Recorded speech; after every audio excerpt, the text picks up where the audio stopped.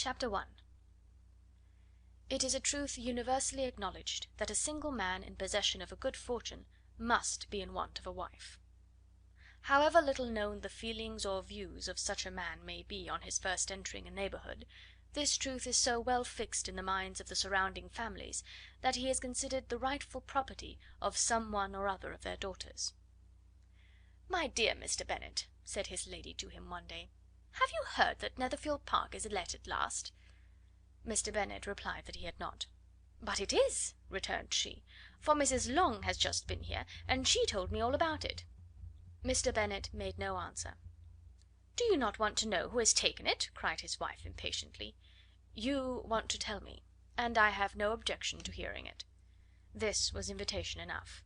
"Why, my dear, you must know. Mrs. Long says that Netherfield is taken by a young man of large fortune from the north of England; that he came down on Monday in a chaise and four to see the place, and was so much delighted with it that he agreed with Mr. Morris immediately; that he is to take possession before Michaelmas, and some of his servants are to be in the house by the end of next week."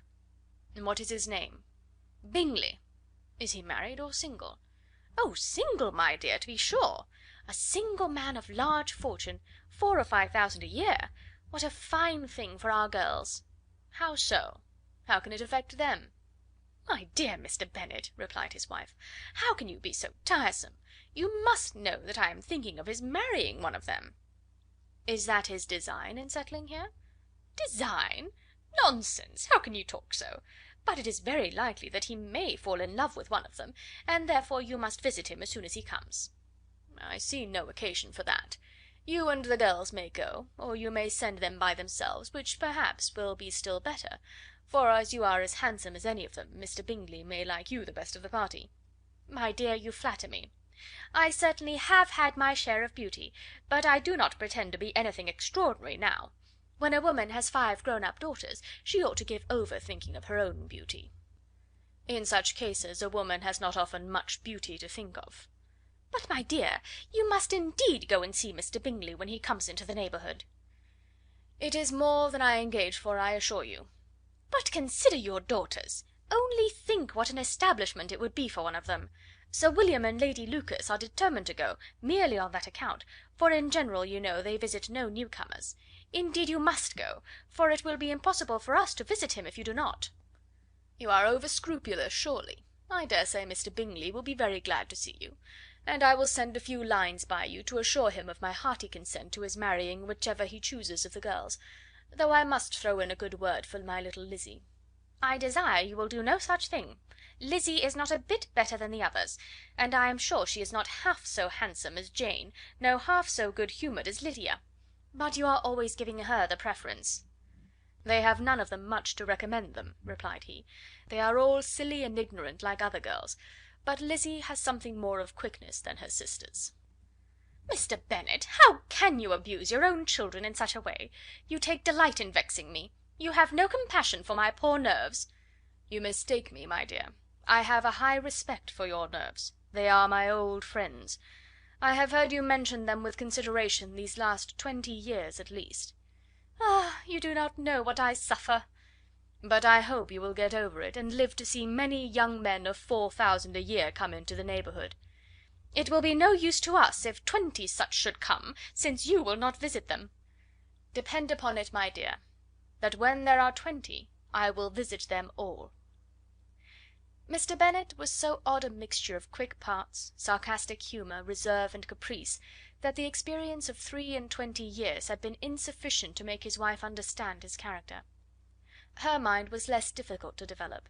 She was a woman of mean understanding, little information, and uncertain temper. When she was discontented, she fancied herself nervous. The business of her life was to get her daughters married. Its solace was visiting and news. Chapter 2. Mr. Bennet was among the earliest of those who waited on Mr. Bingley. He had always intended to visit him, though to the last always assuring his wife that he should not go. And till the evening after the visit was paid, she had no knowledge of it.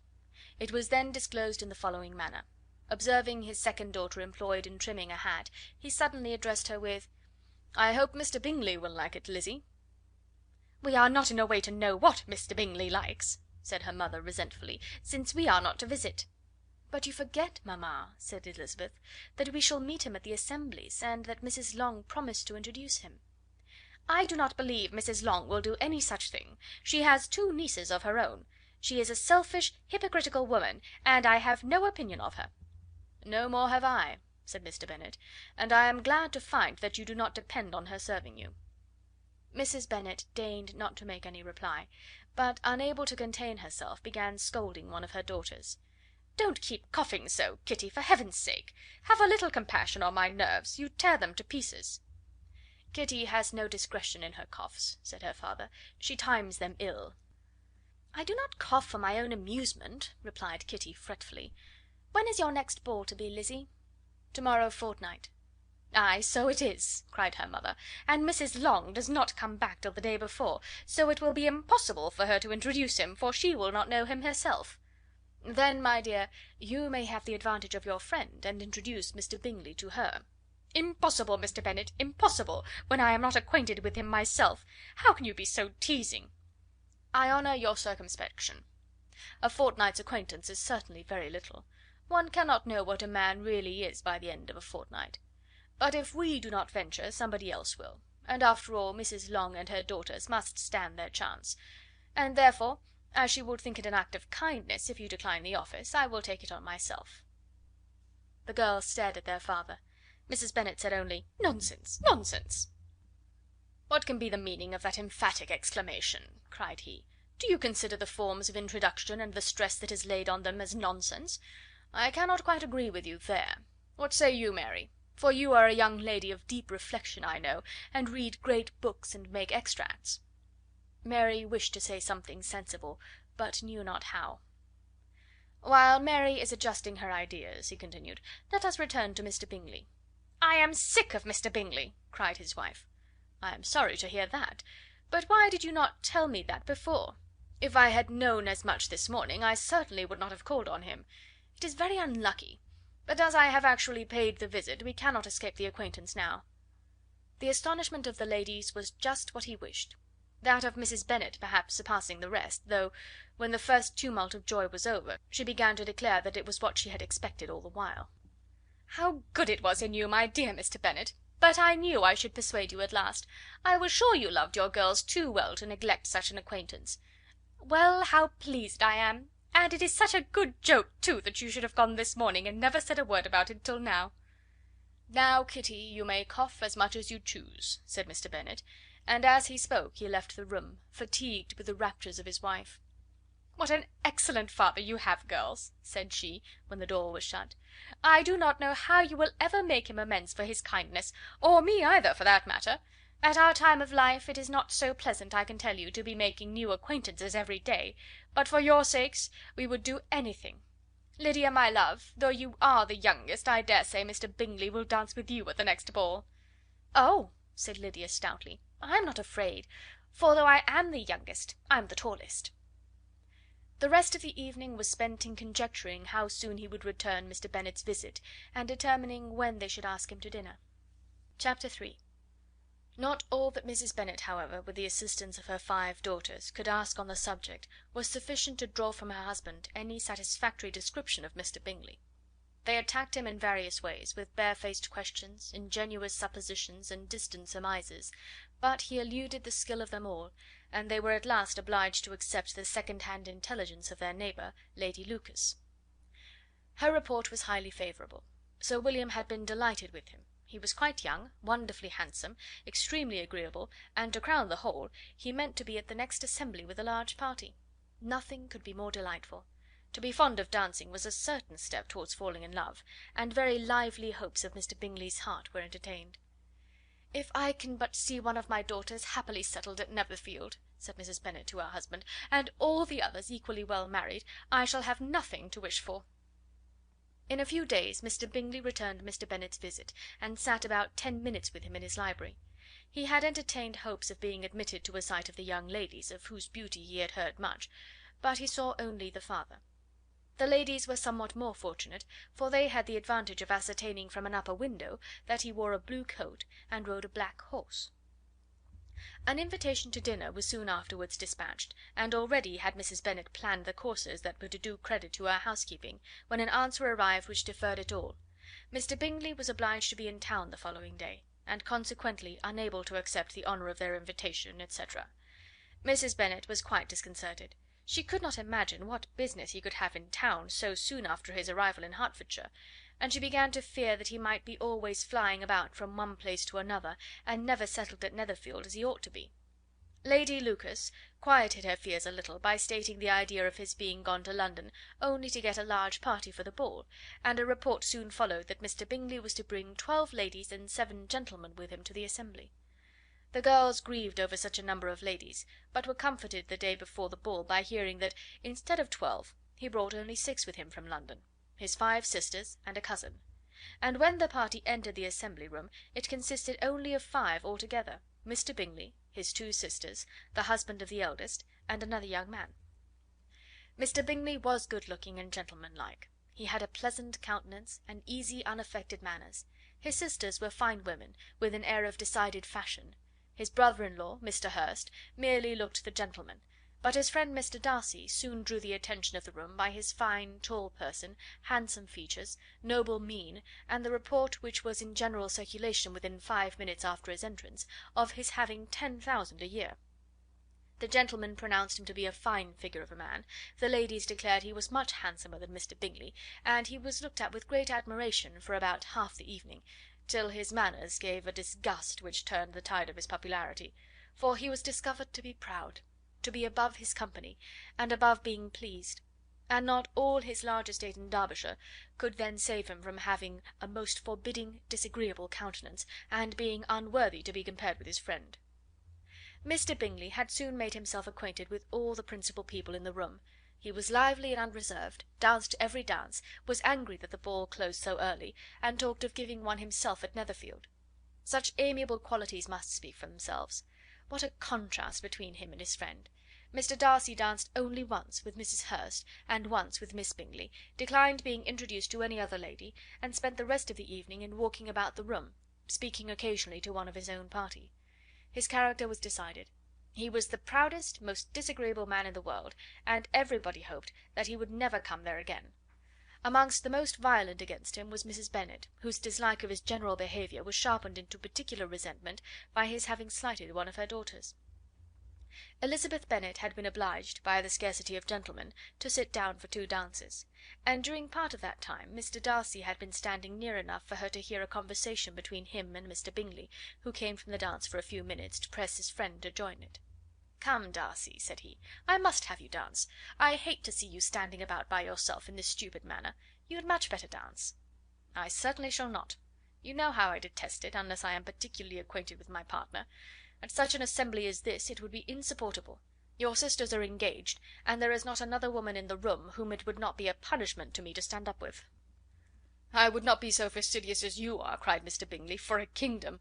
Upon my honour, I never met with so many pleasant girls in my life as I have this evening, and there are several of them, you see, uncommonly pretty." "You are dancing with the only handsome girl in the room," said Mr. Darcy, looking at the eldest Miss Bennet.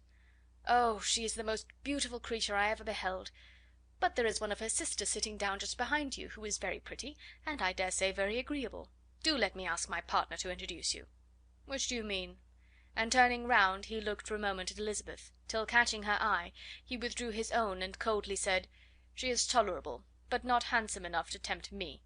I am in no humour at present to give consequence to young ladies who are slighted by other men. You had better return to your partner and enjoy her smiles, for you are wasting your time with me." Mr. Bingley followed his advice. Mr. Darcy walked off, and Elizabeth remained with no very cordial feelings toward him. She told the story, however, with great spirit among her friends, for she had a lively, playful disposition, which delighted in anything ridiculous. The evening altogether passed off pleasantly to the whole family. Mrs. Bennet had seen her eldest daughter much admired by the Netherfield party. Mr. Bingley had danced with her twice, and she had been distinguished by his sisters. Jane was as much gratified by this as her mother could be, though in a quieter way. Elizabeth felt Jane's pleasure. Mary had heard herself mentioned to Miss Bingley as the most accomplished girl in the neighbourhood, and Catherine and Lydia had been fortunate enough never to be without partners, which was all that they had yet learnt to care for at a ball. They returned, therefore, in good spirits to Longbourn, the village where they lived, and of which they were the principal inhabitants. They found Mr. Bennet still up. With a book he was regardless of time, and on the present occasion he had a good deal of curiosity as to the events of an evening which had raised such splendid expectations. He had rather hoped that his wife's views on the stranger would be disappointed, but he soon found out that he had a different story to hear. "Oh, my dear Mr. Bennet," as she entered the room, "we have had a most delightful evening, a most excellent ball. I wish you had been there. Jane was so admired, nothing could be like it. Everybody said how well she looked, and Mr. Bingley thought her quite beautiful, and danced with her twice. Only think of that, my dear! He actually danced with her twice, and she was the only creature in the room that he asked a second time. First of all he asked Miss Lucas. I was so vexed to see him stand up with her. But, however, he did not admire her at all. Indeed, nobody can, you know. And he seemed quite struck with Jane as she was going down the dance. So he inquired who she was, and got introduced, and asked her for the two next. Then the 2/3 he danced with Miss King, and the 2/4 with Maria Lucas, and the 2/5 with Jane again, and the 2/6 with Lizzie, and the Boulanger. If he had had any compassion for me," cried her husband impatiently, "he would not have danced half so much. For God's sake, say no more of his partners. Oh, that he had sprained his ankle in the first place!" "Oh, my dear, I am quite delighted with him.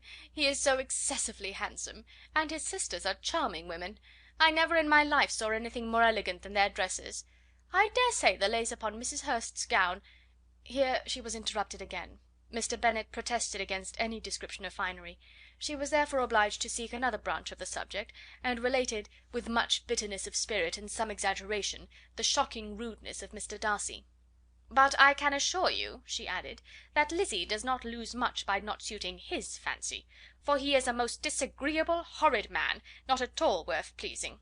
So high and so conceited that there was no enduring him. He walked here and he walked there, fancying himself so very great. Not handsome enough to dance with. I wish you had been there, my dear, to have given him one of your set downs. I quite detest the man." Chapter 4. When Jane and Elizabeth were alone, the former, who had been cautious in her praise of Mr. Bingley before, expressed to her sister just how very much she admired him. "He is just what a young man ought to be," said she, "sensible, good humoured, lively, and I never saw such happy manners. So much ease, with such perfect good breeding." "He is also handsome," replied Elizabeth, "which a young man ought likewise to be, if he possibly can. His character is thereby complete." "I was very much flattered by his asking me to dance a second time. I did not expect such a compliment." "Did not you? I did for you. But that is one great difference between us. Compliments always take you by surprise, and me never. What could be more natural than his asking you again? He could not help seeing that you were about 5 times as pretty as every other woman in the room. No thanks to his gallantry for that. Well, he certainly is very agreeable, and I give you leave to like him. You have liked many a stupider person." "Dear Lizzie!" "Oh, you are a great deal too apt, you know, to like people in general. You never see a fault in anybody. All the world are good and agreeable in your eyes. I never heard you speak ill of a human being in your life." "I would not wish to be hasty in censuring any one, but I always speak what I think." "I know you do, and it is that which makes the wonder. With your good sense, to be so honestly blind to the follies and nonsense of others. Affectation of candour is common enough, one meets with it everywhere, but to be candid without ostentation or design, to take the good of everybody's character and make it still better, and say nothing of the bad, belongs to you alone. And so you like this man's sisters too, do you? Their manners are not equal to his." "Certainly not, at first, but they are very pleasing women when you converse with them. Miss Bingley is to live with her brother and keep his house, and I am much mistaken if we shall not find a very charming neighbour in her." Elizabeth listened in silence, but was not convinced. Their behaviour at the assembly had not been calculated to please in general, and with more quickness of observation and less pliancy of temper than her sister, and with a judgment too unassailed by any attention to herself, she was very little disposed to approve of them. They were, in fact, very fine ladies, not deficient in good humour when they were pleased, nor in the power of making themselves agreeable when they chose it, but proud and conceited. They were rather handsome, had been educated in one of the first private seminaries in town, had a fortune of 20,000 pounds, were in the habit of spending more than they ought, and of associating with people of rank, and were therefore in every respect entitled to think well of themselves and meanly of others. They were of a respectable family in the north of England, a circumstance more deeply impressed on their memories than that their brother's fortune and their own had been acquired by trade. Mr. Bingley inherited property to the amount of nearly £100,000 from his father, who had intended to purchase an estate, but did not live to do it. Mr. Bingley intended it likewise, and sometimes made choice of his county; but as he was now provided with a good house and the liberty of a manor, it was doubtful to many of those who best knew the easiness of his temper whether he might not spend the remainder of his days at Netherfield, and leave the next generation to purchase. His sisters were anxious for his having an estate of his own, but though he was now only established as a tenant, Miss Bingley was by no means unwilling to preside at his table, nor was Mrs. Hurst, who had married a man of more fashion than fortune, less disposed to consider his house as her home when it suited her. Mr. Bingley had not been of age 2 years when he was tempted by an accidental recommendation to look at Netherfield House. He did look at it, and into it, for almost half an hour, was pleased with the situation and the principal rooms, satisfied with what the owner said in its praise, and took it immediately. Between him and Darcy there was a very steady friendship, in spite of great opposition of character. Bingley was endeared to Darcy by the easiness, openness, and ductility of his temper, though no disposition could offer a greater contrast to his own, and though with his own he never appeared dissatisfied. On the strength of Darcy's regard Bingley had the firmest reliance, and of his judgment the highest opinion. In understanding, Darcy was the superior. Bingley was by no means deficient, but Darcy was clever. He was at the same time haughty, reserved, and fastidious, and his manners, though well bred, were not inviting. In that respect his friend had greatly the advantage. Bingley was sure of being liked wherever he appeared; Darcy was continually giving offence. The manner in which they spoke of the Meryton assembly was sufficiently characteristic. Bingley had never met with more pleasant people or prettier girls in his life. Everybody had been most kind and attentive to him, there had been no formality, no stiffness; he had soon felt acquainted with all the room, and as to Miss Bennet, he could not conceive an angel more beautiful. Darcy, on the contrary, had seen a collection of people in whom there was little beauty and no fashion, for none of whom he had felt the smallest interest, and from none received either attention or pleasure. Miss Bennet he acknowledged to be pretty, but she smiled too much. Mrs. Hurst and her sister allowed it to be so, but still they admired her and liked her, and pronounced her to be a sweet girl, and one whom they would not object to know more of. Miss Bennet was therefore established as a sweet girl, and their brother felt authorized by such commendation to think of her as he chose. Chapter 5.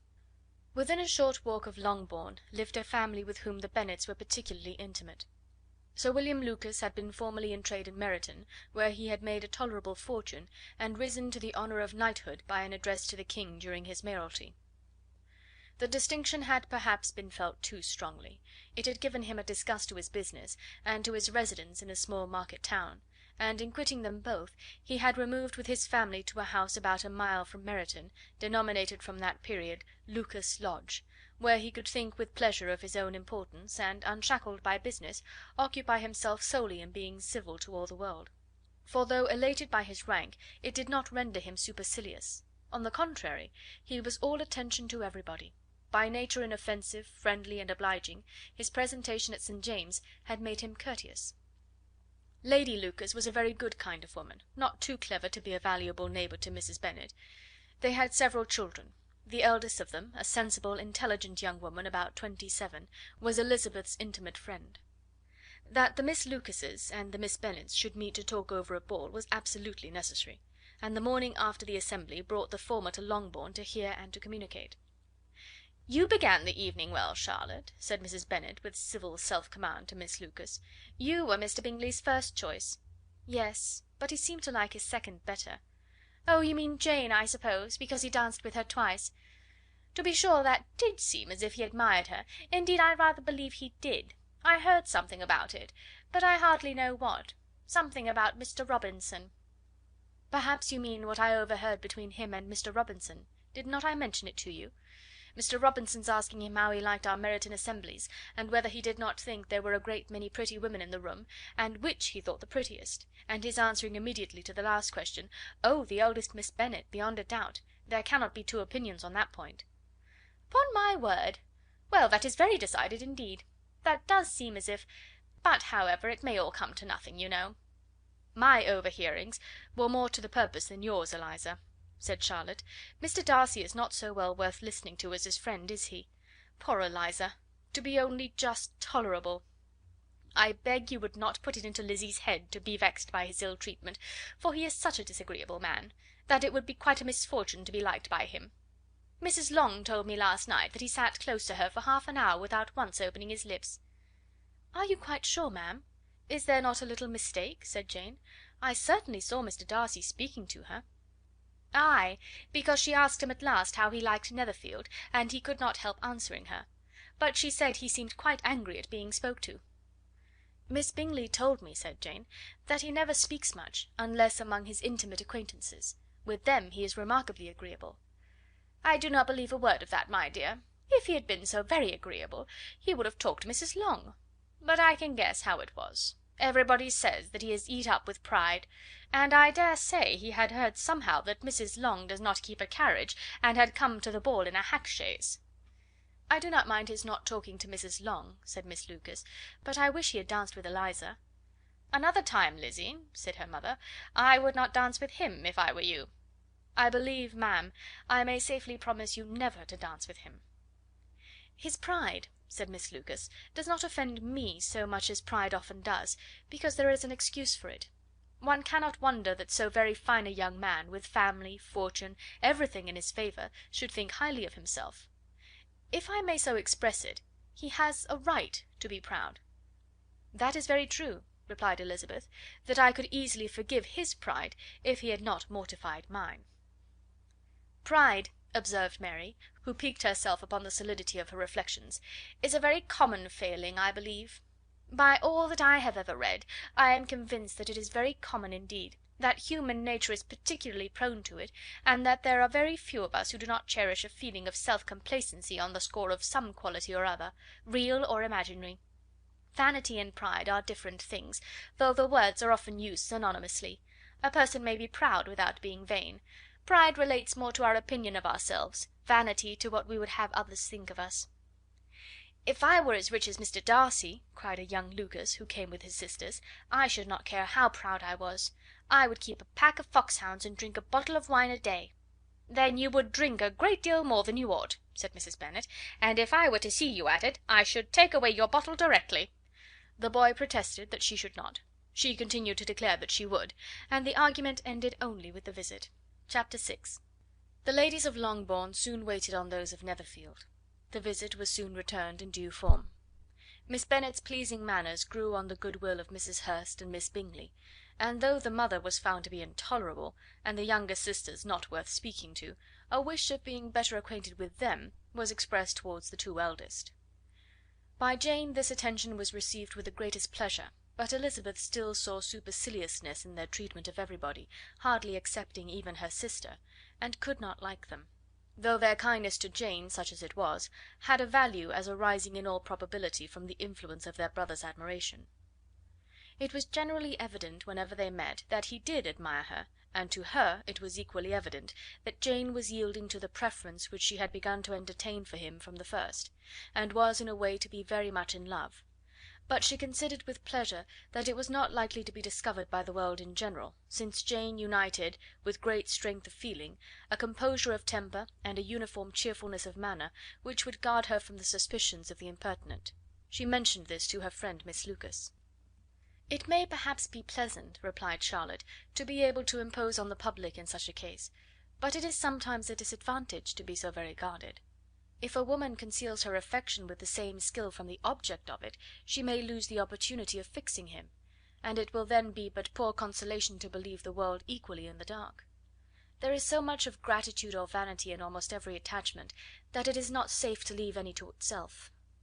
We can all begin freely, a slight preference is natural enough, but there are very few of us who have heart enough to be really in love without encouragement. In 9 cases out of 10 a woman had better show more affection than she feels. Bingley likes your sister undoubtedly, but he may never do more than like her, if she does not help him on." "But she does help him on, as much as her nature will allow. If I can perceive her regard for him, he must be a simpleton indeed not to discover it too. Remember, Eliza, that he does not know Jane's disposition as you do. But if a woman is partial to a man, and does not endeavour to conceal it, he must find it out." Perhaps he must, if he sees enough of her; but though Bingley and Jane meet tolerably often, it is never for many hours together, and as they always see each other in large mixed parties, it is impossible that every moment should be employed in conversing together. Jane should therefore make the most of every half hour in which she can command his attention. When she is secure of him, there will be more leisure for falling in love as much as she chooses. "Your plan is a good one," replied Elizabeth, "where nothing is in question but the desire of being well married, and if I were determined to get a rich husband, or any husband, I dare say I should adopt it. But these are not Jane's feelings. She is not acting by design. As yet she cannot even be certain of the degree of her own regard, nor of its reasonableness. She has known him only a fortnight. She danced 4 dances with him at Meryton, she saw him one morning at his own house, and has since dined with him in company 4 times. This is not quite enough to make her understand his character." "Not as you represent it. Had she merely dined with him, she might only have discovered whether he had a good appetite; but you must remember that 4 evenings have also been spent together, and 4 evenings may do a great deal." "Yes, these 4 evenings have enabled them to ascertain that they both like vingt ans better than commerce; but with respect to any other leading characteristic, I do not imagine that much has been unfolded." "Well," said Charlotte, "I wish Jane success with all my heart, and if she were married to him to morrow I should think she had as good a chance of happiness as if she were to be studying his character for a twelvemonth. Happiness in marriage is entirely a matter of chance. If the dispositions of the parties are ever so well known to each other, or ever so similar beforehand, it does not advance their felicity in the least. They always continue to grow sufficiently unlike afterwards to have their share of vexation, and it is better to know as little as possible of the defects of the person with whom you are to pass your life." "You make me laugh, Charlotte, but it is not sound. You know it is not sound, and that you would never act in this way yourself." Occupied in observing Mr. Bingley's attentions to her sister, Elizabeth was far from suspecting that she was herself becoming an object of some interest in the eyes of his friend. Mr. Darcy had at first scarcely allowed her to be pretty. He had looked at her without admiration at the ball, and when they next met he looked at her only to criticise. But no sooner had he made it clear to himself and his friends that she hardly had a good feature in her face, than he began to find it was rendered uncommonly intelligent by the beautiful expression of her dark eyes. To this discovery succeeded some others equally mortifying. Though he had detected with a critical eye more than one failure of perfect symmetry in her form, he was forced to acknowledge her figure to be light and pleasing, and in spite of his asserting that her manners were not those of the fashionable world, he was caught by their easy playfulness. Of this she was perfectly unaware. To her he was only the man who made himself agreeable nowhere, and who had not thought her handsome enough to dance with. He began to wish to know more of her, and as a step towards conversing with her himself, attended to her conversation with others. His doing so drew her notice. It was at Sir William Lucas's, where a large party were assembled. "What does Mr. Darcy mean," said she to Charlotte, "by listening to my conversation with Colonel Forster?" "That is a question which Mr. Darcy only can answer. But if he does it any more, I shall certainly let him know that I see what he is about. He has a very satirical eye, and if I do not begin by being impertinent myself, I shall soon grow afraid of him." On his approaching them soon afterwards, though without seeming to have any intention of speaking, Miss Lucas defied her friend to mention such a subject to him, which immediately provoking Elizabeth to do it, she turned to him and said: "Did you not think, Mr. Darcy, that I expressed myself uncommonly well just now, when I was teasing Colonel Forster to give us a ball at Meryton?" "With great energy; but it is always a subject which makes a lady energetic." "You are severe on us." "It will be her turn soon to be teased," said Miss Lucas. "I am going to open the instrument, Eliza, and you know what follows." "You are a very strange creature by way of a friend, always wanting me to play and sing before anybody and everybody. If my vanity had taken a musical turn, you would have been invaluable; but as it is, I would really rather not sit down before those who must be in the habit of hearing the very best performers." On Miss Lucas's persevering, however, she added: "Very well, if it must be so, it must." And gravely glancing at Mr. Darcy, "There is a fine old saying, which everybody here is of course familiar with: 'Keep your breath to cool your porridge,' and I shall keep mine to swell my song." Her performance was pleasing, though by no means capital. After a song or two, and before she could reply to the entreaties of several that she should sing again, she was eagerly succeeded at the instrument by her sister Mary. who, having in consequence of being the only plain one in the family worked hard for knowledge and accomplishments, was always impatient for display. Mary had neither genius nor taste, and though vanity had given her application, it had given her likewise a pedantic air and conceited manner, which would have injured a higher degree of excellence than she had reached. Elizabeth, easy and unaffected, had been listened to with much more pleasure, though not playing half so well, and Mary, at the end of a long concerto, was glad to purchase praise and gratitude by Scotch and Irish airs, at the request of her younger sisters, who, with some of the Lucases and 2 or 3 officers, joined eagerly in dancing at one end of the room. Mr. Darcy stood near them in silent indignation at such a mode of passing the evening, to the exclusion of all conversation, and was too much engrossed by his thoughts to perceive that Sir William Lucas was his neighbour, till Sir William thus began: "What a charming amusement for young people this is, Mr. Darcy! There is nothing like dancing after all.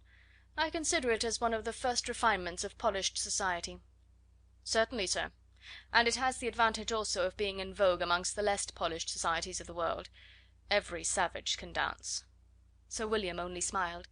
"Your friend performs delightfully," he continued, after a pause, on seeing Bingley join the group, "and I doubt not that you are an adept in the science yourself, Mr. Darcy. You saw me dance at Meryton, I believe, sir?" "Yes, indeed, and received no inconsiderable pleasure from the sight. Do you often dance at St. James's?" "Never, sir."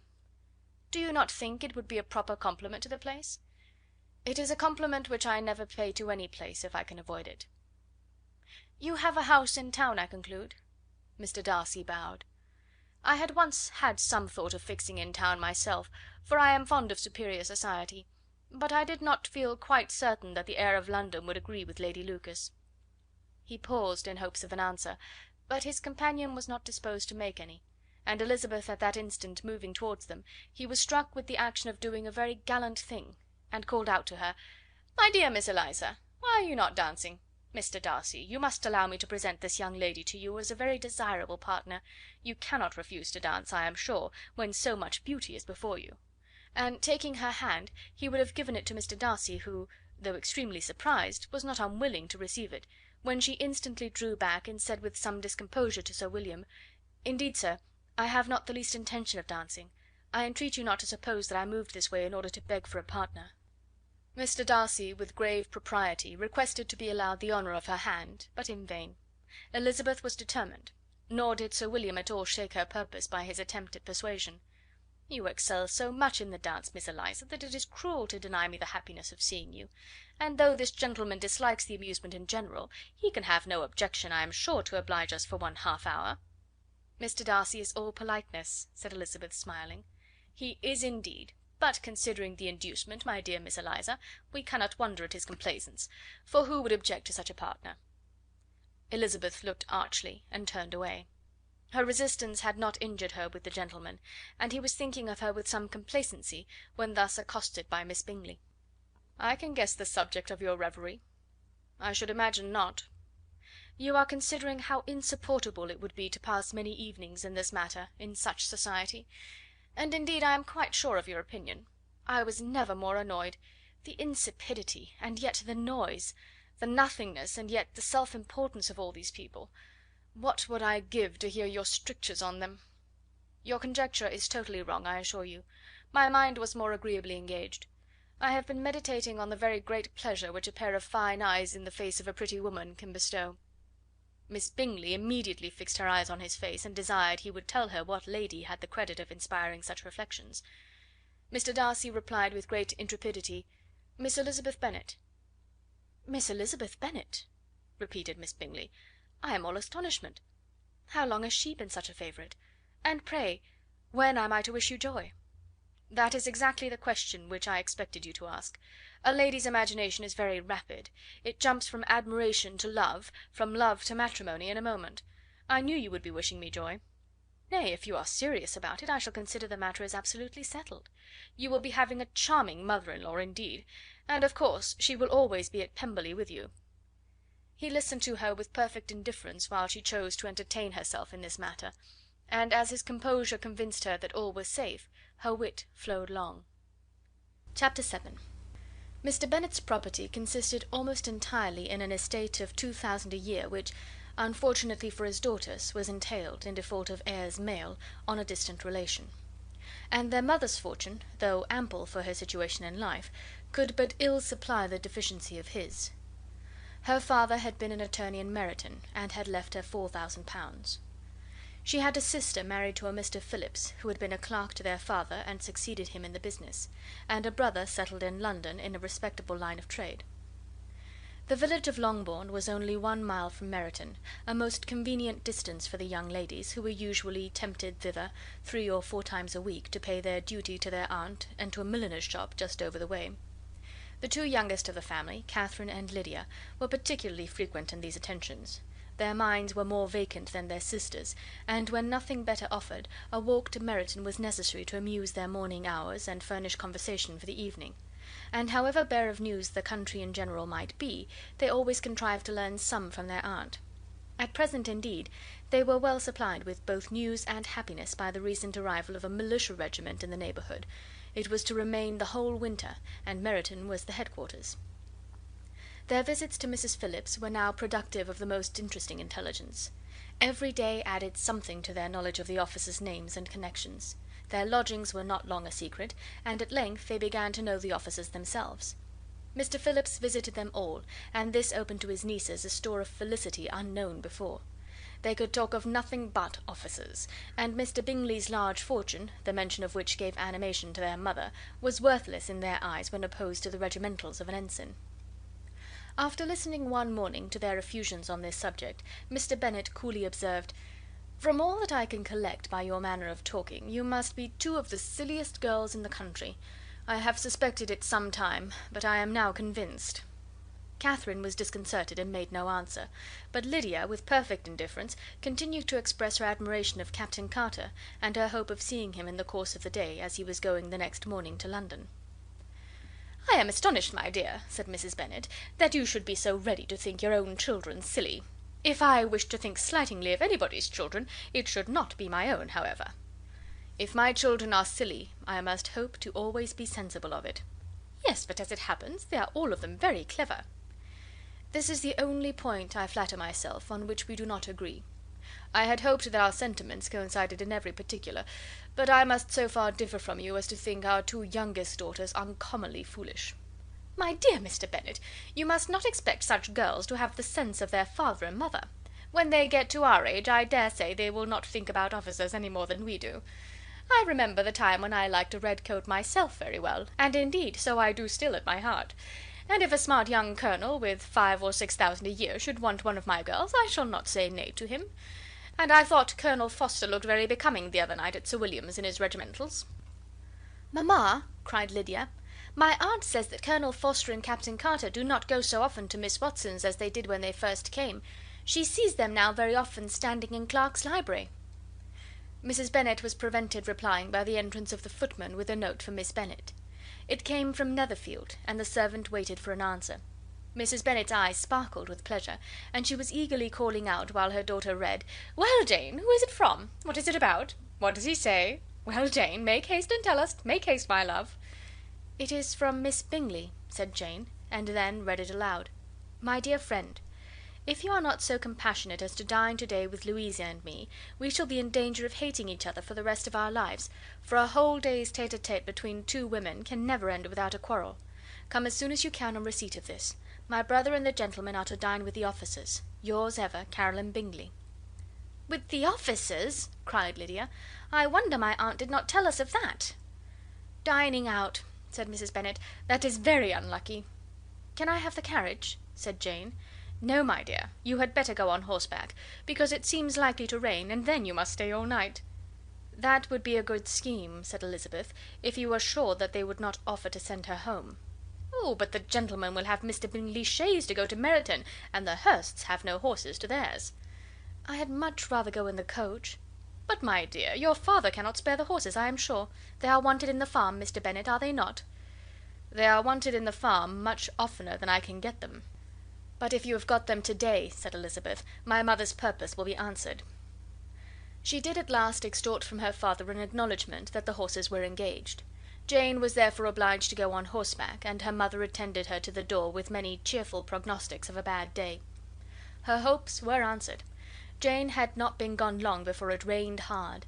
Her sisters were uneasy for her, but her mother was delighted. The rain continued the whole evening without intermission. Jane certainly could not come back.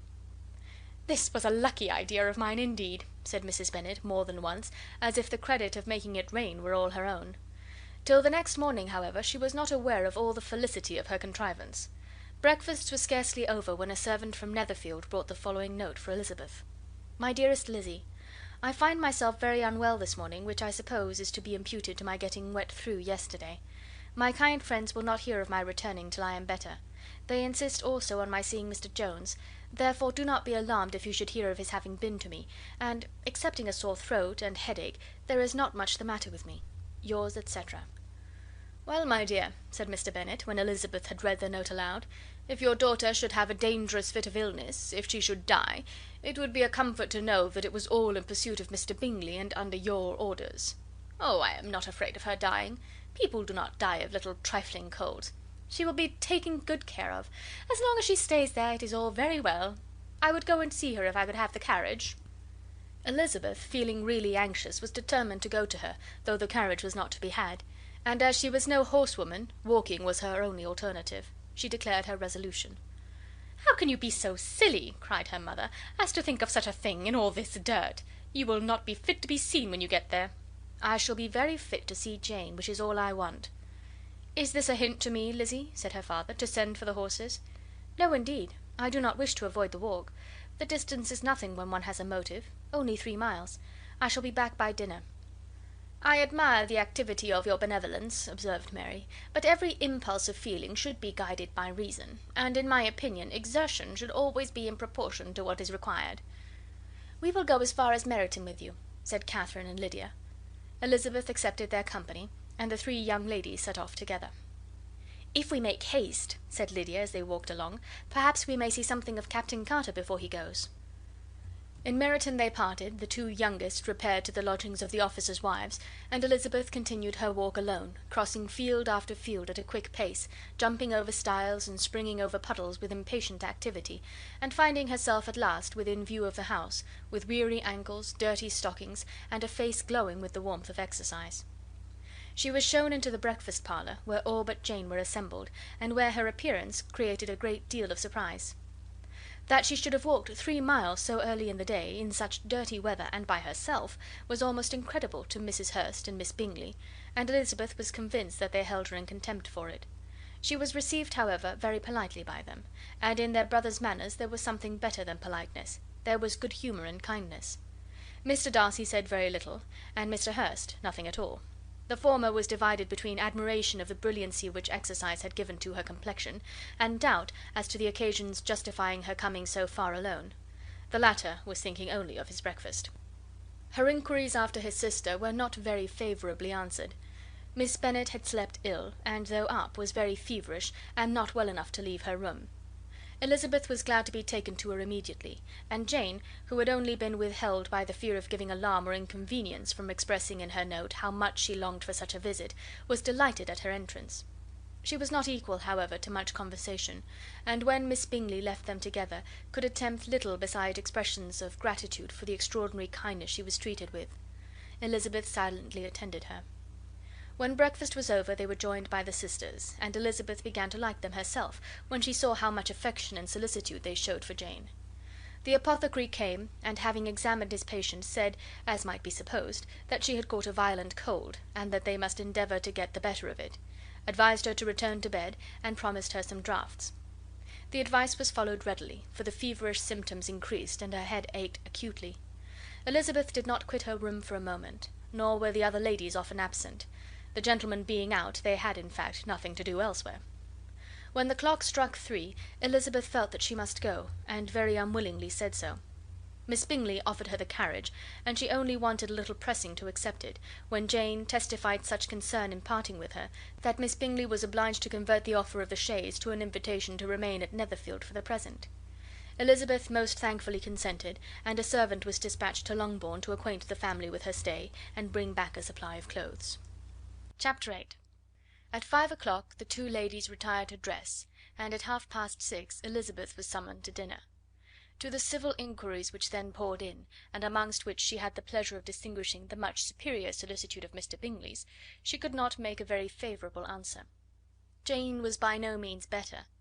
The sisters, on hearing this, repeated 3 or 4 times how much they were grieved, how shocking it was to have a bad cold, and how excessively they disliked being ill themselves; and then thought no more of the matter, and their indifference towards Jane, when not immediately before them, restored Elizabeth to the enjoyment of all her former dislike.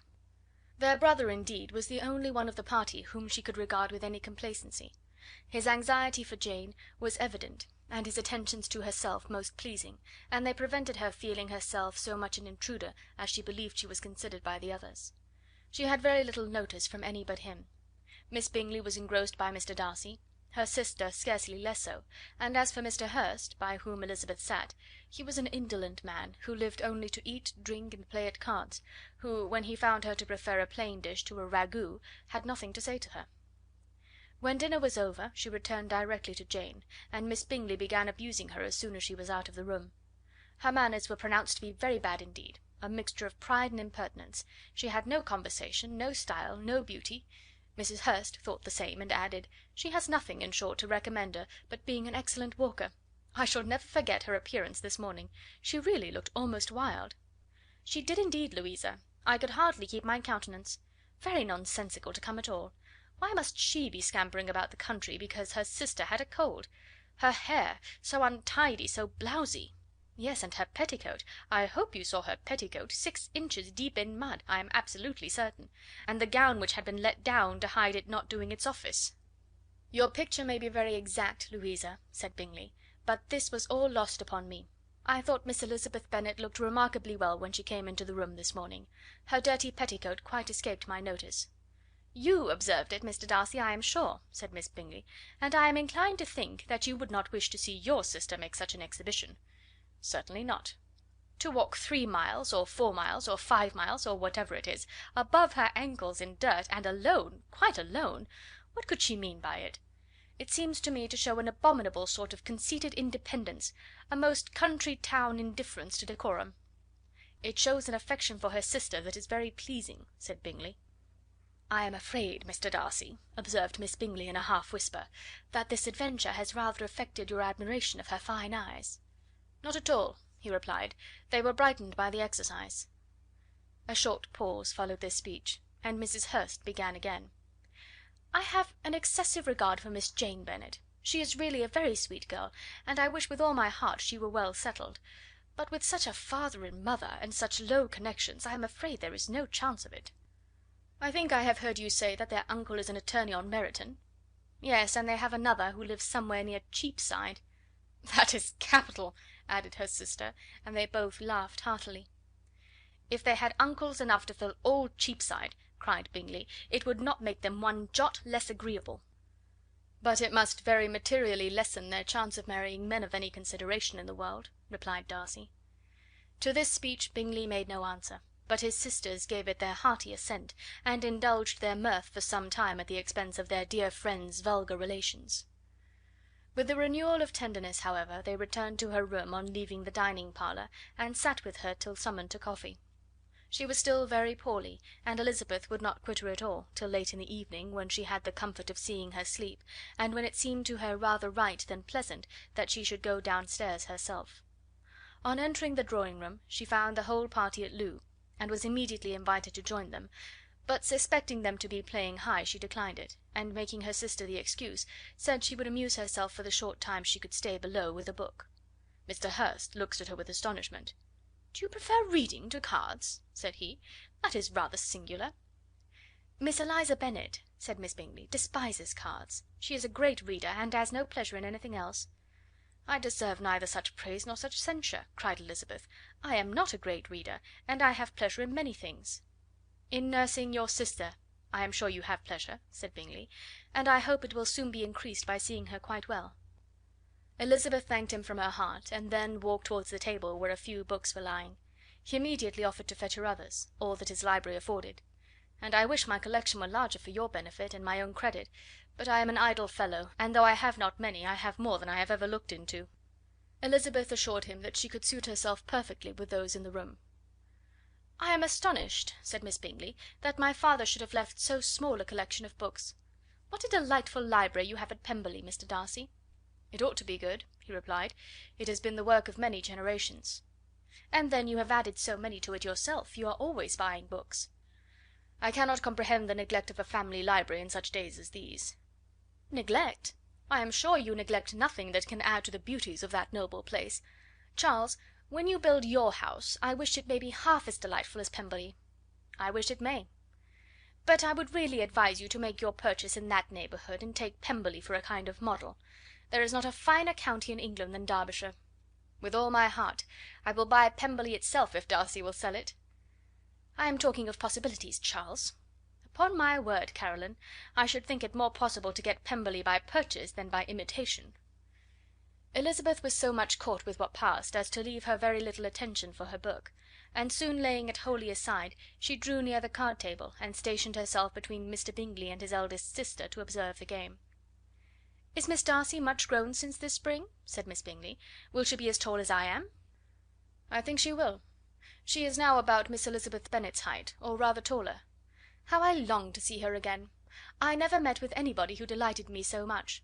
Such a countenance, such manners, and so extremely accomplished for her age. Her performance on the pianoforte is exquisite." "It is amazing to me," said Bingley, "how young ladies can have patience to be so very accomplished as they all are." "All young ladies accomplished? My dear Charles, what do you mean?" "Yes, all of them, I think. They all paint tables, cover screens, and net purses.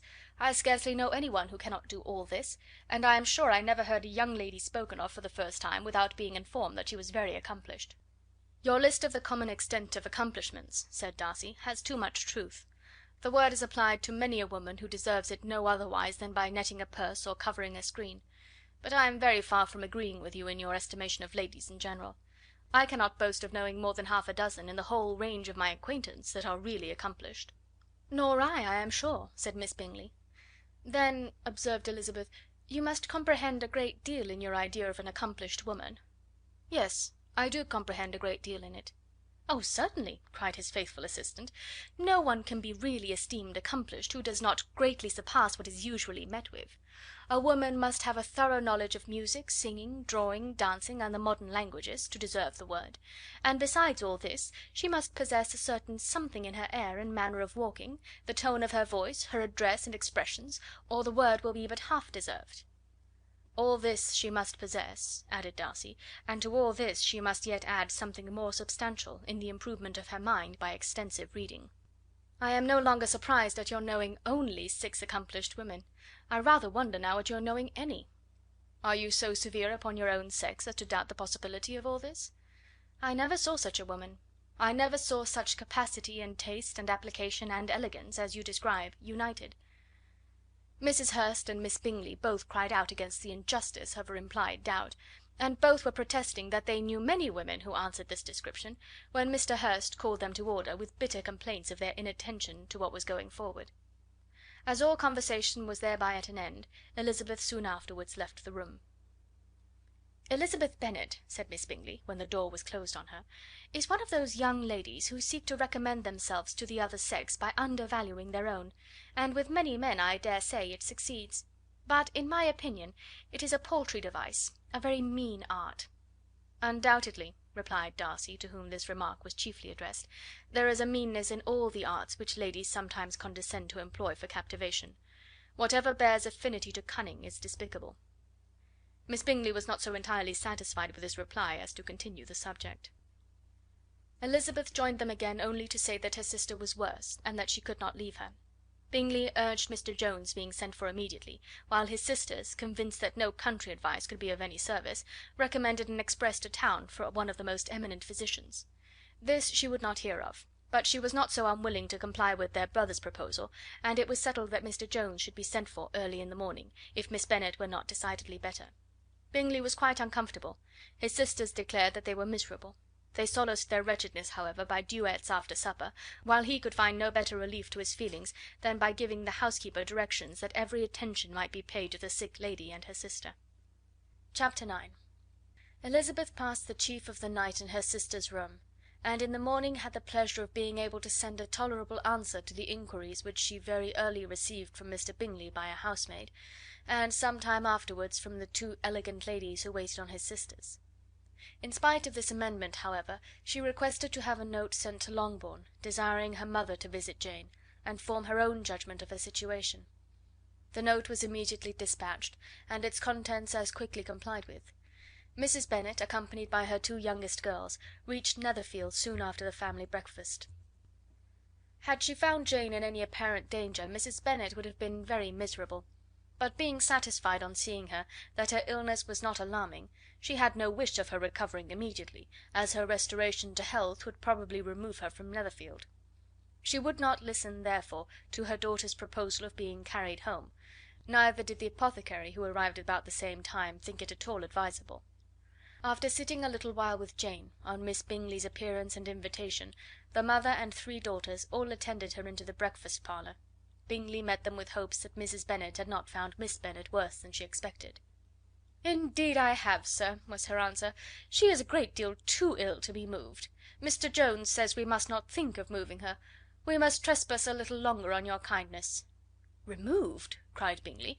"It must not be thought of. My sister, I am sure, will not hear of her removal." "You may depend upon it, madam," said Miss Bingley with cold civility, "that Miss Bennet will receive every possible attention while she remains with us." Mrs. Bennet was profuse in her acknowledgments. "I am sure," she added, "if it was not for such good friends, I do not know what would become of her; for she is very ill indeed, and suffers a vast deal, though with the greatest patience in the world, which is always the way with her, for she has, without exception, the sweetest temper I have ever met with. I often tell my other girls that they are nothing to her. You have a sweet room here, Mr. Bingley, and a charming prospect over the gravel walk. I do not know a place in the country that is equal to Netherfield. You will not think of quitting it in a hurry, I hope, though you have but a short lease." "Whatever I do is done in a hurry," replied he, "and therefore, if I should resolve to quit Netherfield, I should probably be off in 5 minutes. At present, however, I consider myself as quite fixed here." "That is exactly what I should have supposed of you," said Elizabeth. "You begin to comprehend me, do you?" cried he, turning towards her. "Oh, yes, I understand you perfectly." "I wish I might take this for a compliment, but to be so easily seen through I am afraid is pitiful." "That is as it happens. It does not follow that a deep, intricate character is more or less estimable than such a one as yours." "Lizzy!" cried her mother, "remember where you are, and do not run on in the wild manner that you are suffered to do at home." "I did not know before," continued Bingley immediately, "that you were a studier of character. It must be an amusing study." "Yes, but the intricate characters are the most amusing. They have at least that advantage." "The country," said Darcy, "can in general supply but a few subjects for such a study. In a country neighbourhood you move in a very confined and unvarying society." "But people themselves alter so much that there is something new to be observed in them for ever." "Yes, indeed!" cried Mrs. Bennet, offended by his manner of mentioning a country neighbourhood. "I assure you there is quite as much of that going on in the country as in town." Everybody was surprised, and Darcy, after looking at her for a moment, turned silently away. Mrs. Bennet, who fancied she had gained a complete victory over him, continued her triumph. "I cannot see that London has any great advantage over the country, for my part, except the shops and public places. The country is a vast deal pleasanter, is it not, Mr. Bingley?" "When I am in the country," he replied, "I never wish to leave it; and when I am in town it is pretty much the same. They have each their advantages, and I can be equally happy in either." "Ay, that is because you have the right disposition; but that gentleman," looking at Darcy, "seemed to think the country was nothing at all." "Indeed, mamma, you are mistaken," said Elizabeth, blushing for her mother. "You quite mistook Mr. Darcy. He only meant that there was not such a variety of people to be met with in the country as in the town, which you must acknowledge to be true." "Certainly, my dear, nobody said there were; but as to not meeting with many people in this neighbourhood, I believe there are few neighbourhoods larger. I know we dine with 24 families." Nothing but concern for Elizabeth could enable Bingley to keep his countenance. His sister was less delicate, and directed her eyes towards Mr. Darcy with a very expressive smile.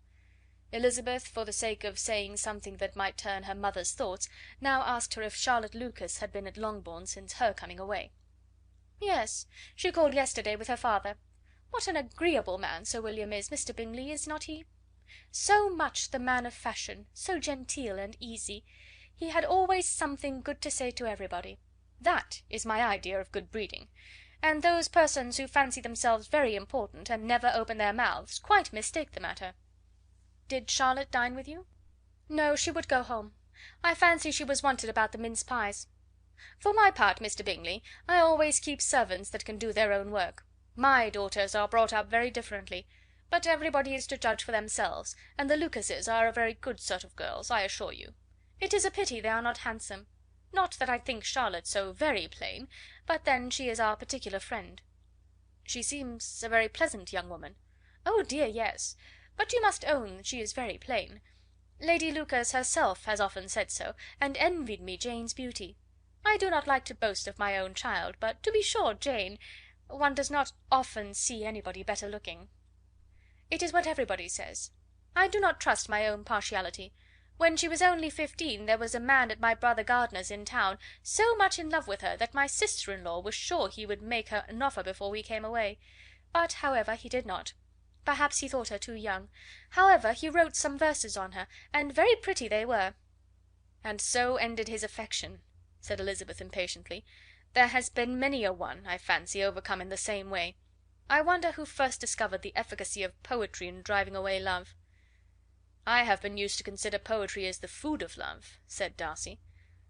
"Of a fine, stout, healthy love it may. Everything nourishes what is strong already. But if it be only a slight, thin sort of inclination, I am convinced that one good sonnet will starve it entirely away."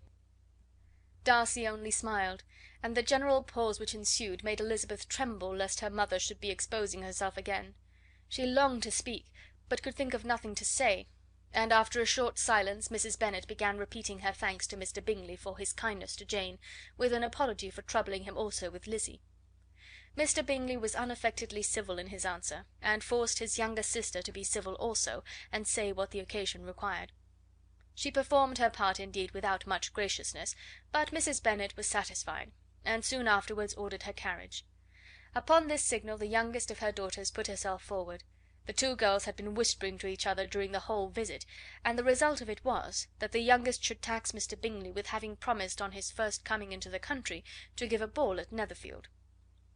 Lydia was a stout, well-grown girl of 15, with a fine complexion and good-humoured countenance, a favourite with her mother, whose affection had brought her into public at an early age.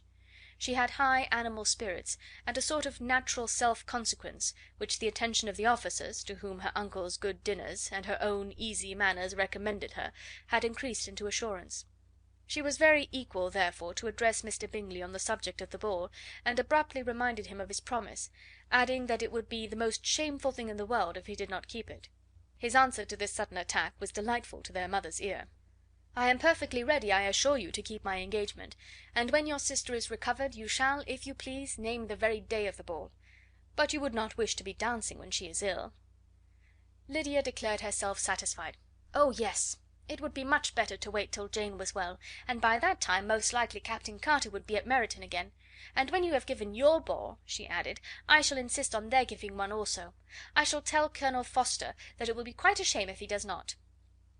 Mrs. Bennet and her daughters then departed, and Elizabeth returned instantly to Jane, leaving her own and her relations' behaviour to the remarks of the two ladies and Mr. Darcy; the latter of whom, however, could not be prevailed on to join in their censure of her, in spite of all Miss Bingley's witticisms on fine eyes.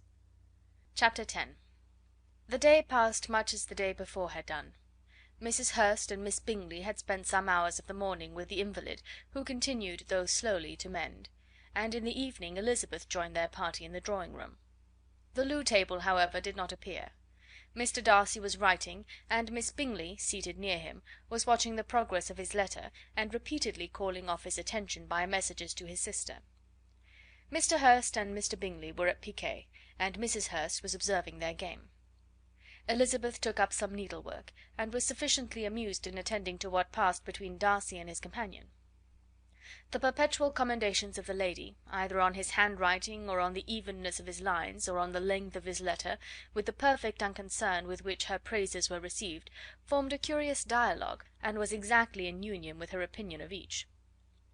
"How delighted Miss Darcy will be to receive such a letter!" He made no answer. "You write uncommonly fast." "You are mistaken. I write rather slowly."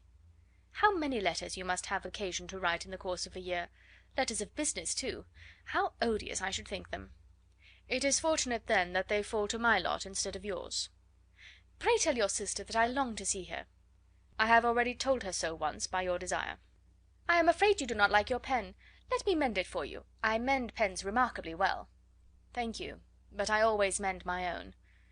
"How can you contrive to write so even?" He was silent. "Tell your sister I am delighted to hear of her improvement on the harp, and pray let her know that I am quite in raptures with her beautiful little design for a table, and I think it infinitely superior to Miss Grantley's." "Will you give me leave to defer your raptures till I write again? At present I have not room to do them justice." "Oh, it is of no consequence. I shall see her in January. But do you always write such charming long letters to her, Mr. Darcy?" "They are generally long, but whether always charming it is not for me to determine." "It is a rule with me, that a person who can write a long letter with ease cannot write ill." "That will not do for a compliment to Darcy, Caroline," cried her brother, "because he does not write with ease. He studies too much for words of 4 syllables. Do not you, Darcy?" "My style of writing is very different from yours." "Oh!" cried Miss Bingley, "Charles writes in the most careless way imaginable. He leaves out half his words and blots the rest." "My ideas flow so rapidly that I have not time to express them, by which means my letters sometimes convey no ideas at all to my correspondents." "Your humility, Mr. Bingley," said Elizabeth, "must disarm reproof." "Nothing is more deceitful," said Darcy, "than the appearance of humility. It is often only carelessness of opinion, and sometimes an indirect boast." "And which of the two do you call my little recent piece of modesty?" "The indirect boast. For you are really proud of your defects in writing, because you consider them as proceeding from a rapidity of thought and carelessness of execution, which, if not estimable, you think at least highly interesting. The power of doing anything with quickness is always prized much by the possessor, and often without any attention to the imperfection of the performance.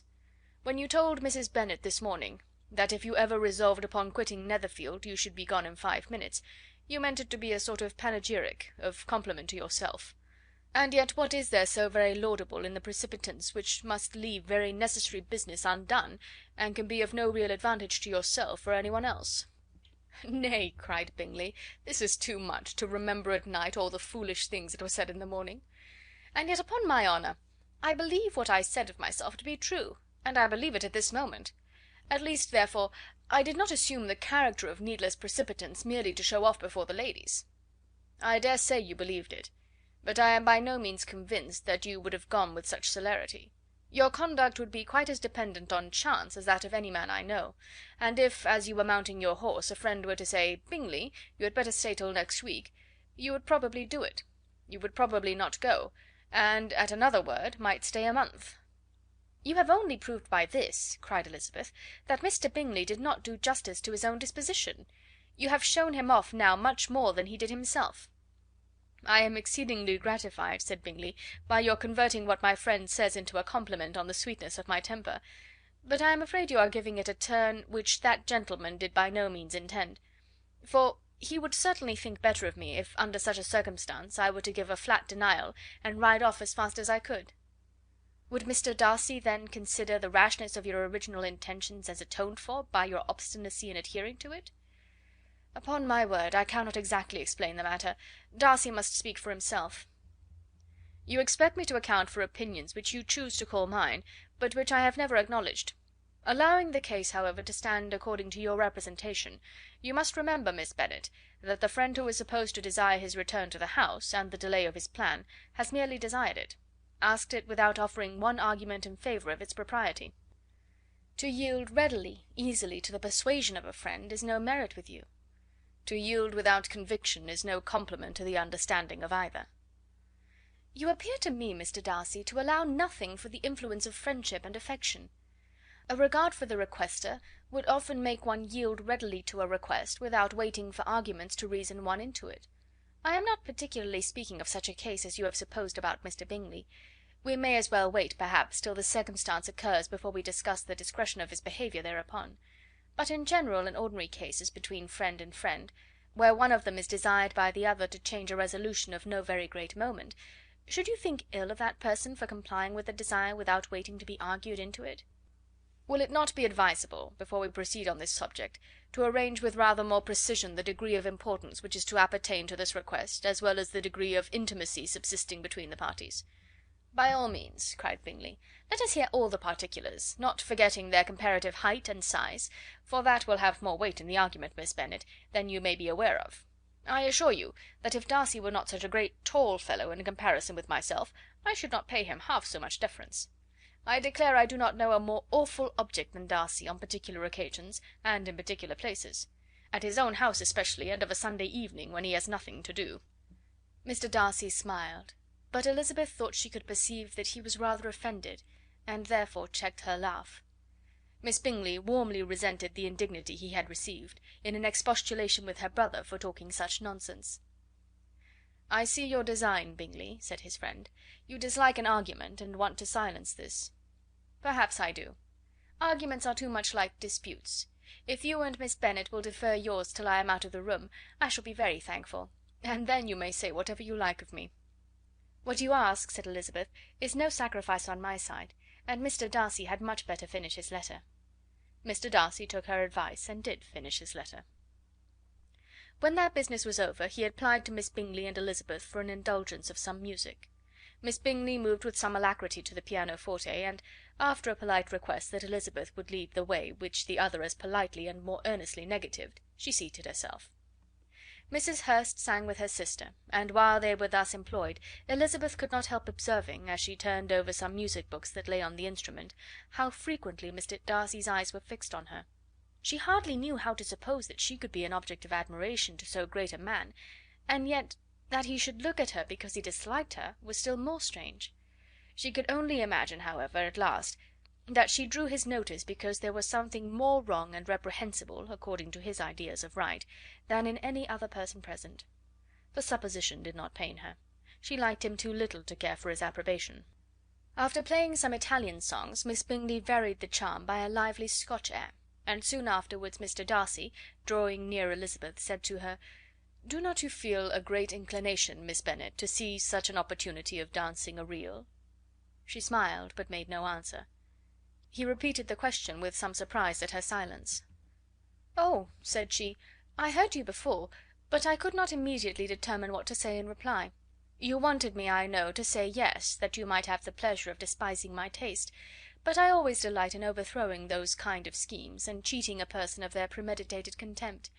I have therefore made up my mind to tell you that I do not want to dance a reel at all. And now despise me if you dare." "Indeed I do not dare." Elizabeth, having rather expected to affront him, was amazed at his gallantry, but there was a mixture of sweetness and archness in her manner which made it difficult for her to affront anybody, and Darcy had never been so bewitched by any woman as he was by her. He really believed that, were it not for the inferiority of her connections, he should be in some danger. Miss Bingley saw or suspected enough to be jealous, and her great anxiety for the recovery of her dear friend Jane received some assistance from her desire of getting rid of Elizabeth. She often tried to provoke Darcy into disliking her guest by talking of their supposed marriage, and planning his happiness in such an alliance. "I hope," said she, as they were walking together in the shrubbery the next day, "you will give your mother-in-law a few hints, when this desirable event takes place, as to the advantage of holding her tongue, and if you can compass it, do cure the younger girls of running after officers. And if I may mention so delicate a subject, endeavour to check that little something bordering on conceit and impertinence which your lady possesses." "Have you anything else to propose for my domestic felicity?" "Oh, yes.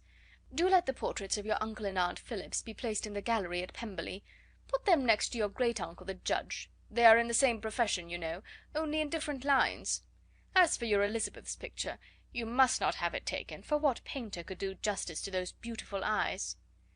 "It would not be easy indeed to catch their expression, but their colour and shape, and the eyelashes, so remarkably fine, might be copied." At that moment they were met from another walk by Mrs. Hurst and Elizabeth herself. "I did not know that you intended to walk," said Miss Bingley, in some confusion, lest they had been overheard.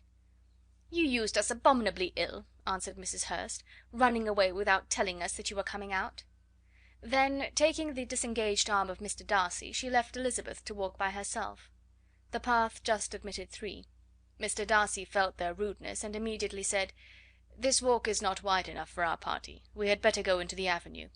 But Elizabeth, who had not the least inclination to remain with them, laughingly answered: "No, no, stay where you are. You are charmingly grouped, and appear to uncommon advantage. The picturesque would be spoiled by admitting a fourth. Good bye." She then ran gaily off, rejoicing, as she rambled about, in the hope of being at home again in a day or two. Jane was already so much recovered as to intend leaving her room for a couple of hours that evening. Chapter 11. When the ladies removed after dinner, Elizabeth ran up to her sister, and seeing her well guarded from cold, attended her into the drawing room, where she was welcomed by her two friends with many professions of pleasure. And Elizabeth had never seen them so agreeable as they were during the hour which passed before the gentlemen appeared. Their powers of conversation were considerable. They could describe an entertainment with accuracy, relate an anecdote with humour, and laugh at their acquaintance with spirit. But when the gentlemen entered, Jane was no longer the first object. Miss Bingley's eyes were instantly turned toward Darcy, and she had something to say to him before he had advanced many steps. He addressed himself to Miss Bennet with a polite congratulation. Mr. Hurst also made her a slight bow, and said he was very glad, but diffuseness and warmth remained for Bingley's salutation. He was full of joy and attention. The first half hour was spent in piling up the fire, lest she should suffer from the change of room, and she removed at his desire to the other side of the fireplace, that she might be further from the door. He then sat down by her, and talked scarcely to anyone else. Elizabeth, at work in the opposite corner, saw it all with great delight. When tea was over, Mr. Hurst reminded his sister-in-law of the card table, but in vain. She had obtained private intelligence that Mr. Darcy did not wish for cards, and Mr. Hurst soon found even his open petition rejected. She assured him that no one intended to play, and the silence of the whole party on the subject seemed to justify her. Mr. Hurst had therefore nothing to do but to stretch himself on one of the sofas and go to sleep. Darcy took up a book, Miss Bingley did the same, and Mrs. Hurst, principally occupied in playing with her bracelets and rings, joined now and then in her brother's conversation with Miss Bennet. Miss Bingley's attention was quite as much engaged in watching Mr. Darcy's progress through his book as in reading her own, and she was perpetually either making some inquiry or looking at his page. She could not win him, however, to any conversation. He merely answered her question and read on. At length, quite exhausted by the attempt to be amused with her own book, which she had only chosen because it was the second volume of his, she gave a great yawn and said, "How pleasant it is to spend an evening in this way! I declare, after all, there is no enjoyment like reading. How much sooner one tires of anything than of a book! When I have a house of my own, I shall be miserable if I have not an excellent library." No one made any reply. She then yawned again, threw aside her book, and cast her eyes round the room in quest for some amusement, when, hearing her brother mentioning a ball to Miss Bennet, she turned suddenly towards him and said, "By the by, Charles, are you really serious in meditating a dance at Netherfield? I would advise you, before you determine on it, to consult the wishes of the present party. I am much mistaken if there are not some among us to whom a ball would be rather a punishment than a pleasure." "If you mean Darcy," cried her brother, "he may go to bed, if he chooses, before it begins; but as for the ball, it is quite a settled thing, and as soon as Nicholls has made white soup enough, I shall send round my cards." "I should like balls infinitely better," she replied, "if they were carried on in a different manner; but there is something insufferably tedious in the usual process of such a meeting. It would surely be much more rational if conversation instead of dancing were made the order of the day." "Much more rational, my dear Caroline, I dare say, but it would not be near so much like a ball." Miss Bingley made no answer, and soon afterwards she got up and walked about the room. Her figure was elegant, and she walked well, but Darcy, at whom it was all aimed, was still inflexibly studious. In the desperation of her feelings she resolved on one effort more, and turning to Elizabeth, said, "Miss Eliza Bennet, let me persuade you to follow my example and take a turn about the room. I assure you it is very refreshing after sitting so long in one attitude." Elizabeth was surprised, but agreed to it immediately. Miss Bingley succeeded no less in the real object of her civility. Mr. Darcy looked up. He was as much awake to the novelty of attention in that quarter as Elizabeth herself could be, and unconsciously closed his book. He was directly invited to join their party, but he declined it, observing that he could imagine but two motives for their choosing to walk up and down the room together, with either of which motives his joining them would interfere. What could he mean? She was dying to know what could be his meaning, and asked Elizabeth whether she could at all understand him. "Not at all," was her answer; "but depend upon it, he means to be severe on us, and our surest way of disappointing him will be to ask nothing about it." Miss Bingley, however, was incapable of disappointing Mr. Darcy in anything, and persevered therefore in requiring an explanation of his two motives. "I have not the smallest objection to explaining them," said he, as soon as she allowed him to speak. "You either choose this method of passing the evening because you are in each other's confidence, and have secret affairs to discuss, or because you are conscious that your figures appear to the greatest advantage in walking. If the first, I would be completely in your way, and if the second, I can admire you much better as I sit by the fire." "Oh, shocking!" cried Miss Bingley. "I never heard anything so abominable. How shall we punish him for such a speech?" "Nothing so easy, if you have but the inclination," said Elizabeth. "We can all plague and punish one another. Tease him, laugh at him. Intimate as you are, you must know how it is to be done." "But upon my honour I do not. I do assure you that my intimacy has not yet taught me that. Tease calmness of temper and presence of mind? No, no, I feel he may defy us there. And as to laughter, we will not expose ourselves, if you please, by attempting to laugh without a subject. Mr. Darcy may hug himself." "Mr. Darcy is not to be laughed at?" cried Elizabeth. "That is an uncommon advantage, and uncommon I hope it will continue, for it would be a great loss to me to have many such acquaintances. I dearly love a laugh." "Miss Bingley," said he, "has given me credit for more than can be. The wisest and the best of men, nay, the wisest and the best of their actions, may be rendered ridiculous by a person whose first object in life is a joke." "Certainly," replied Elizabeth, "there are such people, but I hope I am not one of them. I hope I never ridicule what is wise or good. Follies and nonsense, whims and inconsistencies, do divert me, I own, and I laugh at them whenever I can; but these, I suppose, are precisely what you are without." "Perhaps that is not possible for any one; but it has been the study of my life to avoid those weaknesses which often expose a strong understanding to ridicule." "Such as vanity and pride?" "Yes, vanity is a weakness indeed; but pride, where there is a real superiority of mind, pride will always be under good resolution." Elizabeth turned away to hide a smile. "Your examination of Mr. Darcy is over, I presume," said Miss Bingley; "and pray what is the result?" "I am perfectly convinced by it that Mr. Darcy has no defect. He owns it to himself without disguise." "No," said Darcy, "I have made no such pretension. I have faults enough, but they are not, I hope, of understanding. My temper I dare not vouch for. It is, I believe, too little yielding, certainly too little for the convenience of the world. I cannot forget the follies and vices of others so soon as I ought, nor their offences against myself. My feelings are not puffed about with every attempt to move them. My temper would perhaps be called resentful. My good opinion, once lost, is lost for ever." "That is a failing indeed," cried Elizabeth. "Implacable resentment is a shade in a character. But you have chosen your fault well. I really cannot laugh at it. You are safe from me." "There is, I believe, in every disposition a tendency to some particular evil, a natural defect which not even the best education can overcome." "And your defect is a propensity to hate everybody." "And yours," he replied with a smile, "is wilfully to misunderstand them." "Do let us have a little music," cried Miss Bingley, tired of a conversation in which she had no share. "Louisa, you will not mind my waking Mr. Hurst?"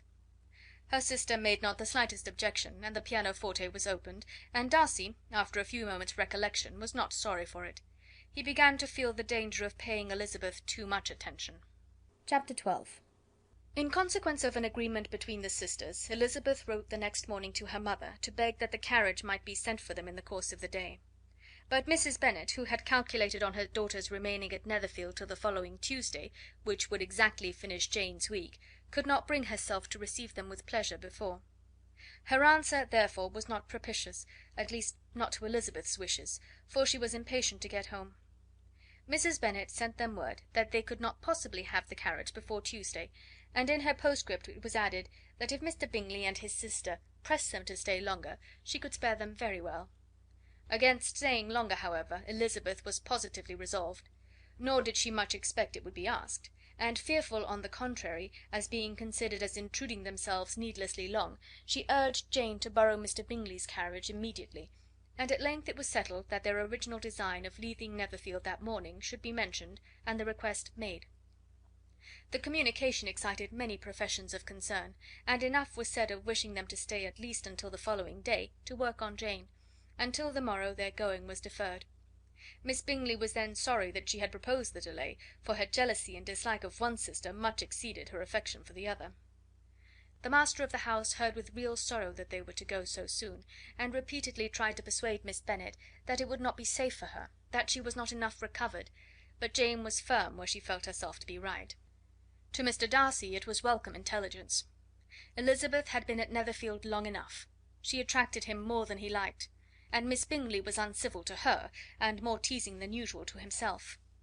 He wisely resolved to be particularly careful that no sign of admiration should now escape him, nothing that could elevate her with the hope of influencing his felicity, sensible that, if such an idea had been suggested, his behaviour during the last day must have material weight in confirming or crushing it. Steady to his purpose, he scarcely spoke 10 words to her through the whole of Saturday, and though they were at one time left by themselves for half an hour, he adhered most conscientiously to his book, and would not even look at her.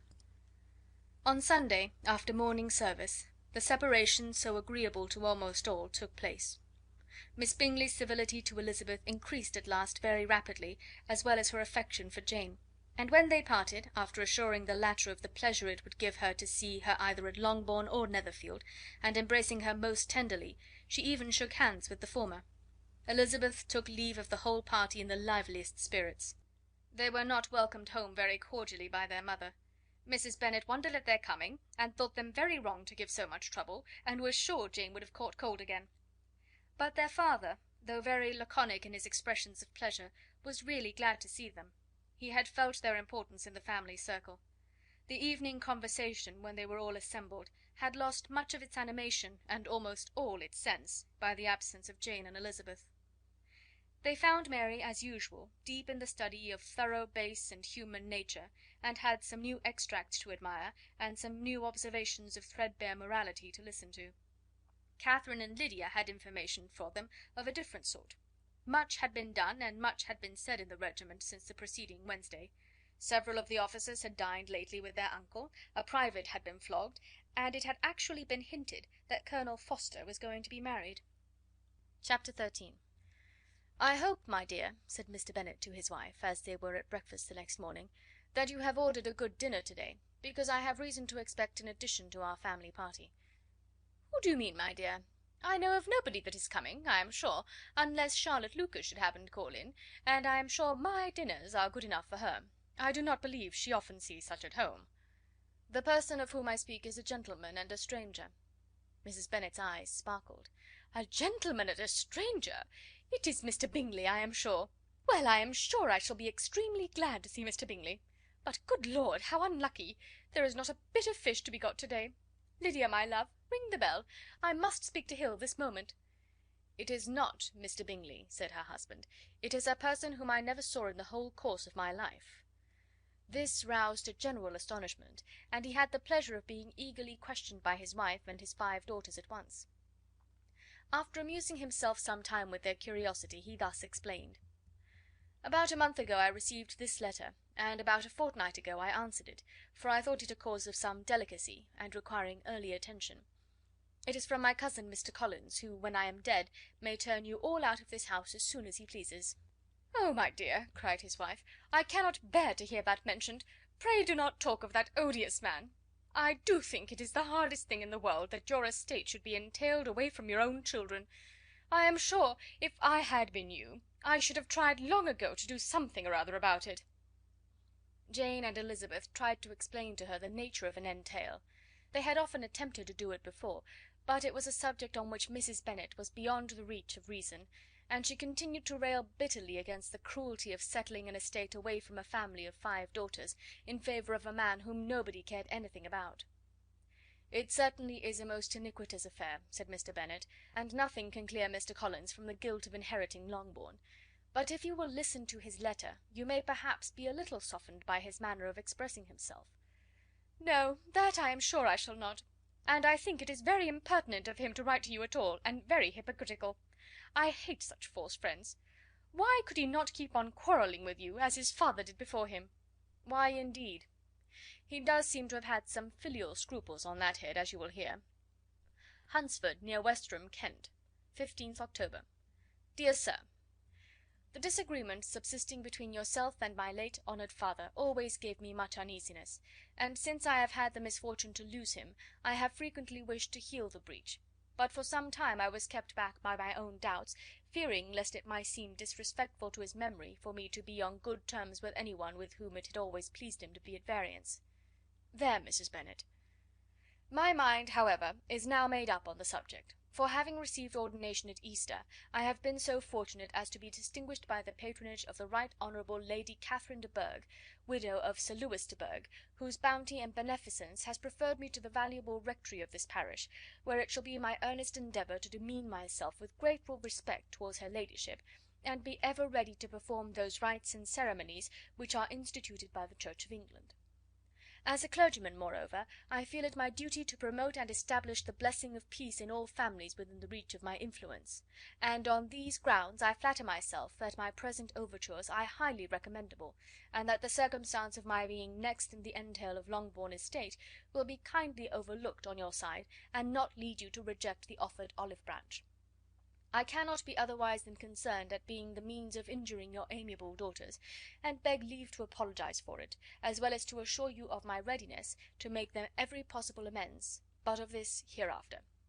If you should have no objection to receive me into your house, I propose myself the satisfaction of waiting on you and your family, Monday, November 18th, by 4 o'clock, and shall probably trespass on your hospitality till the Saturday sennight following; which I can do without any inconvenience, as Lady Catherine is far from objecting to my occasional absence on a Sunday, provided that some other clergyman is engaged to do the duty of the day. I remain, dear sir, with respectful compliments to your lady and daughters, your well-wisher and friend, William Collins. "At 4 o'clock, therefore, we may expect this peace-making gentleman," said Mr. Bennet, as he folded up the letter. "He seems to be a most conscientious and polite young man, upon my word, and I doubt not will prove a valuable acquaintance, especially if Lady Catherine should be so indulgent as to let him come to us again. There is some sense in what he says about the girls, however, and if he is disposed to make them any amends, I shall not be the person to discourage him." "Though it is difficult," said Jane, "to guess in what way he can mean to make us the atonement he thinks our due, the wish is certainly to his credit." Elizabeth was chiefly struck by his extraordinary deference for Lady Catherine, and his kind intention of christening, marrying, and burying his parishioners whenever it were required. "He must be an oddity, I think," said she. "I cannot make him out. There is something very pompous in his style. And what can he mean by apologizing for being next in the entail?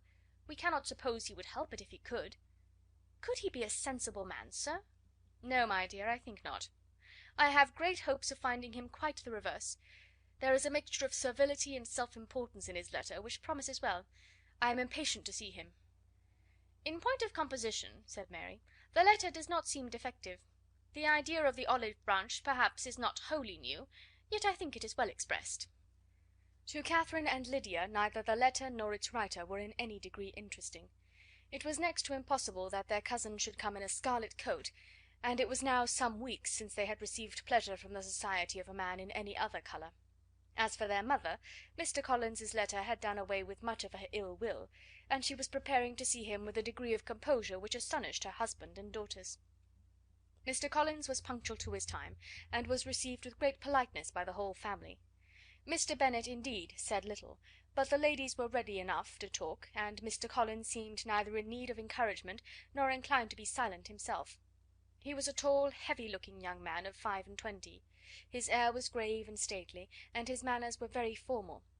He had not been long seated before he complimented Mrs. Bennet on having so fine a family of daughters; said he had heard much of their beauty, but that in this instance fame had fallen short of the truth; and added that he did not doubt her seeing them all in due time disposed of in marriage.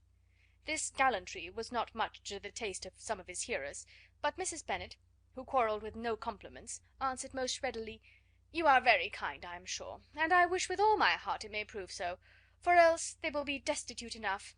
Things are settled so oddly." You allude, perhaps, to the entail of this estate. Ah, sir, I do indeed. It is a grievous affair to my poor girls, you must confess. Not that I mean to find fault with you, for such things I know are all chance in this world. There is no knowing how estates will go once they come to be entailed. I am very sensible, madam, to the hardship of my fair cousins, and could say much on the subject, but that I am cautious of appearing forward and precipitate. But I can assure the young ladies that I come prepared to admire them. At present I will not say more, but perhaps when we are better acquainted..." He was interrupted by a summons to dinner, and the girls smiled on each other. They were not the only objects of Mr. Collins's admiration. The hall, the dining room, and all its furniture were examined and praised, and his commendation of everything would have touched Mrs. Bennet's heart, but for the mortifying supposition of his viewing it all as his own future property. The dinner, too, in its turn, was highly admired, and he begged to know to which of his fair cousins the excellency of its cooking was owing. But he was set right there by Mrs. Bennet, who assured him with some asperity that they were very well able to keep a cook, and that her daughters had nothing to do in the kitchen. He begged pardon for having displeased her. In a softened tone she declared herself not at all offended, but he continued to apologise for about a quarter of an hour. Chapter 14. During dinner Mr. Bennet scarcely spoke at all, but when the servants were withdrawn he thought it time to have some conversation with his guest, and therefore started a subject in which he expected him to shine, by observing that he seemed very fortunate in his patroness. Lady Catherine de Bourgh's attention to his wishes, and consideration for his comfort, appeared very remarkable.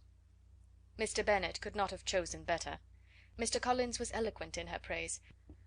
The subject elevated him to more than usual solemnity of manner, and with a most important aspect he protested that he had never in his life witnessed such behaviour in a person of rank, such affability and condescension, as he had himself experienced from Lady Catherine.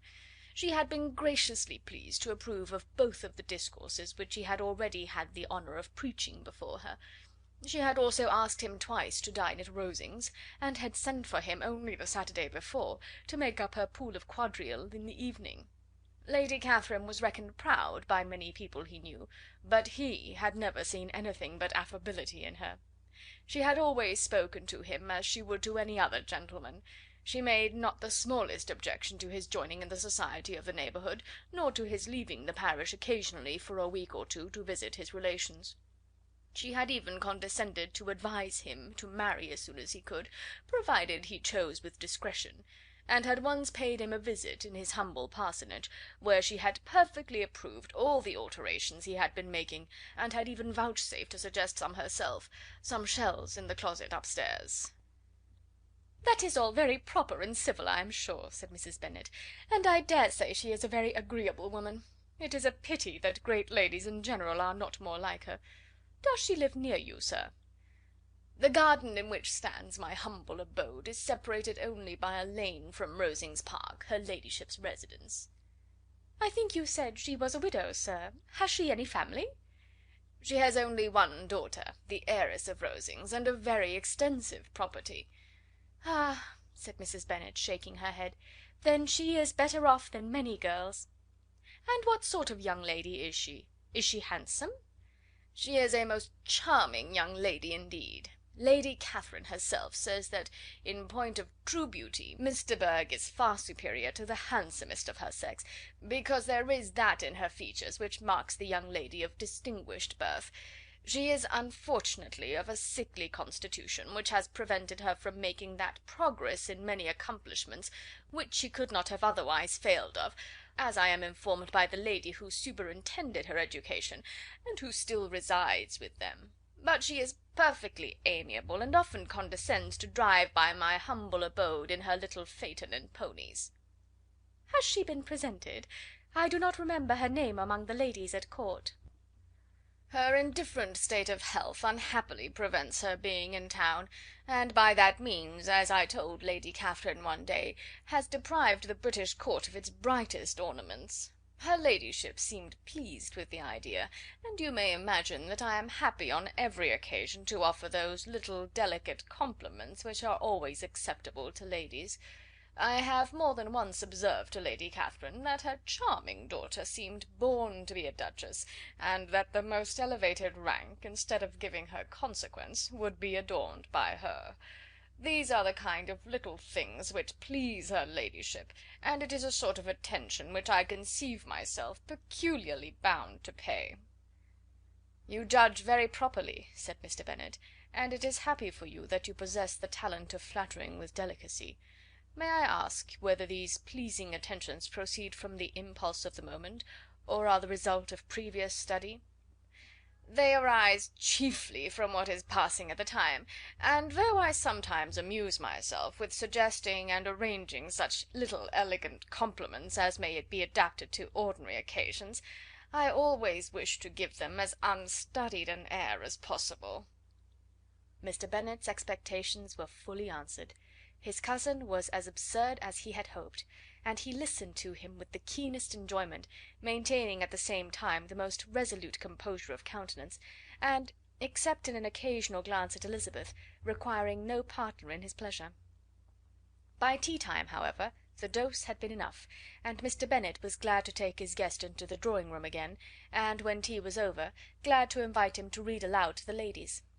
Mr. Collins readily assented, and a book was produced, but on beholding it, for everything announced it to be from a circulating library, he started back, and, begging pardon, protested that he never read novels. Kitty stared at him, and Lydia exclaimed. Other books were produced, and after some deliberation he chose Fordyce's Sermons. Lydia gaped as he opened the volume, and before he had, with very monotonous solemnity, read 3 pages, she interrupted him with, "Do you know, mamma, that my uncle Phillips talks of turning away Richard? And if he does, Colonel Forster will hire him. My aunt told me so herself on Saturday. I shall walk to Meryton to-morrow to hear more about it, and to ask when Mr. Denny comes back from town." Lydia was bid by her 2 eldest sisters to hold her tongue, but Mr. Collins, much offended, laid aside his book and said, "I have often observed how little young ladies are interested by books of a serious stamp, though written solely for their benefit. It amazes me, I confess, for certainly there can be nothing so advantageous to them as instruction. But I will no longer importune my young cousin."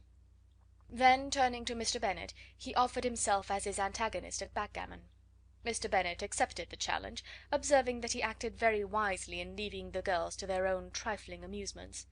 Mrs. Bennet and her daughters apologized most civilly for Lydia's interruption, and promised that it should not occur again, if he would resume his book; but Mr. Collins, after assuring them that he bore his young cousin no ill will, and should never resent her behaviour as any affront, seated himself at another table with Mr. Bennet, and prepared for backgammon. Chapter 15. Mr. Collins was not a sensible man, and the deficiency of nature had been but little assisted by education or society. The greatest part of his life having been spent under the guidance of an illiterate and miserly father, and though he belonged to one of the universities, he had merely kept the necessary terms, without forming at it any useful acquaintance. The subjection in which his father had brought him up had given him originally great humility of manner, but it was now a good deal counteracted by the self-conceit of a weak head, living in retirement, and the consequential feelings of early and unexpected prosperity. A fortunate chance had recommended him to Lady Catherine de Bourgh when the living of Hunsford was vacant, and the respect which he felt for her high rank, and his veneration for her as his patroness, mingling with a very good opinion of himself, of his authority as a clergyman, and his right as a rector, made him altogether a mixture of pride and obsequiousness, self-importance and humility.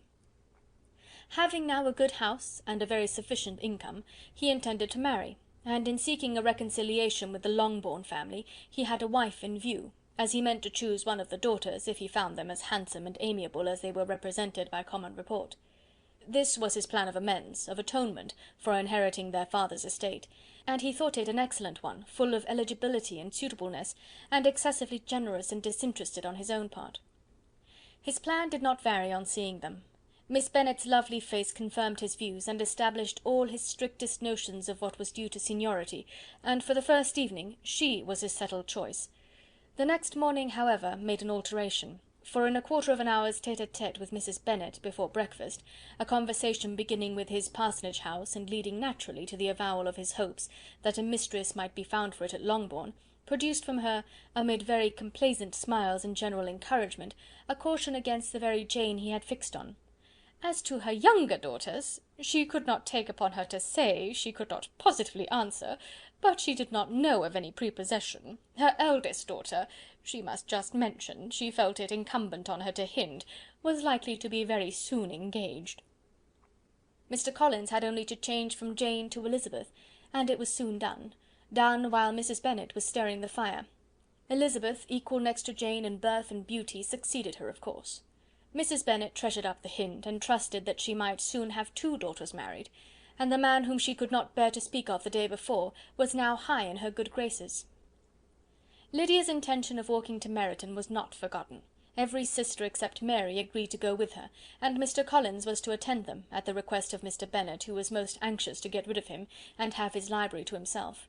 For thither Mr. Collins had followed him after breakfast, and there he would continue, nominally engaged with one of the largest folios in the collection, but really talking to Mr. Bennet, with little cessation, of his house and garden at Hunsford. Such doings discomposed Mr. Bennet exceedingly. In his library he had been always sure of leisure and tranquillity, and though prepared, as he told Elizabeth, to meet with folly and conceit in every other room of the house, he was used to be free from them there. His civility, therefore, was most prompt in inviting Mr. Collins to join his daughters in their walk, and Mr. Collins, being in fact much better fitted for a walker than a reader, was extremely pleased to close his large book and go. In pompous nothings on his side, and civil assents on that of his cousins, their time passed till they entered Meryton. The attention of the younger ones was then no longer to be gained by him. Their eyes were immediately wandering up in the street in quest of the officers, and nothing less than a very smart bonnet indeed, or a really new muslin in a shop window, could recall them. But the attention of every lady was soon caught by a young man whom they had never seen before, of most gentlemanlike appearance, walking with another officer on the other side of the way. The officer was the very Mr. Denny concerning whose return from London Lydia came to inquire, and he bowed as they passed. All were struck with the stranger's air, all wondered who he could be, and Kitty and Lydia, determined if possible to find out, led the way across the street, under pretence of wanting something in an opposite shop, and fortunately had just gained the pavement when the 2 gentlemen, turning back, had reached the same spot. Mr. Denny addressed them directly, and entreated permission to introduce his friend Mr. Wickham, who had returned with him the day before from town, and he was happy to say had accepted a commission in their corps. This was exactly as it should be, for the young man wanted only regimentals to make him completely charming. His appearance was greatly in his favour. He had all the best part of beauty, a fine countenance, a good figure, and very pleasing address. The introduction was followed up on his side by a happy readiness of conversation, a readiness at the same time perfectly correct and unassuming, and the whole party was still standing and talking together very agreeably, when the sound of horses drew their notice, and Darcy and Bingley were seen riding down the street. On distinguishing the ladies of the group, the 2 gentlemen came directly towards them, and began the usual civilities. Bingley was the principal spokesman, and Miss Bennet the principal object. He was then, he said, on his way to Longbourn on purpose to inquire after her. Mr. Darcy corroborated it with a bow, and was beginning to determine not to fix his eyes on Elizabeth, when they were suddenly arrested by the sight of the stranger, and Elizabeth, happening to see the countenance of both as they looked at each other, was all astonishment at the effect of the meeting. Both changed colour. One looked white, the other red. Mr. Wickham, after a few moments, touched his hat, a salutation which Mr. Darcy just deigned to return. What could be the meaning of it? It was impossible to imagine. It was impossible not to long to know. In another minute Mr. Bingley, but without seeming to have noticed what passed, took leave and rode on with his friend. Mr. Denny and Mr. Wickham walked with the young ladies to the door of Mr. Phillips's house, and then made their bows, in spite of Miss Lydia's pressing entreaties that they should come in, and even in spite of Mrs. Phillips throwing up the parlour window and loudly seconding the invitation. Mrs. Phillips was always glad to see her nieces, and the 2 eldest, from their recent absence, were particularly welcome, and she was eagerly expressing her surprise at their sudden return home, which, as their own carriage had not fetched them, she should have known nothing about, if she had not happened to see Mr. Jones' shop-boy in the street, who had told her that they were not to send any more drafts to Netherfield, because the Miss Bennets were come away, when her civility was claimed towards Mr. Collins by Jane's introduction of him.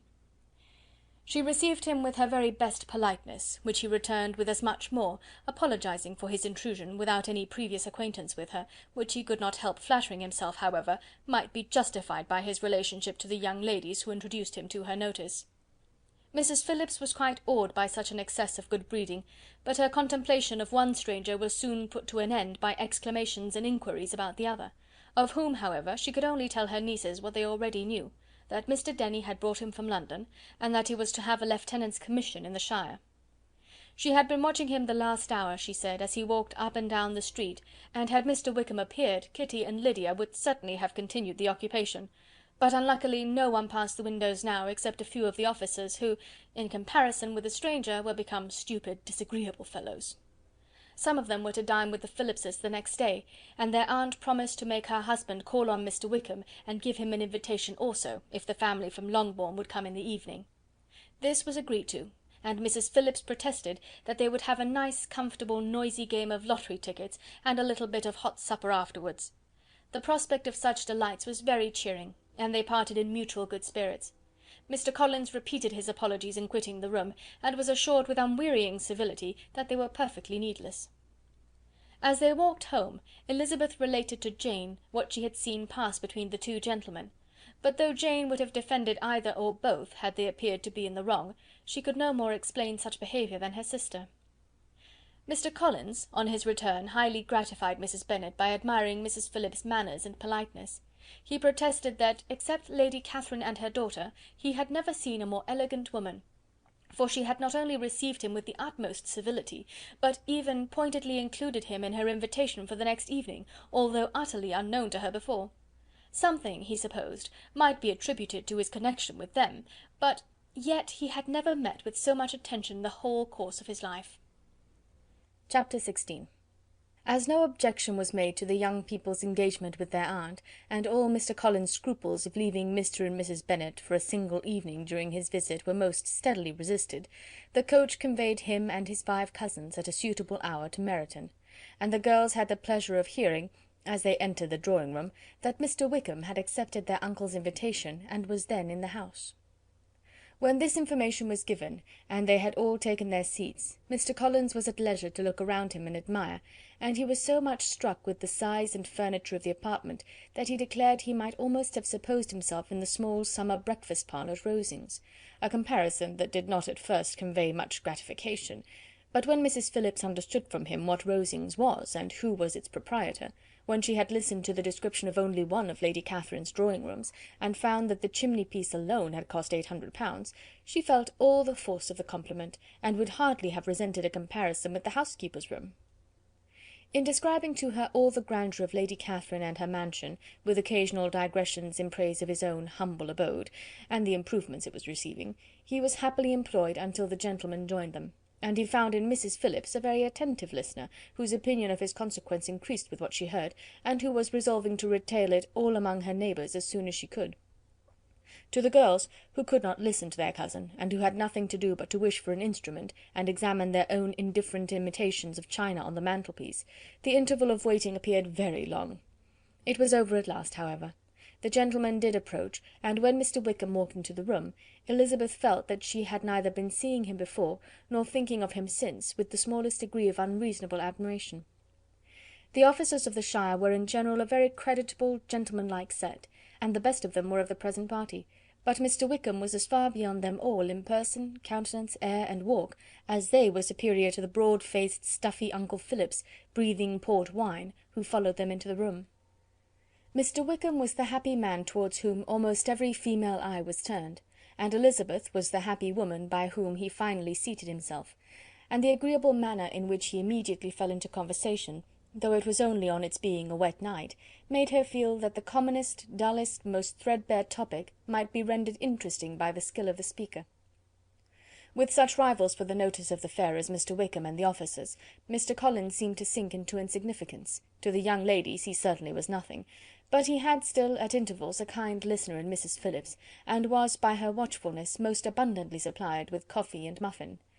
When the card tables were placed, he had the opportunity of obliging her in turn by sitting down to whist. "I know little of the game at present," said he, "but I shall be glad to improve myself, for in my situation in life—" Mrs. Phillips was very glad for his compliance, but could not wait for his reason.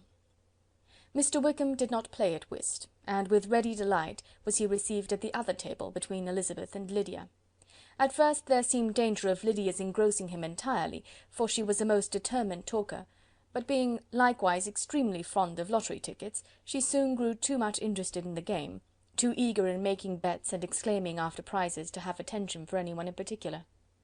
Allowing for the common demands of the game, Mr. Wickham was therefore at leisure to talk to Elizabeth, and she was very willing to hear him, though what she chiefly wished to hear she could not hope to be told: the history of his acquaintance with Mr. Darcy. She dared not even mention that gentleman. Her curiosity, however, was unexpectedly relieved. Mr. Wickham began the subject himself. He inquired how far Netherfield was from Meryton, and after receiving her answer, asked in a hesitating manner how long Mr. Darcy had been staying there. "About a month," said Elizabeth, and then, unwilling to let the subject drop, added, "He is a man of very large property in Derbyshire, I understand." "Yes," replied Mr. Wickham, "his estate there is a noble one. A clear 10,000 per annum. You could not have met with a person more capable of giving you certain information on that head than myself, for I have been connected with his family in a particular manner from my infancy." Elizabeth could not but look surprised. "You may well be surprised, Miss Bennet, at such an assertion, after seeing, as you probably might, the very cold manner of our meeting yesterday. Are you much acquainted with Mr. Darcy?" "As much as I ever wished to be," cried Elizabeth very warmly. "I have spent 4 days in the same house with him, and I think him very disagreeable." "I have no right to give my opinion," said Wickham, "as to his being agreeable or otherwise. I am not qualified to form one. I have known him too long and too well to be a fair judge. It is impossible for me to be impartial, but I believe your opinion of him would in general astonish, and perhaps you would not express it quite so strongly anywhere else. Here you are in your own family." "Upon my word, I say no more here than I might say in any house in the neighbourhood, except Netherfield. He is not at all liked in Hertfordshire. Everybody is disgusted with his pride. You will not find him more favourably spoken of by any one." "I cannot pretend to be sorry," said Wickham, after a short interruption, "that he or that any man should not be estimated beyond their deserts, but with him, I believe, it does not often happen. The world is blinded by his fortune and consequence, or frightened by his high and imposing manners, and sees him only as he chooses to be seen. I should take him, even on my slight acquaintance, to be an ill-tempered man." Wickham only shook his head. "I wonder," said he, at the next opportunity of speaking, "whether he is likely to be in this country much longer. I do not at all know, but I heard nothing of his going away when I was at Netherfield. I hope your plans in favour of the shire will not be affected by his being in the neighbourhood?" "Oh no, it is not for me to be driven away by Mr. Darcy. If he wishes to avoid seeing me, he must go. We are not on friendly terms, and it always gives me pain to meet him, but I have no reason for avoiding him, but what I might proclaim before all the world, a sense of a very great ill-usage and most painful regrets at his being what he is.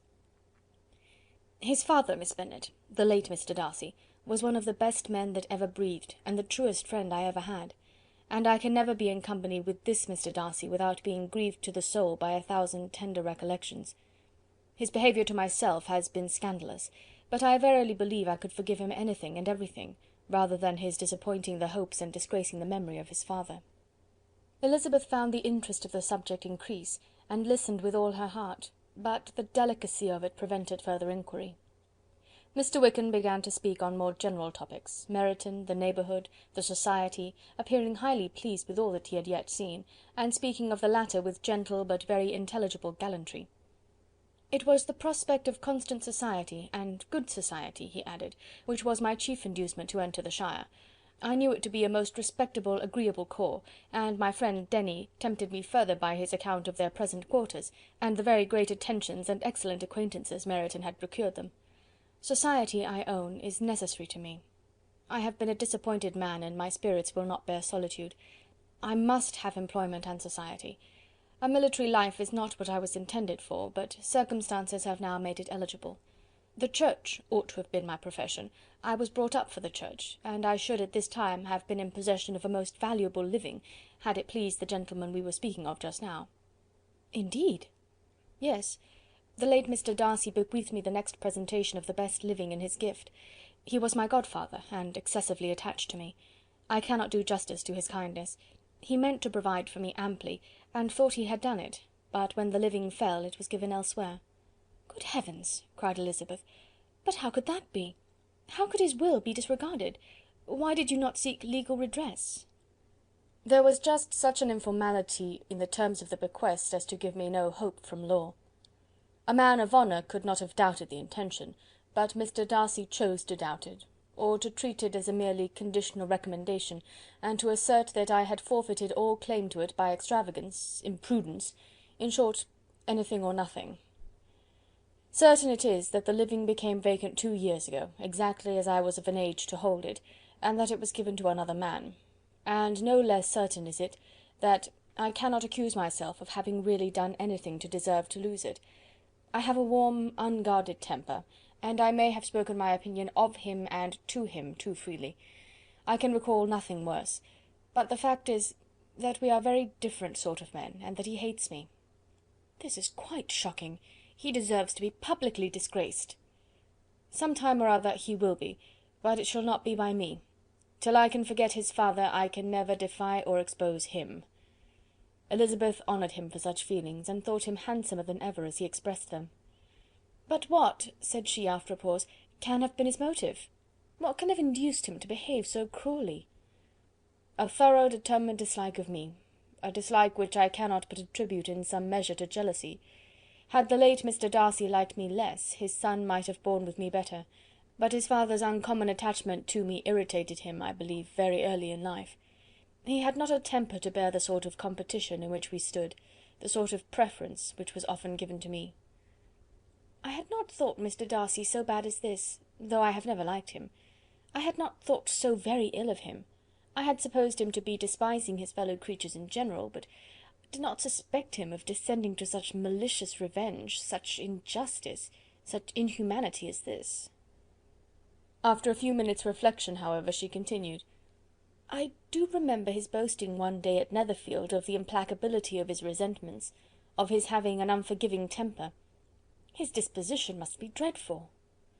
"I will not trust myself on the subject," replied Wickham. "I can hardly be just to him."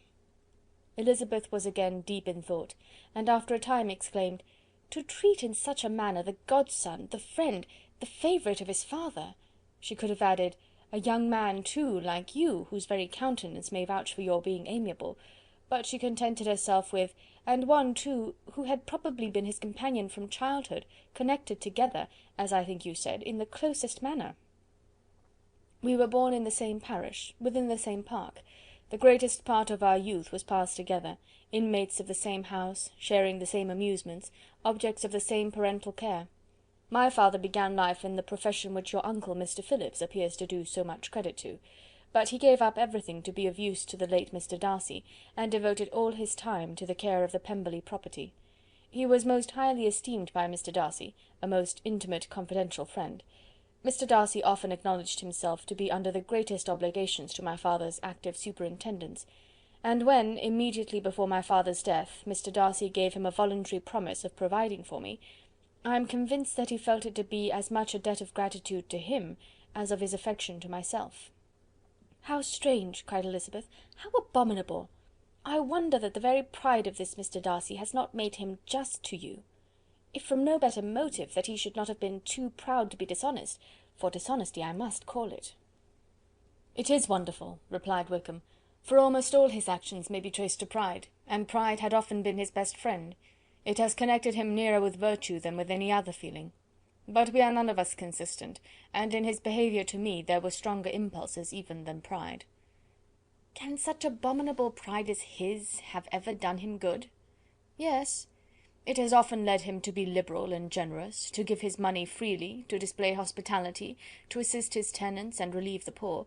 Family pride and filial pride, for he is very proud of what his father was, have done this. Not to appear to disgrace his family, to degenerate from the popular qualities, or lose the influence of the Pemberley house, is a powerful motive. He has also brotherly pride, which, with some brotherly affection, makes him a very kind and careful guardian of his sister, and you will hear him generally cried up as the most attentive and best of brothers." "What sort of girl is Miss Darcy?" He shook his head. "I wish I could call her amiable. It gives me pain to speak ill of a Darcy, but she is too much like her brother, very, very proud. As a child she was affectionate and pleasing, and extremely fond of me, and I have devoted hours and hours to her amusement, but she is nothing to me now. She is a handsome girl, about 15 or 16, and, I understand, highly accomplished. Since her father's death, her home has been London, where a lady lives with her, and superintends her education." After many pauses, and many trials of other subjects, Elizabeth could not help reverting once more to the first, and saying, "I am astonished at his intimacy with Mr. Bingley. How can Mr. Bingley, who seems good humour itself, and is, I really believe, truly amiable, be in friendship with such a man? How can they suit each other? Do you know Mr. Bingley?" "Not at all." "He is a sweet-tempered, amiable, charming man. He cannot know what Mr. Darcy is." "Probably not, but Mr. Darcy can please where he chooses. He does not want abilities. He can be a conversible companion if he thinks it worth his while. Among those who are at all his equals in consequence, he is a very different man from what he is to the less prosperous. His pride never deserts him, but with the rich he is liberal-minded, just, sincere, rational, honourable, and perhaps agreeable, allowing something for fortune and figure." The whist party soon afterwards breaking up, the players gathered round the other table, and Mr. Collins took his station between his cousin Elizabeth and Mrs. Phillips. The usual inquiries as to his success were made by the latter. It had not been very great. He had lost every point, but when Mrs. Phillips began to express her concern thereupon, he assured her with much earnest gravity that it was not of the least importance, that he considered the money as a mere trifle, and begged that she would not make herself uneasy. "I know very well, madam," said he, "that when persons sit down to a card-table they must take their chances of these things, and happily I am not in such circumstances as to make 5 shillings any object. There are undoubtedly many who could not say the same, but thanks to Lady Catherine de Bourgh, I am removed far beyond the necessity of regarding little matters." Mr. Wickham's attention was caught, and after observing Mr. Collins for a few moments, he asked Elizabeth in a low voice whether her relation was very intimately acquainted with the family of de Bourgh. "Lady Catherine de Bourgh," she replied, "has very lately given him a living. I hardly know how Mr. Collins was first introduced to her notice, but he certainly has not known her long. You know, of course, that Lady Catherine de Bourgh and Lady Anne Darcy were sisters, consequently that she is aunt to the present Mr. Darcy." "No, indeed I did not. I knew nothing at all of Lady Catherine's connections. I never heard of her existence till the day before yesterday." "Her daughter, Miss de Bourgh, will have a very large fortune, and it is believed that she and her cousin will unite the 2 estates." This information made Elizabeth smile as she thought of poor Miss Bingley. Vain indeed must be all her attentions, vain and useless her affection for his sister and her praise of himself, if he were already self-destined for another. "Mr. Collins," said she, "speaks highly both of Lady Catherine and her daughter, but from some particulars that he has related of her ladyship, I suspect his gratitude misleads him, and that in spite of her being his patroness, she is an arrogant, conceited woman." "I believe her to be both in a great degree," replied Wickham. "I have not seen her for many years, but I very well remember that I never liked her, and that her manners were dictatorial and insolent. She has the reputation of being remarkably sensible and clever, but I rather believe she derives part of her abilities from her rank and fortune, part from her authoritative manner, and the rest from the pride for her nephew, who chooses that every one connected with him should have an understanding of the first class." Elizabeth allowed that he had given a very rational account of it, and they continued talking together with mutual satisfaction till supper put an end to cards, and gave the rest of the ladies their share of Mr. Wickham's attentions. There could be no conversation in the noise of Mrs. Phillips's supper party, but his manners recommended him to everybody. Whatever he said was said well, and whatever he did, done gracefully. Elizabeth went away with her head full of him. She could think of nothing but of Mr. Wickham, and of what he had told her, all the way home, but there was not time for her even to mention his name as they went, for neither Lydia nor Mr. Collins were once silent. Lydia talked incessantly of lottery tickets, of the fish she had lost and the fish she had won, and Mr. Collins, in describing the civility of Mr. and Mrs. Phillips, protesting that he did not in the least regard his losses at whist, enumerating all the dishes at supper, and repeatedly fearing that he crowded his cousins, had more to say than he could well manage before the carriage stopped at Longbourn House. Chapter 17. Elizabeth related to Jane the next day what had passed between Mr. Wickham and herself. Jane listened with astonishment and concern. She knew not how to believe that Mr. Darcy could be so unworthy of Mr. Bingley's regard, and yet it was not in her nature to question the veracity of a young man of such amiable appearance as Wickham. The possibility of his having endured such unkindness was enough to interest all her tender feelings, and nothing remained therefore to be done but to think well of them both, to defend the conduct of each, and throw into the account of accident or mistake whatever could not be otherwise explained. "They have both," said she, "been deceived, I dare say, in some way or other, of which we can form no idea. Interested people have perhaps misrepresented each to the other. It is, in short, impossible for us to conjecture the causes or circumstances which may have alienated them, without actual blame on either side." "Very true indeed. And now, my dear Jane, what have you got to say on behalf of the interested people who have probably been concerned in the business? Do clear them too, or we shall be obliged to think ill of somebody." "Laugh as much as you choose, but you will not laugh me out of my opinion. My dearest Lizzy, do but consider in what a disgraceful light it places Mr. Darcy, to be treating his father's favourite in such a manner, one whom his father had promised to provide for. It is impossible. No man of common humanity, no man who had any value for his character, could be capable of it. Can his most intimate friends be so excessively deceived in him? Oh no! I can much more easily believe Mr. Bingley's being imposed on, than that Mr. Wickham should invent such a history of himself as he gave me last night. Names, facts, everything mentioned without ceremony. If it be not so, let Mr. Darcy contradict it. Besides, there was truth in his looks. It is difficult indeed. It is distressing. One does not know what to think." "I beg your pardon, one knows exactly what to think." But Jane could think with certainty on only one point, that Mr. Bingley, if he had been imposed on, would have much to suffer when the affair became public. The two young ladies were summoned from the shrubbery, where this conversation passed, by the arrival of the very persons of whom they had been speaking. Mr. Bingley and his sisters came to give their personal invitation for the long-expected ball at Netherfield, which was fixed for the following Tuesday. The two ladies were delighted to see their dear friend again, called it an age since they had met, and repeatedly asked what she had been doing with herself since their separation. To the rest of the family they paid little attention, avoiding Mrs. Bennet as much as possible, saying not much to Elizabeth, and nothing at all to the others. They were soon gone again, rising from their seats with an activity which took their brother by surprise, and hurrying off as if eager to escape from Mrs. Bennet's civilities. The prospect of the Netherfield ball was extremely agreeable to every female of the family. Mrs. Bennet chose to consider it as given in compliment to her eldest daughter, and was particularly flattered by receiving the invitation from Mr. Bingley himself, instead of a ceremonious card. Jane pictured to herself a happy evening in the society of her two friends, and the attentions of their brother, and Elizabeth thought with pleasure of dancing a great deal with Mr. Wickham, and of seeing a confirmation of everything in Mr. Darcy's look and behaviour.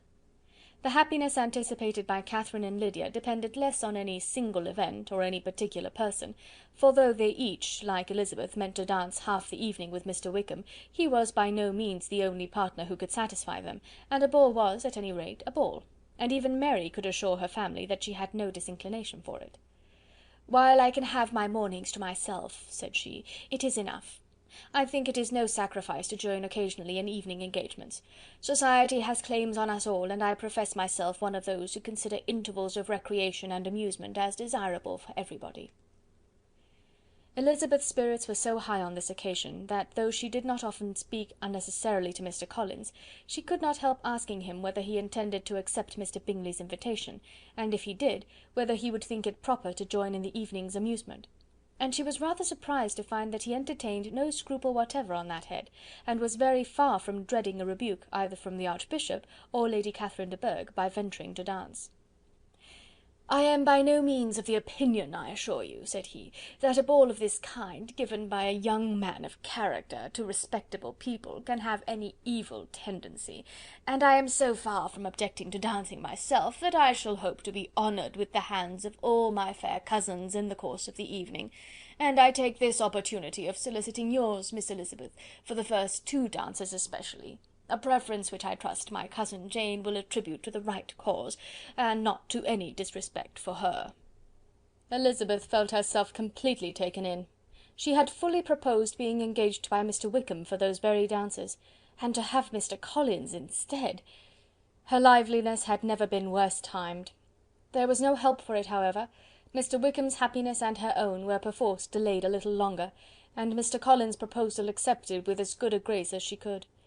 She was not the better pleased with his gallantry from the idea it suggested of something more. It now first struck her that she was selected from among her sisters as worthy of being mistress of Hunsford Parsonage, and of assisting to form a quadrille table at Rosings, in the absence of more eligible visitors.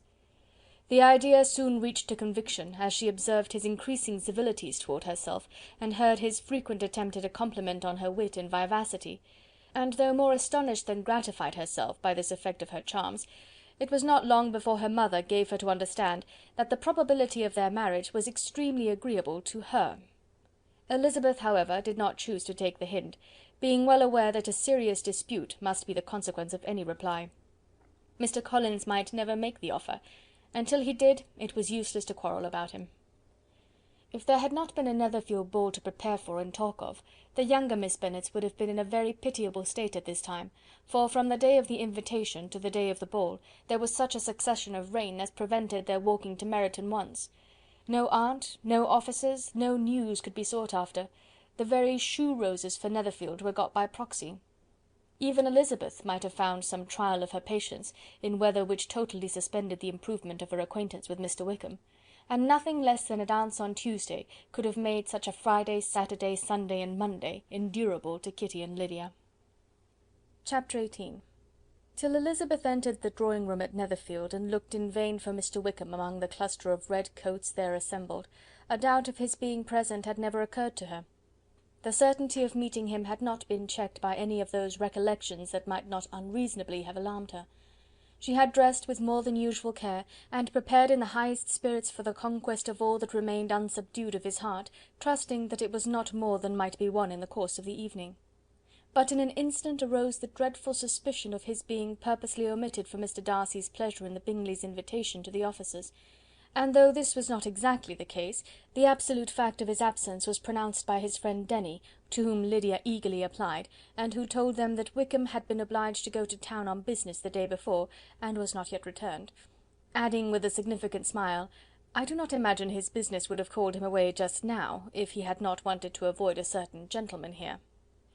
This part of his intelligence, though unheard by Lydia, was caught by Elizabeth, and as it assured her that Darcy was not less answerable for Wickham's absence than if her first surmise had been just, every feeling of displeasure against the former was so sharpened by immediate disappointment, that she could hardly reply with tolerable civility to the polite inquiries which he directly afterwards approached to make. Attendance, forbearance, patience with Darcy, was injury to Wickham. She was resolved against any sort of conversation with him, and turned away with a degree of ill humour which she could not wholly surmount even in speaking to Mr. Bingley, whose blind partiality provoked her. But Elizabeth was not formed for ill humour, and though every prospect of her own was destroyed for the evening, it could not dwell long on her spirits, and having told all her griefs to Charlotte Lucas, whom she had not seen for a week, she was soon able to make a voluntary transition to the oddities of her cousin, and to point him out to her particular notice. The first two dances, however, brought a return of distress. They were dances of mortification. Mr. Collins, awkward and solemn, apologizing instead of attending, and often moving wrong without being aware of it, gave her all the shame and misery which a disagreeable partner for a couple of dances can give. The moment of her release from him was ecstasy. She danced next with an officer, and had the refreshment of talking of Wickham, and of hearing that he was universally liked. When those dances were over, she returned to Charlotte Lucas, and was in conversation with her when she found herself suddenly addressed by Mr. Darcy, who took her so much by surprise in his application for her hand, that, without knowing what she did, she accepted him. He walked away again immediately, and she was left to fret over her own want of presence of mind. Charlotte tried to console her. "I dare say you will find him very agreeable." "Heaven forbid! That would be the greatest misfortune of all. To find a man agreeable whom one is determined to hate! Do not wish me such an evil." When the dancing recommenced, however, and Darcy approached to claim her hand, Charlotte could not help cautioning her in a whisper not to be a simpleton, and allow her fancy for Wickham to make her appear unpleasant in the eyes of a man 10 times his consequence. Elizabeth made no answer, and took her place in the set, amazed at the dignity to which she was arrived in being allowed to stand opposite Mr. Darcy, and reading in her neighbours' looks their equal amazement in beholding it. They stood for some time without speaking a word, and she began to imagine that their silence was to last through the 2 dances, and at first was resolved not to break it, till suddenly, fancying that it would make the greater punishment to her partner to oblige him to talk, she made some slight observation on the dance. he replied, and was again silent. After a pause of some minutes, she addressed him a second time with: "It is your turn to say something now, Mr. Darcy.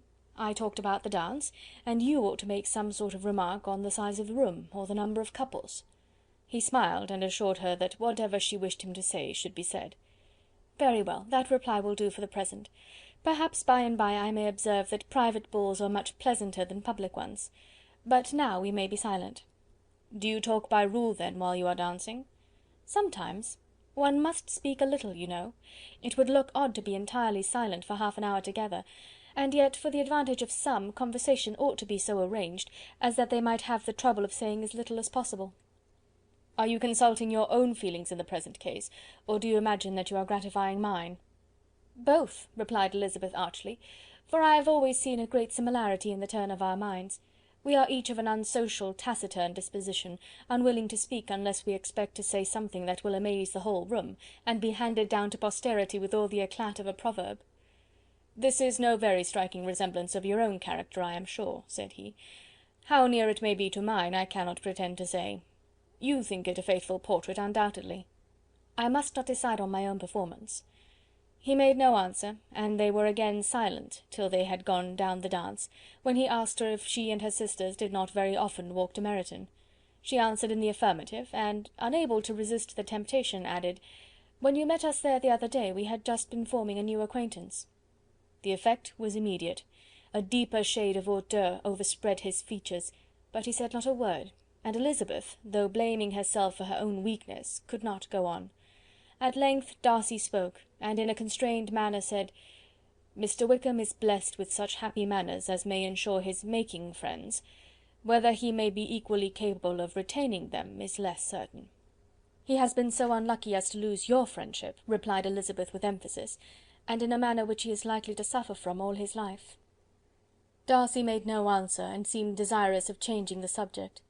At that moment Sir William Lucas appeared close to them, meaning to pass through the set to the other side of the room, but on perceiving Mr. Darcy, he stopped with a bow of superior courtesy to compliment him on his dancing and his partner. "I have been most highly gratified indeed, my dear sir. Such very superior dancing is not often seen. It is evident that you belong to the first circles. Allow me to say, however, that your fair partner does not disgrace you, and that I must hope to have this pleasure often repeated, especially when a certain desirable event, my dear Eliza," glancing at her sister in Bingley, "shall take place. What congratulations will then flow in! I appeal to Mr. Darcy... But let me not interrupt you, sir. You will not thank me for detaining you from the bewitching converse of that young lady, whose bright eyes are also upbraiding me." The latter part of this address was scarcely heard by Darcy, but Sir William's allusion to his friend seemed to strike him forcibly, and his eyes were directed with a very serious expression towards Bingley and Jane, who were dancing together. Recovering himself, however, shortly, he turned to his partner and said: "Sir William's interruption has made me forget what we were talking of." "I do not think we were speaking at all. Sir William could not have interrupted two people in the room who had less to say for themselves. We have tried 2 or 3 subjects already without success, and what we are to talk of next I cannot imagine." "What think you of books?" said he, smiling. "Books? Oh no! I am sure we never read the same, or not with the same feelings." "I am sorry you think so, but if that be the case, there can at least be no want of subject. We may compare our different opinions." "No, I cannot talk of books in a ballroom. My head is always full of something else." "The present always occupies you in such scenes, does it?" said he, with a look of doubt. "Yes, always," she replied, without knowing what she said, for her thoughts had wandered far from the subject, as soon afterwards appeared by her suddenly exclaiming: "I remember hearing you once say, Mr. Darcy, that you hardly ever forgave, that your resentment once created was unappeasable. You are very cautious, I suppose, as to its being created?" "I am," said he with a firm voice. "And never allow yourself to be blinded by prejudice?" "I hope not." "It is particularly incumbent on those who never change their opinion to be secure of judging properly at first." "May I ask to what these questions tend?" "Merely to the illustration of your character," said she, endeavouring to shake off her gravity. "I am trying to make it out." "And what is your success?" She shook her head. "I do not get on at all. I hear such different accounts of you as puzzle me exceedingly." "I can readily believe," answered he, gravely, "that reports may vary greatly with respect to me. and I could wish, Miss Bennet, that you were not to sketch my character at the present moment, as there is reason to fear that the performance would reflect no credit on either. But if I do not take your likeness now, I may never have another opportunity." "I would by no means suspend any pleasure of yours," he coldly replied. She said no more, and they went down the other dance and parted in silence, and on each side dissatisfied, though not to an equal degree, for in Darcy's breast there was a tolerable powerful feeling towards her, which soon procured her pardon, and directed all his anger against another. They had not long separated when Miss Bingley came towards her, and with an expression of civil disdain accosted her. "So, Miss Eliza, I hear you are quite delighted with George Wickham. Your sister has been talking to me about him, and asking me 1,000 questions, and I find that the young man quite forgot to tell you, among his other communication, that he was the son of old Wickham, the late Mr. Darcy's steward. Let me recommend you, however, as a friend, not to give implicit confidence to all his assertions, for as to Mr. Darcy's using him ill, it is perfectly false, for on the contrary, he has always been remarkably kind to him, though George Wickham has treated Mr. Darcy in a most infamous manner. I do not know the particulars, but I know very well that Mr. Darcy is not in the least to blame, that he cannot bear to hear George Wickham mentioned, and that though my brother thought he could not well avoid including him in his invitation to the officers, he was excessively glad to find that he had taken himself out of the way. His coming into the country at all is a most insolent thing indeed, and I wonder how he could presume to do it. I pity you, Miss Eliza, for this discovery of your favourite's guilt, but really, considering his descent, one could not expect much better." "His guilt and his descent appear by your account to be the same," said Elizabeth angrily, "for I have heard you accuse him of nothing worse than of being the son of Mr. Darcy's steward, and of that, I can assure you, he informed me himself." "I beg your pardon," replied Miss Bingley, turning away with a sneer. "Excuse my interference, it was kindly meant." "Insolent girl!" said Elizabeth to herself. "You are much mistaken if you expect to influence me by such a paltry attack as this.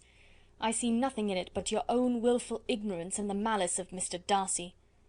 She then sought her eldest sister, who had undertaken to make inquiries on the same subject of Bingley. Jane met her with a smile of such sweet complacency, a glow of such happy expression, as sufficiently marked how well she was satisfied with the occurrences of the evening.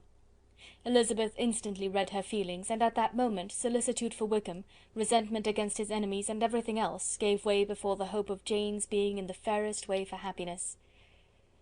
"I want to know," said she, with a countenance no less smiling than her sister's, "what you have learnt about Mr. Wickham, but perhaps you have been too pleasantly engaged to think of any third person, in which case you may be sure of my pardon." "No," replied Jane, "I have not forgotten him, but I have nothing satisfactory to tell you.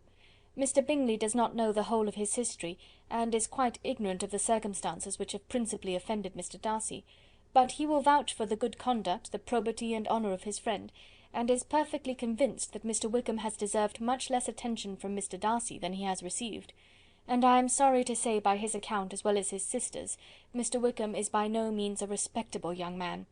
I am afraid he has been very imprudent, and has deserved to lose Mr. Darcy's regard." "Mr. Bingley does not know Mr. Wickham himself?" "No, he never saw him till the other morning at Meryton." "This account, then, is what he has received from Mr. Darcy. I am satisfied. But what does he say of the living?" "He does not exactly recollect the circumstances, though he has heard them from Mr. Darcy more than once, but he believes that it was left to him conditionally only." "I have not a doubt of Mr. Bingley's sincerity," said Elizabeth warmly, "but you must excuse my not being convinced by assurances only. Mr. Bingley's defence of his friend was a very able one, I dare say, but since he is unacquainted with several parts of the story, and has learnt the rest from that friend himself, I shall venture to still think of both gentlemen as I did before." She then changed the discourse to one more gratifying to each, and on which there could be no difference of sentiment. Elizabeth listened with delight to the happy though modest hopes which Jane entertained of Mr. Bingley's regard, and said all in her power to heighten her confidence in it. On their being joined by Mr. Bingley himself, Elizabeth withdrew to Miss Lucas, to whose inquiry after the pleasantness of her last partner she had scarcely replied, before Mr. Collins came up to them, and told her with great exultation that he had just been so fortunate as to make a most important discovery. "I have found out," said he, "by a singular accident, that there is now in the room a near relation of my patroness. I happened to overhear the gentleman himself mentioning to the young lady who does the honours of the house, the names of his cousin Miss de Bourgh, and of her mother, Lady Catherine. How wonderfully these sort of things occur! Who would have thought of my meeting with perhaps a nephew of Lady Catherine de Bourgh in this assembly? I am most thankful that the discovery is made in time for me to pay my respects to him, which I am now going to do, and trust he will excuse my not having done it before. My total ignorance of the connection must plead my apology. You are not going to introduce yourself to Mr. Darcy? Indeed I am. I shall entreat his pardon for not having done it earlier. I believe him to be Lady Catherine's nephew. It will be in my power to assure him that her ladyship was quite well yesterday se'nnight." Elizabeth tried hard to dissuade him from such a scheme, assuring him that Mr. Darcy would consider his addressing him without introduction as an impertinent freedom, rather than a compliment to his aunt, that it was not in the least necessary there should be any notice on either side, and that if it were, it must belong to Mr. Darcy, the superior in consequence, to begin the acquaintance. Mr. Collins listened to her with a determined air of following his own inclination, and when she ceased speaking, replied thus: "My dear Miss Elizabeth, I have the highest opinion in the world in your excellent judgment in all matters within the scope of your understanding, but permit me to say that there must be a wide difference between the established forms of ceremony amongst the laity and those which regulate the clergy, for give me leave to observe that I consider the clerical office as equal in point of dignity with the highest rank in the kingdom, provided that a proper humility of behaviour is at the same time maintained. You must therefore allow me to follow the dictates of my conscience on this occasion, which leads me to perform what I look on as a point of duty. Pardon me for neglecting to profit by your advice, which on every other subject shall be my constant guide, though in the case before us I consider myself more fitted by education and habitual study to decide on what is right than a young lady like yourself." And with a low bow he left her to attack Mr. Darcy, whose reception of his advances she eagerly watched, and whose astonishment at being so addressed was very evident. Her cousin prefaced his speech with a solemn bow, and though she could not hear a word of it, she felt as if hearing it all, and saw in the motion of his lips the words apology, Hunsford, and Lady Catherine de Bourgh. It vexed her to see him expose himself to such a man. Mr. Darcy was eyeing him with unrestrained wonder, and when at last Mr. Collins allowed him time to speak, replied with an air of distant civility. Mr. Collins, however, was not discouraged from speaking again, and Mr. Darcy's contempt seemed abundantly increasing with the length of his second speech, and at the end of it he only made him a slight bow, and moved another way. Mr. Collins then returned to Elizabeth. "I have no reason, I assure you," said he, "to be dissatisfied with my reception. Mr. Darcy seemed much pleased with the attention. He answered me with the utmost civility, and even paid me the compliment of saying that he was so well convinced of Lady Catherine's discernment as to be certain she could never bestow a favour unworthily. It was really a very handsome thought. Upon the whole, I am much pleased with him." As Elizabeth had no longer any interest of her own to pursue, she turned her attention almost entirely on her sister and Mr. Bingley. The train of agreeable reflections which her observations gave birth to made her perhaps almost as happy as Jane. She saw her in idea settled in that very house, in all the felicity which a marriage of true affection could bestow, and she felt capable, under such circumstances, of endeavouring even to like Bingley's two sisters. Her mother's thoughts she plainly saw were bent the same way, and she determined not to venture near her, lest she might hear too much. When they sat down to supper, therefore, she considered it a most unlucky perverseness which placed them within one of each other, and deeply was she vexed to find that her mother was talking to that one person, Lady Lucas, freely, openly, and of nothing else but her expectation that Jane would soon be married to Mr. Bingley.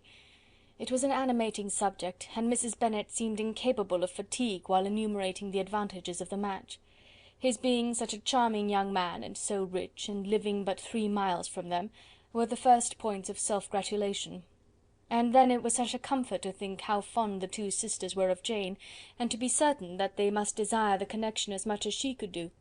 It was, moreover, such a promising thing for her younger daughters, as Jane's marrying so greatly must throw them in the way of other rich men, and lastly, it was so pleasant at her time of life to be able to consign her single daughters to the care of their sister, that she might not be obliged to go into company more than she liked.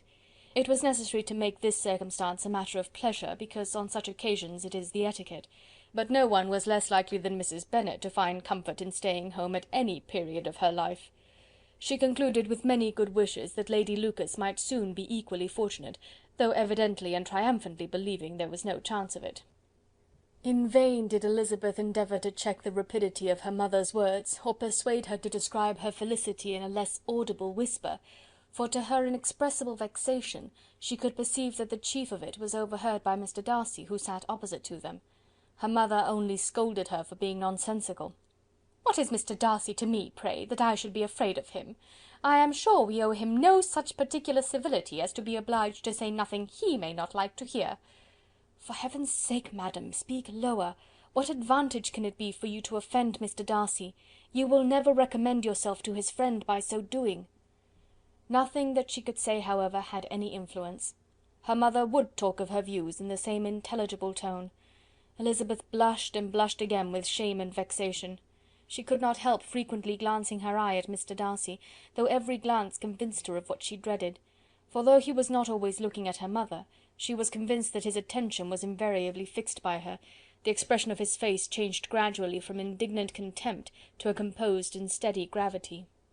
At length, however, Mrs. Bennet had no more to say, and Lady Lucas, who had long been yawning at the repetition of delights which she saw no likelihood of sharing, was left to the comforts of cold ham and chicken.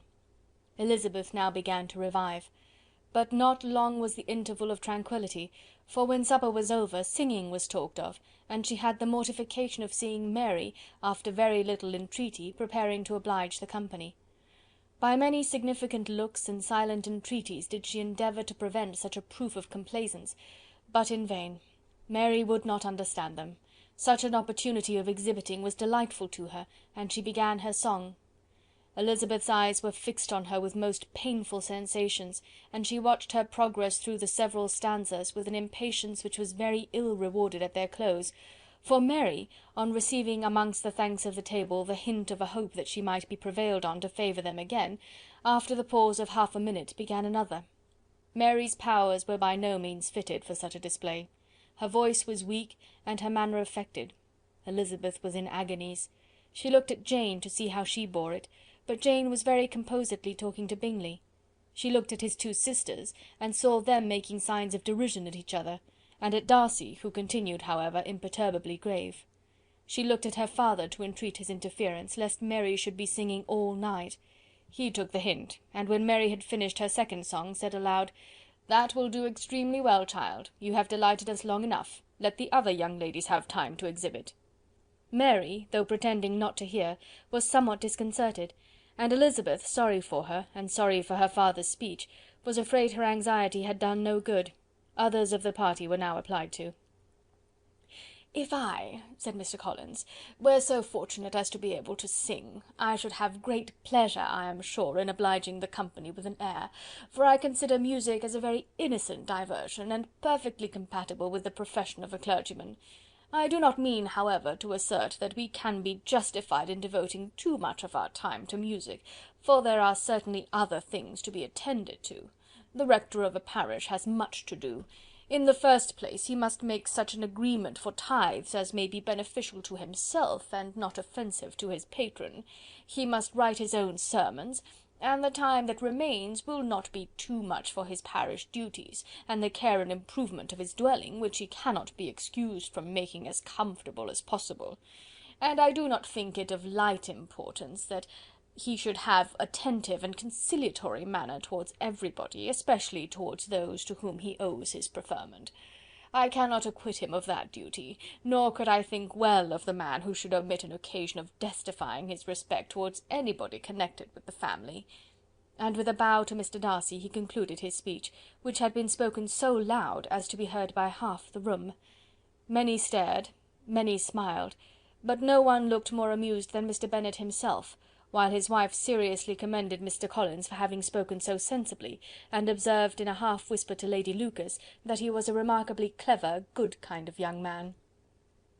To Elizabeth it appeared that, had her family made an agreement to expose themselves as much as they could during the evening, it would have been impossible for them to play their parts with more spirit or finer success, and happy did she think it for Bingley and her sister that some of the exhibition had escaped his notice, and that his feelings were not of a sort to be much distressed by the folly which he must have witnessed. That his two sisters and Mr. Darcy, however, should have such an opportunity of ridiculing her relations, was bad enough, and she could not determine whether the silent contempt of the gentlemen, or the insolent smiles of the ladies, were more intolerable. The rest of the evening brought her little amusement. She was teased by Mr. Collins, who continued most perseveringly by her side, and though he could not prevail on her to dance with him again, put it out of her power to dance with others. In vain did she entreat him to stand up with somebody else, and offered to introduce him to any young lady in the room. He assured her that as to dancing he was perfectly indifferent to it, that his chief object was by delicate attentions to recommend himself to her, and that he should therefore make a point of remaining close to her the whole evening. There was no arguing upon such a project. She owed her greatest relief to her friend Miss Lucas, who often joined them, and good-naturedly engaged Mr. Collins's conversation to herself. She was at least free from the offence of Mr. Darcy's further notice. Though often standing within a very short distance of her, quite disengaged, he never came near enough to speak. She felt it to be the probable consequence of her allusions to Mr. Wickham, and rejoiced in it. The Longbourn party were the last of all the company to depart, and, by a manoeuvre of Mrs. Bennet, had to wait for their carriage a quarter of an hour after everybody else was gone, which gave them time to see how heartily they were wished away by some of the family. Mrs. Hurst and her sister scarcely opened their mouths, except to complain of fatigue, and were evidently impatient to have the house to themselves. They repulsed every attempt of Mrs. Bennet at conversation, and by so doing threw a languor over the whole party, which was very little relieved by the long speeches of Mr. Collins, who was complimenting Mr. Bingley and his sisters on the elegance of their entertainment, and the hospitality and politeness which had marked their behaviour to their guests. Darcy said nothing at all. Mr. Bennet, in equal silence, was enjoying the scene. Mr. Bingley and Jane were standing together, a little detached from the rest, and talked only to each other. Elizabeth preserved as steady a silence as either Mrs. Hurst or Miss Bingley, and even Lydia was too much fatigued to utter more than the occasional exclamation of "Lord, how tired I am!" accompanied by a violent yawn. When at length they arose to take leave, Mrs. Bennet was most pressingly civil in her hope of seeing the whole family soon at Longbourn, and addressed herself especially to Mr. Bingley, to assure him how happy he would make them by eating a family dinner with them at any time, without the ceremony of a formal invitation. Bingley was all grateful pleasure, and he readily engaged for taking the earliest opportunity of waiting on her, after his return from London, whither he was obliged to go the next day for a short time. Mrs. Bennet was perfectly satisfied, and quitted the house under the delightful persuasion that, allowing for the necessary preparations of settlements, new carriages, and wedding clothes, she should undoubtedly see her daughter settled at Netherfield in the course of 3 or 4 months. Of having another daughter married to Mr. Collins, she thought with equal certainty, and with considerable though not equal pleasure. Elizabeth was the least dear to her of all her children, and though the man and the match were quite good enough for her, the worth of each was eclipsed by Mr. Bingley and Netherfield. Chapter 19. The next day opened a new scene at Longbourn. Mr. Collins made his declaration in form. Having resolved to do it without loss of time, as his leave of absence extended only to the following Saturday, and having no feelings of diffidence to make it distressing to himself even at the moment, he set about it in a very orderly manner, with all the observances, which he supposed a regular part of the business. On finding Mrs. Bennet, Elizabeth, and one of the younger girls together, soon after breakfast, he addressed the mother in these words: "May I hope, madam, that for your interest with your fair daughter Elizabeth, when I solicit for the honour of a private audience with her in the course of this morning." Before Elizabeth had time for anything but a blush of surprise, Mrs. Bennet answered instantly: "Oh dear, yes, certainly. I am sure Lizzy will be very happy. I am sure she can have no objection. Come, Kitty, I want you upstairs." And gathering her work together, she was hastening away, when Elizabeth called out: "Dear madam, do not go. I beg you will not go. Mr. Collins must excuse me. He can have nothing to say to me that anybody need not hear. I am going away myself." "No, no, nonsense, Lizzy. I desire you to stay where you are." And upon Elizabeth seeming really, with vexed and embarrassed looks, about to escape, she added: "Lizzy, I insist upon your staying and hearing Mr. Collins." Elizabeth would not oppose such an injunction, and a moment's consideration making her also sensible that it would be wisest to get it over as soon and as quietly as possible, she sat down again and tried to conceal by incessant employment the feelings which were divided between distress and diversion. Mrs. Bennet and Kitty walked off, and as soon as they were gone, Mr. Collins began. "Believe me, my dear Miss Elizabeth, that your modesty, so far from doing you any disservice, rather adds to your other perfections. You would have been less amiable in my eyes, had there not been this little unwillingness, but allow me to assure you that I have your respected mother's permission for this address. You can hardly doubt the purport of my discourse, however your natural delicacy may lead you to dissemble. My attentions have been too marked to be mistaken. Almost as soon as I entered the house, I singled you out as the companion of my future life. But before I am run away with by my feelings on this subject, perhaps it would be advisable for me to state my reasons for marrying, and moreover for coming into Hertfordshire with the design of selecting a wife, as I certainly did." The idea of Mr. Collins, with all his solemn composure, being run away with by his feelings, made Elizabeth so near laughing that she could not use the short pause he allowed in any attempt to stop him further, and he continued. "My reasons for marrying are, first, that I think it a right thing for every clergyman in easy circumstances, like myself, to set the example of matrimony in his parish. Secondly, that I am convinced that it will add very greatly to my happiness, and thirdly, which perhaps I ought to have mentioned earlier, that it is the particular advice and recommendation of the very noble lady whom I have the honour of calling patroness. Twice has she condescended to give me her opinion, unasked too, on this subject, and it was but the very Saturday night before I left Hunsford, between our pools at quadrille, while Mrs. Jenkinson was arranging Miss de Bourgh's footstool, that she said, 'Mr. Collins, you must marry. A clergyman like you must marry. Choose properly.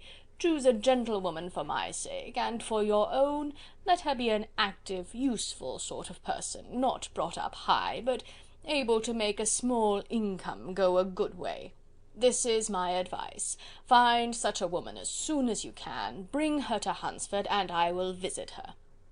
Allow me, by the way, to observe, my fair cousin, that I do not reckon the notice and kindness of Lady Catherine de Bourgh as among the least of the advantages in my power to offer.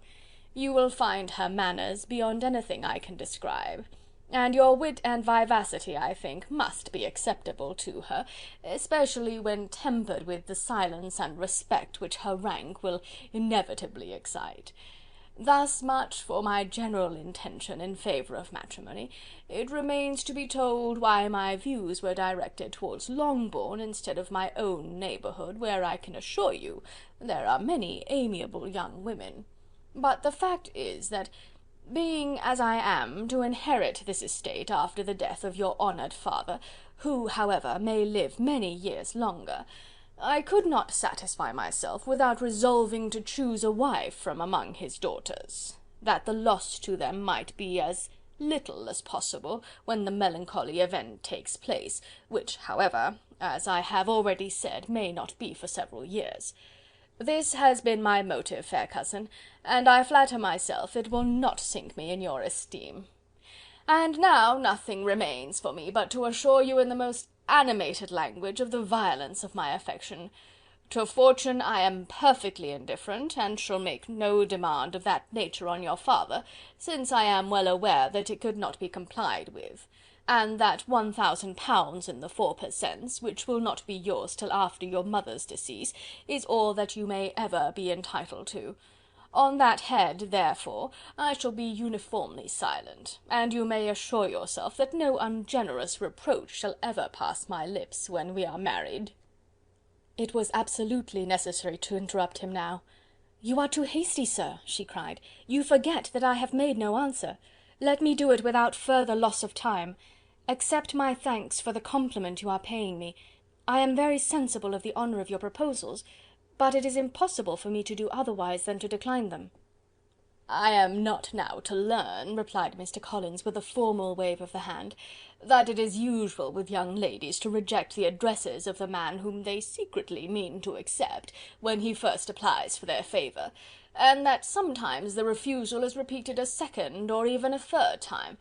I am therefore by no means discouraged by what you have just said, and shall hope to lead you to the altar ere long." "Upon my word, sir," cried Elizabeth, "your hope is a rather extraordinary one after my declaration. I do assure you that I am not one of those young ladies, if such young ladies there are, who are so daring as to risk their happiness on the chance of being asked a second time. I am perfectly serious in my refusal. You could not make me happy, and I am convinced that I am the last woman in the world who could make you so. Nay, were your friend Lady Catherine to know me, I am persuaded she would find me in every respect ill qualified for the situation." "Were it certain that Lady Catherine would think so," said Mr. Collins very gravely, "but I cannot imagine that her ladyship would at all disapprove of you, and you may be certain when I have the honour of seeing her again, I shall speak in the very highest terms of your modesty, economy, and other amiable qualifications." "Indeed, Mr. Collins, all praise of me will be unnecessary. You must give me leave to judge for myself, and pay me the compliment of believing what I say. I wish you very happy and very rich, and by refusing your hand, do all in my power to prevent your being otherwise. In making me the offer, you must have satisfied the delicacy of your feelings with regard to my family, and may take possession of Longbourn estate whenever it falls, without any self-reproach. This matter may be considered, therefore, as finally settled." And rising as she thus spoke, she would have quitted the room, had Mr. Collins not thus addressed her. "When I do myself the honour of speaking to you next on the subject, I shall hope to receive a more favourable answer than you have now given me, though I am far from accusing you of cruelty at present, because I know it to be the established custom of your sex to reject a man on the first application, and perhaps you have even now said as much to encourage my suit as would be consistent with the true delicacy of the female character." "Really, Mr. Collins," cried Elizabeth with some warmth, "you puzzle me exceedingly. If what I have hitherto said can appear to you in the form of encouragement, I know not how to express my refusal in such a way as to convince you of its being one." "You must give me leave to flatter myself, my dear cousin, that your refusal of my addresses is merely words of course. My reasons for believing it are briefly these: it does not appear to me that my hand is unworthy of your acceptance, or that the establishment I can offer would be any other than highly desirable.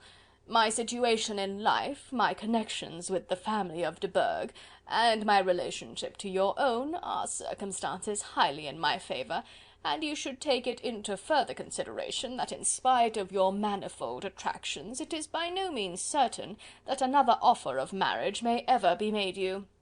Your portion is unhappily so small that it will in all likelihood undo the effects of your loveliness and amiable qualifications.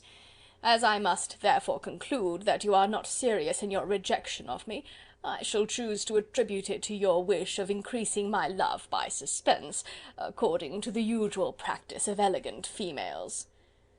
"I do assure you, sir, that I have no pretensions whatever to that kind of elegance which consists in tormenting a respectable man. I would rather be paid the compliment of being believed sincere. I thank you again and again for the honour you have done me in your proposals, but to accept them is absolutely impossible. My feelings in every respect forbid it. Can I speak plainer? Do not consider me now as an elegant female intending to plague you, but as a rational creature speaking the truth from her heart."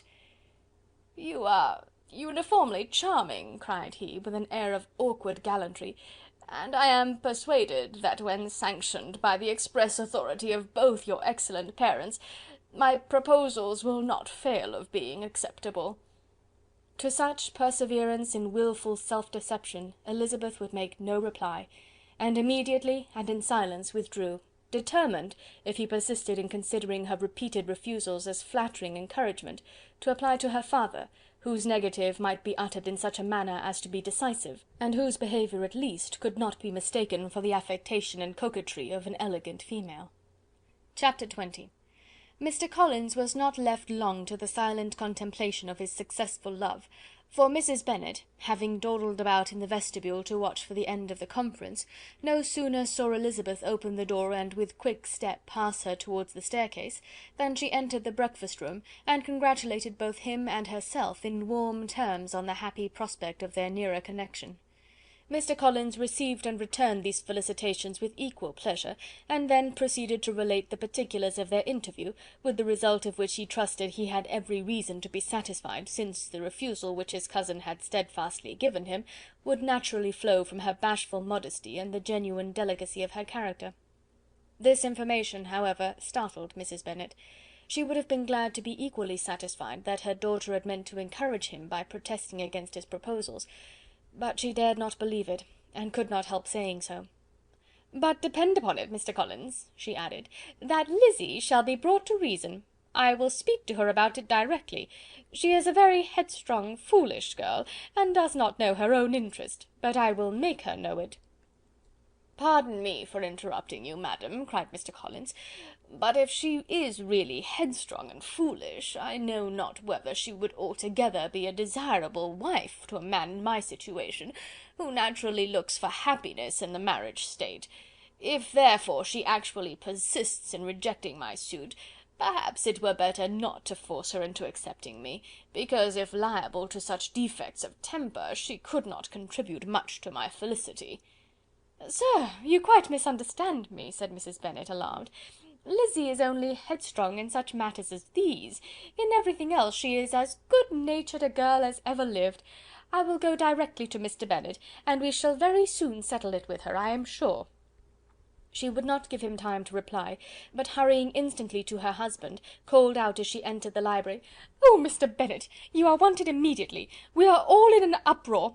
You must come and make Lizzy marry Mr. Collins, for she vows she will not have him, and if you do not make haste, he will change his mind and not have her." Mr. Bennet raised his eyes from his book as she entered, and fixed them on her face with a calm unconcern which was not in the least altered by her communication. "I have not the pleasure of understanding you," said he, when she had finished her speech. "Of what are you talking?" "Of Mr. Collins and Lizzy. Lizzy declares she will not have Mr. Collins, and Mr. Collins begins to say that he will not have Lizzy." "And what am I to do on the occasion? It seems a hopeless business." "Speak to Lizzy about it yourself. Tell her that you insist upon her marrying him." "Let her be called down. She shall hear my opinion." Mrs. Bennet rang the bell, and Miss Elizabeth was summoned to the library. "Come here, child," cried her father as she appeared. "I have sent for you on an affair of importance. I understand that Mr. Collins has made you an offer of marriage. Is it true?" Elizabeth replied that it was. "Very well. And this offer of marriage you have refused?" "I have, sir." "Very well. We now come to the point. Your mother insists upon your accepting it. Is it not so, Mrs. Bennet?" "Yes, or I will never see her again." "An unhappy alternative is before you, Elizabeth. From this day you must be a stranger to one of your parents. Your mother will never see you again if you do not marry Mr. Collins, and I will never see you again if you do." Elizabeth could not but smile at such a conclusion of such a beginning, but Mrs. Bennet, who had persuaded herself that her husband regarded the affair as she wished, was excessively disappointed. "What do you mean, Mr. Bennet, in talking this way? You promised me to insist upon her marrying him." "My dear," replied her husband, "I have two small favours to request. First, that you will allow me the free use of my understanding on the present occasion, and secondly, of my room. I shall be glad to have the library to myself as soon as may be." Not yet, however, in spite of her disappointment in her husband, did Mrs. Bennet give up the point. She talked to Elizabeth again and again, coaxed and threatened her by turns. She endeavoured to secure Jane in her interest, but Jane, with all possible mildness, declined interfering, and Elizabeth, sometimes with real earnestness, and sometimes with playful gaiety, replied to her attacks. Though her manner varied, however, her determination never did. Mr. Collins, meanwhile, was meditating in solitude on what had passed. He thought too well of himself to comprehend on what motives his cousin could refuse him, and though his pride was hurt, he suffered in no other way. His regard for her was quite imaginary, and the possibility of her deserving her mother's reproach prevented his feeling any regret. While the family were in this confusion, Charlotte Lucas came to spend the day with them. She was met in the vestibule by Lydia, who, flying to her, cried in a half whisper, "I am glad you are come, for there is such fun here. What do you think has happened this morning? Mr. Collins has made an offer to Lizzie, and she will not have him." Charlotte hardly had time to answer before they were joined by Kitty, who came to tell the same news; and no sooner had they entered the breakfast room, where Mrs. Bennet was alone, than she likewise began on the subject, calling on Miss Lucas for her compassion, and entreating her to persuade her friend Lizzie to comply with the wishes of all her family. "Pray do, my dear Miss Lucas," she added in a melancholy tone, "for nobody is on my side, nobody takes part with me. I am cruelly used, nobody feels for my poor nerves." Charlotte's reply was spared by the entrance of Jane and Elizabeth. "Ay, there she comes," continued Mrs. Bennet, "looking as unconcerned as may be, and caring no more for us than if we were at York, provided she can have her own way. But I tell you, Miss Lizzie, if you take it into your head to go on refusing every offer of marriage in this way, you will never get a husband at all, and I am sure I do not know who is to maintain you when your father is dead. I shall not be able to keep you, and so I warn you. I have done with you from this very day. I told you in the library, you know, that I should never speak to you again, and you will find me as good as my word. I have no pleasure in talking to undutiful children. Not that I have much pleasure, indeed, in talking to anybody. People who suffer as much as I do from nervous complaints can have no great inclination for talking. Nobody can tell what I suffer. But it is always so. Those who do not complain are never pitied." Her daughters listened in silence to this effusion, sensible that any attempt to reason with her or soothe her would only increase the irritation. She talked on, therefore, without interruption from any of them, till they were joined by Mr. Collins, who entered the room with an air more stately than usual, and on perceiving whom, she said to the girls, "Now I do insist upon it, that you, all of you, hold your tongues, and let me and Mr. Collins have a little conversation together." Elizabeth passed quietly out of the room. Jane and Kitty followed, but Lydia stood her ground, determined to hear all she could, and Charlotte, detained first by the civility of Mr. Collins, whose inquiries after herself and all her family were very minute, and then by a little curiosity, satisfied herself with walking to the window and pretending not to hear. In a doleful voice Mrs. Bennet began the projected conversation. "Oh, Mr. Collins!" "My dear madam," replied he, "let us be for ever silent on this point. Far be it from me," he presently continued, in a voice that marked his displeasure, "to resent the behaviour of your daughter.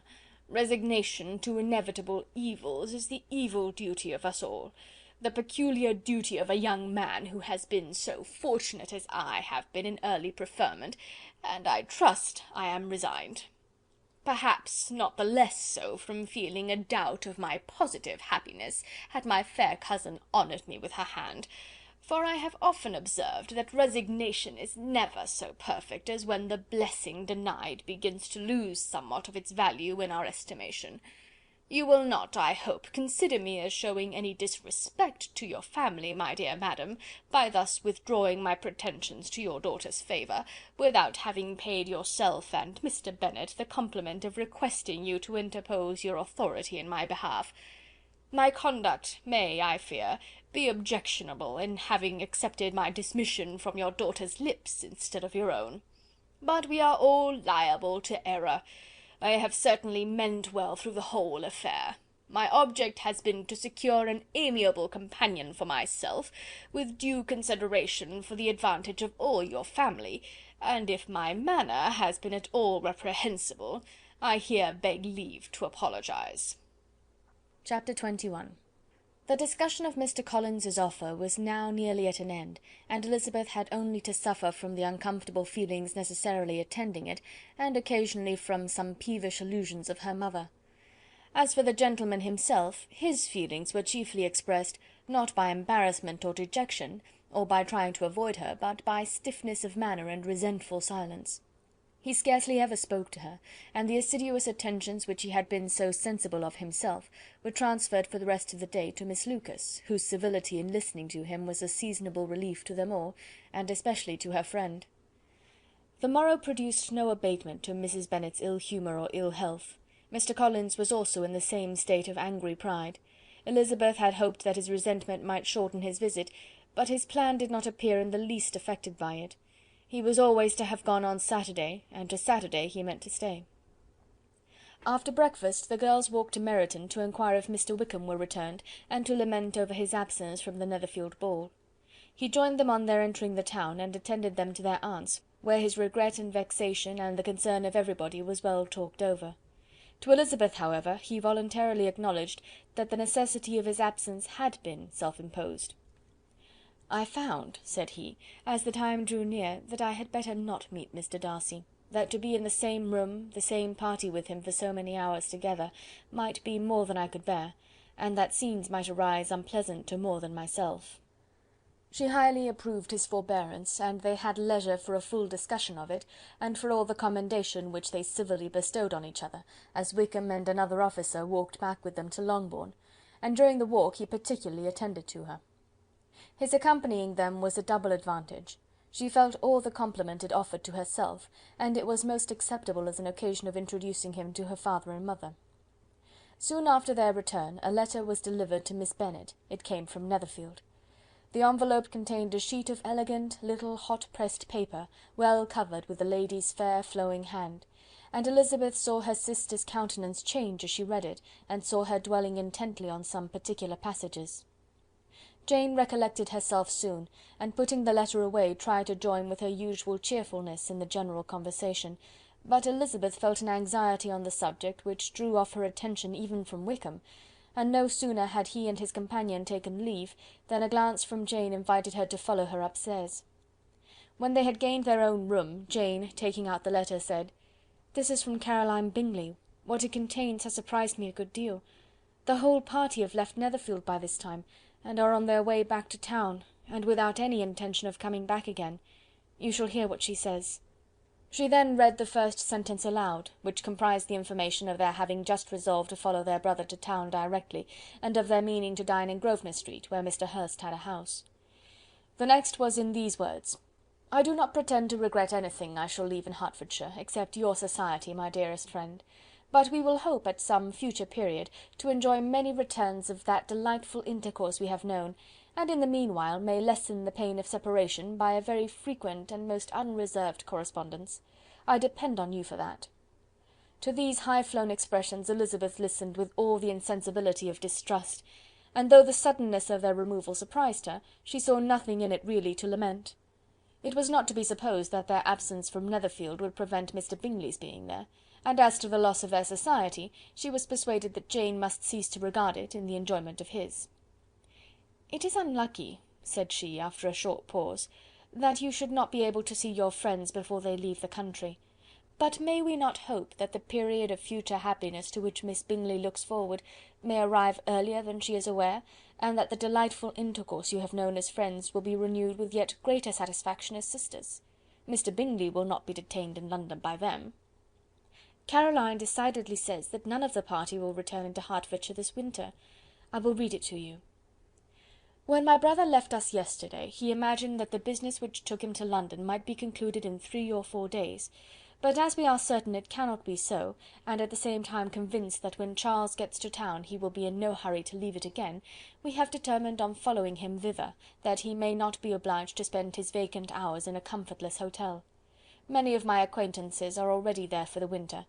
I wish that I could hear that you, my dearest friend, had any intention of making one of the crowd, but of that I despair. I sincerely hope your Christmas in Hertfordshire may abound in the gaieties which that season generally brings, and that your beaux will be so numerous as to prevent your feeling the loss of the 3 of whom we shall deprive you. It is evident by this," added Jane, "that he comes back no more this winter." "It is only evident that Miss Bingley does not mean that he should." "Why will you think so? It must be his own doing. He is his own master. But you do not know all. I will read you the passage which particularly hurts me. I will have no reserves from you.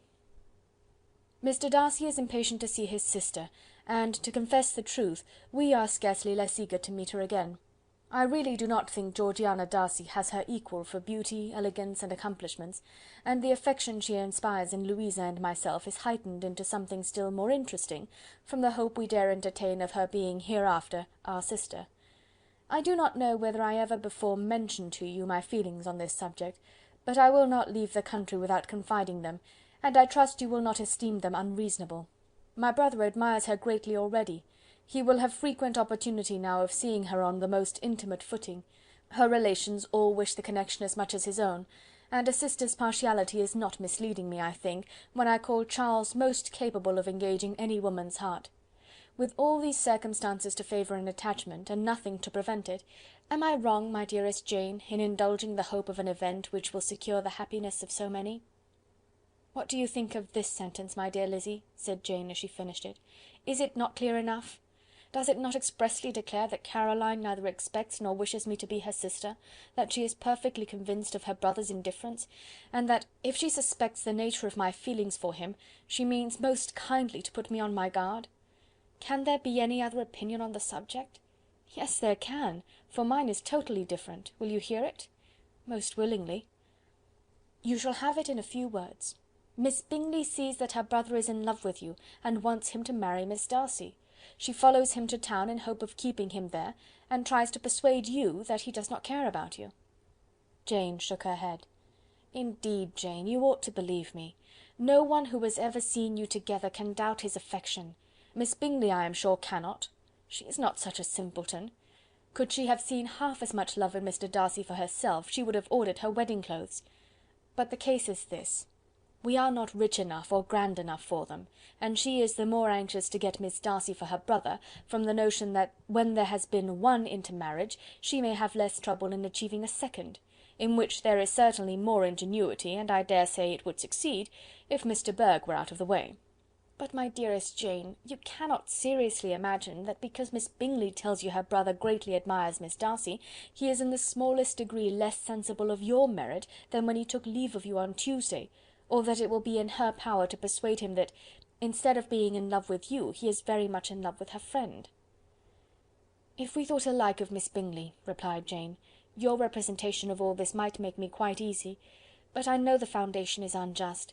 Caroline is incapable of wilfully deceiving any one, and all that I can hope in this case is that she is deceiving herself." "That is right. You could not have started a more happy idea, since you will not take comfort in mine. Believe her to be deceived by all means.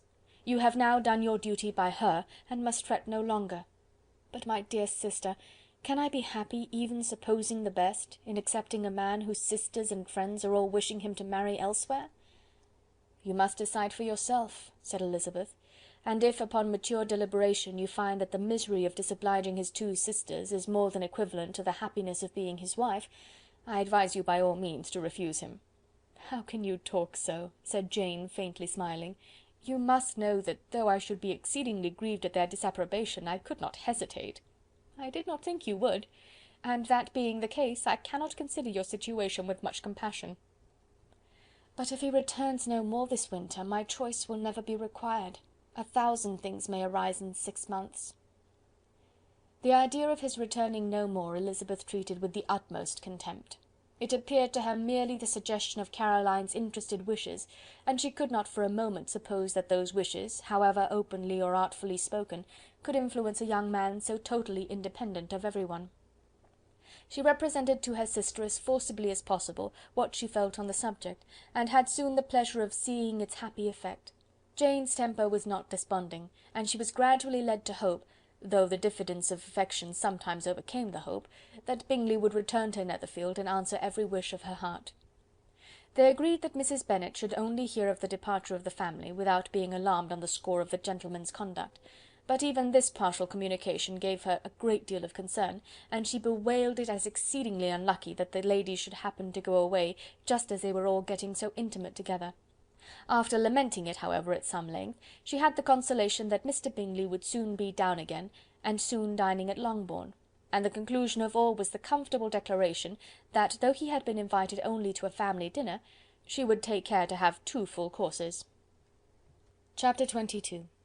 The Bennets were engaged to dine with the Lucases, and again, during the chief of the day, was Miss Lucas so kind as to listen to Mr. Collins. Elizabeth took an opportunity of thanking her. "It keeps him in good humour," said she, "and I am more obliged to you than I can express." Charlotte assured her friend of her satisfaction in being useful, and that it amply repaid her for the little sacrifice of her time. This was very amiable, but Charlotte's kindness extended farther than Elizabeth had any conception of. Its object was nothing else than to secure her from any return of Mr. Collins's addresses by engaging them towards herself. Such was Miss Lucas's scheme, and appearances were so favourable that when they parted at night she would have felt almost secure of success if he had not been to leave Hertfordshire so very soon. But here she did injustice to the fire and independence of his character, for it led him to escape out of Longbourn House the next morning with admirable slyness, and to hasten to Lucas Lodge to throw himself at her feet. He was anxious to avoid the notice of his cousins, from a conviction that if they saw him depart, they could not fail to conjecture his design, and he was not willing to have the attempt known till its success might be known likewise; for though feeling almost secure, and with reason, for Charlotte had been tolerably encouraging, he was Miss Lucas perceived him from an upper window as he walked towards the house,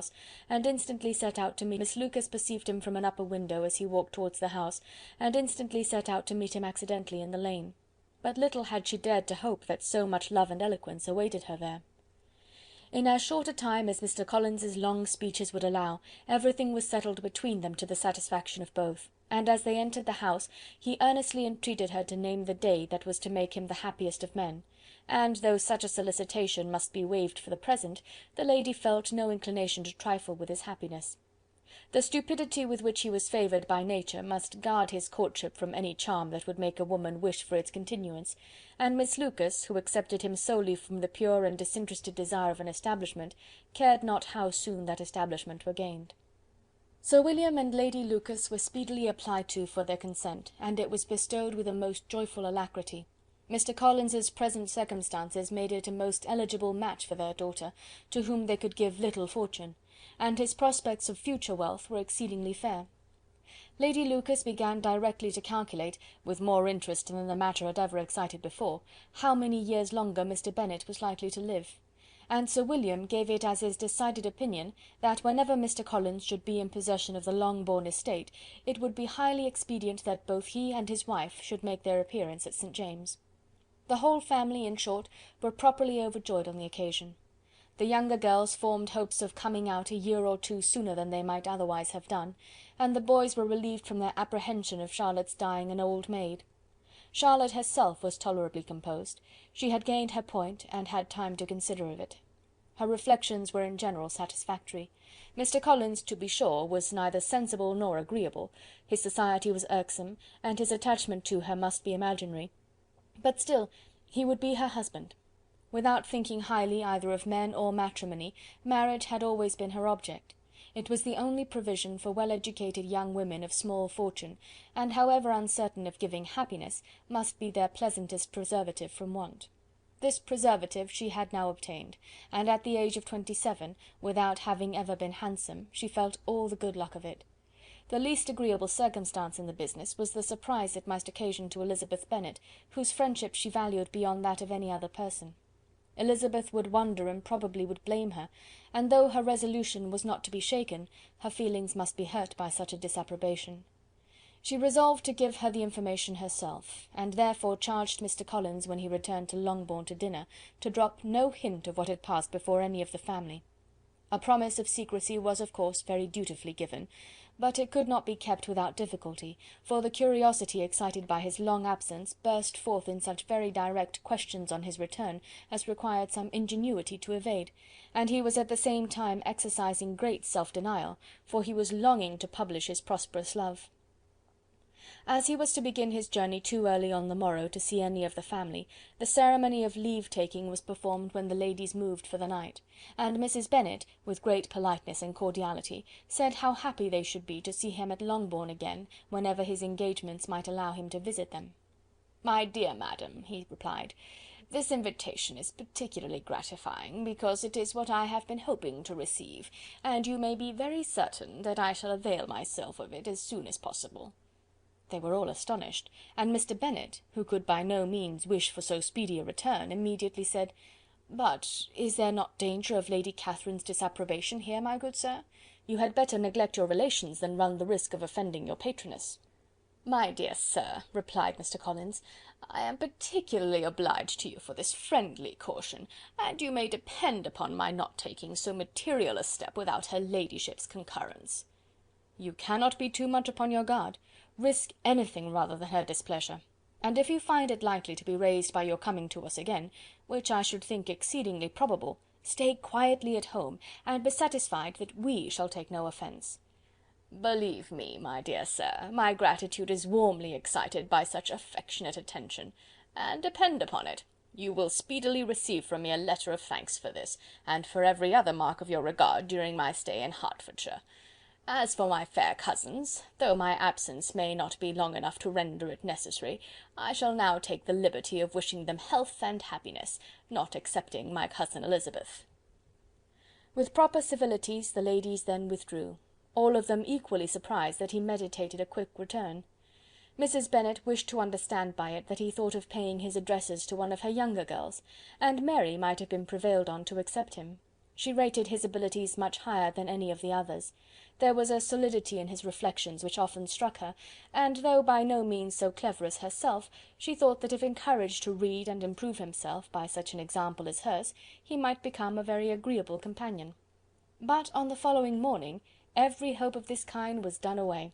Miss Lucas called soon after breakfast, and in a private conference with Elizabeth related the event of the day before.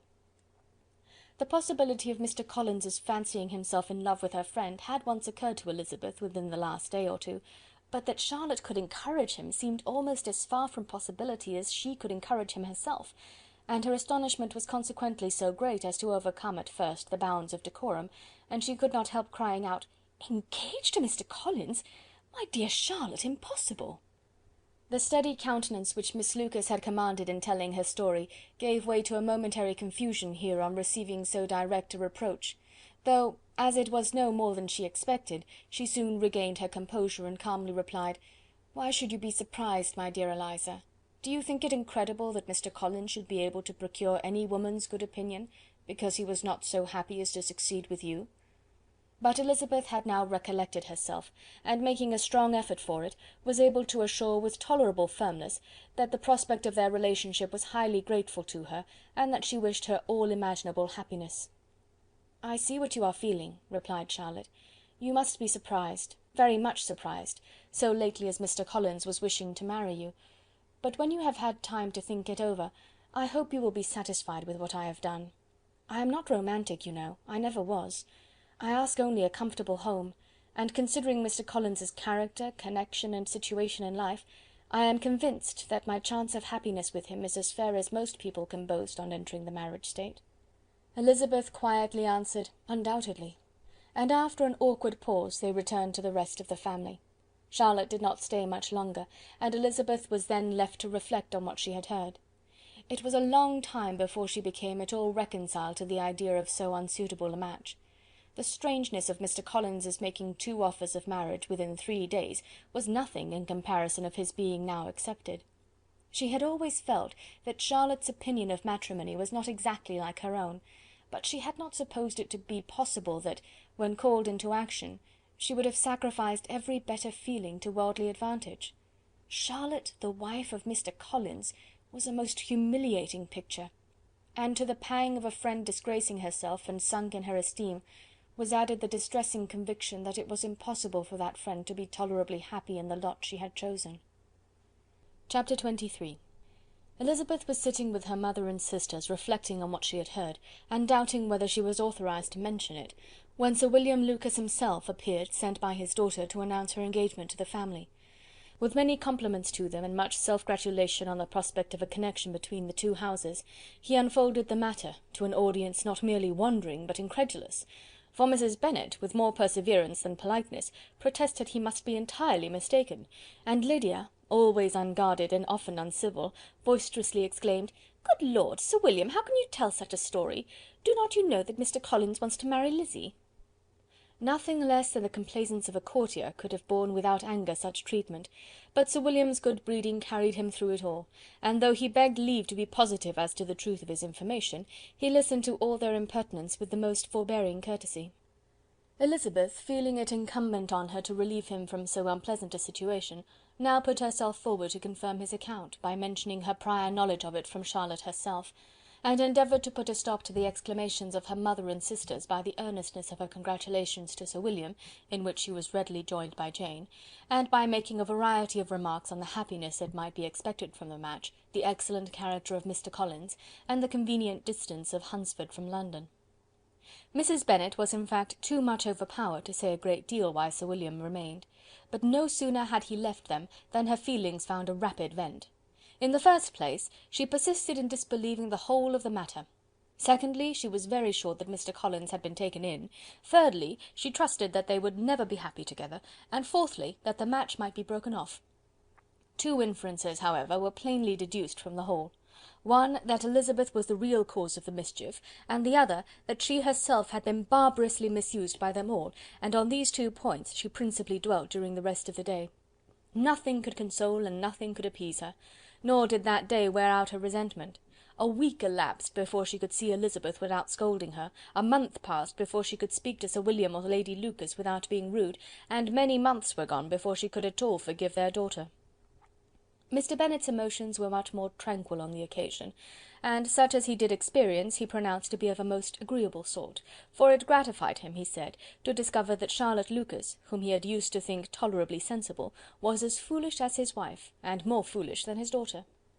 Jane confessed herself a little surprised at the match, but she said less of her astonishment than of her earnest desire for their happiness, nor could Elizabeth persuade her to consider it as improbable.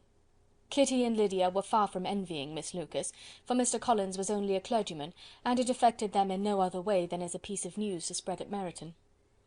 Lady Lucas could not be insensible of triumph on being able to retort on Mrs. Bennet the comfort of having a daughter well married, and she called at Longbourn rather oftener than usual to say how happy she was, though Mrs. Bennet's sour looks and ill-natured remarks might have been enough to drive happiness away. Between Elizabeth and Charlotte there was a restraint which kept them mutually silent on the subject, and Elizabeth felt persuaded that no real confidence could ever subsist between them again. Her disappointment in Charlotte made her turn with fonder regard to her sister, of whose rectitude and delicacy she was sure her opinion could never be shaken, and for whose happiness she grew daily more anxious, as Bingley had now been gone a week, and nothing more was heard of his return. Jane had sent Caroline an early answer to her letter, and was counting the days till she might reasonably hope to hear again. The promised letter of thanks from Mr. Collins arrived on Tuesday, addressed to their father, and written with all the solemnity of gratitude which a 12-month's abode in the family might have prompted.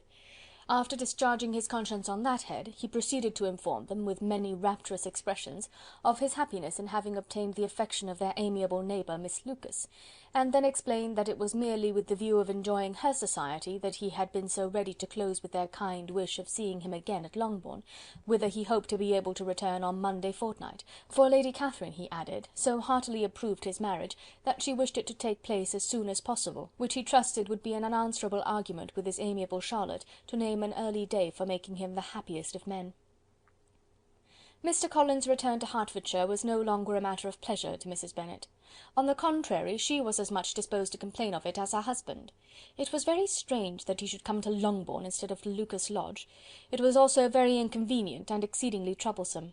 She hated having visitors in the house while her health was so indifferent, and lovers were of all people the most disagreeable. Such were the gentle murmurs of Mrs. Bennet, and they gave way only to the greater distress of Mr. Bingley's continued absence. Neither Jane nor Elizabeth were comfortable on this subject. Day after day passed away without bringing any other tidings of him than the report which shortly prevailed in Meryton of his coming no more to Netherfield the whole winter, a report which highly incensed Mrs. Bennet, and which she never failed to contradict as a most scandalous falsehood. Even Elizabeth began to fear, not that Bingley was indifferent, but that his sisters would be successful in keeping him away.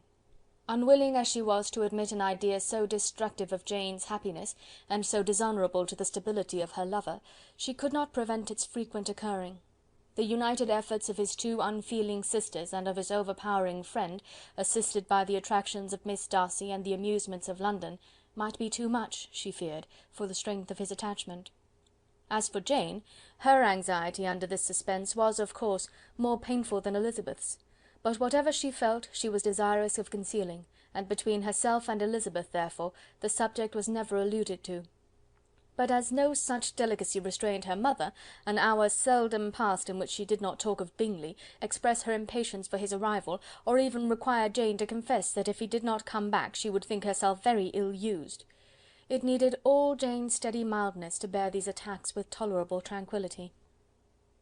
Mr. Collins returned most punctually on Monday fortnight, but his reception at Longbourn was not quite so gracious as it had been on his first introduction. He was too happy, however, to need much attention, and luckily for the others, the business of love-making relieved them from a great deal of his company. The chief of every day was spent by him at Lucas Lodge, and he sometimes returned to Longbourn only in time to make an apology for his absence before the family went to bed. Mrs. Bennet was really in a most pitiable state. The very mention of anything concerning the match threw her into an agony of ill humour, and wherever she went she was sure of hearing it talked of. The sight of Miss Lucas was odious to her. As her successor in that house, she regarded her with jealous abhorrence. Whenever Charlotte came to see them, she concluded her to be anticipating the hour of possession, and whenever she spoke in a low voice to Mr. Collins, was convinced that they were talking of the Longbourn estate, and resolving to turn herself and her daughters out of the house as soon as Mr. Bennet were dead. She complained bitterly of all this to her husband. "Indeed, Mr. Bennet," said she, "it is very hard to think that Charlotte Lucas should ever be mistress of this house, that I should be forced to make way for her, and live to see her take her place in it."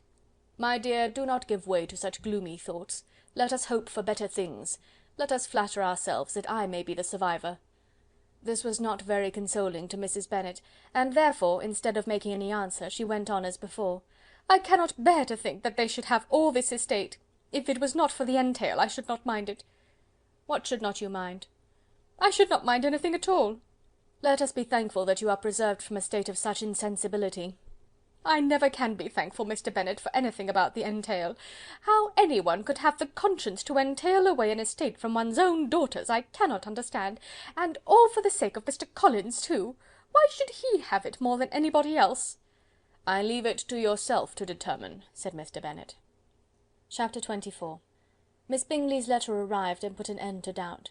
The very first sentence conveyed the assurance of their being all settled in London for the winter, and concluded with her brother's regret at not having had time to pay his respects to his friends in Hertfordshire before he left the country. Hope was over, entirely over, and when Jane could attend to the rest of the letter, she found little, except the professed affection of the writer, that could give her any comfort. Miss Darcy's praise occupied the chief of it, her many attractions were again dwelt on, and Caroline boasted joyfully of their increasing intimacy, and ventured to predict the accomplishment of the wishes which had been unfolded in her former letter. She wrote also with great pleasure of her brother's being an inmate of Mr. Darcy's house, and mentioned with raptures some plans of the latter with regard to new furniture. Elizabeth, to whom Jane very soon communicated the chief of all this, heard it in silent indignation. Her heart was divided between concern for her sister and resentment against all others. To Caroline's assertion of her brother's being partial to Miss Darcy she paid no credit. That he was really fond of Jane she doubted no more than she had ever done, and much as she had always been disposed to like him, she could not think without anger, hardly without contempt, on that easiness of temper, that want of proper resolution, which now made him the slave of his designing friends, and led him to sacrifice his own happiness to the caprice of their inclination. Had his own happiness, however, been the only sacrifice, he might have been allowed to sport with it in whatever manner he thought best, but her sister's was involved in it, as she thought he must be sensible himself. It was a subject, in short, on which reflection would be long indulged, and must be unavailing. She could think of nothing else, and yet, whether Bingley's regard had really died away, or were suppressed by his friend's interference, whether he had been aware of Jane's attachment, or whether it had escaped his observation, whatever were the case, though her opinion of him must be materially affected by the difference, her sister's situation remained the same, her peace equally wounded. A day or two passed before Jane had the courage to speak of her feelings to Elizabeth, but at last, on Mrs. Bennet's leaving them together, after a longer irritation than usual about Netherfield and its master, she could not help saying, "Oh, that my dear mother had more command over herself! She can have no idea of the pain she gives me by her continual reflections on him. But I will not repine, it cannot last long. He will be forgot, and we shall all be as we were before." Elizabeth looked at her sister with incredulous solicitude, but said nothing. "You doubt me," cried Jane, slightly colouring. "Indeed, you have no reason. He may live in my memory as the most amiable man of my acquaintance, but that is all. I have nothing either to hope or fear, and nothing to reproach him with. Thank God, I have not that pain. A little time, therefore, I shall certainly try to get the better." With a stronger voice she soon added, "I have this comfort immediately, that it has not been more than an error of fancy on my side, and that it has done no harm to anyone but myself." "My dear Jane," exclaimed Elizabeth, "you are too good. Your sweetness and disinterestedness are really angelic. I do not know what to say to you. I feel as if I had never done you justice, or loved you as you deserve." Miss Bennet eagerly disclaimed all extraordinary merit, and threw back the praise on her sister's warm affection. "Nay," said Elizabeth, "this is not fair.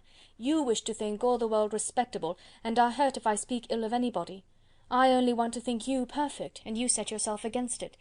Do not be afraid of my running into any excess, of my encroaching on your privilege of universal goodwill. You need not. There are few people whom I really love, and still fewer of whom I think well.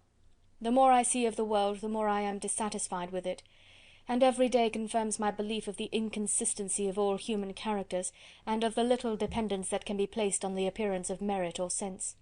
I have met with 2 instances lately, one I will not mention, the other is Charlotte's marriage.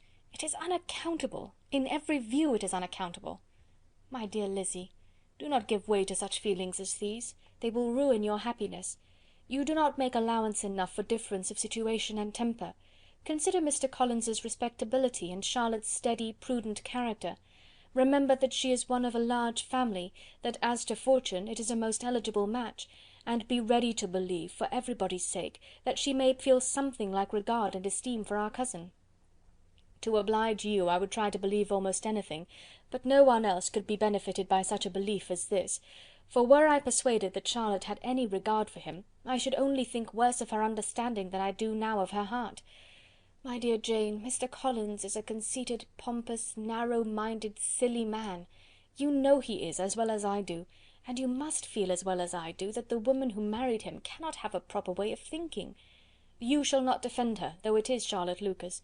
You shall not, for the sake of one individual, change the meaning of principle and integrity, nor endeavour to persuade yourself or me that selfishness is prudence, and insensibility of danger security for happiness." "I must think your language too strong in speaking of both," replied Jane, "and I hope you will be convinced of it by seeing them happy together. But enough of this. You alluded to something else. You mentioned 2 instances.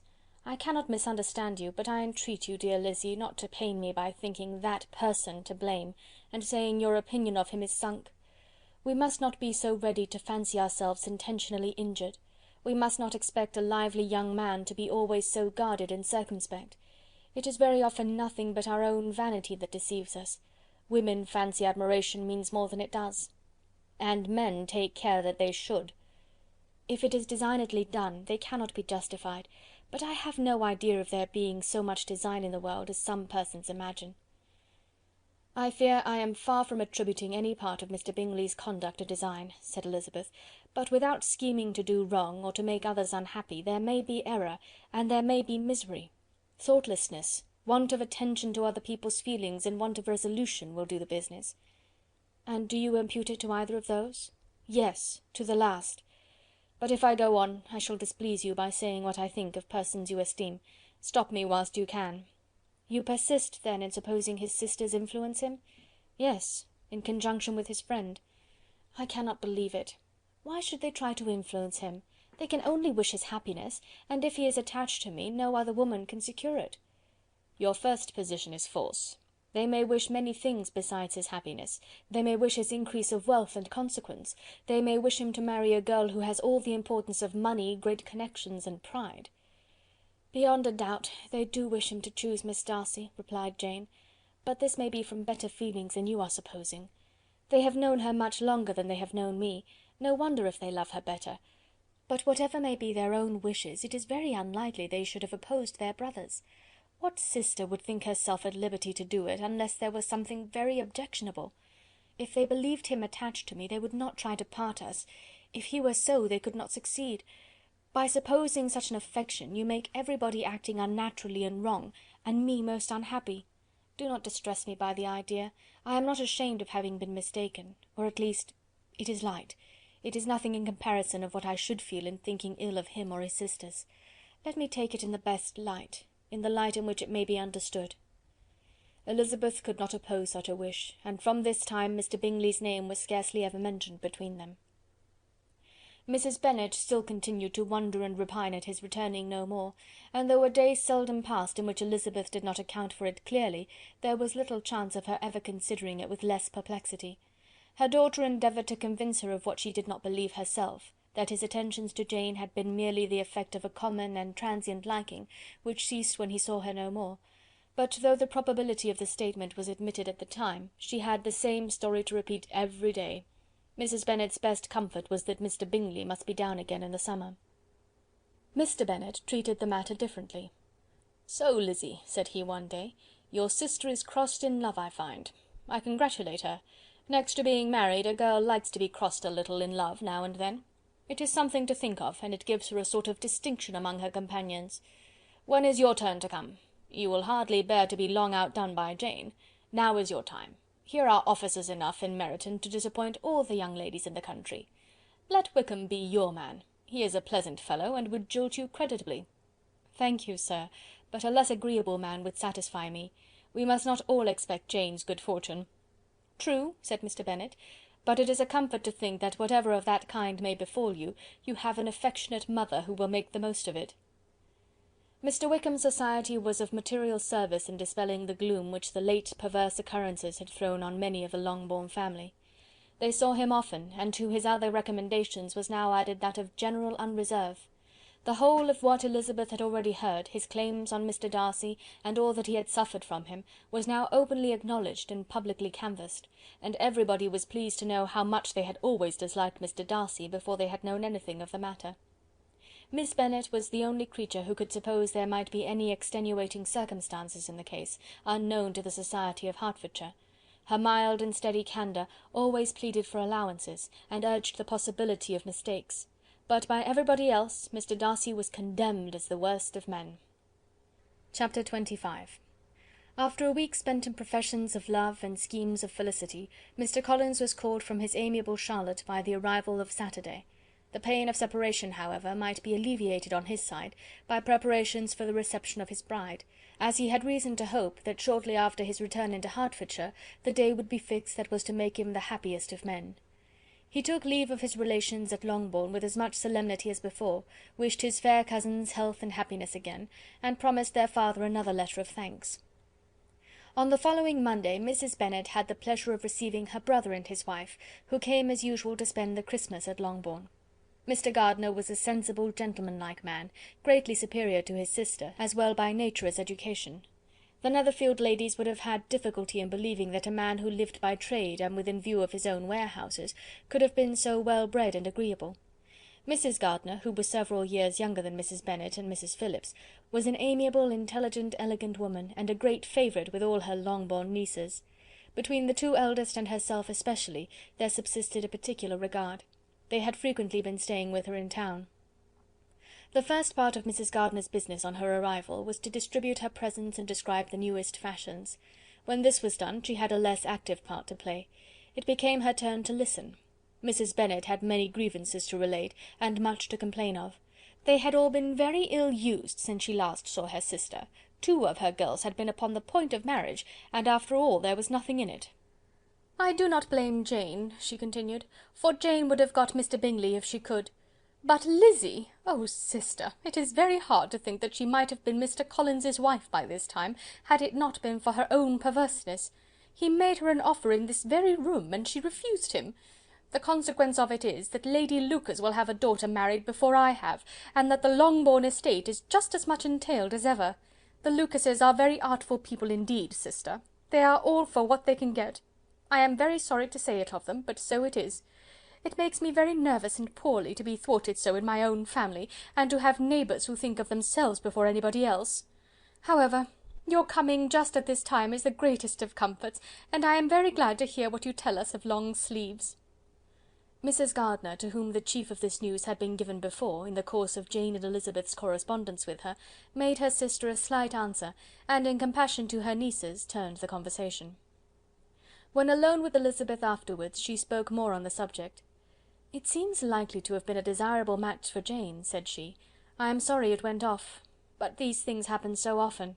A young man, such as you describe Mr. Bingley, so easily falls in love with a pretty girl for a few weeks, and when accident separates them, so easily forgets her, that these sorts of inconsistencies are very frequent." "An excellent consolation in its way," said Elizabeth, "but it will not do for us.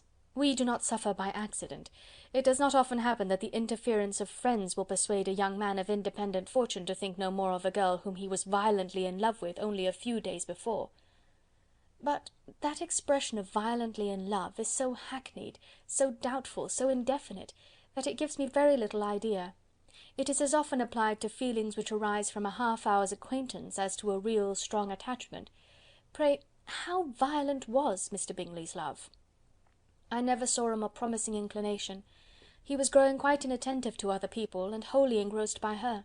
Every time they met, it was more decided and remarkable. At his own ball he offended 2 or 3 young ladies by not asking them to dance, and I spoke to him twice myself without receiving an answer. Could there be finer symptoms? Is not general incivility the very essence of love?" "Oh yes, of that kind of love which I suppose him to have felt. Poor Jane! I am sorry for her, because, with her disposition, she may not get over it immediately. It had better have happened to you, Lizzy. You would have laughed yourself out of it sooner. But do you think she would be prevailed upon to go back with us? Change of scene might be of service, and perhaps a little relief from home may be as useful as anything." Elizabeth was exceedingly pleased with this proposal, and felt persuaded of her sister's ready acquiescence. "I hope," added Mrs. Gardiner, "that no consideration with regard to this young man will influence her. We live in so different a part of town, all our connections are so different, and as you well know, we go out so little, that it is very improbable that they should meet at all, unless he really comes to see her." "And that is quite impossible, for he is now in the custody of his friend, and Mr. Darcy would no more suffer him to call on Jane in such a part of London. My dear aunt, how could you think of it? Mr. Darcy may perhaps have heard of such a place as Gracechurch Street, but he would hardly think a month's ablution enough to cleanse him from its impurities, were he once to enter it, and depend upon it, Mr. Bingley never stirs without him." "So much the better. I hope they will not meet at all. But does not Jane correspond with his sister? She will not be able to help calling." "She will drop the acquaintance entirely." But in spite of the certainty in which Elizabeth affected to place this point, as well as the still more interesting one of Bingley's being withheld from seeing Jane, she felt a solicitude on the subject which convinced her, on examination, that she did not consider it entirely hopeless. It was possible, and sometimes she thought it probable, that his affection might be reanimated, and the influence of his friend successfully combated by the more natural influence of Jane's attractions. Miss Bennet accepted her aunt's invitation with pleasure, and the Bingleys were no otherwise in her thoughts at the same time than as she hoped by Caroline's not living in the same house with her brother, she might occasionally spend a morning with her without any danger of seeing him. The Gardiners stayed a week at Longbourn, and what with the Phillipses, the Lucases, and the officers, there was not a day without its engagement. Mrs. Bennet had so carefully provided for the entertainment of her brother and sister that they did not once sit down to a family dinner. When the engagement was for home, some of the officers always made part of it, of which officers Mr. Wickham was sure to be one, and on these occasions Mrs. Gardiner, rendered suspicious by Elizabeth's warm commendation, narrowly observed them both. Without supposing them, from what she saw, to be very seriously in love, their preference of each other was plain enough to make her a little uneasy, and she resolved to speak to Elizabeth on the subject before she left Hertfordshire, and represent to her the imprudence of encouraging such an attachment. To Mrs. Gardiner, Wickham had one means of affording pleasure, unconnected with his general powers. About 10 or a dozen years ago, before her marriage, she had spent a considerable time in that very part of Derbyshire to which he belonged. They had, therefore, many acquaintances in common, and though Wickham had been little there since the death of Darcy's father, it was yet in his power to give her fresher intelligence of her former friends than she had been in the way of procuring. Mrs. Gardiner had seen Pemberley, and known the late Mr. Darcy by character perfectly well. Here, consequently, was an inexhaustible subject of discourse, in comparing her recollection of Pemberley with the minute description which Wickham could give, and in bestowing her tribute of praise on the character of its late possessor, she was delighting both him and herself. On being made acquainted with the present Mr. Darcy's treatment of him, she tried to remember some of that gentleman's reputed disposition when quite a lad, which might agree with it, and was confident at last that she recollected having heard Mr. Fitzwilliam Darcy formerly spoken of as a very proud, ill-natured boy. Chapter 26. Mrs. Gardiner's caution to Elizabeth was punctually and kindly given on the first favourable opportunity of speaking to her alone. After honestly telling her what she thought, she thus went on: "You are too sensible a girl, Lizzy, to fall in love merely because you are warned against it, and therefore I am not afraid of speaking openly. Seriously, I would have you be on your guard. Do not involve yourself, or endeavour to involve him, in an affection which the want of fortune would make so very imprudent. I have nothing to say against him. He is a most interesting young man, and if he had the fortune he ought to have, I should think you could not do better. But as it is, you must not let your fancy run away with you. You have sense, and we all expect you to use it. Your father would depend on your resolution and good conduct, I am sure. You must not disappoint your father." "My dear aunt, this is being serious indeed." "Yes, and I hope to engage you to be serious likewise." "Well then, you need not be under any alarm. I will take care of myself, and of Mr. Wickham too. He shall not be in love with me if I can prevent it." "Elizabeth, you are not serious now." "I beg your pardon, I will try again. At present I am not in love with Mr. Wickham. No, I certainly am not. But he is, beyond all comparison, the most agreeable man I ever saw, and if he becomes really attached to me, I believe it will be better that he should not. I see the imprudence of it. Oh, that abominable Mr. Darcy! My father's opinion of me does me the greatest honour, and I should be miserable to forfeit it. My father, however, is partial to Mr. Wickham. In short, my dear aunt, I should be very sorry to be the means of making any of you unhappy, but since we see every day that where there is affection young people are seldom withheld by immediate want of fortune from entering into engagements with each other, how can I promise to be wiser than so many of my fellow creatures if I am tempted, or how am I even to know that it would be wisdom to resist? All that I can promise you, therefore, is not to be in a hurry. I will not be in a hurry to believe myself his first object. When I am in company with him, I will not be wishing. In short, I will do my best. Perhaps it will be as well if you discourage his coming here so very often. At least, you should not remind your mother of inviting him." "As I did the other day," said Elizabeth with a conscious smile. "Very true. It will be wise in me to refrain from that. But do not imagine that he is always here so often. It is on your account that he has been so frequently invited this week. You know my mother's ideas as to the necessity of constant company for her friends. But really, and upon my honour, I will try to do what I think to be the wisest. And now I hope you are satisfied." Her aunt assured her that she was, and Elizabeth having thanked her for the kindness of her hints, they parted. A wonderful instance of advice being given on such a point without being resented. Mr. Collins returned to Hertfordshire soon after it had been quitted by the Gardiners and Jane, but as he took up his abode with the Lucases, his arrival was no great inconvenience to Mrs. Bennet. His marriage was now fast approaching, and she was at length so far resigned as to think it inevitable, and even repeatedly to say, in an ill-natured tone, that she wished they might be happy. Thursday was to be the wedding day, and on Wednesday Miss Lucas paid her farewell visit, and when she rose to take leave, Elizabeth, ashamed of her mother's ungracious and reluctant good wishes, and sincerely affected herself, accompanied her out of the room. As they went downstairs together, Charlotte said, "I shall depend on hearing from you very often, Eliza." "That you certainly shall. And I have another favour to ask you. Will you come and see me? We shall often meet, I hope, in Hertfordshire. I am not likely to leave Kent for some time.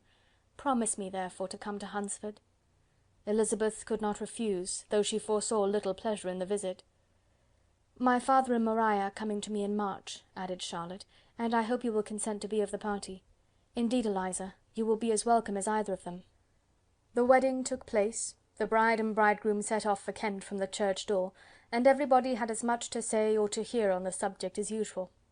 Elizabeth soon heard from her friend, and their correspondence was as regular and frequent as it had ever been. That it should be equally unreserved was impossible. Elizabeth could never address her without feeling that all the comfort of intimacy was over, and though determined not to slacken as a correspondent, it was for the sake of what had been, rather than what was. Charlotte's first letters were received with a good deal of eagerness. There could not but be curiosity to know how she would speak of her new home, how she would like Lady Catherine, and how happy she would dare pronounce herself to be. Though, when the letters were read, Elizabeth felt that Charlotte expressed herself on every point exactly as she might have foreseen. She wrote cheerfully, seemed surrounded with comforts, and mentioned nothing which she could not praise. The house, the furniture, neighbourhood, and roads were all to her taste, and Lady Catherine's behaviour was most friendly and obliging. It was Mr. Collins's picture of Hunsford and Rosings rationally softened, and Elizabeth perceived that she must wait for her own visit there to know the rest. Jane had already written a few lines to her sister to announce their safe arrival in London, and when she wrote again, Elizabeth hoped it would be in her power to say something of the Bingleys. Her impatience for this second letter was as well rewarded as impatience generally is. Jane had been a week in town without either seeing or hearing from Caroline. She accounted for it, however, by supposing that her last letter to her friend from Longbourn had by some accident been lost. "My aunt," she continued, "is going to-morrow into that part of the town, and I shall take the opportunity of calling in Grosvenor Street." She wrote again when the visit was paid, and she had seen Miss Bingley. "I did not think Caroline in spirits," were her words, "but she was very glad to see me, and reproached me for giving her no notice of my coming to London. I was right, therefore, my last letter had never reached her. I inquired after their brother, of course. He was well, but so engaged with Mr. Darcy that they scarcely ever saw him. I found that Miss Darcy was expected to dinner. I wish I could see her. My visit was not long, as Caroline and Mrs. Hurst were going out. I dare say I shall see them soon here." Elizabeth shook her head over this letter. It convinced her that accident only could discover to Mr. Bingley her sister's being in town. 4 weeks passed away, and Jane saw nothing of him. She endeavoured to persuade herself that she did not regret it, but she could no longer be blind to Miss Bingley's inattention. After waiting at home every morning for a fortnight, and inventing every evening a fresh excuse for her, the visitor did at last appear, but the shortness of her stay, and yet more, the alteration of her manner, would allow Jane to deceive herself no longer. The letter which she wrote on this occasion to her sister will prove what she felt. "My dearest Lizzy will, I am sure, be incapable of triumphing in her better judgment at my expense, when I confess myself to have been entirely deceived in Miss Bingley's regard for me. But, my dear sister, though the event has proved you right, do not think me obstinate if I still assert that, considering what her behaviour was, my confidence was as natural as your suspicion. I do not at all comprehend her reason for wishing to be intimate with me, but if the same circumstances were to happen again, I am sure I should be deceived again. Caroline did not return my visit till yesterday, and not a note, not a line did I receive in the meantime. When she did come, it was very evident that she had no pleasure in it. She made a slight, formal apology for not calling before, said not a word of wishing to see me again, and was in every respect so altered a creature, that when she went away I was perfectly resolved to continue the acquaintance no longer. I pity, though I cannot help blaming her. She was very wrong in singling me out as she did. I can safely say that every advance to intimacy began on her side. But I pity her because she must feel that she has been acting wrong, and because I am very sure that anxiety for her brother is the cause of it. I need not explain myself farther, though we know this anxiety to be quite needless, yet if she feels it, it will easily account for her behaviour to me, and so deservedly dear as he is to his sister, whatever anxiety she must feel on his behalf is natural and amiable. I cannot but wonder, however, at her having any such fears now, because, if he had at all cared about me, we must have met long ago. He knows of my being in town, I am certain, from something she said herself, and yet it would seem, by her manner of talking, as if she wanted to persuade herself that he is really partial to Miss Darcy. I cannot understand it. If I were not afraid of judging harshly, I should be almost tempted to say that there is a strong appearance of duplicity in all this, but I will endeavour to banish every painful thought, and think only of what will make me happy, your affection, and the invariable kindness of my dear uncle and aunt. Let me hear from you very soon. Miss Bingley said something of his never returning to Netherfield again, of giving up the house, but not with any certainty. We had better not mention it. I am extremely glad that you have such pleasant accounts from our friends at Hunsford. Pray go to see them with Sir William and Maria. I am sure you will be very comfortable there. Yours, etc. This letter gave Elizabeth some pain, but her spirits returned as she considered that Jane would no longer be duped, by the sister at least. All expectation from the brother was now absolutely over. She could not even wish for a renewal of his attentions. His character sunk on every review of it, and as a punishment for him, as well as a possible advantage to Jane, she seriously hoped that he might really soon marry Mr. Darcy's sister, as, by Wickham's account, she would make him abundantly regret what he had thrown away. Mrs. Gardiner about this time reminded Elizabeth of her promise concerning that gentleman, and required information, and Elizabeth had such to send as might rather give contentment to her aunt than to herself. His apparent partiality had subsided, his attentions were over, he was the admirer of someone else. Elizabeth was watchful enough to see it all, but she could see it and write of it without material pain. Her heart had been but slightly touched, and her vanity was satisfied with believing that she would have been his only choice, had fortune permitted it. The sudden acquisition of £10,000 was the most remarkable charm of the young lady to whom he was now rendering himself agreeable, but Elizabeth, less clear-sighted perhaps in this case than in Charlotte's, did not quarrel with him for his wish of independence. Nothing, on the contrary, could be more natural, and while able to suppose that it cost him a few struggles to relinquish her, she was ready to allow it a wise and desirable measure for both, and could very sincerely wish him happy. All this was acknowledged to Mrs. Gardiner, and after relating the circumstances, she thus went on. "I am now convinced, my dear aunt, that I have never been much in love, for had I really experienced that pure and elevating passion, I should at present detest his very name, and wish him all manner of evil. But my feelings are not only cordial towards him, they are even impartial towards Miss King. I cannot find out that I hate her at all, or that I am in the least unwilling to think her a very good sort of girl. There can be no love in all this. My watchfulness has been effectual, and though I certainly should be a more interesting object to all my acquaintances were I distractedly in love with him, I cannot say that I regret my comparative insignificance. Importance may sometimes be purchased too dearly. Kitty and Lydia take his defection much more to heart than I do. They are young in the ways of the world, and not yet open to the mortifying conviction that handsome young men must have something to live on as well as the plain." Chapter 27. With no greater events than these in the Longbourn family, and otherwise diversified by little beyond the walks to Meryton, sometimes dirty and sometimes cold, did January and February pass away. March was to take Elizabeth to Hunsford.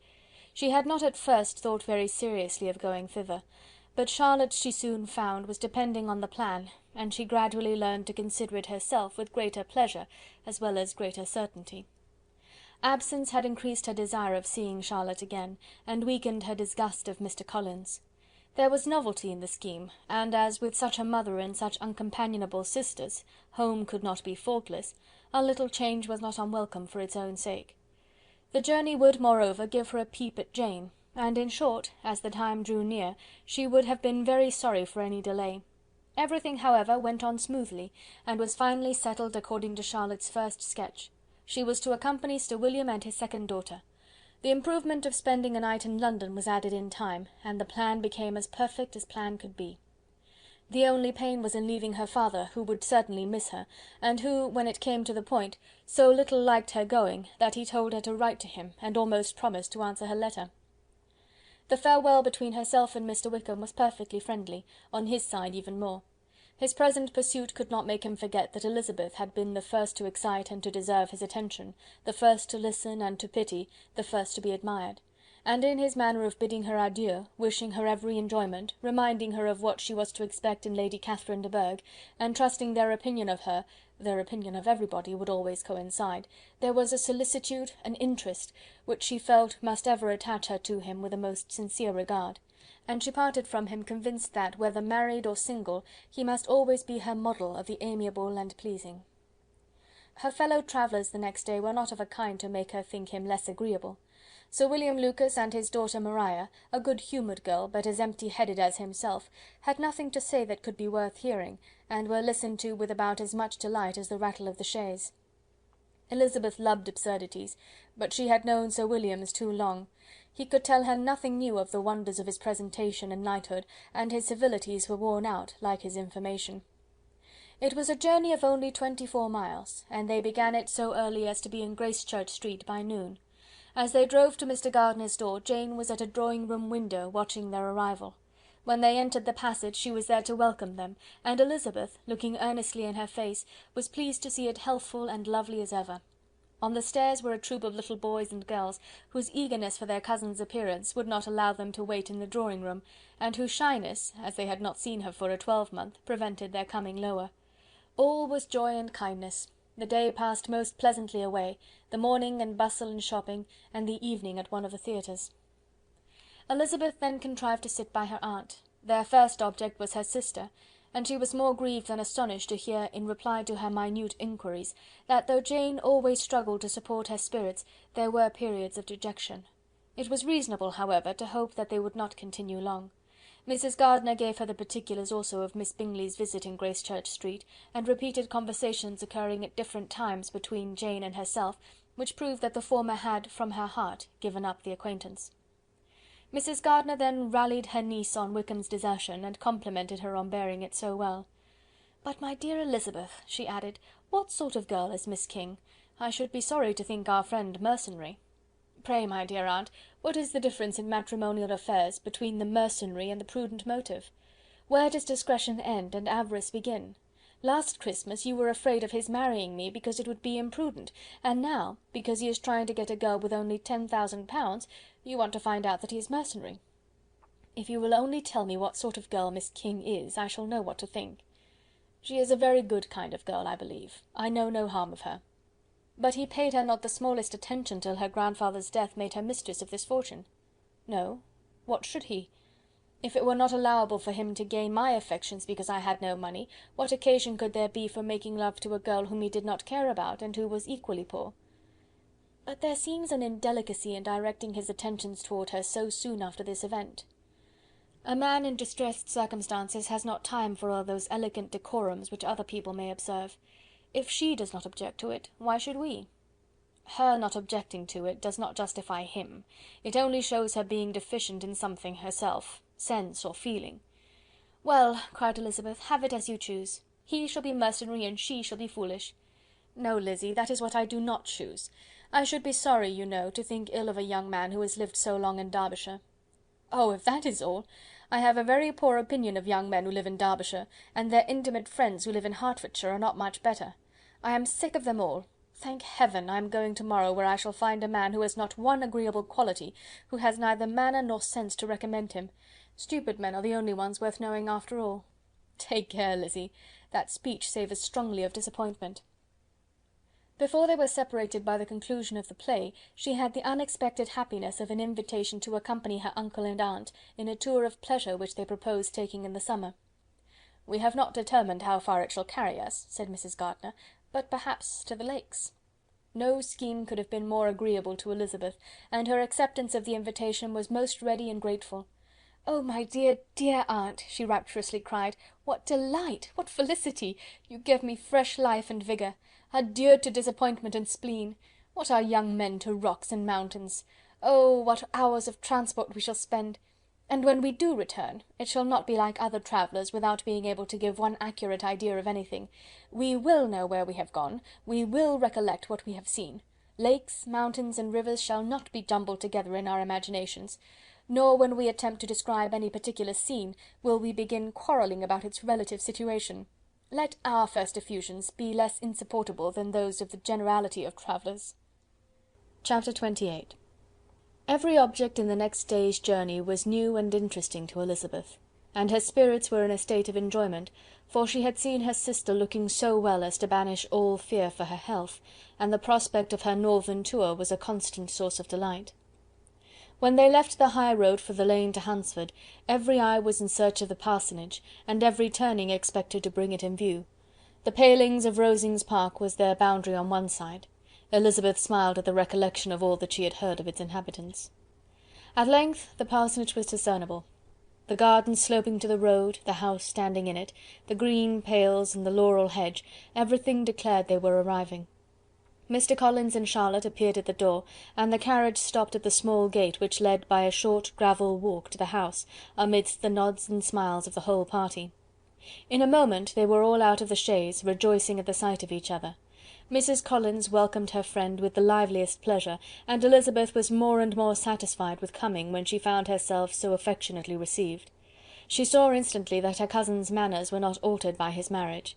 His formal civility was just what it had been, and he detained her some minutes at the gate to hear and satisfy his inquiries after all her family. They were then, with no other delay than his pointing out the neatness of the entrance, taken into the house, and as soon as they were in the parlour, he welcomed them a second time, with ostentatious formality, to his humble abode, and punctually repeated all his wife's offers of refreshment. Elizabeth was prepared to see him in his glory, and she could not help fancying that in displaying the good proportion of the room, its aspect and its furniture, he addressed himself particularly to her, as if wishing to make her feel what she had lost in refusing him. But though everything seemed neat and comfortable, she was not able to gratify him by any sigh of repentance, and rather looked with wonder at her friend that she could have so cheerful an air with such a companion.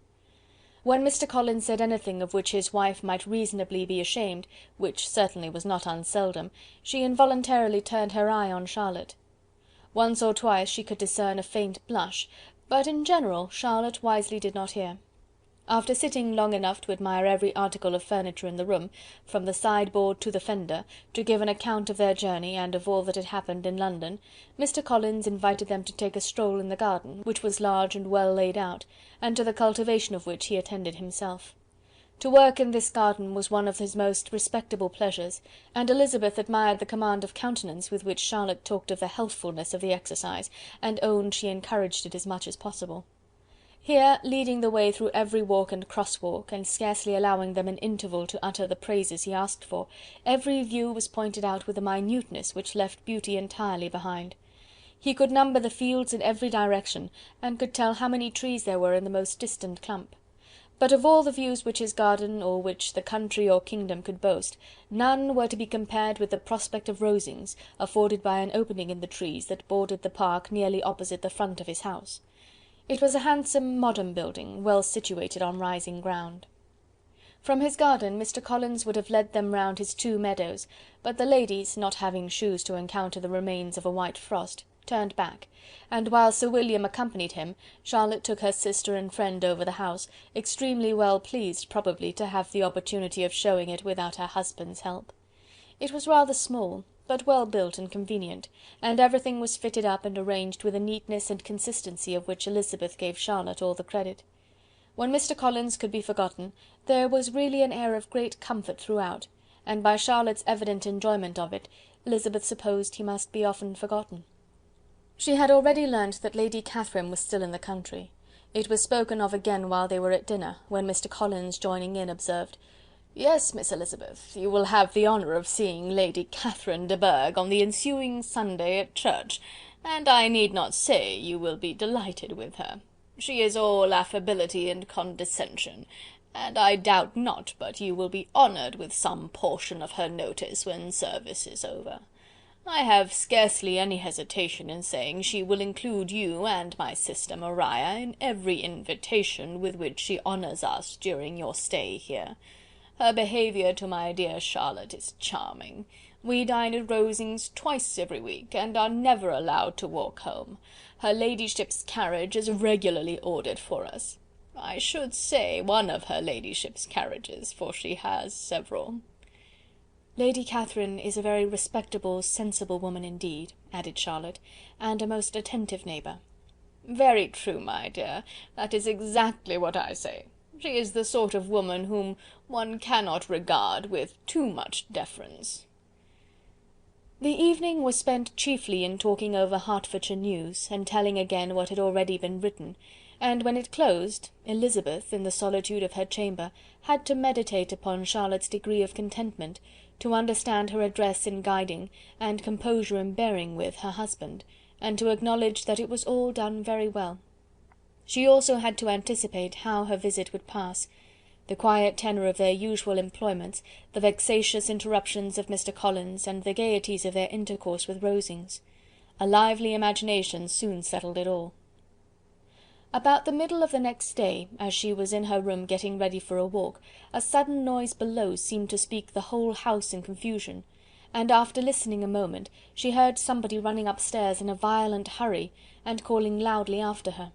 She opened the door and met Maria in the landing place, who, breathless with agitation, cried out: "Oh, my dear Eliza, pray make haste and come into the dining room, for there is such a sight to be seen! I will not tell you what it is. Make haste and come down this moment."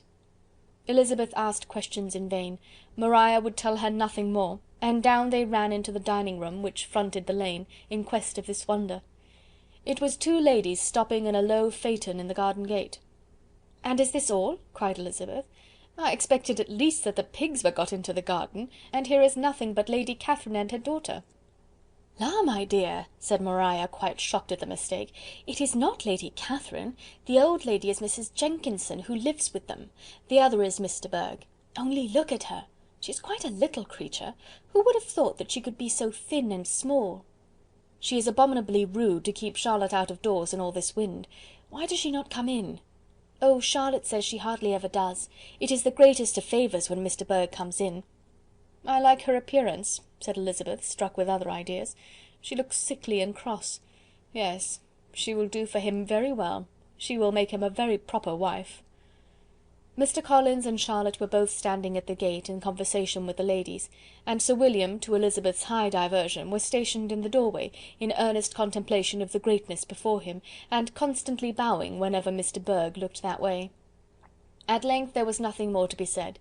The ladies drove on, and the others returned into the house. Mr. Collins no sooner saw the two girls than he began to congratulate them on their good fortune, which Charlotte explained by letting them know that the whole party was asked to dine at Rosings the next day. Chapter 29. Mr. Collins's triumph, in consequence of this invitation, was complete. The power of displaying the grandeur of his patroness to his wandering visitors, and of letting them see her civility towards himself and his wife, was exactly what he had wished for, and that an opportunity of doing it should be given so soon, was such an instance of Lady Catherine's condescension as he knew not how to admire enough. "I confess," said he, "that I should not have been at all surprised by her ladyship's asking us on Sunday to drink tea and spend the evening at Rosings. I rather expected, from my knowledge of her affability, that it would happen. But who could have foreseen such an attention as this? Who could have imagined that we should receive an invitation to dine there, an invitation, moreover, including the whole party, so immediately after your arrival?" "I am the less surprised at what has happened," replied Sir William, "from that knowledge of what the manners of the great really are, which my situation in life has allowed me to acquire. About the court such instances of elegant breeding are not uncommon." Scarcely anything was talked of the whole day or next morning but their visit to Rosings. Mr. Collins was carefully instructing them in what they were to expect, that the sight of such rooms, so many servants, and so splendid a dinner might not wholly overpower them. When the ladies were separating for the toilette, he said to Elizabeth, "Do not make yourself uneasy, my dear cousin, about your apparel. Lady Catherine is far from requiring that elegance of dress in us which becomes herself and her daughter. I would advise you merely to put on whatever of your clothes is superior to the rest. There is no occasion for anything more. Lady Catherine will not think the worse of you for being simply dressed. She likes to have the distinction of rank preserved." While they were dressing, he came 2 or 3 times to their different doors, to recommend their being quick, as Lady Catherine very much objected to be kept waiting for her dinner. Such formidable accounts of her ladyship, and her manner of living, quite frightened Maria Lucas, who had been little used to company, and she looked forward to her introduction at Rosings with as much apprehension as her father had done to his presentation at St. James'. As the weather was fine, they had a pleasant walk of about half a mile across the park. Every park has its beauty and its prospects, and Elizabeth saw much to be pleased with, though she could not be in such raptures as Mr. Collins expected the scene to inspire, and was but slightly affected by his enumeration of the windows in front of the house, and his relation of what the glazing altogether had originally cost Sir Louis de Bourgh. When they ascended the steps to the hall, Maria's alarm was every moment increasing, and even Sir William did not look perfectly calm. Elizabeth's courage did not fail her. She had heard nothing of Lady Catherine that spoke her awful from any extraordinary talents or miraculous virtue, and the mere stateliness of money or rank she thought she could witness without trepidation. From the entrance hall, of which Mr. Collins pointed out with a rapturous air the fine proportion and the finished ornaments, they followed the servants through an antechamber to the room where Lady Catherine, her daughter, and Mrs. Jenkinson were sitting.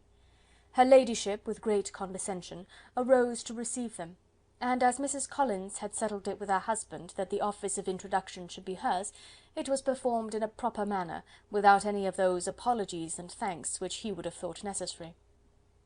In spite of having been at St. James's, Sir William was so completely awed by the grandeur surrounding him, that he had but just courage enough to make a very low bow and take his seat without saying a word, and his daughter, frightened almost out of her senses, sat on the edge of her chair, not knowing which way to look. Elizabeth found herself quite equal to the scene, and could observe the three ladies before her composedly. Lady Catherine was a tall, large woman, with strongly marked features, which might once have been handsome. Her air was not conciliating, nor was her manner of receiving them such as to make her visitors forget their inferior rank. She was not rendered formidable by silence, but whatever she said was spoken in so authoritative a tone as marked her self-importance, and brought Mr. Wickham immediately to Elizabeth's mind, and from the observation of the day altogether, she believed Lady Catherine to be exactly what he represented. When, after examining the mother, in whose countenance and deportment she soon found some resemblance of Mr. Darcy, she turned her eyes on the daughter, she could almost have joined in Maria's astonishment at her being so thin and so small. There was neither in figure nor face any likeness between the ladies. Mr. Burgh was pale and sickly, her features, though not plain, were insignificant, and she spoke very little, except in a low voice to Mrs. Jenkinson, in whose appearance there was nothing remarkable, and who was entirely engaged in listening to what she said, and placing a screen in the proper direction before her eyes. After sitting a few minutes, they were all sent to one of the windows to admire the view, Mr. Collins attending them to point out its beauties, and Lady Catherine kindly informing them that it was much better worth looking at in the summer. The dinner was exceedingly handsome, and there were all the servants and all the articles of plate which Mr. Collins had promised, and as he had likewise foretold, he took his seat at the bottom of the table, by her ladyship's desire, and looked as if he felt that life could furnish nothing greater. He carved, and ate, and praised with delighted alacrity, and every dish was commended, first by him and then by Sir William, who was now enough recovered to echo whatever his son-in-law said, in a manner which Elizabeth wondered Lady Catherine could bear. But Lady Catherine seemed gratified by their excessive admiration, and gave most gracious smiles, especially when any dish on the table proved a novelty to them. The party did not supply much conversation. Elizabeth was ready to speak whenever there was an opening, but she was seated between Charlotte and Mr. Burgh, the former of whom was engaged in listening to Lady Catherine, and the latter said not a word to her all dinner-time. Mrs. Jenkinson was chiefly employed in watching how little Mr. Burgh ate, pressing her to try some other dish, and fearing she was indisposed. Maria thought speaking out of the question, and the gentlemen did nothing but eat and admire. When the ladies returned to the drawing-room, there was little to be done but to hear Lady Catherine talk, which she did without any intermission till coffee came in, delivering her opinion on every subject in so decisive a manner as proved that she was not used to have her judgment controverted. She inquired into Charlotte's domestic concerns familiarly and minutely, gave her a great deal of advice as to the management of them all, told her how everything ought to be regulated in so small a family as hers, and instructed her as to the care of her cows and her poultry. Elizabeth found that nothing was beneath this great lady's attention, which could furnish her with an occasion of dictating to others. In the intervals of her discourse with Mrs. Collins, she addressed a variety of questions to Maria and Elizabeth, but especially to the latter, of whose connections she knew the least, and who, she observed to Mrs. Collins, was a very genteel, pretty kind of girl. She asked her, at different times, how many sisters she had, whether they were older or younger than herself, whether any of them were likely to be married, whether they were handsome, where they had been educated, what carriage her father kept, and what had been her mother's maiden name. Elizabeth felt all the impertinence of her questions, but answered them very composedly. Lady Catherine then observed, "Your father's estate is entailed on Mr. Collins, I think. For your sake," turning to Charlotte, "I am glad of it, but otherwise I see no occasion for entailing estates from the female line. It was not thought necessary in Sir Lewis de Bourgh's family. Do you play and sing, Miss Bennet?" "A little." "Oh, then some time or other we shall be happy to hear you. Our instrument is a capital one, probably superior to... You shall try it some day. Do your sisters play and sing?" "One of them does." "Why did not you all learn? You ought all to have learned. The Miss Webbs all play, and their father has not so good an income as yours. Do you draw?" "No, not at all." "What, none of you?" "Not one." "That is very strange. But I suppose you had no opportunity. Your mother should have taken you to town every spring for the benefit of masters." "My mother would have had no objection, but my father hates London." "Has your governess left you?" "We never had a governess." "No governess? How was that possible? 5 daughters brought up at home without a governess! I never heard of such a thing. Your mother must have been quite a slave to your education." Elizabeth could hardly help smiling as she assured her that had not been the case. "Then who taught you? Who attended to you? Without a governess you must have been neglected." "Compared with some families, I believe we were, but such of us as wished to learn never wanted the means. We were always encouraged to read, and had all the masters that were necessary. Those who chose to be idle certainly might." "Ay, no doubt, but that is what a governess will prevent, and if I had known your mother, I should have advised her most strenuously to engage one.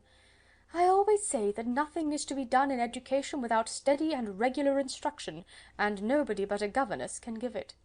It is wonderful how many families I have been the means of supplying in that way. I am always glad to get a young person well placed out. 4 nieces of Mrs. Jenkinson are most delightfully situated through my means, and it was but the other day that I recommended another young person, who was merely accidentally mentioned to me, and the family are quite delighted with her. Mrs. Collins, did I tell you of Lady Metcalfe's calling yesterday to thank me? She finds Miss Pope a treasure. Lady Catherine, said she, you have given me a treasure. Are any of your younger sisters out, Miss Bennet?" "Yes, ma'am, all." "All? What, all 5 out at once? Very odd. And you only the second? The younger ones out before the elder ones are married? Your younger sisters must be very young." "Yes, my youngest is not 16. Perhaps she is full young to be much in company, but really, ma'am, I think it would be very hard upon younger sisters that they should not have their share of society and amusement, because the elder have not the means or inclination to marry early. The last born has as good a right to the pleasures of youth as the first, and to be kept back on such a motive, I think it would not be very likely to promote sisterly affection or delicacy of mind." "Upon my word," said her ladyship, "you give your opinion very decidedly for so young a person. Pray, what is your age?" "With 3 younger sisters grown up," replied Elizabeth, smiling, "your ladyship can hardly expect me to own it." Lady Catherine seemed quite astonished at not receiving a direct answer, and Elizabeth suspected herself to be the first creature who had ever dared to trifle with so much dignified impertinence. "You cannot be more than 20, I am sure, therefore you need not conceal your age." "I am not 21." When the gentlemen had joined them, and tea was over, the card tables were placed. Lady Catherine, Sir William, and Mr. and Mrs. Collins sat down to quadrille, and as Miss de Bourgh chose to play at casino, the 2 girls had the honour of assisting Mrs. Jenkinson to make up her party. Their table was superlatively stupid. Scarcely a syllable was uttered that did not relate to the game, except when Mrs. Jenkinson expressed her fears of Miss de Bourgh's being too hot or too cold, or having too much or too little light. A great deal more passed at the other table. Lady Catherine was generally speaking, stating the mistakes of the 3 others, or relating some anecdote of herself. Mr. Collins was employed in agreeing to everything her ladyship said, thanking her for every fish he won, and apologizing if he thought he won too many. Sir William did not say much. He was storing his memory with anecdotes and noble names. When Lady Catherine and her daughter had played as long as they chose, the tables were broken up, the carriage was offered to Mrs. Collins, gratefully accepted, and immediately ordered. The party then gathered round the fire to hear Lady Catherine determine what weather they were to have on the morrow. From these instructions they were summoned by the arrival of the coach, and with many speeches of thankfulness on Mr. Collins's side, and as many bows on Sir William's, they departed. As soon as they had driven from the door, Elizabeth was called on by her cousin to give her opinion of all that she had seen at Rosings, which, for Charlotte's sake, she made more favourable than it really was. But her commendation, though costing her some trouble, could by no means satisfy Mr. Collins, and he was very soon obliged to take her ladyship's praise into his own hands. Chapter 30. Sir William stayed only a week at Hunsford, but his visit was long enough to convince him of his daughter's being most comfortably settled, and of her possessing such a husband and such a neighbour as were not often met with. While Sir William was with them, Mr. Collins devoted his morning to driving him out in his gig and showing him the country. But when he went away, the whole family returned to their usual employments, and Elizabeth was thankful to find that they did not see more of her cousin by the alteration, for the chief of the time between breakfast and dinner was now passed by him either at work in the garden, or in reading and writing, and looking out of the window in his own book-room, which fronted the road. The room in which the ladies sat was backwards. Elizabeth had at first rather wondered that Charlotte should not prefer the dining parlour for common use. It was a better sized room, and had a more pleasant aspect, but she soon saw that her friend had an excellent reason for what she did, for Mr. Collins would undoubtedly have been much less in his own apartment had they sat in one equally lively, and she gave Charlotte credit for the arrangement. From the drawing-room they could distinguish nothing in the lane, and were indebted to Mr. Collins for the knowledge of what carriages went along, and how often especially Mr. Burge drove by in her phaeton, which he never failed coming to inform them of, though it happened almost every day. She not infrequently stopped at the parsonage, and had a few minutes' conversation with Charlotte, but was scarcely ever prevailed upon to get out. Very few days passed in which Mr. Collins did not walk to Rosings, and not many in which his wife did not think it necessary to go likewise, and till Elizabeth recollected that there might be other family livings to be disposed of, she could not understand the sacrifice of so many hours. Now and then they were honoured with a call from her ladyship, and nothing escaped her observation that was passing in the room during these visits. She examined into their employments, looked at their work, and advised them to do it differently, found fault with the arrangement of the furniture, or detected the housemaid in negligence, and if she accepted any refreshment, seemed to do it only for the sake of finding out that Mrs. Collins's joints of meat were too large for her family. Elizabeth soon perceived that though this great lady was not in commission of the peace of the county, she was a most active magistrate in her own parish, the minutest concerns of which were carried to her by Mr. Collins, and whenever any of the cottagers were disposed to be quarrelsome, discontented, or too poor, she sallied forth into the village to settle their differences, silence their complaints, and scold them into harmony and plenty. The entertainment of dining at Rosings was repeated about twice a week, and allowing for the loss of Sir William, and there being only one card table in the evening, every such entertainment was the counterpart of the first. Their other engagements were few, as the style of living in the neighbourhood in general was beyond Mr. Collins's reach.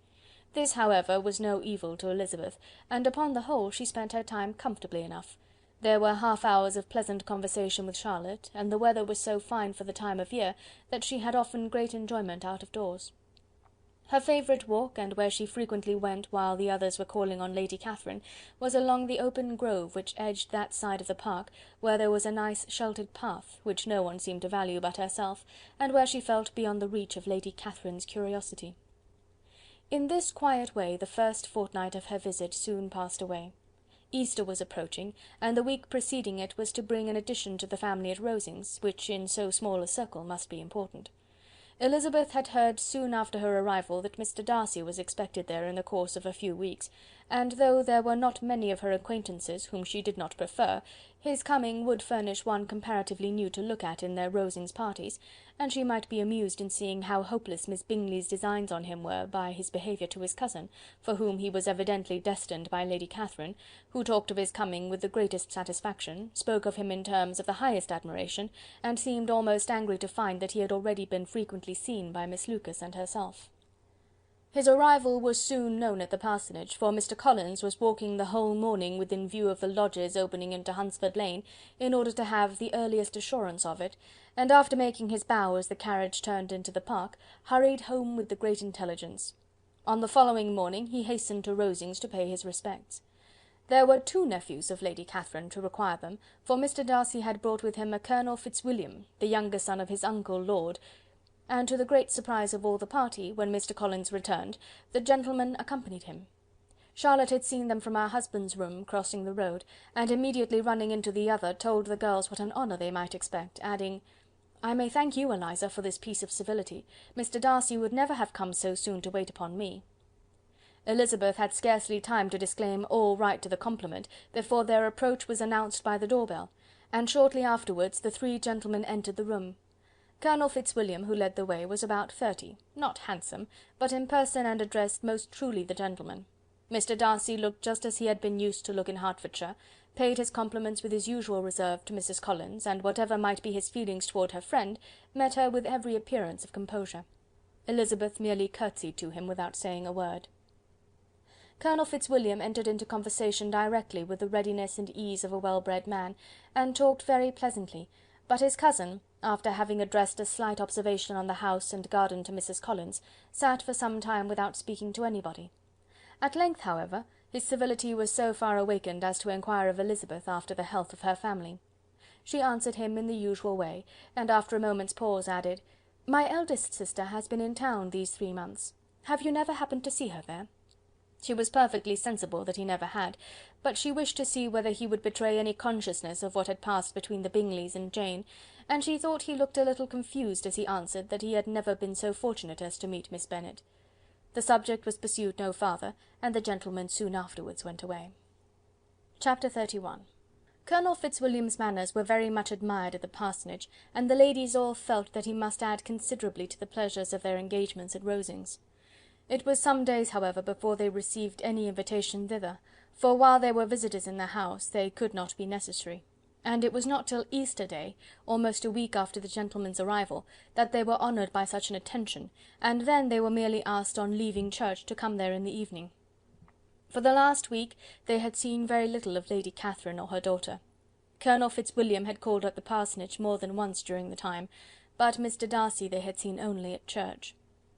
The invitation was accepted, of course, and at a proper hour they joined the party in Lady Catherine's drawing-room. Her ladyship received them civilly, but it was plain that their company was by no means so acceptable as when she could get nobody else, and she was, in fact, almost engrossed by her nephews, speaking to them, especially to Darcy, much more than any other person in the room. Colonel Fitzwilliam seemed really glad to see them. Anything was a welcome relief to him at Rosings, and Mrs. Collins's pretty friend had moreover caught his fancy very much. He now seated himself by her, and talked so agreeably of Kent and Hertfordshire, of travelling and staying at home, of new books and music, that Elizabeth had never been half so well entertained in that room before, and they conversed with so much spirit and flow as to draw the attention of Lady Catherine herself, as well as of Mr. Darcy. His eyes had been soon and repeatedly turned towards them with a look of curiosity, and that her ladyship after a while shared the feeling was more openly acknowledged, for she did not scruple to call out, "What is it that you are saying, Fitzwilliam? What is it that you are talking of? What are you telling Miss Bennet? Let me hear what it is." "We are speaking of music, madam," said he, when no longer able to avoid a reply. "Of music? Then pray speak aloud. It is, of all subjects, my delight. I must have my share in the conversation, if you are speaking of music. There are few people in England, I suppose, who have more true enjoyment of music than myself, or a better natural taste.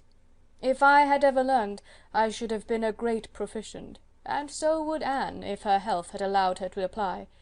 I am confident that she would have performed delightfully. How does Georgiana get on, Darcy?" Mr. Darcy spoke with affectionate praise of his sister's proficiency. "I am very glad to hear such a good account of her," said Lady Catherine, "and pray tell her from me that she cannot expect to excel if she does not practise a good deal." "I assure you, madam," he replied, "that she does not need such advice. She practises very constantly." "So much the better. It cannot be done too much, and when I next write to her, I shall charge her not to neglect it on any account. I often tell young ladies that no excellence in music is to be acquired without constant practice. I have told Miss Bennet several times that she will never play really well unless she practises more, and though Mrs. Collins has no instrument, she is very welcome, as I have often told her, to come to Rosings every day and play on the pianoforte in Mrs. Jenkinson's room. She would be in nobody's way, you know, in that part of the house." Mr. Darcy looked a little ashamed of his aunt's ill-breeding, and made no answer. When coffee was over, Colonel Fitzwilliam reminded Elizabeth of having promised to play to him, and she sat down directly to the instrument. He drew a chair near her. Lady Catherine listened to half a song, and then talked, as before, to her other nephew, till the latter walked away from her, and making with his usual deliberation towards the pianoforte, stationed himself so as to command a full view of the fair performer's countenance. Elizabeth saw what he was doing, and at the first convenient pause turned to him with an arch smile, and said, "You mean to frighten me, Mr. Darcy, by coming in all this state to hear me? I will not be alarmed, though your sister does play so well. There is a stubbornness about me that can never bear to be frightened at the will of others. My courage always rises at every attempt to intimidate me." "I shall not say you are mistaken," he replied, "because you could not really believe me to entertain any design of alarming you, and I have had the pleasure of your acquaintance long enough to know that you find great enjoyment in occasionally professing opinions which, in fact, are not your own." Elizabeth laughed heartily at this picture of herself, and said to Colonel Fitzwilliam, "Your cousin will give you a very pretty notion of me, and teach you not to believe a word I say. I am particularly unlucky in meeting with a person so able to expose my real character in a part of the world where I had hoped to pass myself off with some degree of credit. Indeed, Mr. Darcy, it is very ungenerous in you to mention all that you knew to my disadvantage in Hertfordshire, and, give me leave to say, very impolitic too, for it is provoking me to retaliate, and such things may come out as will shock your relations to hear." "I am not afraid of you," said he, smilingly. "Pray let me hear what you have to accuse him of," cried Colonel Fitzwilliam. "I should like to know how he behaves among strangers." "You shall hear then, but prepare yourself for something very dreadful. The first time of my ever seeing him in Hertfordshire, you must know, was at a ball, and at this ball, what do you think he did? He danced only 4 dances, though gentlemen were scarce, and to my certain knowledge more than one young lady was sitting down in want of a partner. Mr. Darcy, you cannot deny the fact." "I had not at that time the honour of knowing any lady in the assembly beyond my own party." "True, and nobody can ever be introduced in a ball-room. Well, Colonel Fitzwilliam, what do I play next? My fingers wait your orders." "Perhaps," said Darcy, "I should have judged better, had I sought an introduction, but I am ill qualified to recommend myself to strangers."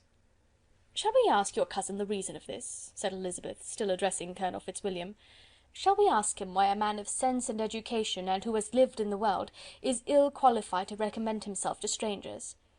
"I can answer your question," said Fitzwilliam, "without applying to him. It is because he will not give himself the trouble." "I certainly have not the talent which some people possess," said Darcy, "of conversing easily with those I have never seen before. I cannot catch their tone of conversation, or appear interested in their concerns, as I often see done." "My fingers," said Elizabeth, "do not move over this instrument in the masterly manner which I see many women's do. They have not the same force or rapidity, and do not produce the same expression. But then I have always supposed it to be my own fault, because I will not take the trouble of practising. It is not that I do not believe my fingers as capable as any other woman's of superior execution." Darcy smiled and said, "You are perfectly right. You have employed your time much better. No one admitted to the privilege of hearing you can think anything wanting. We neither of us perform to strangers." Here they were interrupted by Lady Catherine, who called out to know what they were talking of. Elizabeth immediately began playing again. Lady Catherine approached, and after listening for a few minutes, said to Darcy, "Miss Bennet would not play at all amiss if she practised more, and could have the advantage of a London master. She has a very good notion of fingering, though her taste is not equal to Anne's. Anne would have been a delightful performer, had her health allowed her to learn."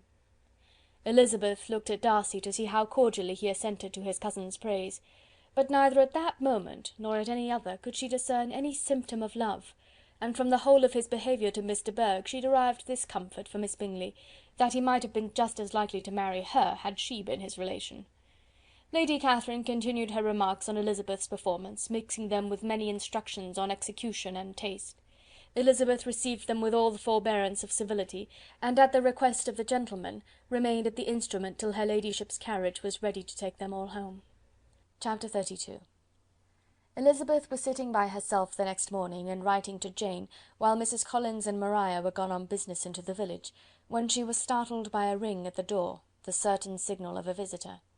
As she had heard no carriage, she thought it not unlikely to be Lady Catherine, and under that apprehension was putting away her half-finished letter, that she might escape all impertinent questions, when the door opened, and to her very great surprise, Mr. Darcy, and Mr. Darcy only, entered the room. He seemed astonished too on finding her alone, and apologized for his intrusion by letting her know that he had understood all the ladies were to be within. They then sat down, and when her inquiries after Rosings were made, seemed in danger of sinking into total silence. It was absolutely necessary, therefore, to think of something, and in this emergence recollecting when she had seen him last in Hertfordshire, and feeling curious to know what he would say on the subject of their hasty departure, she observed, "How very suddenly you all quitted Netherfield last November, Mr. Darcy. It must have been a most agreeable surprise to Mr. Bingley to see you all after him so soon, for if I recollect right, he went but the day before. He and his sisters were well, I hope, when you left London?" "Perfectly so, I thank you." She found that she was to receive no other answer, and after a short pause added, "I think I have understood that Mr. Bingley has not much idea of ever returning to Netherfield again." "I have heard him say so, but it is probable that he may spend very little of his time there in the future. He has many friends, and is at a time of life when friends and engagements are continually increasing. If he means to be but little at Netherfield, it would be better for the neighbourhood that he should give up the place entirely, for then we might possibly get a settled family there. But perhaps Mr. Bingley did not take the house so much for the convenience of the neighbourhood as for his own, and we must expect him to keep it or quit it on the same principle. "I should not be surprised," said Darcy, "if he were to give it up as soon as any eligible purchase offers." Elizabeth made no answer. She was afraid of talking longer of his friend, and having nothing else to say, was now determined to leave the trouble of finding a subject to him. He took the hint, and soon began with, "This seems a very comfortable house. Lady Catherine, I believe, did a great deal to it when Mr. Collins first came to Hunsford." "I believe she did, and I am sure she could not have bestowed her kindness on a more grateful object." "Mr. Collins appears to be very fortunate in his choice of a wife." "Yes, indeed. His friends may well rejoice in his having met with one of the very few sensible women who would have accepted him, or have made him happy if they had. My friend has an excellent understanding, though I am not certain that I consider her marrying Mr. Collins as the wisest thing she ever did. She seems perfectly happy, however, and in a prudential light it is certainly a very good match for her." "It must be very agreeable for her to be settled within so easy a distance of her own family and friends." "An easy distance, do you call it? It is nearly 50 miles." "And what is 50 miles of good road? Little more than half a day's journey. Yes, I call it a very easy distance." "I should never have considered the distance as one of the advantages of the match," cried Elizabeth. "I should never have said Mrs. Collins was settled near her family." "It is a proof of your own attachment to Hertfordshire. Anything beyond the neighbourhood of Longbourn, I suppose, would appear far." As he spoke, there was a sort of smile which Elizabeth fancied she understood. He must be supposing her to be thinking of Jane and Netherfield, and she blushed as she answered, "I do not mean to say that a woman may not be settled too near her family. The far and the near must be relative, and depend on many varying circumstances. Where there is fortune to make the expenses of travelling unimportant, distance becomes no evil. But that is not the case here. Mr. and Mrs. Collins have a comfortable income, but not such a one as will allow of frequent journeys, and I am persuaded my friend would not call herself near her family under less than half the present distance." Mr. Darcy drew his chair a little towards her, and said, "You cannot have a right to such very strong local attachment. You cannot have been always at Longbourn." Elizabeth looked surprised. The gentleman experienced some change of feeling. He drew back his chair, took a newspaper from the table, and glancing over it, said in a colder voice, "Are you pleased with Kent?" A short dialogue on the subject of the country ensued, on either side calm and concise, and soon put an end to by the entrance of Charlotte and her sister, just returned from her walk. The tete-a-tete surprised them. Mr. Darcy related the mistake which had occasioned his intruding on Miss Bennet, and after sitting a few minutes longer without saying much to anybody, went away. "What can be the meaning of this?" said Charlotte, as soon as he was gone. "My dear Eliza, he must be in love with you, or he would never have called on us in this familiar way." But when Elizabeth told of his silence, it did not seem very likely, even to Charlotte's wishes, to be the case, and after various conjectures they could at last only suppose his visit to proceed from the difficulty of finding anything to do, which was the more probable from the time of year. All field sports were over. Within doors there was Lady Catherine, books, and a billiard table, but gentlemen cannot always be within doors, and in the nearness of the parsonage, or the pleasantness of the walk to it, or of the people who lived in it, the two cousins found a temptation from this period of walking thither almost every day. They called at various times of the morning, sometimes separately, sometimes together, and now and then accompanied by their aunt.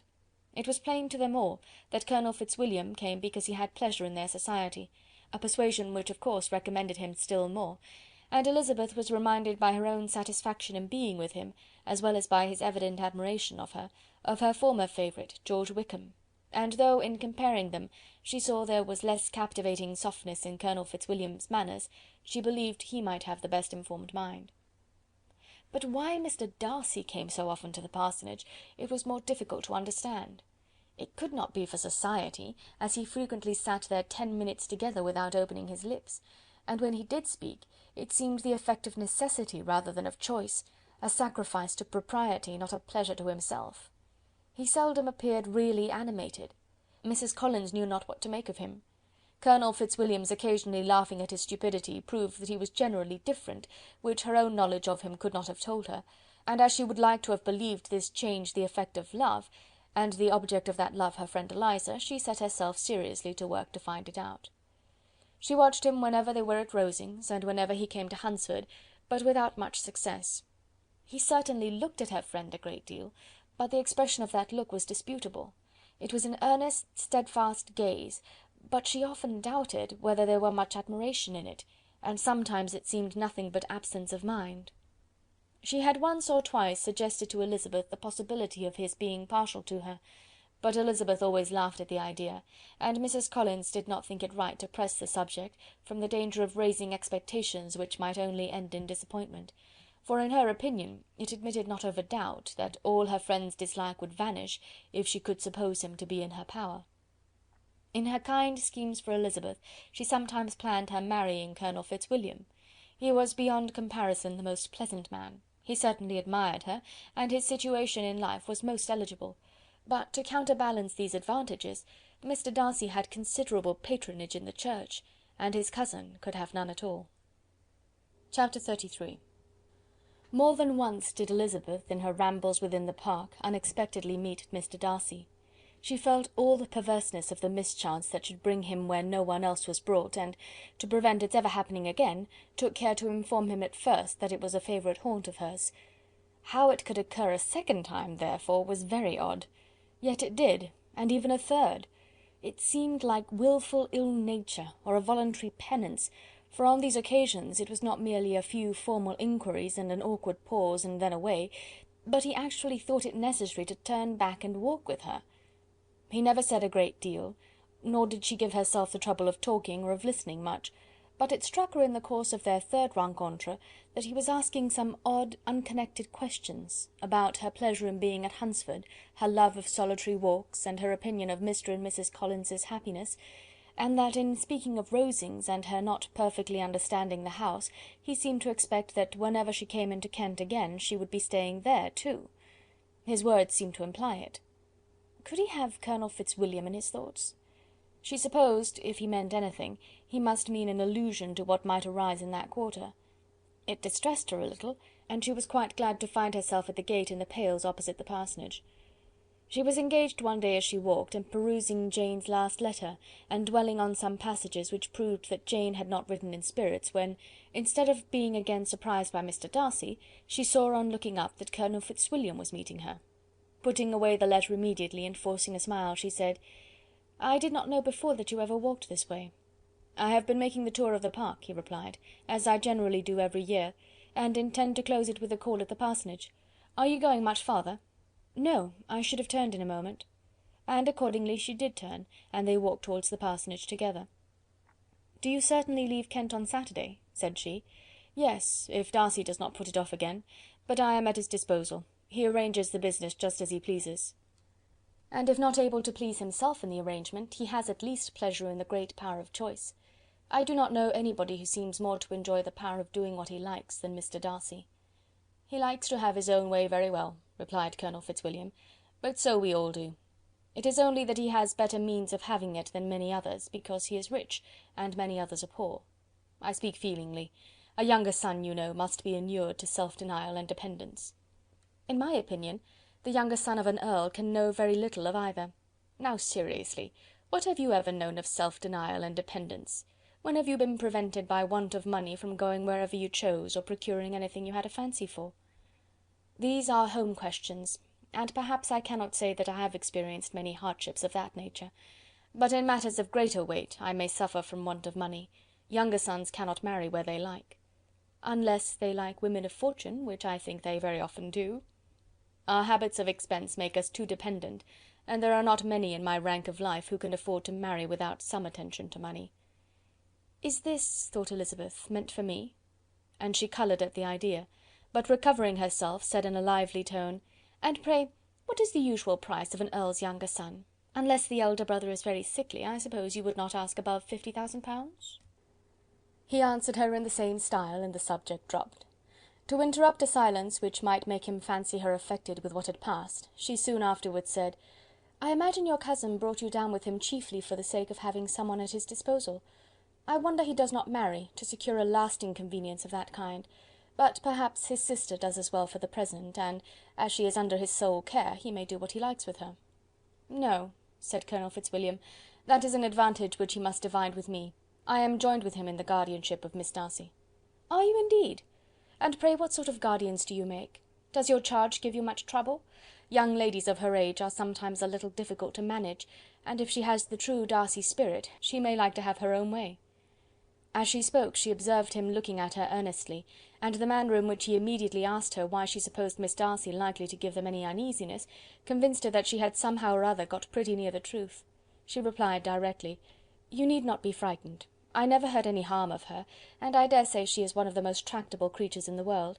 She is a very great favourite with some ladies of my acquaintance, Mrs. Hurst and Miss Bingley. I think I have heard you say that you know them?"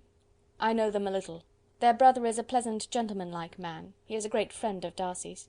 "Oh yes," said Elizabeth drily. "Mr. Darcy is uncommonly kind to Mr. Bingley, and takes a prodigious deal of care of him." "Care of him?" "Yes, I really believe Darcy does take care of him in those points where he most wants care. From something that he told me in our journey hither, I have reason to think Bingley very much indebted to him. But I ought to beg his pardon, for I have no right to suppose that Bingley was the person meant.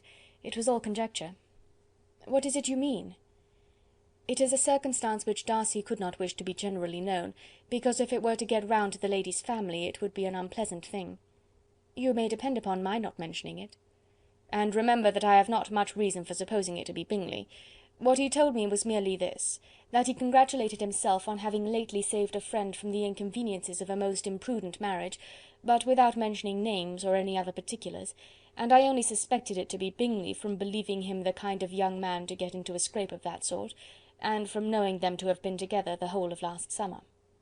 "Did Mr. Darcy give you reasons for this interference?"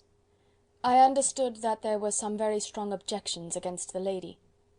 "And what arts did he use to separate them?" "He did not talk to me of his own arts," said Fitzwilliam, smiling. "He only told me what I have now told you." Elizabeth made no answer, and walked on, her heart swelling with indignation. After watching her a little, Fitzwilliam asked her why she was so thoughtful. "I am thinking of what you have been telling me," said she. "Your cousin's conduct does not suit my feelings. Why was he to be the judge?" "You are rather disposed to call his interference officious?" "I do not see what right Mr. Darcy had to decide on the propriety of his friend's inclination, or why, upon his own judgment alone, he was to determine and direct in what manner his friend was to be happy. But," she continued, recollecting herself, "as we know none of the particulars, it is not fair to condemn him. It is not to be supposed that there was much affection in the case." "That is not an unnatural surmise," said Fitzwilliam, "but it is a lessening of the honour of my cousin's triumph very sadly." This was spoken jestingly, but it appeared to her so just a picture of Mr. Darcy, that she would not trust herself with an answer, and therefore, abruptly changing the conversation, talked on indifferent matters until they reached the parsonage. There, shut into her own room, as soon as their visitor left them, she could think without interruption of all that she had heard. It was not to be supposed that any other people could be meant than those with whom she was connected. There could not exist in the world two men over whom Mr. Darcy could have such boundless influence. That he had been concerned in the measures taken to separate Bingley and Jane she had never doubted, but she had always attributed to Miss Bingley the principal design and arrangement of them. If his own vanity, however, did not mislead him, he was the cause, his pride and caprice were the cause, of all that Jane had suffered, and still continued to suffer. He had ruined for a while every hope of happiness for the most affectionate, generous heart in the world, and no one could say how lasting an evil he might have inflicted. There were some very strong objections against the lady, were Colonel Fitzwilliam's words, and those strong objections probably were her having one uncle who was a country attorney, and another who was in business in London. To Jane herself, she exclaimed, there could be no possibility of objection. All loveliness and goodness as she is, her understanding excellent, her mind improved, and her manners captivating. Neither could anything be urged against my father, who, though with some peculiarities, has abilities Mr. Darcy himself need not disdain, and respectability which he will probably never reach. When she thought of her mother, her confidence gave way a little. But she would not allow that any objections there had material weight with Mr. Darcy, whose pride, she was convinced, would receive a deeper wound from the want of importance in his friends' connections, than from their want of sense, and she was quite decided at last, that he had been partly governed by this worst kind of pride, and partly by the wish of retaining Mr. Bingley for his sister. The agitation and tears which the subject occasioned brought on a headache, and it grew so much worse towards the evening that, added to her unwillingness to see Mr. Darcy, it determined her not to attend her cousins to Rosings, where they were engaged to drink tea. Mrs. Collins, seeing that she was really unwell, did not press her to go, and as much as possible prevented her husband from pressing her, but Mr. Collins could not conceal his apprehension of Lady Catherine's being rather displeased by her staying at home. Chapter 34.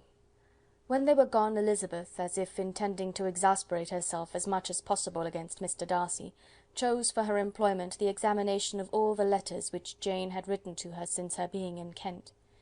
They contained no actual complaint, nor was there any revival of past occurrences, or any communication of present suffering.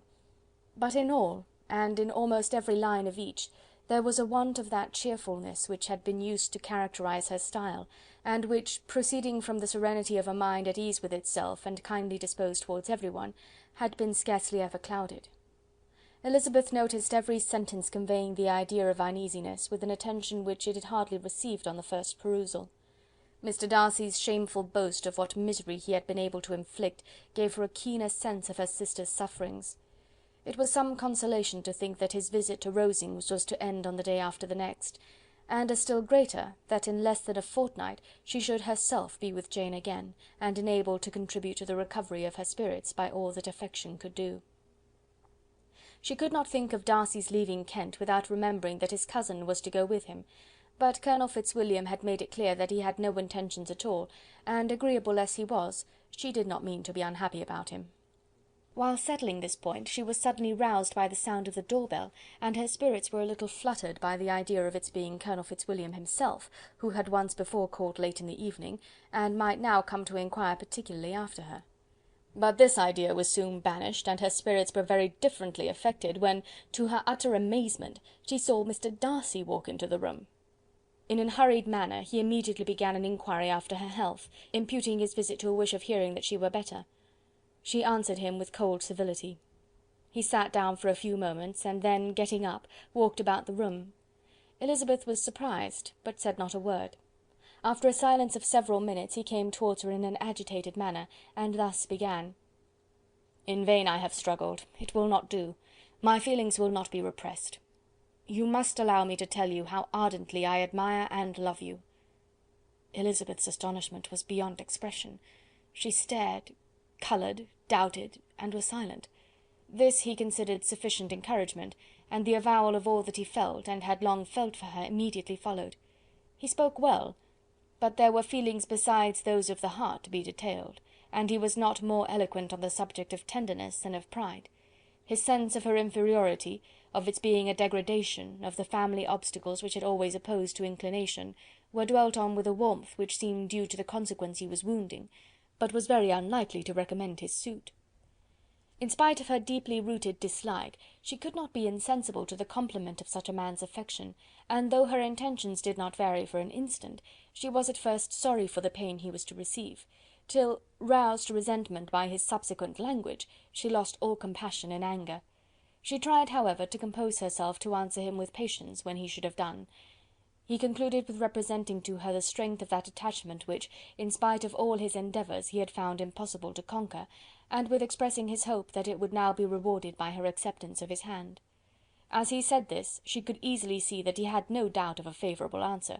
He spoke of apprehension and anxiety, but his countenance expressed real security. Such a circumstance could only exasperate farther, and, when he ceased, the colour rose into her cheeks, and she said: "In cases such as these, it is, I believe, the established mode to express a sense of obligation for the sentiments avowed, however unequally they may be returned. It is natural that obligation should be felt, and if I could feel gratitude, I would now thank you. But I cannot. I have never desired your good opinion, and you have certainly bestowed it most unwillingly. I am sorry to have occasioned pain to anyone.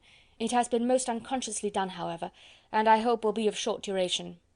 The feelings which, you tell me, have long prevented the acknowledgment of your regard, can have little difficulty in overcoming it after this explanation." Mr. Darcy, who was leaning against the mantelpiece with his eyes fixed on her face, seemed to catch her words with no less resentment than surprise. His complexion became pale with anger, and the disturbance of his mind was visible in every feature. He was struggling for the appearance of composure, and would not open his lips till he believed himself to have attained it. The pause was to Elizabeth's feelings dreadful. At length, with a voice of forced calmness, he said, "And this is all the reply which I am to have the honour of expecting? I might, perhaps, wish to be informed why, with so little endeavour at civility, I am thus rejected, but it is of small importance." "I might as well inquire," replied she, "why, with so evident a desire of offending and insulting me, you chose to tell me that you liked me against your will, against your reason, and even against your character. Was not this some excuse for incivility if I was uncivil? But I have other provocations. You know I have. Had not my feelings decided against you, had they been indifferent, or had they even been favourable, do you think that any consideration would tempt me to accept the man who has been the means of ruining, perhaps for ever, the happiness of a most beloved sister?" As she pronounced these words, Mr. Darcy changed colour, but the emotion was short, and he listened without attempting to interrupt her, while she continued. "I have every reason in the world to think ill of you. No motive can excuse the unjust and ungenerous part you acted there. You dare not, you cannot deny, that you have been the principal, if not the only means of dividing them from each other, of exposing one to the censure of the world for caprice and instability, and the other to its derision for disappointed hopes, and involving them both in misery of the acutest kind." She paused, and saw with no slight indignation that he was listening with an air which proved him wholly unmoved by any feeling of remorse. He even looked at her with a smile of affected incredulity. "Can you deny that you have done it?" she repeated. With assumed tranquillity he then replied, "I have no wish of denying that I did everything in my power to separate my friend from your sister, or that I rejoice in my success. Towards him I have been kinder than towards myself." Elizabeth disdained the appearance of noticing this civil reflection, but its meaning did not escape, nor was it likely to conciliate her. "It is not merely this affair," she continued, "on which my dislike is founded. Long before it had taken place my opinion of you was decided. Your character was unfolded in the recital which I received many months ago from Mr. Wickham. On this subject what can you have to say? In what imaginary act of friendship can you here defend yourself? Or under what misrepresentation can you here impose upon others?" "You take an eager interest in that gentleman's concerns," said Darcy, in a less tranquil tone, and with a heightened colour. "Who that knows what his misfortunes have been can help feeling an interest in him?" "His misfortunes!" repeated Darcy contemptuously. "Yes, his misfortunes have been great indeed." "And of your infliction," cried Elizabeth with energy. "You have reduced him to his present state of poverty, comparative poverty. You have withheld the advantages which you must know to have been designed for him. You have deprived the best years of his life of that independence which was no less his due than his desert. You have done all this, and yet you can treat the mention of his misfortune with contempt and ridicule." "And this," cried Darcy, as he walked with quick steps across the room, "is your opinion of me? This is the estimation in which you hold me? I thank you for explaining it so fully. My faults, according to this calculation, are heavy indeed. But perhaps," added he, stopping in his walk and turning towards her, "these offences might have been overlooked, had not your pride been hurt by my honest confession of the scruples that had long prevented my forming any serious design. These bitter accusations might have been suppressed, had I, with greater policy, concealed my struggles, and flattered you into the belief of my being impelled by unqualified, unalloyed inclination. By reason, by reflection, by everything. But disguise of every sort is my abhorrence. Nor am I ashamed of the feelings I related. They were natural and just. Could you expect me to rejoice in the inferiority of your connections? To congratulate myself on the hope of relations whose condition in life is so decidedly beneath my own?" Elizabeth felt herself growing more angry every moment, yet she tried to the utmost to speak with composure when she said, "You are mistaken, Mr. Darcy, if you suppose that the mode of your declaration affected me in any other way than as it spared the concern which I might have felt in refusing you, had you behaved in a more gentlemanlike manner." She saw him start at this, but he said nothing, and she continued, "You could not have made the offer of your hand in any possible way that would have tempted me to accept it." Again his astonishment was obvious, and he looked at her with an expression of mingled incredulity and mortification. She went on. "From the very beginning, from the first moment, I may almost say, of my acquaintance with you, your manners, impressing me with the fullest belief of your arrogance, your conceit, and your selfish disdain of the feelings of others, were such as to form the groundwork of disapprobation on which succeeding events have built so immovable a dislike. And I had not known you a month before I felt that you were the last man in the world whom I could ever be prevailed on to marry." "You have said quite enough, madam. I perfectly comprehend your feelings, and have now only to be ashamed of what my own have been. Forgive me for having taken up so much of your time, and accept my best wishes for your health and happiness." And with these words he hastily left the room, and Elizabeth heard him the next moment open the front door and quit the house. The tumult of her mind was now painfully great. She knew not how to support herself, and from actual weakness sat down and cried for half an hour. Her astonishment, as she reflected on what had passed, was increased by every review of it. That she should receive an offer of marriage from Mr. Darcy! That he should have been in love with her for so many months! So much in love as to wish to marry her in spite of all the objections which had made him prevent his friends marrying her sister, and which must appear at least with equal force in his own case, was almost incredible. It was gratifying to have inspired unconsciously so strong an affection, but his pride, his abominable pride, his shameless avowal of what he had done with respect to Jane, his unpardonable assurance in acknowledging, though he could not justify it, and the unfeeling manner in which he had mentioned Mr. Wickham, his cruelty towards whom he had not attempted to deny, soon overcame the pity which the consideration of his attachment had for a moment excited. She continued in very agitated reflections till the sound of Lady Catherine's carriage made her feel how unequal she was to encounter Charlotte's observation, and hurried her away to her room. Chapter 35. Elizabeth awoke the next morning to the same thoughts and meditations which had at length closed her eyes. She could not yet recover from the surprise of what had happened. It was impossible to think of anything else, and totally indisposed for employment, she resolved soon after breakfast to indulge herself in air and exercise. She was proceeding directly to her favourite walk, when the recollection of Mr. Darcy's sometimes coming there stopped her, and instead of entering the park, she turned up the lane which led farther from the turnpike road. The park paling was still the boundary on one side, and she soon passed one of the gates into the ground. After walking 2 or 3 times along that part of the lane, she was tempted by the pleasantness of the morning to stop at the gates and look into the park. The 5 weeks which she had now passed in Kent had made a great difference in the country, and every day was adding to the verdure of the early trees. She was on the point of continuing her walk, when she caught a glimpse of a gentleman within the sort of grove which edged the park. He was moving that way, and fearful of its being Mr. Darcy, she was directly retreating. But the person who advanced was now near enough to see her, and stepping forward with eagerness, pronounced her name. She had turned away, but on hearing herself called, though in a voice which proved it to be Mr. Darcy, she moved again towards the gate. He had by that time reached it also, and holding out a letter, which she instinctively took, said, with a look of haughty composure, "I have been walking in the grove some time in the hope of meeting you. Will you do me the honour of reading that letter?" And then, with a slight bow, turned again into the plantation, and was soon out of sight. With no expectation of pleasure, but with the strongest curiosity, Elizabeth opened the letter, and to her still increasing wonder, perceived an envelope containing 2 sheets of letter paper, written quite through in a very close hand. The envelope itself was likewise full. Pursuing her way along the lane, she then began it. It was dated from Rosings at 8 o'clock in the morning, and was as follows: "Be not alarmed, madam, on receiving this letter, by the apprehension of its containing any repetitions of those sentiments or renewal of those offers, which were last night so disgusting to you. I write without any intention of paining you, or humbling myself, by dwelling on wishes which, for the happiness of both, cannot be too soon forgotten, and the effort which the formation and the perusal of this letter must occasion, should have been spared, had not my character required it to be written and read. You must, therefore, pardon the freedom with which I demand your attention.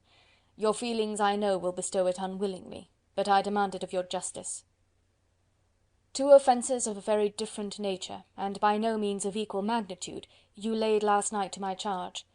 The first mentioned was that, regardless of the sentiments of either, I had detached Mr. Bingley from your sister, and the other, that I had, in defiance of various claims, in defiance of honour and humanity, ruined the immediate prosperity and blasted the prospects of Mr. Wickham.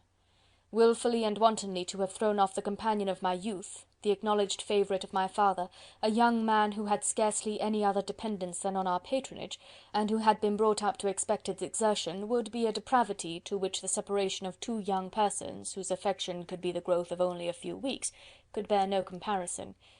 But from the severity of that blame which was last night so liberally bestowed, respecting each circumstance, I shall hope to be in the future secured, when the following account of my actions and their motives has been read. If, in the explanation of them, which is due to myself, I am under the necessity of relating feelings which may be offensive to yours, I can only say that I am sorry. The necessity must be obeyed, and further apology would be absurd. I had not been long in Hertfordshire before I saw, in common with others, that Bingley preferred your elder sister to any other young woman in the country. But it was not till the evening of the dance at Netherfield that I had any apprehension of his feeling a serious attachment. I had often seen him in love before. At that ball, while I had the honour of dancing with you, I was first made acquainted, by Sir William Lucas's accidental information, that Bingley's attentions to your sister had given rise to a general expectation of their marriage. He spoke of it as a certain event, of which the time alone could be undecided. From that moment I observed my friend's behaviour attentively, and I could then perceive that his partiality for Miss Bennet was beyond what I had ever witnessed in him. Your sister I also watched. Her look and manners were open, cheerful, and engaging as ever, but without any symptom of peculiar regard, and I remained convinced, from the evening's scrutiny, that though she received his attentions with pleasure, she did not invite them by any participation of sentiment. If you have not been mistaken here, I must have been in error. Your superior knowledge of your sister must make the latter probable. If it be so, if I have been misled by such error to inflict pain on her, your resentment has not been unreasonable. But I shall not scruple to assert that the serenity of your sister's countenance and air was such as might have given the most acute observer a conviction that, however amiable her temper, her heart was not likely to be easily touched. That I was desirous of believing her indifferent is certain, but I will venture to say that my investigation and decisions are not usually influenced by my hopes or fears. I did not believe her to be indifferent because I wished it. I believed it on impartial conviction, as truly as I wished it in reason. My objections to the marriage were not merely those which I last night acknowledged to have the utmost force of passion to put aside, in my own case. The want of connection could not be so great an evil to my friend as to me. But there were other causes of repugnance, causes which, though still existing, and existing to an equal degree in both instances, I had myself endeavoured to forget, because they were not immediately before me. These causes must be stated, though briefly. The situation of your mother's family, though objectionable, was nothing in comparison to that total want of propriety so frequently, so almost uniformly betrayed by herself, by your 3 younger sisters, and occasionally even by your father. Pardon me, it pains me to offend you, but amidst your concern for the defects of your nearest relations, and your displeasure at this representation of them, let it give you consolation to consider that to have conducted yourselves so as to avoid any share of the like censure, is praise no less generally bestowed on you and your elder sister, than it is honourable to the sense and disposition of both. I will only say, farther, that from what passed that evening, my opinion of all parties was confirmed, and every inducement heightened which could have led me before to preserve my friend from what I esteemed a most unhappy connection. He left Netherfield for London on the day following, as you, I am certain, remember, with the design of soon returning. The part which I acted is now to be explained. His sister's uneasiness had been equally excited with my own. Our coincidence of feeling was soon discovered, and, alike sensible that no time was to be lost in detaching their brother, we shortly resolved on joining him directly in London. We accordingly went, and there I readily engaged in the office of pointing out to my friend the certain evils of such a choice. I described and enforced them earnestly.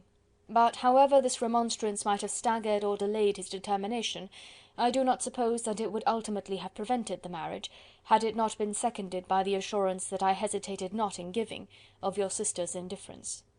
He had before believed her to return his affection with sincere, if not with equal regard.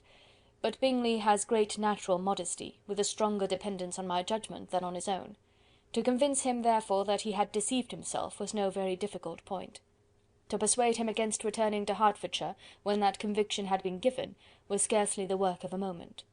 I cannot blame myself for having done thus much. There is but one part of my conduct in the whole affair on which I do not reflect with satisfaction. It is that I condescended to adopt the measures of art so far as to conceal from him your sister's being in town. I knew it myself, as it was known to Miss Bingley, but her brother is even yet ignorant of it. That they might have met without ill consequence is perhaps probable, but his regard did not appear to me enough extinguished for him to see her without some danger. Perhaps this concealment, this disguise, was beneath me. It is done, however, and it was done for the best. On this subject I have nothing more to say, no other apology to offer. If I have wounded your sister's feelings, it was unknowingly done, and though the motives which governed me may to you very naturally appear insufficient, I have not yet learned to condemn them. With respect to that other more weighty accusation, of having injured Mr. Wickham, I can only refute it by laying before you the whole of his connection with my family. Of what he has particularly accused me I am ignorant, but of the truth of what I shall relate I can summon more than one witness of undoubted veracity. Mr. Wickham is the son of a very respectable man, who had for many years the management of all the Pemberley estates, and whose good conduct in the discharge of his trust naturally inclined my father to be of service to him. And on George Wickham, who was his godson, his kindness was therefore liberally bestowed. My father supported him at school, and afterwards at Cambridge, most important assistance, as his own father, always poor from the extravagance of his wife, would have been unable to give him a gentleman's education. My father was not only fond of this young man's society, whose manners were always engaging, he had also the highest opinion of him, and hoping the church would be his profession, intended to provide for him in it. As for myself, it is many, many years since I first began to think of him in a very different manner. The vicious propensities, the want of principle which he was careful to guard from the knowledge of his best friend, could not escape the observation of a young man of nearly the same age with himself, and who had opportunities of seeing him in unguarded moments, which Mr. Darcy could not have. Here again I shall give you pain, to what degree you only can tell. But whatever may be the sentiments which Mr. Wickham has created, a suspicion of their nature shall not prevent me from unfolding his real character. It adds even another motive. My excellent father died about 5 years ago, and his attachment to Mr. Wickham was to the last so steady, that in his will he particularly recommended it to me to promote his advancement in the best manner that his profession might allow, and if he took orders, desired that a valuable family living might be his as soon as it became vacant. There was also a legacy of £1000.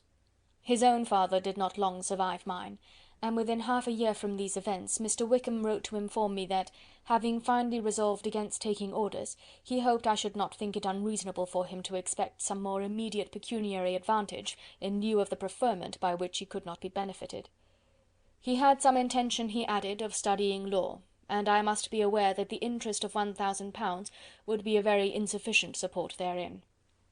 I rather wished than believed him to be sincere, but at any rate was perfectly ready to accede to his proposal. I knew that Mr. Wickham ought not to be a clergyman. The business was therefore soon settled.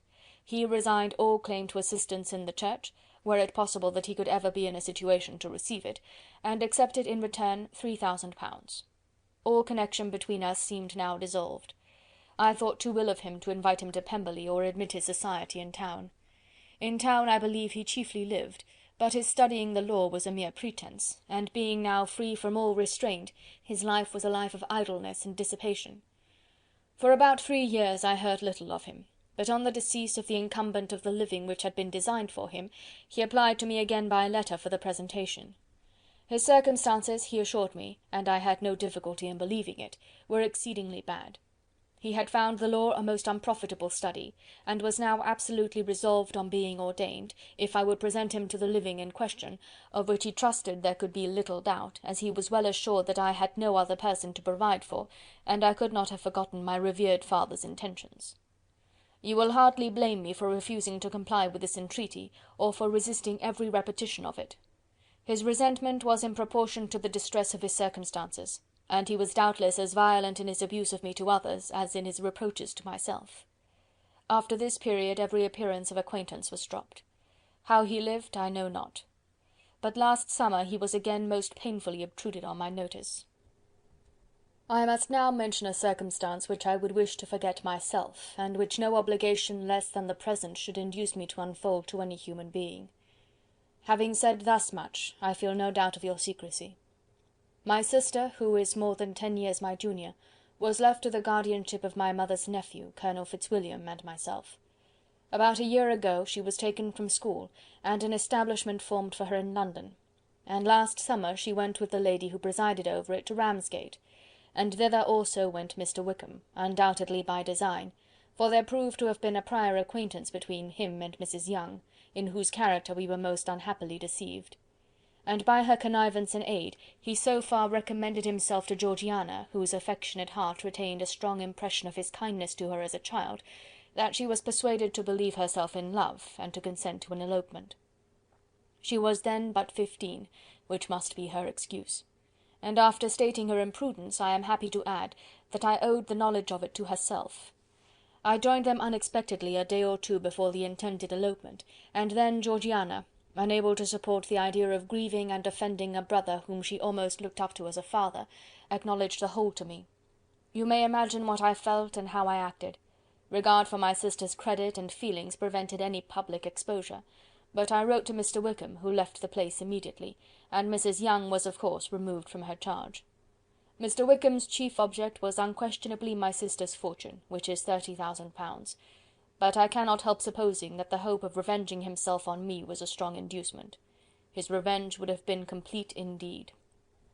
This, madam, is a faithful narrative of every event in which we have been concerned together, and if you do not absolutely reject it as false, you will, I hope, acquit me henceforth of cruelty towards Mr. Wickham.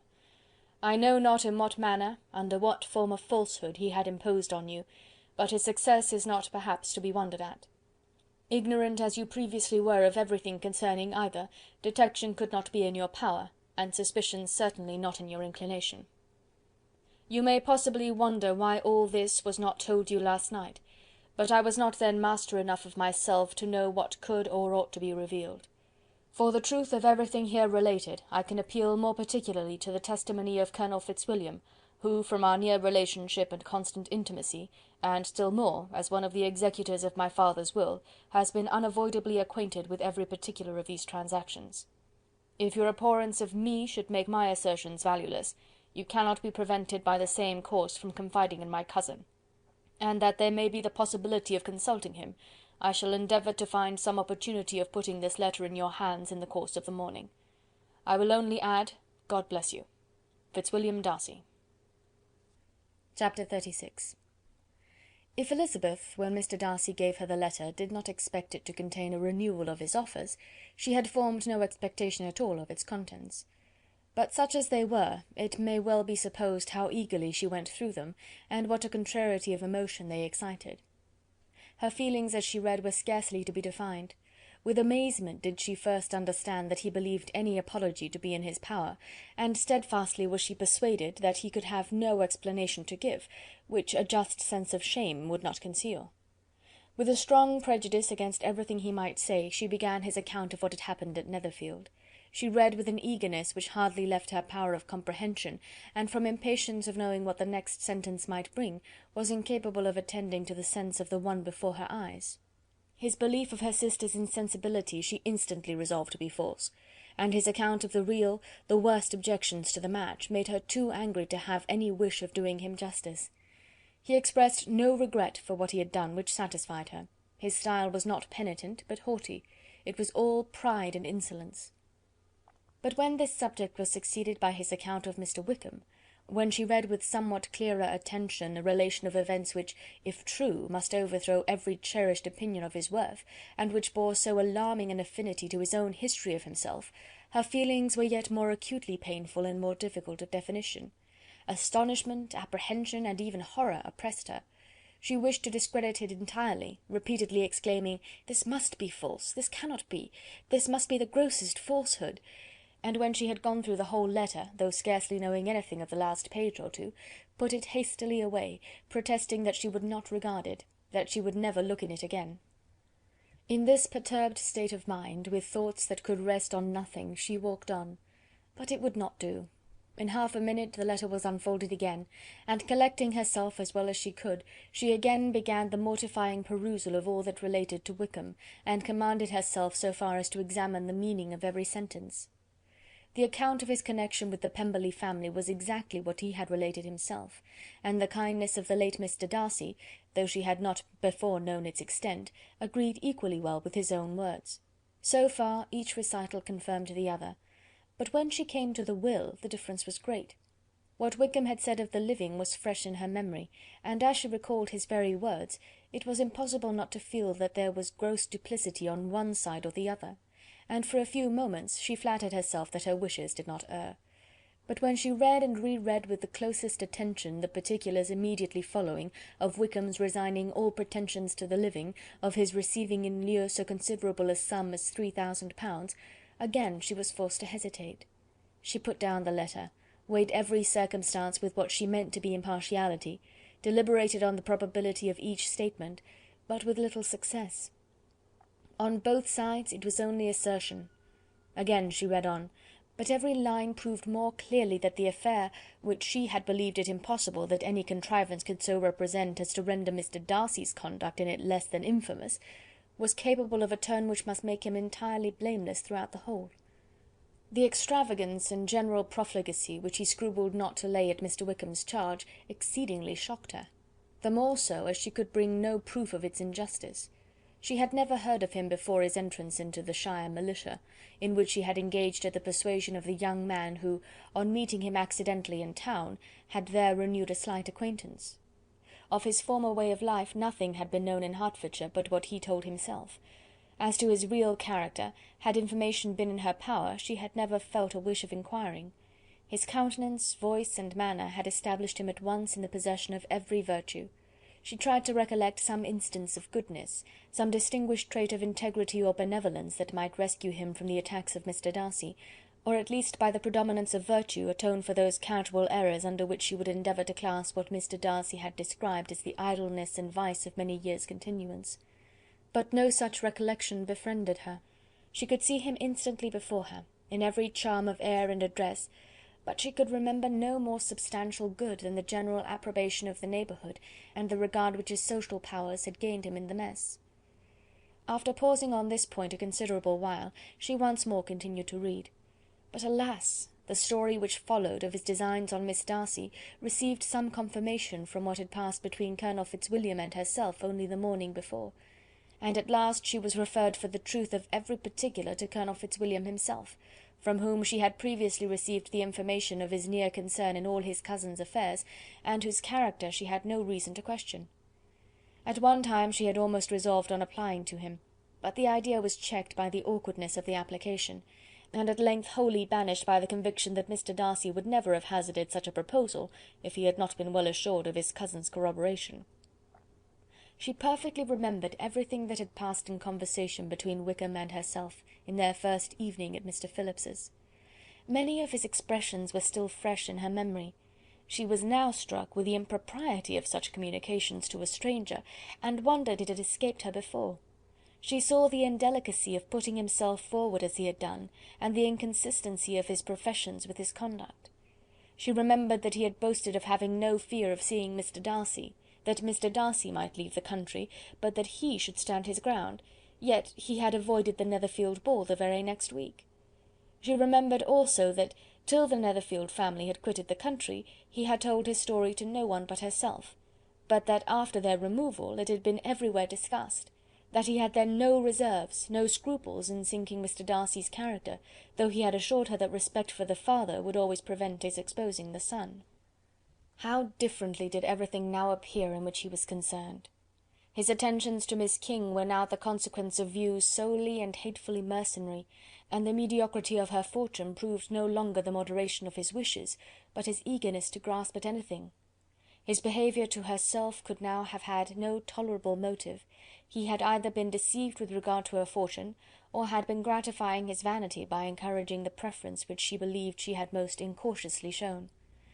Every lingering struggle in his favour grew fainter and fainter, and in farther justification of Mr. Darcy, she could not but allow Mr. Bingley, when questioned by Jane, had long ago asserted his blamelessness in the affair, that, proud and repulsive as were his manners, she had never, in the whole course of their acquaintance, an acquaintance which had latterly brought them much together, and given her a sort of intimacy with his ways, seen anything that betrayed him to be unprincipled or unjust, anything that spoke him of irreligious or immoral habits, that among his own connections he was esteemed and valued, that even Wickham had allowed him merit as a brother, and that she had often heard him speak so affectionately of his sister as to prove him capable of some amiable feeling; that, had his actions been what Mr. Wickham represented them, so gross a violation of everything right could hardly have been concealed from the world, and that friendship between a person capable of it and such an amiable man as Mr. Bingley was incomprehensible.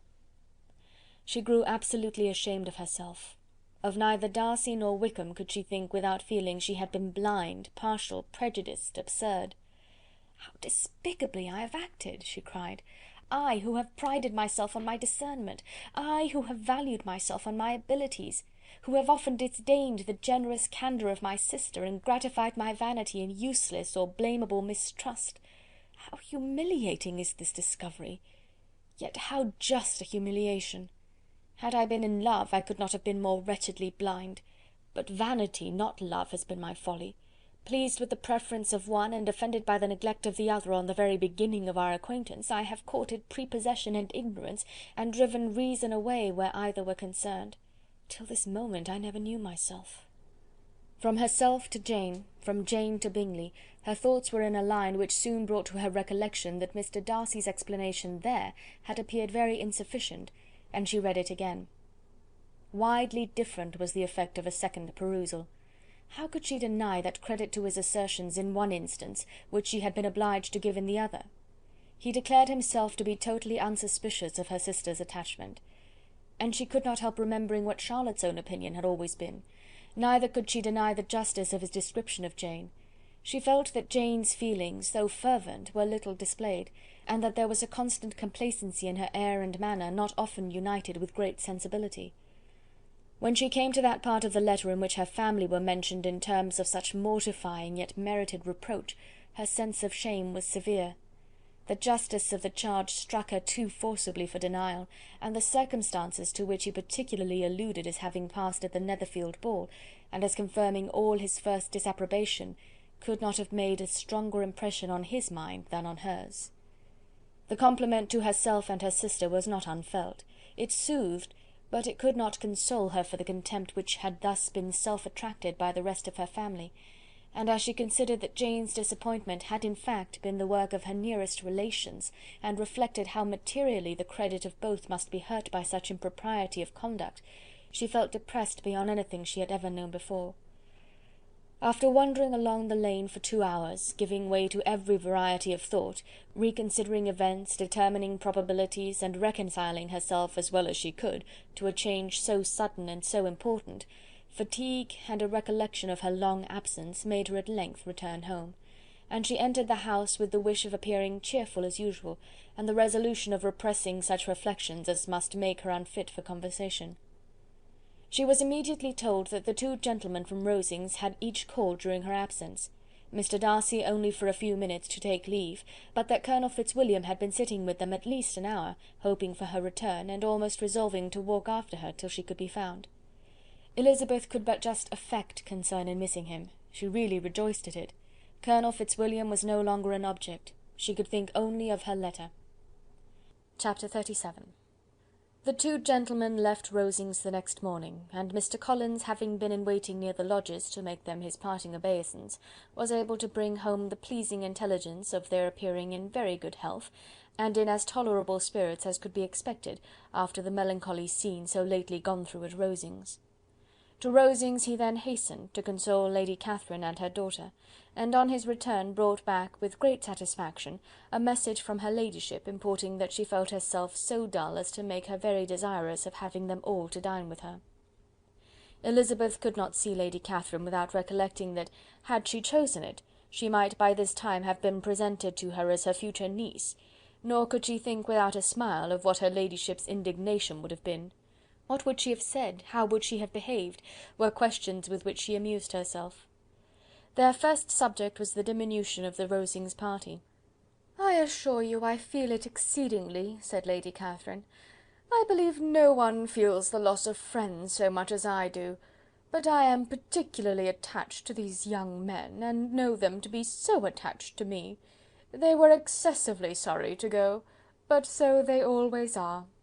The dear Colonel rallied his spirits tolerably till just at last, but Darcy seemed to feel it most acutely, more, I think, than last year.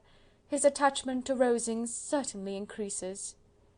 Mr. Collins had a compliment and an allusion to throw in here, which were kindly smiled on by the mother and daughter. Lady Catherine observed, after dinner, that Miss Bennet seemed out of spirits, and immediately accounting for it by herself, by supposing that she did not like to go home again so soon, she added, "But if that is the case, you must write to your mother and beg that you may stay a little longer. Mrs. Collins will be very glad of your company, I am sure." "I am very obliged to your ladyship for your kind invitation," replied Elizabeth, "but it is not in my power to accept it. I must be in town next Saturday." "Why, at that rate, you will have been here only 6 weeks. I expected you to stay 2 months. I told Mrs. Collins so before you came. There can be no occasion for your going so soon. Mrs. Bennet could certainly spare you for another fortnight." "But my father cannot. He wrote last week to hurry my return." "Oh, your father, of course, may spare you, if your mother can. Daughters are never of so much consequence to a father, and if you will stay another month complete, it will be in my power to take one of you as far as London, for I am going there early in June for a week, and as Dawson does not object to the barouche box, there will be very good room for one of you, and indeed, if the weather should happen to be cool, I should not object to taking you both, as you are neither of you large." "You are all kindness, madam, but I believe we must abide by our original plan." Lady Catherine seemed resigned. "Mrs. Collins, you must send a servant with them. You know I always speak my mind, and I cannot bear the idea of 2 young women travelling post by themselves. It is highly improper. You must contrive to send somebody. I have the greatest dislike in the world to that sort of thing. Young women should always be properly guarded and attended, according to their situation in life. When my niece Georgiana went to Ramsgate last summer, I made a point of her having 2 men-servants go with her. Miss Darcy, the daughter of Mr. Darcy of Pemberley, and Lady Anne, could not have appeared with propriety in a different manner. I am excessively attentive to all those things. You must send John with the young ladies, Mrs. Collins. I am glad it occurred to me to mention it, for it would really be discreditable to you to let them go alone." "My uncle is to send a servant for us."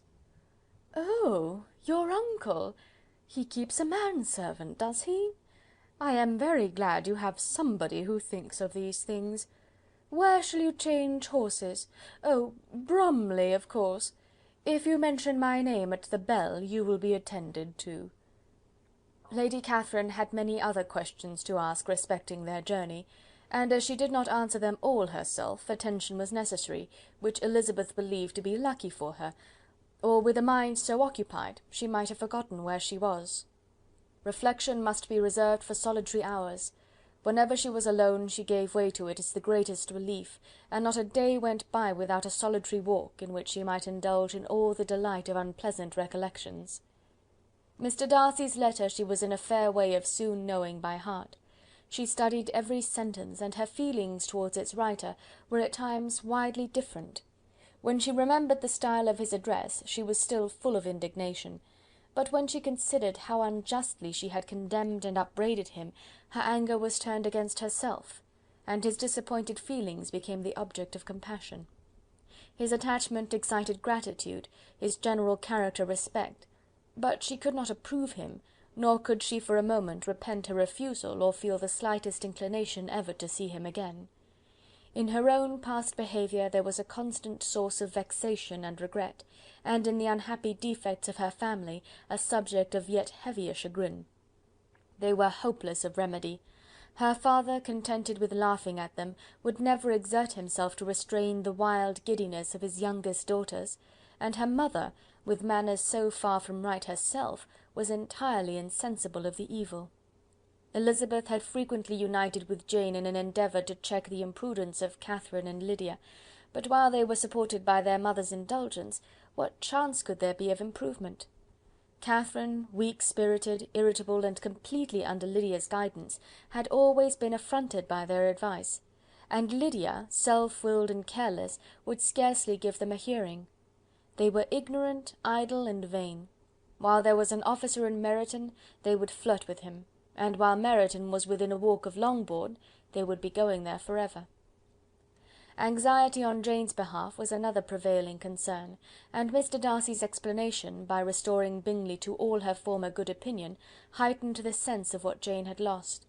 His affection was proved to have been sincere, and his conduct cleared of all blame, unless any could attach to the implicitness of his confidence in his friend.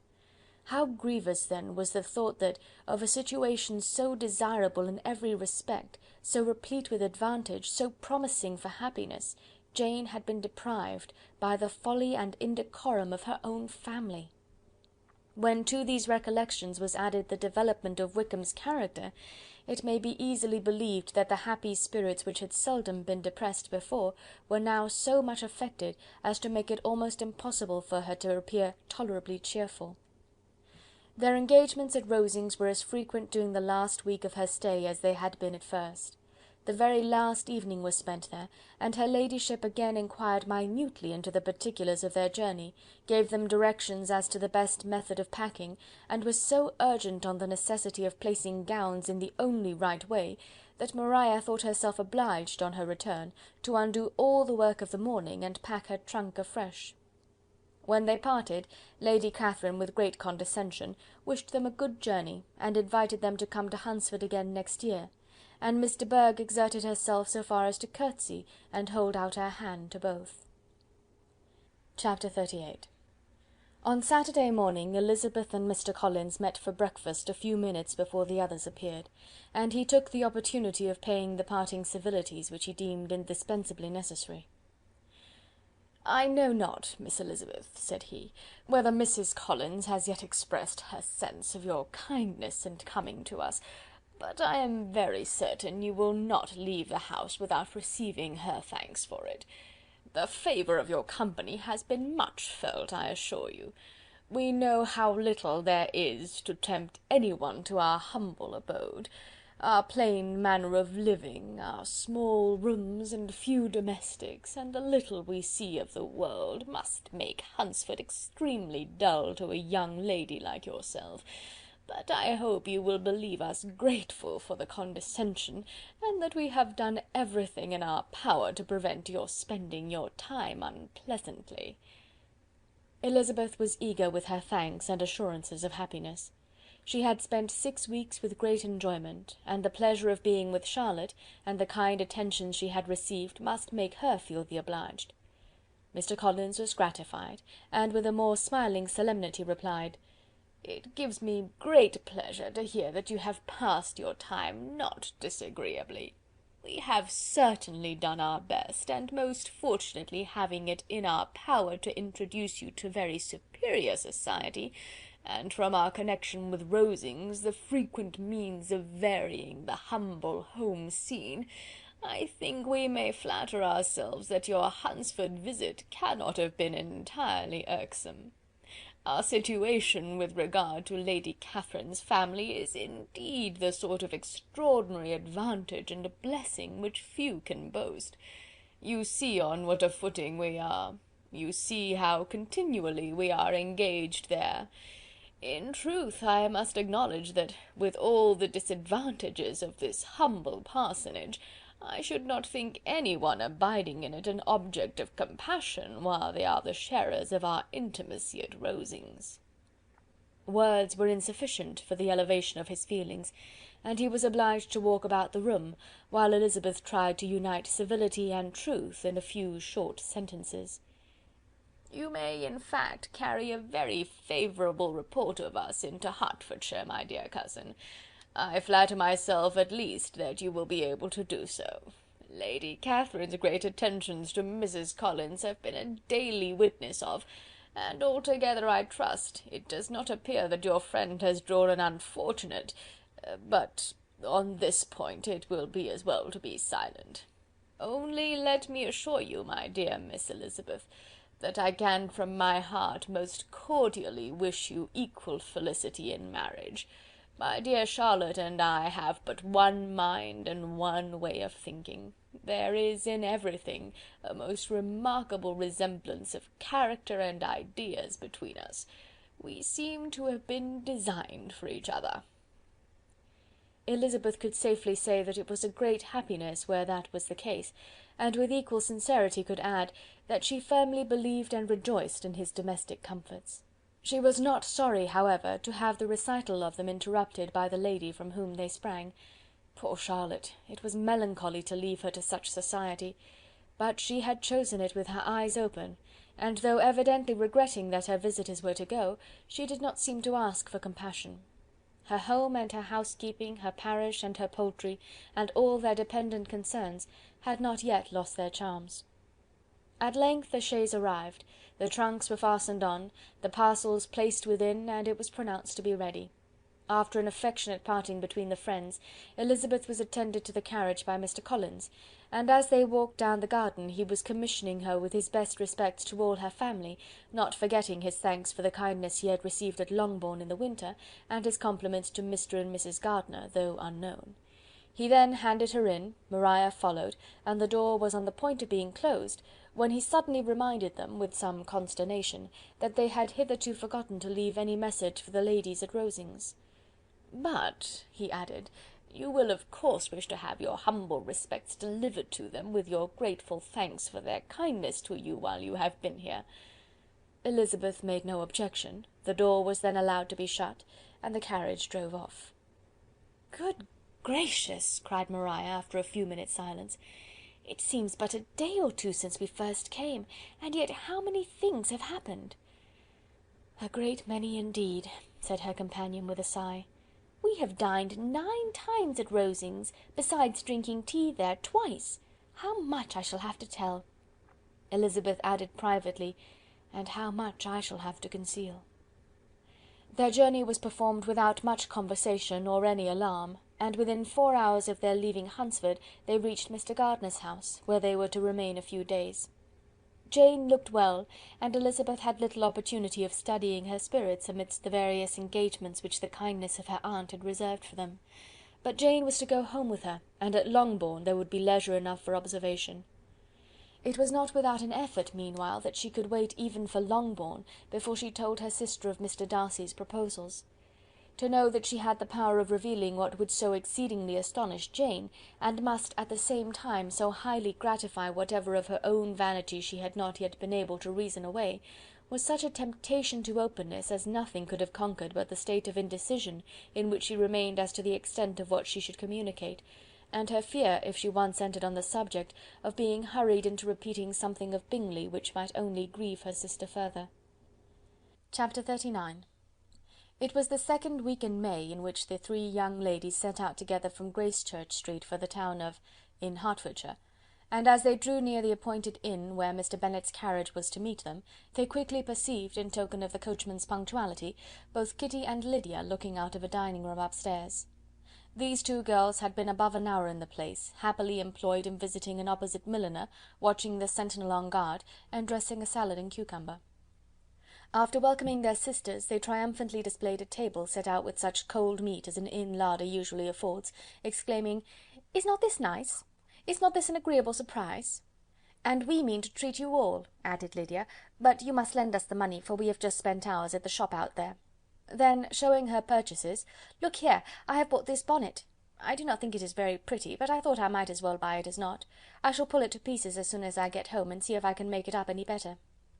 And when her sisters abused it as ugly, she added, with perfect unconcern, "Oh, but there were 2 or 3 much uglier in the shop, and when I have bought some prettier coloured satin to trim it with fresh, I think it will be very tolerable.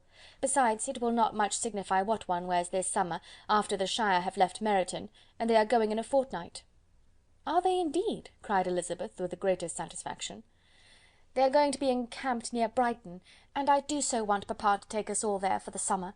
It would be such a delicious scheme, and I dare say would hardly cost anything at all. Mamma would like to go too, of all things. Only think what a miserable summer else we shall have." Yes, thought Elizabeth, that would be a delightful scheme indeed, and completely do for us at once. Good heaven!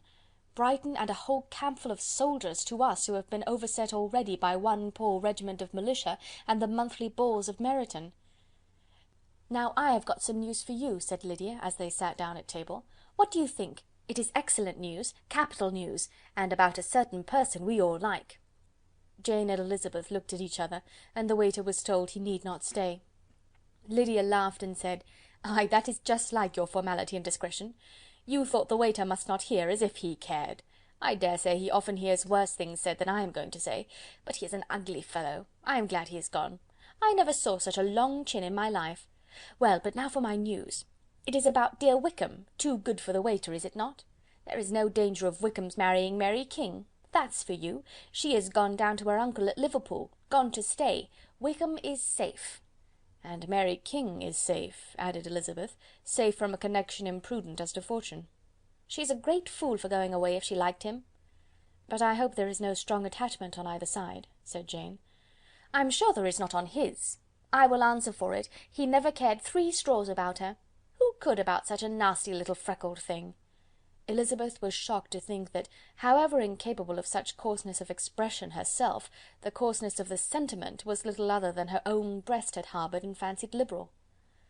As soon as all had ate and the elder ones paid, the carriage was ordered, and after some contrivance, the whole party, with all their boxes, work-bags and parcels, and the unwelcome addition of Kitty's and Lydia's purchases, were seated in it. "How nicely we are all crammed in," cried Lydia. "I am glad I bought my bonnet, if it is only for the fun of having another bandbox. Well, now let us be quite comfortable and snug, and talk and laugh all the way home. And in the first place, let us hear what has happened to you all since you went away. Have you seen any pleasant men? Have you had any flirting? I was in great hopes that one of you would have got a husband before you came back. Jane will be quite an old maid soon, I declare. She is almost 23. Lord, how ashamed I should be of not being married before 23. My Aunt Phillips wants you so to get husbands, you can't think. She says Lizzie had better have taken Mr. Collins, but I do not think there would have been any fun in it. Lord, how I should like to be married before any of you, and then I would chaperone you about to all the balls. Dear me, we had such a good piece of fun the other day at Colonel Forster's. Kitty and me were to spend the day there, and Mrs. Forster promised to have a little dance in the evening. By the by, Mrs. Forster and me are such friends, and so she asked the 2 Harringtons to come, but Harriet was ill, and so Pen was forced to come by herself. And then, what do you think we did? We dressed up Chamberlain in women's clothes, on purpose to pass for a lady. Only think what fun! Not a soul knew of it but Colonel and Mrs. Forster and Kitty and me, except my aunt, for we were forced to borrow one of her gowns, and you cannot imagine how well he looked. When Denny and Wickham and Pratt and 2 or 3 more of the men came in, they did not know him in the least. Lord, how I laughed, and so did Mrs. Forster. I thought I should have died, and that made the men suspect something, and they soon found out what was the matter." With such kinds of histories of their parties and good jokes did Lydia, assisted by Kitty's hints and additions, endeavour to amuse her companions all the way to Longbourn. Elizabeth listened as little as she could, but there was no escaping the frequent mention of Wickham's name. Their reception at home was most kind. Mrs. Bennet rejoiced to see Jane in undiminished beauty, and more than once during dinner did Mr. Bennet say voluntarily to Elizabeth, "I am glad you are come back, Lizzie." Their party in the dining-room was large, for almost all the Lucases came to meet Maria and hear the news, and various were the subjects that occupied them. Lady Lucas was inquiring of Maria after the welfare and poultry of her eldest daughter. Mrs. Bennet was doubly engaged, on one hand collecting an account of the present fashions from Jane, who sat some way below her, and on the other retailing them to all the younger Lucases, and Lydia, in a voice rather louder than any other person's, was enumerating the various pleasures of the morning to anybody who would hear her. "Oh, Mary," said she, "I wish you had gone with us, for we had such fun. As we went along, Kitty and I drew up the blinds and pretended there was nobody in the coach, and I should have gone so all the way if Kitty had not been sick. And when we got to the George, I do think we behaved very handsomely, for we treated the other 3 with the nicest cold luncheon in the world, and if you had gone we would have treated you too. And then when we came away it was such fun. I thought we should never have got into the coach, I was ready to die of laughter, and then we were so merry all the way home, we talked and laughed so loud that anybody might have heard us 10 miles off." To this Mary gravely replied, "Far be it from me, my dear sister, to depreciate such pleasures. They would doubtless be congenial with the generality of female minds, but I confess they would have no charms for me. I should infinitely prefer a book. But of this answer Lydia heard not a word. She seldom listened to anybody for more than half a minute, and never attended to Mary at all. In the afternoon Lydia was urgent with the rest of the girls to walk to Meryton, and to see how everybody went on, but Elizabeth steadily opposed the scheme. It should not be said that the Miss Bennets could not be at home half a day before they were in pursuit of the officers. There was another reason, too, for her opposition. She dreaded seeing Mr. Wickham again, and was resolved to avoid it as long as possible. The comfort to her of the regiment's approaching removal was indeed beyond expression. In a fortnight they were to go, and once gone, she hoped there could be nothing more to plague her on his account. She had not been many hours at home before she found that the Brighton scheme, of which Lydia had given them a hint at the inn, was under frequent discussion between her parents. Elizabeth saw directly that her father had not the smallest intention of yielding, but his answers were at the same time so vague and equivocal that her mother, though often disheartened, had never yet despaired of succeeding at last. Chapter 40. Elizabeth's impatience to acquaint Jane with what had happened could no longer be overcome, and at length, resolving to suppress every particular in which her sister was concerned, and preparing her to be surprised, she related to her the next morning the chief of the scene between Mr. Darcy and herself. Miss Bennet's astonishment was soon lessened by the strong sisterly partiality which made any admiration of Elizabeth appear perfectly natural, and all surprise was shortly lost in other feelings. She was sorry that Mr. Darcy should have delivered his sentiments in a manner so little suited to recommend them, but still more was she grieved for the unhappiness which her sister's refusal must have given him. "His being so sure of succeeding was wrong," said she, "and certainly ought not to have appeared, but consider how much it must increase his disappointment." "Indeed," replied Elizabeth, "I am heartily sorry for him, but he has other feelings, which will probably soon drive away his regard for me. You do not blame me, however, for refusing him?" "Blame you? Oh, no." "But you blame me for having spoken so warmly of Wickham?" "No, I do not know that you were wrong in saying what you did." "But you will know it when I tell you what happened the very next day." She then spoke of the letter, repeating the whole of its contents as far as they concerned George Wickham. What a stroke was this for poor Jane, who would willingly have gone through the world without believing that so much wickedness existed in the whole race of mankind as were here collected in one individual. Nor was Darcy's vindication, though grateful to her feelings, capable of consoling her for such discovery. Most earnestly did she labour to prove the probability of error, and seek to clear the one without involving the other. "This will not do," said Elizabeth. "You will never be able to make both of them good for anything. Take your choice, but you must be satisfied with only one. There is but such a quantity of merit between them, just enough to make one good sort of man, and of late it has been shifting about pretty much. For my part, I am inclined to believe it all Darcy's, but you shall do as you choose." It was some time, however, before a smile could be extorted from Jane. "I do not know when I have been more shocked," said she. "Wickham so very bad! It is almost past belief. And poor Mr. Darcy! Dear Lizzy, only consider what he must have suffered. Such a disappointment, and with the knowledge of your ill opinion too, and having to relate such a thing of his sister. It is really too distressing. I am sure you must feel it so." "Oh, no, my regret and compassion are all done away by seeing you so full of both. I know you will do him such ample justice, that I am growing every moment more unconcerned and indifferent. Your profusion makes me saving, and if you lament over him much longer, my heart will be as light as a feather." "Poor Wickham! There is such an expression of goodness in his countenance, such an openness and gentleness in his manner." "There certainly was some great mismanagement in the education of those two young men. One has got all the goodness, and the other all the appearance of it." "I never thought Mr. Darcy so deficient in the appearance of it as you used to do." "And yet I meant to be uncommonly clever in taking so decided a dislike to him without any reason. It is such a spur to one's genius, such an opening for wit, to have a dislike of that kind. One may be continually abusive without saying anything just, but one cannot always be laughing at a man without now and then stumbling on something witty. Lizzy, when you first read that letter, I am sure you could not treat the matter as you do now." "Indeed I could not. I was uncomfortable enough, I may say unhappy, and with no one to speak to about what I felt, no Jane to comfort me and say that I had not been so very weak and vain and nonsensical as I knew I had. Oh, how I wanted you! how unfortunate that you should have used such very strong expressions in speaking of Wickham to Mr. Darcy, for now they do appear wholly undeserved." "Certainly. But the misfortune of speaking with bitterness is a most natural consequence of the prejudices I have been encouraging. There is one point on which I want your advice. I want to be told whether I ought, or ought not, to make our acquaintances in general understand Wickham's character." Miss Bennet paused a little, and then replied, "Surely there can be no occasion for exposing him so dreadfully. What is your opinion?" "That it ought not to be attempted. Mr. Darcy has not authorized me to make his communication public. On the contrary, every particular relative to his sister was meant to be kept as much as possible to myself, and if I endeavour to undeceive people as to the rest of his conduct, who will believe me?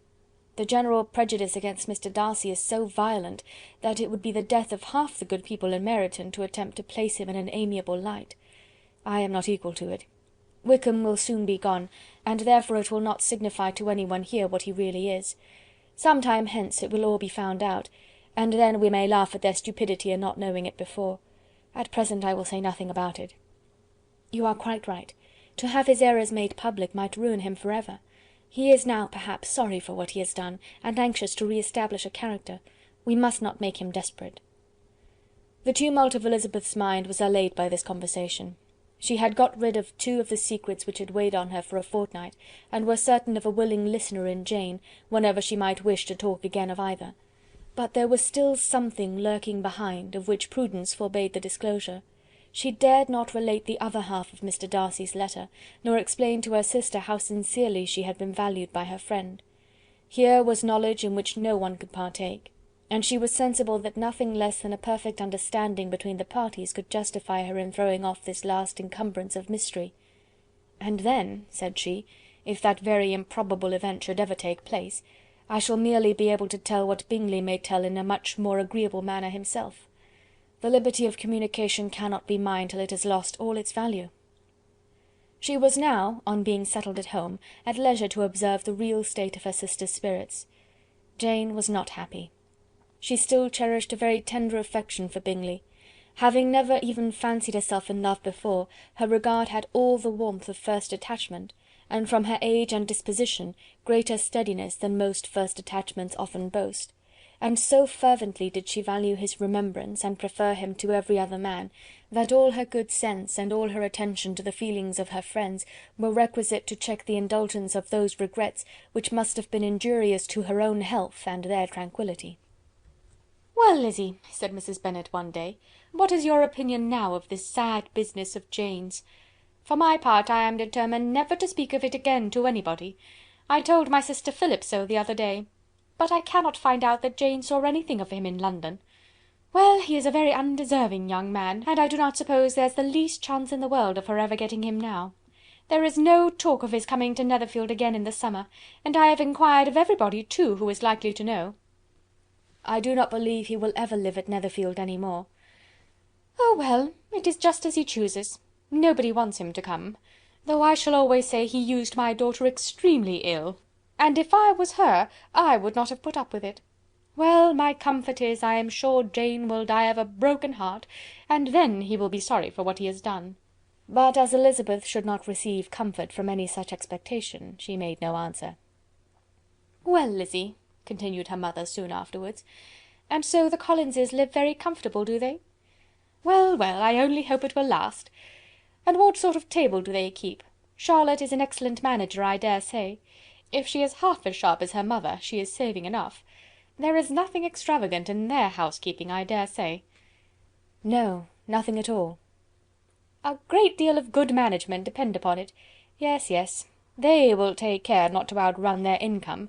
They will never be distressed for money. Well, much good may it do them. And so, I suppose, they often talk of having Longbourn when your father is dead. They look upon it as quite their own, I dare say, whenever that happens." "It was a subject which they could not mention before me." "No, it would have been strange if they had. But I make no doubt they often talk of it between themselves. Well, if they can be easy with an estate that is not lawfully their own, so much the better. I should be ashamed of having one that was only entailed on me." Chapter 41. The first week of their return was soon gone. The second began. It was the last of the regiment's stay at Meryton, and all the young ladies in the neighbourhood were drooping apace. The dejection was almost universal. The elder Miss Bennets alone were still able to eat, drink, and sleep, and pursue the usual course of their employments. Very frequently they were reproached for this insensibility by Kitty and Lydia, whose own misery was extreme, and who could not comprehend such hard-heartedness in any of the family. "Good Heaven! What is to become of us? What are we to do?" they would often exclaim in the bitterness of woe. "How can you be smiling so, Lizzy?" Their affectionate mother shared all of their grief. She remembered what she had herself endured on a similar occasion 25 years ago. "I am sure," said she, "I cried for 2 days together when Colonel Miller's regiment went away. I thought I should have broken my heart." "I am sure I shall break mine," said Lydia. "If one could but go to Brighton," observed Mrs. Bennet. "Oh yes, if one could but go to Brighton, but papa is so disagreeable. A little sea bathing would set me up for ever." "And my Aunt Phillips is sure it would do me a great deal of good," added Kitty. Such were the kind of lamentations resounding perpetually through Longbourn House. Elizabeth tried to be diverted by them, but all sense of pleasure was lost in shame. She felt anew the justice of Mr. Darcy's objections, and never had she been so much disposed to pardon his interference in the views of his friend. But the gloom of Lydia's prospect was shortly cleared away, for she received an invitation from Mrs. Forster, the wife of the colonel of the regiment, to accompany her to Brighton. This invaluable friend was a very young woman, and very lately married. A resemblance in good humour and good spirits had recommended her and Lydia to each other, and out of their 3 months' acquaintance they had been intimate too. The rapture of Lydia on this occasion, her adoration of Mrs. Forster, the delight of Mrs. Bennet, and the mortification of Kitty, are scarcely to be described. Wholly inattentive to her sister's feelings, Lydia flew about the house in restless ecstasy, calling for everyone's congratulations, and laughing and talking with more violence than ever, whilst the luckless Kitty continued in the parlour, repined at her fate in terms as unreasonable as her accent was peevish. "I cannot see why Mrs. Forster should not ask me as well as Lydia," said she, "though I am not her particular friend. I have just as much right to be asked as she has, and more too, for I am 2 years older." In vain did Elizabeth attempt to make her reasonable, and Jane to make her resigned. As for Elizabeth herself, this invitation was so far from exciting in her the same feelings as in her mother and Lydia, that she considered it as the death warrant of all possibility of common sense for the latter; and detestable as such a step must make her if it were known, she could not help secretly advising her father not to let her go. She represented to him all the improprieties of Lydia's general behaviour, the little advantage she could derive from the friendship of such a woman as Mrs. Forster, and the probability of her being yet more imprudent with such a companion at Brighton, where the temptations must be greater than at home. He heard her attentively, and then said: "Lydia will never be easy until she has exposed herself in some public place or other, and we can never expect her to do it with so little expense or inconvenience to her family as under the present circumstances." "If you were aware," said Elizabeth, "of the very great disadvantage to us all which must arise from the public notice of Lydia's unguarded and imprudent manner, nay, which has already arisen from it, I am sure you would judge differently in the affair." "Already arisen?" repeated Mr. Bennet. "What, has she frightened away some of your lovers? Poor little Lizzy! But do not be cast down. Such squeamish youths as cannot bear to be connected with a little absurdity are not worth a regret. Come, let me see the list of pitiful fellows who have been kept aloof by Lydia's folly." "Indeed you are mistaken. I have no such injuries to resent. It is not of particular, but of general evils which I am now complaining. Our importance, our respectability in the world must be affected by the wild volatility, the assurance and disdain of all restraint which mark Lydia's character. Excuse me, for I must speak plainly. If you, my dear father, will not take the trouble of checking her exuberant spirits, and of teaching her that her present pursuits are not to be the business of her life, she will soon be beyond the reach of amendment.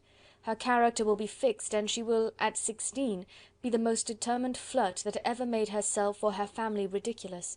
A flirt, too, in the worst and meanest degree of flirtation, without any attraction beyond youth and a tolerable person, and from the ignorance and emptiness of her mind, wholly unable to ward off any portion of that universal contempt which her rage for admiration will excite. In this danger Kitty also is comprehended. She will follow wherever Lydia leads. Vain, ignorant, idle, and absolutely uncontrolled. Oh, my dear father, can you suppose it possible that they will not be censured and despised wherever they are known, and that their sisters will not be often involved in the disgrace?" Mr. Bennet saw that her whole heart was in the subject, and affectionately taking her hand, said in reply, "Do not make yourself uneasy, my love. Wherever you and Jane are known, you must be respected and valued, and you will not appear to less advantage for having a couple of, or I may say 3, very silly sisters. We shall have no peace at Longbourn if Lydia does not go to Brighton. Let her go then. Colonel Forster is a sensible man, and will keep her out of any real mischief. And she is luckily too poor to be an object of prey to anybody. At Brighton she will be of less importance even as a common flirt than she has been here. The officers will find women better worth their notice. Let us hope, therefore, that her being there may teach her her own insignificance. At any rate, she cannot grow many degrees worse without authorizing us to lock her up for the rest of her life."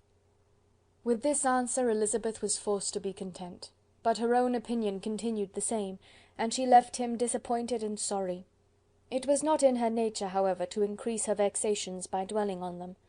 She was confident of having performed her duty, and to fret over unavoidable evils, or augment them by anxiety, was no part of her disposition. Had Lydia and her mother known the substance of her conference with her father, their indignation would hardly have found expression in their united volubility. In Lydia's imagination a visit to Brighton comprised every possibility of earthly happiness. She saw, with the creative eye of fancy, the streets of that gay bathing place covered with officers. She saw herself the object of attention to tens and to scores of them at present unknown. She saw all the glories of the camp, its tents stretched forth in beauteous uniformity of lines, crowded with the young and the gay, and dazzling with scarlet. And to complete the view, she saw herself seated beneath a tent, tenderly flirting with at least 6 officers at once. Had she known her sister sought to tear her from such prospects and such realities as these, what would have been her sensations? They could have been understood only by her mother, who might have felt nearly the same. Lydia's going to Brighton was all that consoled her for her melancholy conviction of her husband's never intending to go there himself. But they were entirely ignorant of what had passed, and their raptures continued with little intermission to the very day of Lydia's leaving home. Elizabeth was now to see Mr. Wickham for the last time. Having been frequently in company with him since her return, agitation was pretty well over, the agitations of formal partiality entirely so. She had even learnt to detect, in the very gentleness which had at first delighted her, an affectation and a sameness to disgust and weary.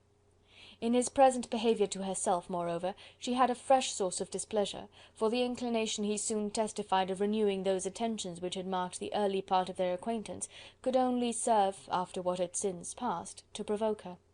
She lost all concern for him in finding herself thus selected as the object of such idle and frivolous gallantry, and while she steadily repressed it, could not but feel the reproof contained in his believing that, however long and for whatever cause his attentions had been withdrawn, her vanity would be gratified, and her preference secured at any time by their renewal.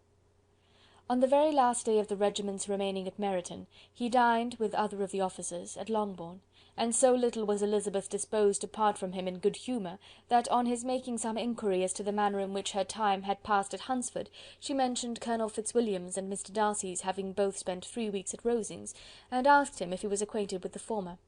He looked surprised, displeased, alarmed, but with a moment's recollection and a returning smile replied that he had formerly seen him often, and after observing that he was a very gentlemanlike man, asked her how she liked him.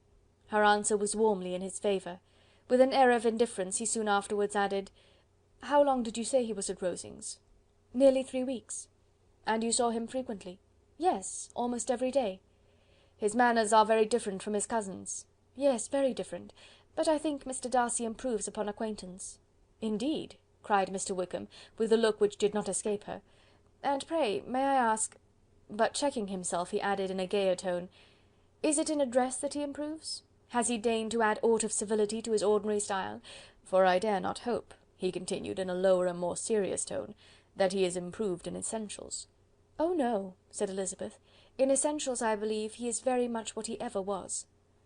While she spoke, Wickham looked as if scarcely knowing whether to rejoice over her words, or to distrust their meaning. There was a something in her countenance which made him listen with an apprehensive and anxious attention, while she added, When I said that he improved on acquaintance, I did not mean that his mind or his manners were in a state of improvement, but that, from knowing him better, his disposition was better understood." Wickham's alarm now appeared in a heightened complexion and agitated look. For a few minutes he was silent, till, shaking off his embarrassment, he turned to her again, and said in the gentlest of accents, "You, who so well know my feelings towards Mr. Darcy, will readily comprehend how sincerely I must rejoice that he is wise enough to assume even the appearance of what is right. His pride in that direction may be of service, if not to himself, to many others, for it must only deter him from such foul misconduct as I have suffered by. I only fear that the sort of cautiousness to which you, I imagine, have been alluding, is merely adopted on his visits to his aunt, of whose good opinion and judgment he stands much in awe. His fear of her has always operated, I know, when they were together, and a good deal is to be imputed to his wish of forwarding the match with Miss de Bourgh, which I am certain he has very much at heart." Elizabeth could not repress a smile at this, but she answered only by a slight inclination of the head. She saw that he wanted to engage her on the old subject of his grievances, and she was in no humour to indulge him. The rest of the evening passed with the appearance, on his side, of usual cheerfulness, but with no further attempt to distinguish Elizabeth, and they parted at last with mutual civility, and possibly a mutual desire of never meeting again. When the party broke up, Lydia returned with Mrs. Forster to Meryton, from whence they were to set out early the next morning. The separation between her and her family was rather noisy than pathetic. Kitty was the only one who shed tears, but she did weep from vexation and envy. Mrs. Bennet was diffuse in her good wishes for the felicity of her daughter, and impressive in her injunctions that she should not miss the opportunity of enjoying herself as much as possible, advice which there was every reason to believe would be well attended to; and in the clamorous happiness of Lydia herself in bidding farewell, the more gentle adieus of her sisters were uttered without being heard. Chapter 42. Had Elizabeth's opinion been all drawn from her own family, she could not have formed a very pleasing opinion of conjugal felicity or domestic comfort. Her father, captivated by youth and beauty, and that appearance of good humour which youth and beauty generally give, had married a woman whose weak understanding and illiberal mind had very early in their marriage put an end to all real affection for her. Respect, esteem, and confidence had vanished for ever, and all his views of domestic happiness were overthrown. But Mr. Bennet was not of a disposition to seek comfort for the disappointment which his own imprudence had brought on, in any of those pleasures which too often console the unfortunate for their folly or their vice. He was fond of the country and of books, and from these tastes had arisen his principal enjoyments. To his wife he was very little otherwise indebted than as her ignorance and folly had contributed to his amusement. This is not the sort of happiness which a man would in general wish to owe to his wife, but where other powers of entertainment are wanting, the true philosopher will derive benefit from such as are given. Elizabeth, however, had never been blind to the impropriety of her father's behaviour as a husband. She had always seen it with pain, but respecting his abilities, and grateful for his affectionate treatment of herself, she endeavoured to forget what she could not overlook, and to banish from her thoughts that continual breach of conjugal obligation and decorum which, in exposing his wife to the contempt of her own children, was so highly reprehensible. But she had never felt so strongly as now the disadvantages which must attend the children of so unsuitable a marriage, nor ever been so fully aware of the evils arising from so ill-judged a direction of talents, which, rightly used, might at least have preserved the respectability of his daughters, even if incapable of enlarging the mind of his wife. When Elizabeth had rejoiced over Wickham's departure, she found little other cause for satisfaction in the loss of the regiment. Their parties abroad were less varied than before, and at home she had a mother and sister whose constant repinings at the dullness of everything around them threw a real gloom over their domestic circle; and though Kitty might in time regain her natural degree of sense, since the disturbers of her brain were removed, her other sister, from whose disposition greater evil might be apprehended, was likely to be hardened in all her folly and assurance by a situation of such double danger as a watering-place and a camp.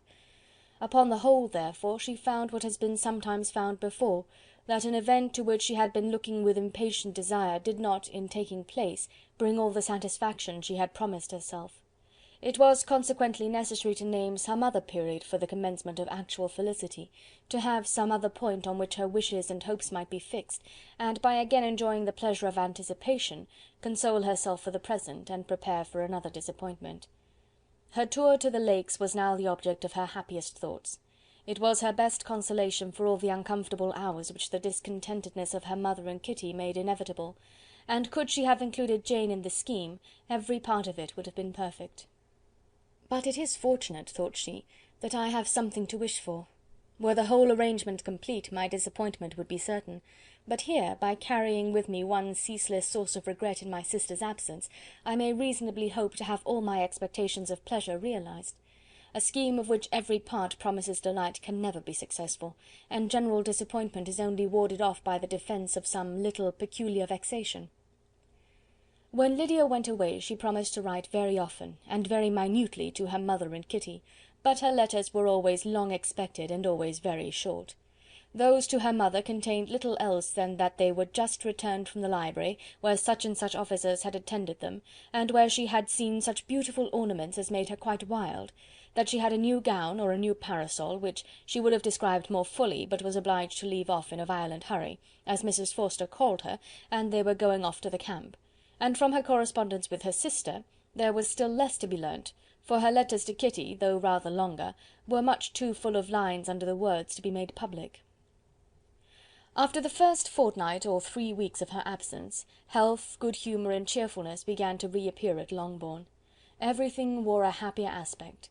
The families who had been in town for the winter came back again, and summer finery and summer engagements arose.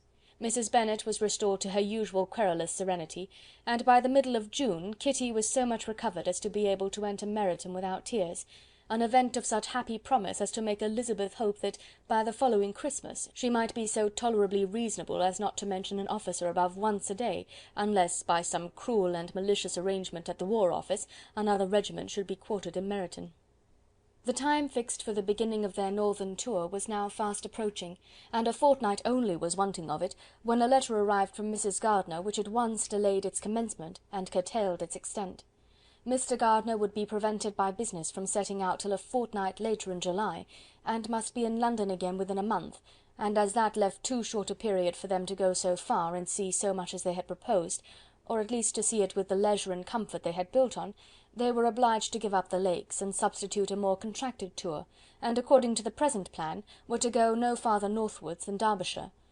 In that county there was enough to be seen to occupy the chief of their 3 weeks, and to Mrs. Gardiner it had a peculiarly strong attraction. The town where she had formerly passed some years of her life, and where they were now to spend a few days, was probably as great an object of her curiosity as all the celebrated beauties of Matlock, Chatsworth, Dovedale, or the Peak. Elizabeth was excessively disappointed. She had set her heart on seeing the Lakes, and still thought there might have been time enough, but it was her business to be satisfied, and certainly her temper to be happy, and all was soon right again.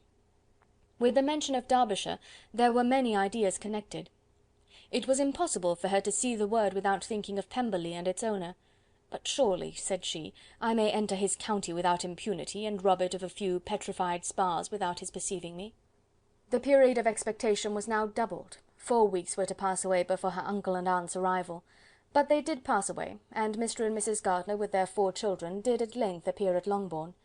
The children, 2 girls of 6 and 8 years old, and 2 younger boys, were to be left under the particular care of their cousin Jane, who was the general favourite, and whose steady sense and sweetness of temper exactly adapted her for attending to them in every way, teaching them, playing with them, and loving them. The gardener stayed only 1 night at Longbourn, and set off the next morning with Elizabeth in pursuit of novelty and amusement. One enjoyment was certain, that of suitableness of companions, a suitableness which comprehended health and temper to bear inconveniences, cheerfulness to enhance every pleasure, and affection and intelligence, which might supply it among themselves if there were disappointments abroad. It is not the object of this work to give a description of Derbyshire, nor of any of the remarkable places through which their route thither lay. Oxford, Blenheim, Warwick, Kenilworth, Birmingham, etc., are sufficiently known. A small part of Derbyshire is all the present concern. To the little town of Lambton, the scene of Mrs. Gardiner's former residence, and where she had lately learned some acquaintance still remained, they bent their steps, after having seen all the principal wonders of the country, and within 5 miles of Lambton, Elizabeth found from her aunt that Pemberley was situated. It was not in their direct road, nor more than a mile or two out of it. In talking over their route the evening before, Mrs. Gardiner expressed an inclination to see the place again. Mr. Gardiner declared his willingness, and Elizabeth was applied to for her approbation. "My love, should you not like to see a place of which you have heard so much?" said her aunt. "A place, too, with which so many of your acquaintances are connected. Wickham passed all his youth there, you know." Elizabeth was distressed. She felt that she had no business at Pemberley, and was obliged to assume a disinclination for seeing it. She must own that she was tired of seeing great houses; after going over so many, she really had no pleasure in fine carpets or satin curtains. Mrs. Gardiner abused her stupidity. "If it were merely a fine house, richly furnished," said she, "I should not care about it myself, but the grounds are delightful. They have some of the finest woods in the country." Elizabeth said no more, but her mind could not acquiesce. The possibility of meeting Mr. Darcy while viewing the place instantly occurred. It would be dreadful! She blushed at the very idea, and thought it would be better to speak openly to her aunt than to run such a risk. But against this there were objections, and she finally resolved that it could be the last resource if her private inquiries to the absence of the family were unfavourably answered. Accordingly, when she retired at night, she asked the chambermaid whether Pemberley were not a very fine place. What was the name of its proprietor? And, with no little alarm, whether the family were down for the summer. A most welcome negative followed the last question, and her alarms now being removed, she was at leisure to feel a great deal of curiosity to see the house herself, and when the subject was revived the next morning, and she was again applied to, could readily answer, and with a proper air of indifference, that she had not really any dislike to the scheme. To Pemberley, therefore, they were to go. Chapter 43. Elizabeth, as they drove along, watched for the first appearance of Pemberley Woods with some perturbation, and when at length they turned in at the lodge, her spirits were in a high flutter. The park was very large, and contained great variety of ground. They entered it in one of its lowest points, and drove for some time through a beautiful wood, stretching over a wide extent. Elizabeth's mind was too full for conversation, but she saw and admired every remarkable spot and point of view. They gradually ascended for half a mile, and then found themselves at the top of a considerable eminence, where the wood ceased, and the eye was instantly caught by Pemberley House, situated on the opposite side of a valley, into which the road with some abruptness wound. It was a large, handsome stone building, standing well on rising ground, and backed by a ridge of high woody hills, and in front a stream of some natural importance was swelled into greater, but without any artificial appearance. Its banks were neither formal nor falsely adorned. Elizabeth was delighted. She had never seen a place for which nature had done more, or where natural beauty had been so little counteracted by an awkward taste. They were all of them warm in their admiration, and at that moment she felt that to be mistress of Pemberley might be something. They descended the hill, crossed the bridge, and drove to the door, and while examining the nearer aspect of the house, all her apprehension of meeting its owner returned. She dreaded lest the chambermaid had been mistaken. On applying to see the place, they were admitted into the hall, and Elizabeth, as they waited for the housekeeper, had leisure to wonder at her being where she was. The housekeeper came, a respectable-looking elderly woman, much less fine and more civil than she had any notion of finding her. They followed her into the dining parlour. It was a large, well-proportioned room, handsomely fitted up. Elizabeth, after slightly surveying it, went to a window to enjoy its prospect. The hill, crowned with wood, which they had descended, receiving increased abruptness from the distance, was a beautiful object. Every disposition of the ground was good, and she looked on the whole scene, the river, the trees scattered on its banks, and the winding of the valley, as far as she could trace it, with delight. As they passed into other rooms, these objects were taking different positions, but from every window there were beauties to be seen. The rooms were lofty and handsome, and their furniture suitable to the fortune of its proprietor, but Elizabeth saw, with admiration of his taste, that it was neither gaudy nor uselessly fine, with less splendour and more real elegance than the furniture of Rosings. "And of this place," thought she, "I might have been mistress.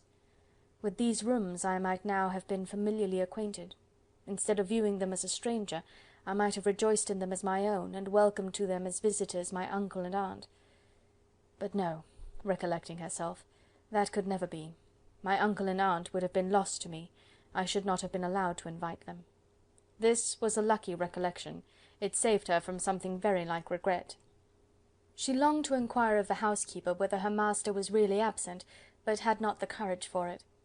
At length, however, the question was asked by her uncle, and she turned away with alarm, while Mrs. Reynolds replied that he was, adding, "But we expect him to-morrow, with a large party of friends."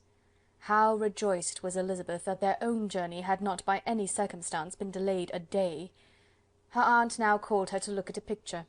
She approached and saw the likeness of Mr. Wickham, suspended amongst several other miniatures, over the mantelpiece. Her aunt asked her smilingly how she liked it. The housekeeper came forward and told them it was a picture of a young gentleman, the son of her late master's steward, who had been brought up by him at his own expense. "He has now gone into the army," she added, "but I am afraid he has turned out very wild." Mrs. Gardiner looked at her niece with a smile, but Elizabeth could not return it. "And that," said Mrs. Reynolds, pointing to another of the miniatures, "is my master, and very like him. It was drawn at the same time as the other, about 8 years ago." "I have heard much of your master's fine person," said Mrs. Gardiner, looking at the picture. "It is a handsome face. But, Lizzy, you can tell us whether it is like or not." Mrs. Reynolds' respect for Elizabeth seemed to increase on this intimation of her knowing her master. "Does that young lady know Mr. Darcy?" Elizabeth coloured, and said, "A little." "And do not you think him a very handsome gentleman, ma'am?" "Yes, very handsome." "I am sure I know none so handsome. But in the gallery upstairs you will see a finer, larger picture of him than this. This room was my late master's favourite room, and these miniatures are just as they used to be then. He was very fond of them." This accounted to Elizabeth for Mr. Wickham's being among them. Mrs. Reynolds then directed their attention to one of Miss Darcy, drawn when she was only 8 years old. "And is Miss Darcy as handsome as her brother?" said Mrs. Gardiner. "Oh, yes! The handsomest young lady that ever was seen, and so accomplished. She plays and sings all day long. In the next room is a new instrument just come down for her, a present from my master. She comes here to-morrow with him." Mr. Gardiner, whose manners were very easy and pleasant, encouraged her communicativeness by his questions and remarks. Mrs. Reynolds, either by pride or attachment, had evidently great pleasure in talking of her master and his sister. "Is your master much at Pemberley in the course of the year?" "Not so much as I could wish, sir, but I dare say he may spend half his time here, and Miss Darcy is always down for the summer months." "Except," thought Elizabeth, "when she goes to Ramsgate." "If your master would marry, you might see more of him." "Yes, sir, but I do not know when that will be. I do not know who is good enough for him." Mr. and Mrs. Gardiner smiled. Elizabeth could not help saying, "It is very much to his credit, I am sure, that you should think so." "I say no more than the truth, and everybody will say that knows him," replied the other. Elizabeth thought this was going pretty far, and she listened with increasing astonishment as the housekeeper added, "I have never known a cross word from him in my life, and I have known him ever since he was 4 years old." This was praise, of all others most extraordinary, most opposite to her ideas. That he was not a good-tempered man had been her firmest opinion. Her keenest attention was awakened. She longed to hear more, and was grateful to her uncle for saying, "There are several people of whom so much can be said. You are lucky in having such a master." "Yes, sir, I know I am. If I were to go through the world, I could not meet with a better. But I have always observed that they who are good-natured when children are good-natured when they grow up, and he was always the sweetest-tempered, most generous-hearted boy in the world." Elizabeth almost stared at her. "Can this be Mr. Darcy?" thought she. "His father was an excellent man," said Mrs. Gardiner. "Yes, ma'am, that he was indeed, and his son will be just like him, just as affable to the poor." Elizabeth listened, wondered, doubted, and was impatient for more. Mrs. Reynolds could interest her on no other point. She related the subjects of the pictures, the dimensions of the rooms, and the price of the furniture in vain.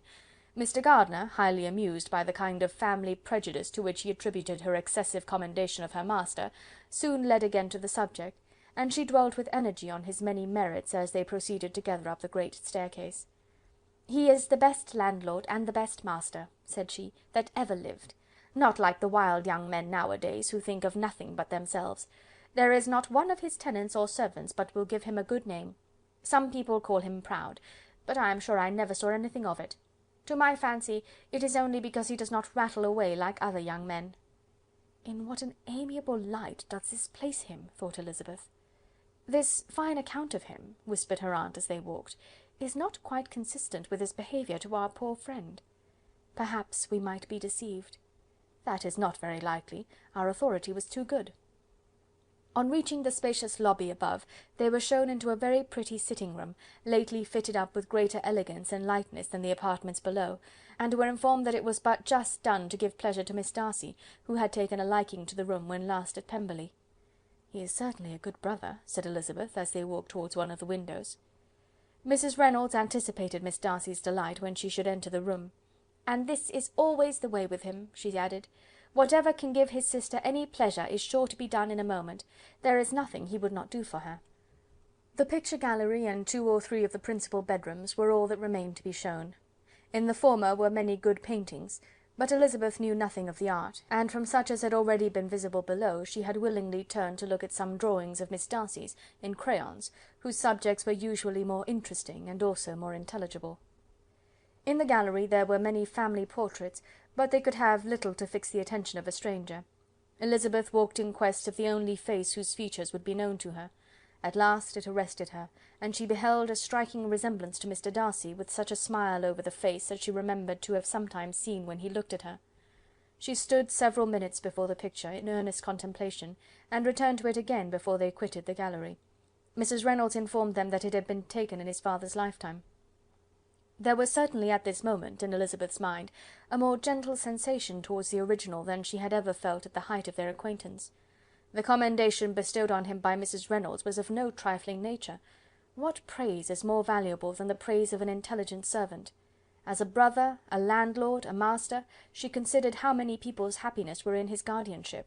How much of pleasure or pain was it in his power to bestow? How much of good or evil must be done by him? Every idea that had been brought forward by the housekeeper was favourable to his character, and as she stood before the canvas on which he was represented, and fixed his eyes upon herself, she thought of his regard with a deeper sentiment of gratitude than it had ever raised before. She remembered its warmth, and softened its impropriety of expression. When all of the house that was open to general inspection had been seen, they returned downstairs, and taking leave of the housekeeper, were consigned over to the gardener, who met them at the hall door. As they walked across the hall towards the river, Elizabeth turned back to look again. Her uncle and aunt stopped also, and while the former was conjecturing as to the date of the building, the owner of it himself suddenly came forward from the road which led behind it to the stables. They were within 20 yards of each other, and so abrupt was his appearance that it was impossible to avoid his sight. Their eyes instantly met, and the cheeks of both were overspread with the deepest blush. He absolutely started, and for a moment seemed immovable from surprise, but shortly recovering himself, advanced towards the party and spoke to Elizabeth, if not in terms of perfect composure, at least of perfect civility. She had instinctively turned away, but stopping on his approach, received his compliments with an embarrassment impossible to be overcome. Had his first appearance, or his resemblance to the picture they had just been examining, been insufficient to assure the other two that they now saw Mr. Darcy, the gardener's expression of surprise, on beholding his master, must immediately have told it. They stood a little aloof while he was talking to their niece, who, astonished and confused, scarcely dared lift her eyes to his face, and knew not what answer she returned to his civil inquiries after her family.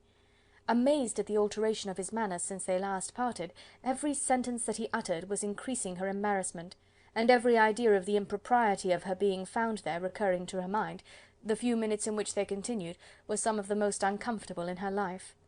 Nor did he seem much more at ease. When he spoke, his accent had none of its usual sedateness, and he repeated his inquiries as to the time of her having left Longbourn, and of her having stayed in Derbyshire so often, and in so hurried a way, as plainly spoke the distraction of his thoughts. At length every idea seemed to fail him, and after standing a few moments without saying a word, he suddenly recollected himself, and took leave. The others then joined her, and expressed admiration of his figure, but Elizabeth heard not a word, and wholly engrossed by her own feelings, followed them in silence. She was overpowered by shame and vexation. Her coming there was the most unfortunate, the most ill-judged thing in the world. How strange it must appear to him! In what a disgraceful light might it not strike so vain a man! It might seem as if she had purposely thrown herself in his way again. Oh, why did she come? Or why did he thus come a day before he was expected? Had they been only 10 minutes sooner, they could have been beyond the reach of his discrimination, for it was plain that he was that moment arrived, that moment alighted from his horse, or his carriage. She blushed again and again over the perverseness of the meeting, and his behaviour, so strikingly altered, what could it mean? That he should even speak to her was amazing, But to speak with such civility, to inquire after her family! Never in her life had she seen his manners so little dignified, never had he spoken with such gentleness as on this unexpected meeting. What a contrast did it offer to his last address in Rosings Park, when he put his letter into her hand! She knew not what to think, or how to account for it. They had now entered a beautiful walk by the side of the water, and every step was bringing forward a nobler fall of ground, or a finer reach of the woods to which they were approaching. But it was some time before Elizabeth was sensible of any of it, and though she answered mechanically to the repeated appeals of her uncle and aunt, and seemed to direct her eyes to such objects as they pointed out, she distinguished no part of the scene. Her thoughts were all fixed on that one spot of Pemberley House, whichever it might be, where Mr. Darcy then was. She longed to know what at the moment was passing in his mind, in what manner he thought of her, and whether, in defiance of everything, she was still dear to him. Perhaps he had been civil only because he felt himself at ease, yet there had been that in his voice which was not like ease. Whether he had felt more of pain or of pleasure in seeing her she could not tell, but he certainly had not seen her with composure. At length, however, the remarks of her companions on her absence of mind aroused her, and she felt the necessity of appearing more like herself. They entered the woods, and bidding adieu to the river for a while, ascended some of the higher grounds, when in spots where the opening of the trees gave the eye power to wander, were many charming views of the valley, the opposite hills with the long range of woods overspreading many, and occasionally part of the stream. Mr. Gardiner expressed a wish of going round the whole park, but feared it might be beyond a walk. With a triumphant smile they were told that it was 10 miles round. It settled the matter, and they pursued the accustomed circuit, which brought them again, after some time, in a descent among hanging woods, to the edge of the water, and one of its narrowest parts. They crossed it by a simple bridge, in character with the general air of the scene. It was a spot less adorned than any they had yet visited, and the valley, here contracted into a glen, allowed room only for the stream, and a narrow walk amidst the rough coppice wood which bordered it. Elizabeth longed to explore its windings, but when they had crossed the bridge and perceived their distance from the house, Mrs. Gardiner, who was not a great walker, could go no farther, and thought only of returning to the carriage as quickly as possible. Her niece was, therefore, obliged to submit, and they took their way towards the house on the opposite side of the river, in the nearest direction. But their progress was slow, for Mr. Gardiner, though seldom able to indulge the taste, was very fond of fishing, and was so much engaged in watching the occasional appearance of some trout in the water, and talking to the man about them, that he advanced but little. Whilst wandering on in this slow manner, they were again surprised, and Elizabeth's astonishment was quite equal to what it had been at first, by the sight of Mr. Darcy approaching them, and at no great distance. The walk here being less sheltered than on the other side, allowed them to see him before they met. Elizabeth, however astonished, was at least more prepared for an interview than before, and resolved to appear and to speak with calmness, if he really intended to meet them. For a few moments, indeed, she felt that he would probably strike into some other path. The idea lasted while a turning in the walk concealed him from their view. The turning past, he was immediately before them. With a glance she saw that he had lost none of his recent civility, and to imitate his politeness she began, as they met, to admire the beauty of the place. But she had not got beyond the words delightful and charming, when some unlucky recollections obtruded, and she fancied that praise of Pemberley from her might be mischievously construed. Her colour changed, and she said no more. Mrs. Gardiner was standing a little behind, and on her pausing, he asked her if she would do him the honour of introducing him to her friends.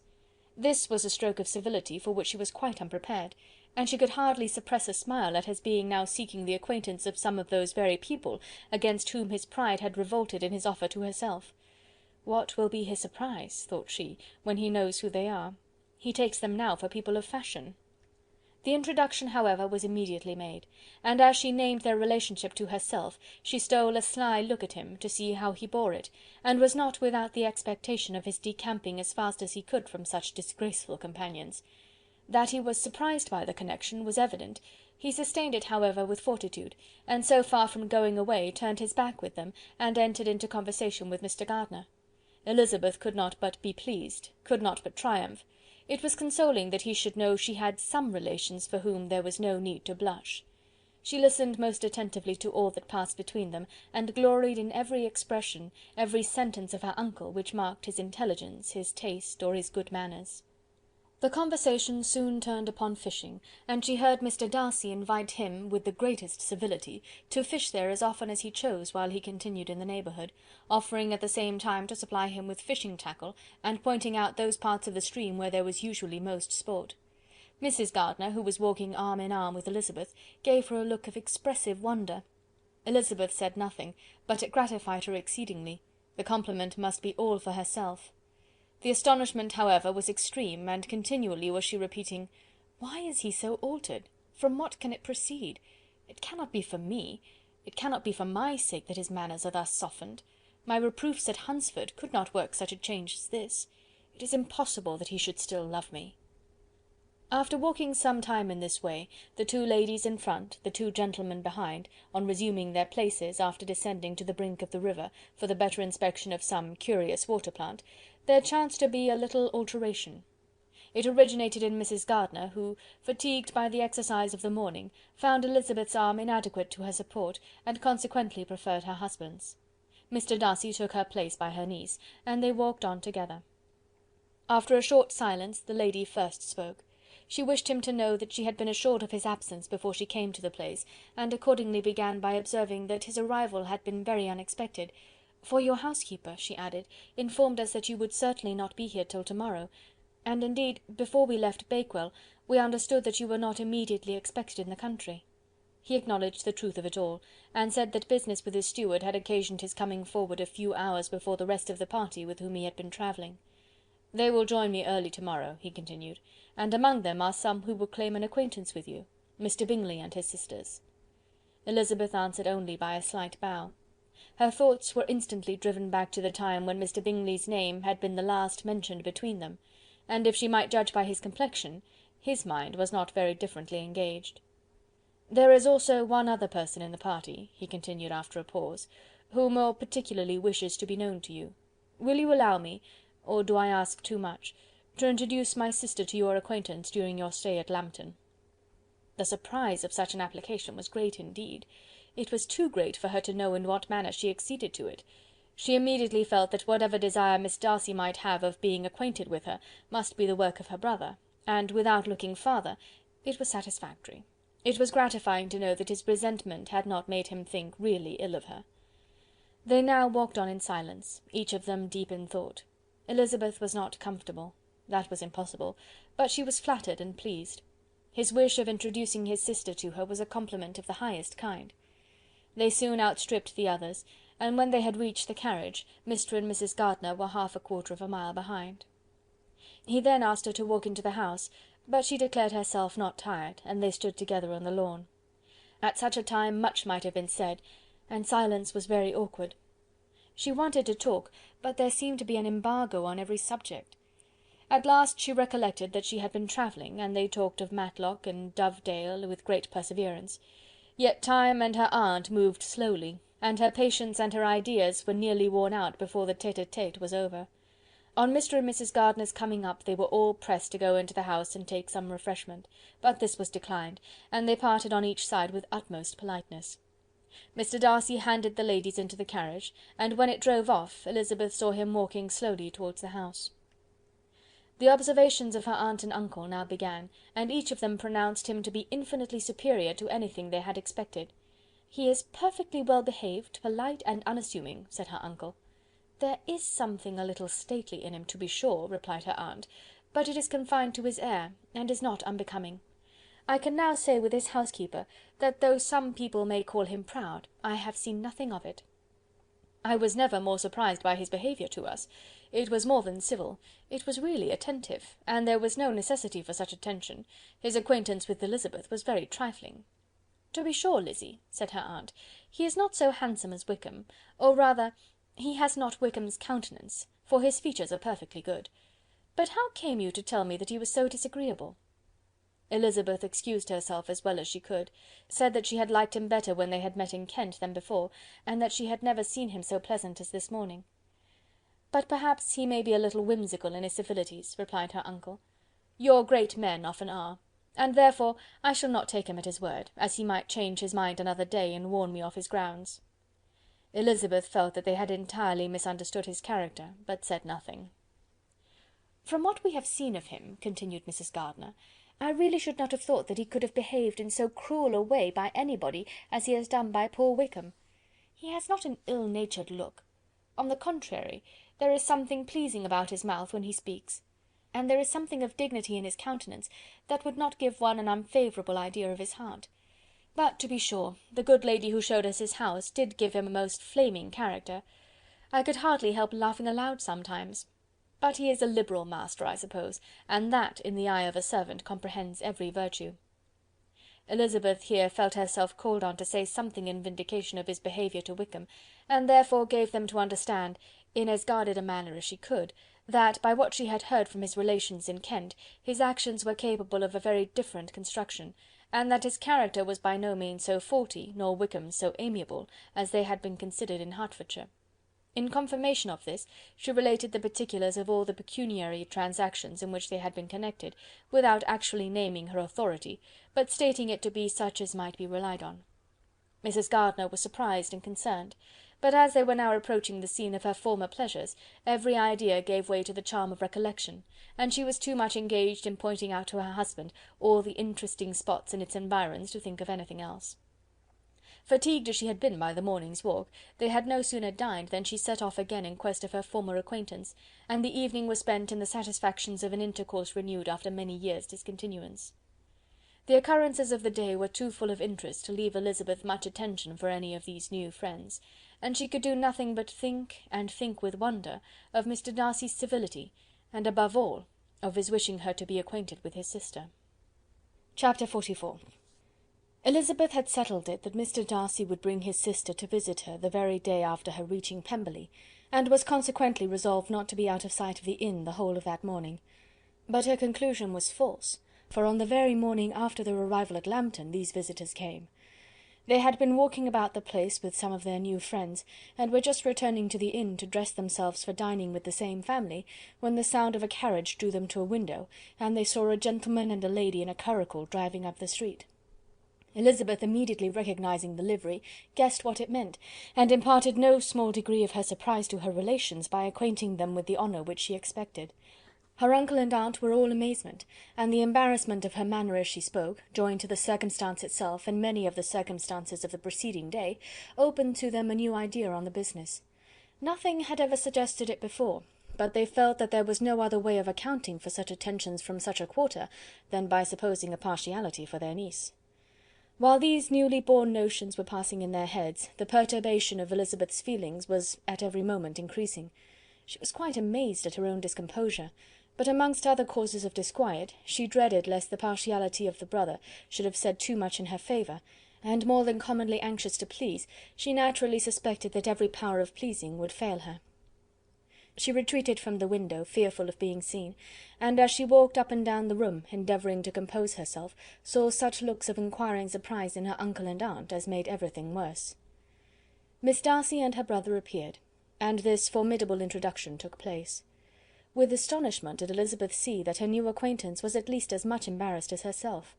Since her being at Lambton, she had heard that Miss Darcy was exceedingly proud, but the observation of a very few minutes convinced her that she was only exceedingly shy. She found it difficult to obtain even a word from her beyond a monosyllable. Miss Darcy was tall, and on a larger scale than Elizabeth, and, though little more than 16, her figure was formed, and her appearance womanly and graceful. She was less handsome than her brother, but there was sense and good humour in her face, and her manners were perfectly unassuming and gentle. Elizabeth, who had expected to find in her as acute and unembarrassed an observer as ever Mr. Darcy had been, was much relieved by discerning such different feelings.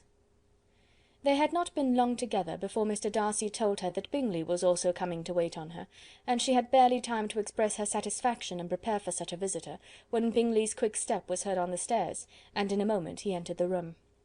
All Elizabeth's anger against him had been long done away, but had she still felt any, it could hardly have stood its ground against the unaffected cordiality with which he expressed himself on seeing her again.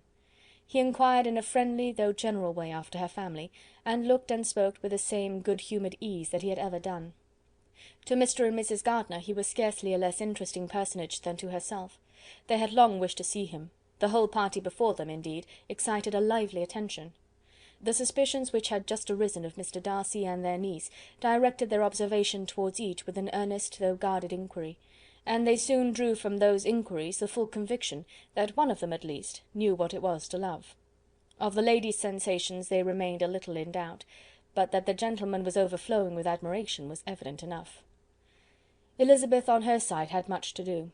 She wanted to ascertain the feelings of each of her visitors, she wanted to compose her own, and to make herself agreeable to all, and in the latter object, where she feared most to fail, she was most sure of success, for those to whom she endeavoured to give pleasure were prepossessed in her favour. Bingley was ready, Georgiana was eager, and Darcy determined to be pleased. In seeing Bingley, her thoughts naturally flew to her sister, and oh, how ardently did she long to know whether any of his were directed in a like manner. Sometimes she could fancy that he talked less than on former occasions, and once or twice pleased herself with the notion that, as he looked at her, he was trying to trace a resemblance. But though this might be imaginary, she could not be deceived as to his behaviour to Miss Darcy, who had been set up as a rival to Jane. No look appeared on either side that spoke particular regard. Nothing occurred between them that could justify the hopes of his sister. On this point she was soon satisfied, and 2 or 3 little circumstances occurred ere they parted, which, in her anxious interpretation, denoted a recollection of Jane not untinctured by tenderness, and a wish of saying more that might lead to the mention of her, had he dared. He observed to her, at a moment when the others were talking together, and in a tone which had something of real regret, that it was a very long time since he had had the pleasure of seeing her, and before she could reply, he added, "It is above 8 months. We have not met since the 26th of November, when we were all dancing together at Netherfield." Elizabeth was pleased to find his memory so exact, and he afterwards took occasion to ask her, when unattended to by any of the rest, whether all her sisters were at Longbourn. There was not much in the question, nor in the preceding remark, but there was a look and a manner which gave them meaning. It was not often that she could turn her eyes on Mr. Darcy himself, but whenever she did catch a glimpse, she saw an expression of general complaisance, and in all that he said she heard an accent so removed from hauteur or disdain of his companions, as convinced her that the improvement of manners which she had yesterday witnessed, however temporary its existence might prove, had at least outlived one day.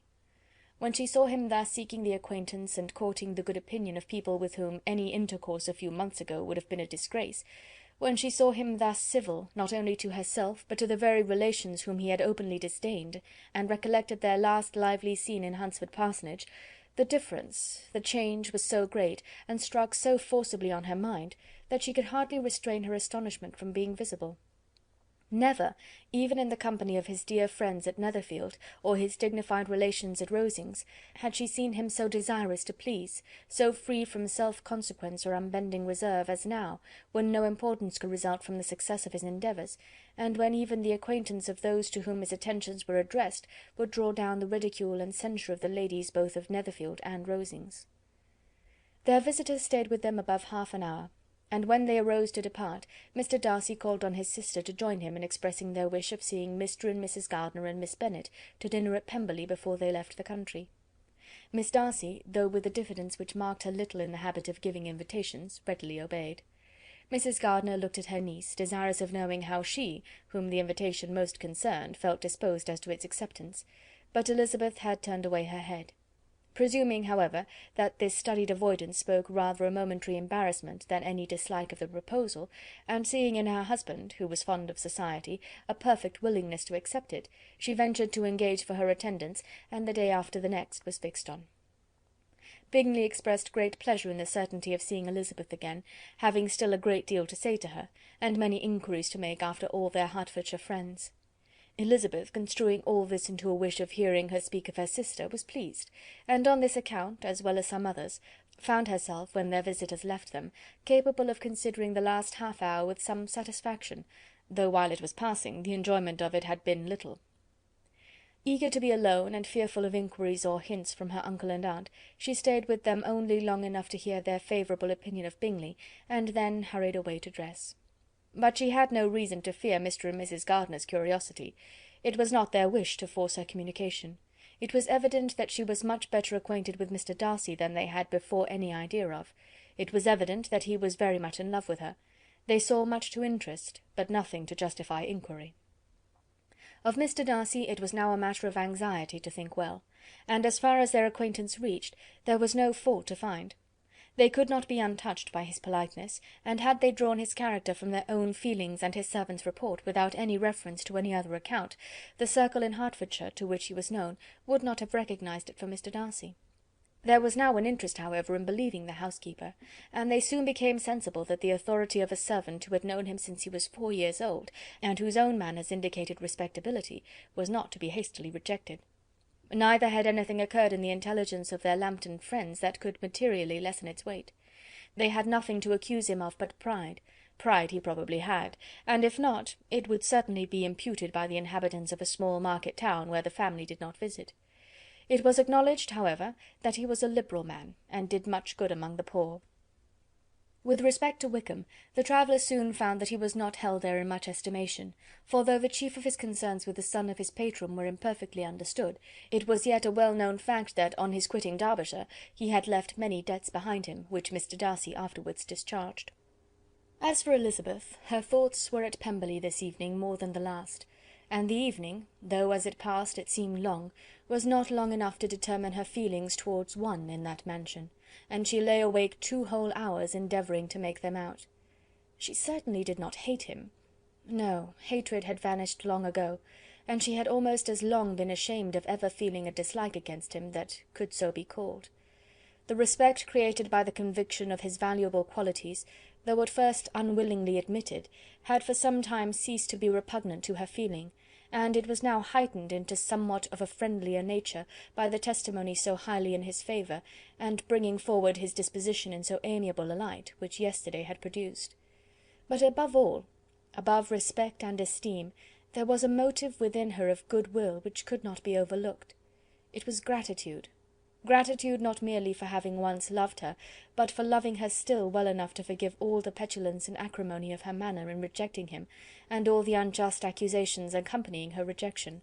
He who, she had been persuaded, would avoid her as his greatest enemy, seemed on this accidental meeting most eager to preserve the acquaintance, and without any indelicate display of regard, or any peculiarity of manner, where their 2 selves only were concerned, was soliciting the good opinion of her friends, and bent on making her known to his sister.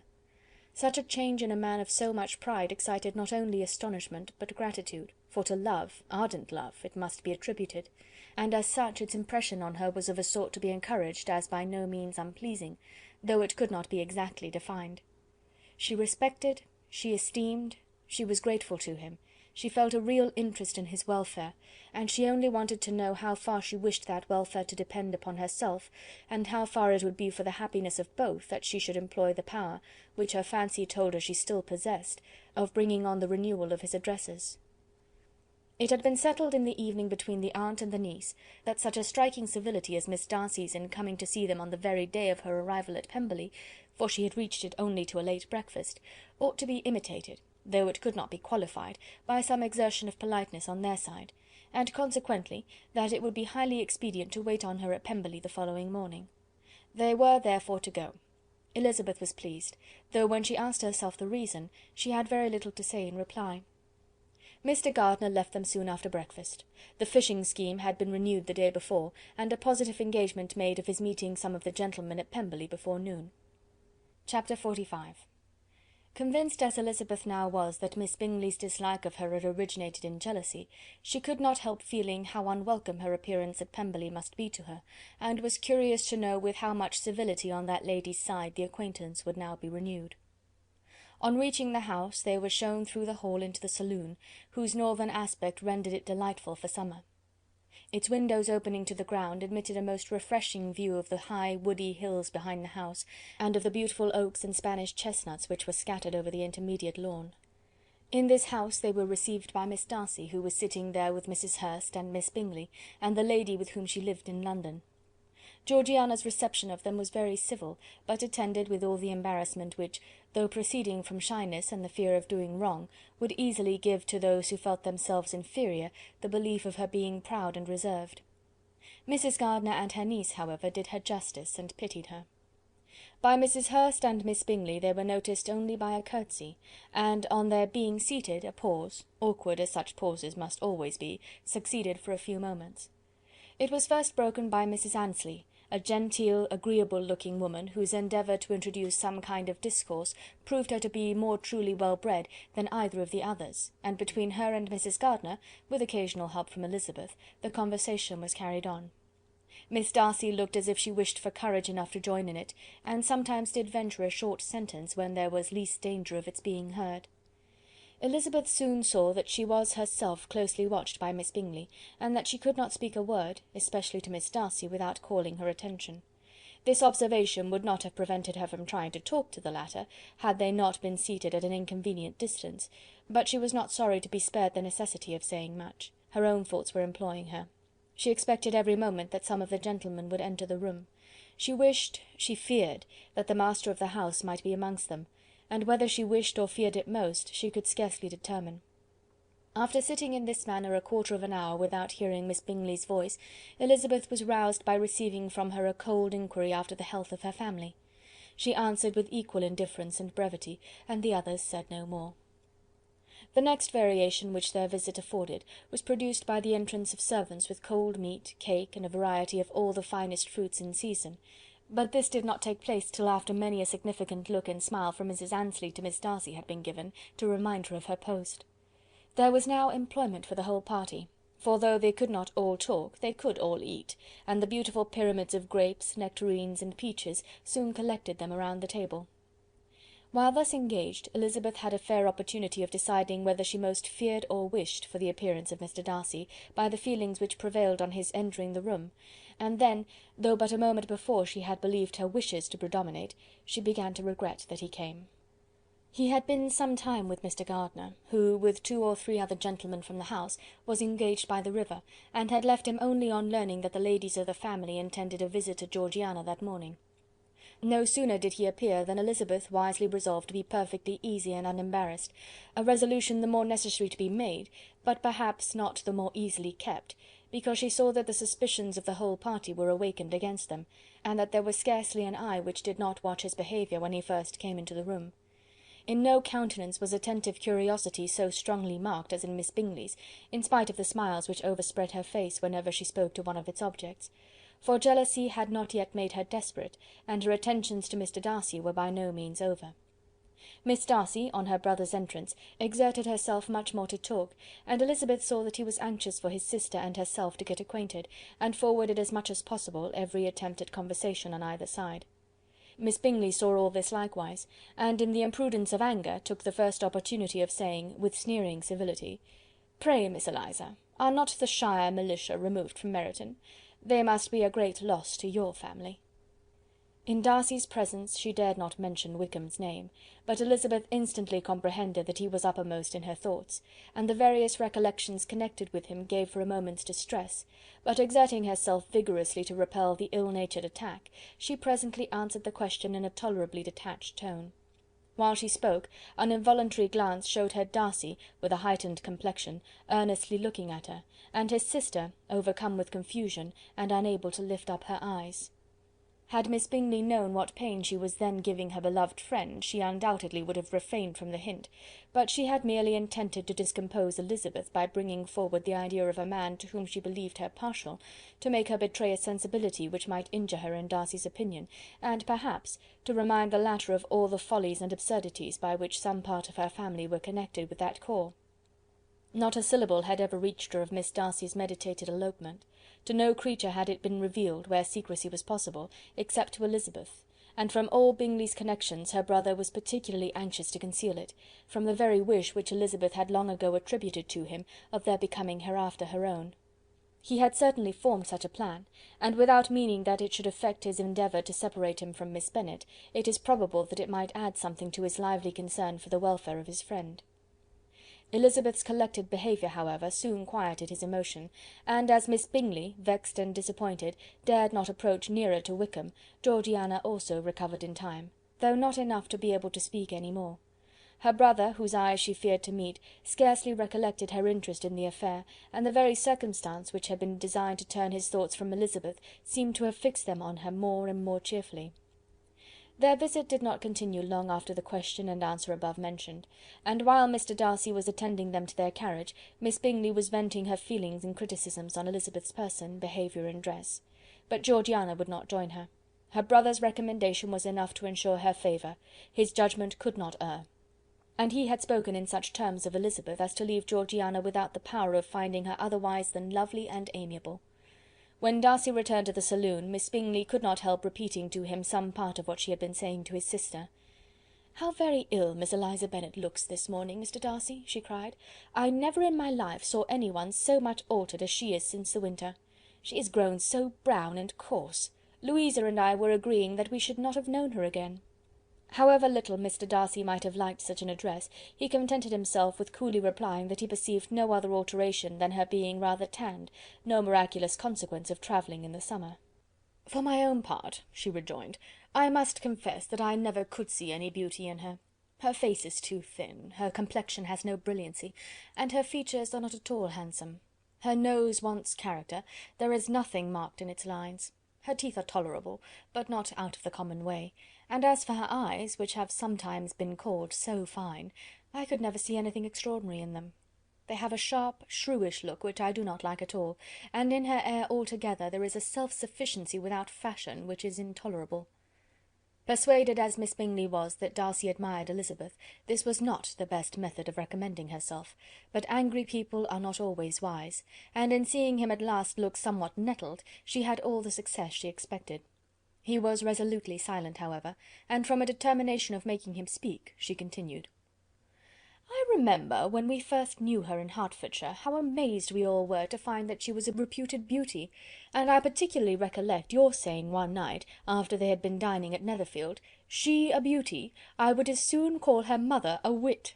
But afterwards she seemed to improve on you, and I believe you thought her rather pretty at one time."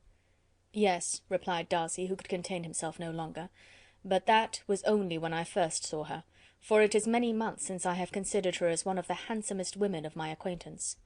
He then went away, and Miss Bingley was left to all the satisfaction of having forced him to say what gave no one any pain but herself. Mrs. Gardiner and Elizabeth talked of all that had occurred during their visit, as they returned, except what had particularly interested them both. The look and behaviour of everybody they had seen were discussed, except of the person who had mostly engaged their attention. They talked of his sister, his friends, his house, his fruit, of everything but himself. Yet Elizabeth was longing to know what Mrs. Gardiner thought of him, and Mrs. Gardiner would have been highly gratified by her niece's beginning the subject. Chapter 46. Elizabeth had been a good deal disappointed in not finding a letter from Jane on their first arrival at Lambton, and this disappointment had been renewed on each of the mornings that had now been spent there. But on the third her repining was over, and her sister justified by the receipt of 2 letters from her at once, on one of which was marked that it had been missent elsewhere. Elizabeth was not surprised at it, as Jane had written the direction remarkably ill. They had just been preparing to walk as the letters came in, and her uncle and aunt, leaving her to enjoy them in quiet, set off by themselves. The one missent must first be attended to. It had been written 5 days ago. The beginning contained an account of all their little parties and engagements, with such news as the country afforded, but the latter half, which was dated a day later, and written in evident agitation, gave more important intelligence. It was to this effect: "Since writing the above, dearest Lizzy, something has occurred of a most unexpected and serious nature, but I am afraid of alarming you. Be assured that we are all well. What I have to say relates to poor Lydia. An express came at 12 last night, just as we were all gone to bed, from Colonel Forster, to inform us that she was gone off to Scotland with one of his officers. To own the truth, with Wickham. Imagine our surprise. To Kitty, however, it does not seem so wholly unexpected. I am very, very sorry. So imprudent a match on both sides. But I am willing to hope the best, and that his character has been misunderstood. Thoughtless and indiscreet, I can easily believe him, but this step, and let us rejoice over it, marks nothing bad at heart. His choice is disinterested at least, for he must know my father can give her nothing. Our poor mother is sadly grieved. My father bears it better. How thankful am I that we never let them know what has been said against him. We must forget it ourselves. They were off Saturday night about 12, as is conjectured, but were not missed till yesterday morning at 8. The express was sent off directly. My dear Lizzy, they must have passed within 10 miles of us. Colonel Forster gives us reason to expect him here soon. Lydia left a few lines for his wife, informing her of their intention. I must conclude, for I cannot be long from my poor mother. I am afraid you will not be able to make it out, but I hardly know what I have written." Without allowing herself time for consideration, and scarcely knowing what she felt, Elizabeth, on finishing this letter, instantly seized the other, and opening it with the utmost impatience, read as follows. It had been written a day later than the conclusion of the first. "By this time, my dearest sister, you have received my hurried letter. I wish this may be more intelligible, but, though not confined for time, my head is so bewildered that I cannot answer for being coherent. Dearest Lizzy, I hardly know what I would write, but I have bad news for you, and it cannot be delayed. Imprudent as the marriage between Mr. Wickham and our poor Lydia would be, we are now anxious to be assured it has taken place, for there is but too much reason to fear they are not gone to Scotland.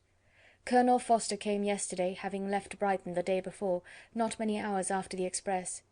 Though Lydia's short letter to Mrs. F. gave them to understand that they were going to Gretna Green, something was dropped by Denny expressing his belief that W. never intended to go there, or to marry Lydia at all, which was repeated to Colonel F., who, instantly taking the alarm, set off from B., intending to trace their route. He did trace them easily to Clapham, but no further, for on entering that place they removed into a hackney coach and dismissed the chaise that brought them from Epsom. All that is known after this is that they were seen to continue the London road. I know not what to think. After making every possible inquiry on that side London, Colonel F. came on into Hertfordshire, anxiously renewing them at all the turnpikes, and at the inns in Barnet and Hatfield, but without any success. No such people had been seen to pass through. With the kindest concern he came on to Longbourn, and broke his apprehensions to us in a manner most creditable to his heart. I am sincerely grieved for him and Mrs. F., but no one can throw any blame on them. Our distress, my dear Lizzy, is very great. My father and mother believe the worst, but I cannot think so ill of him.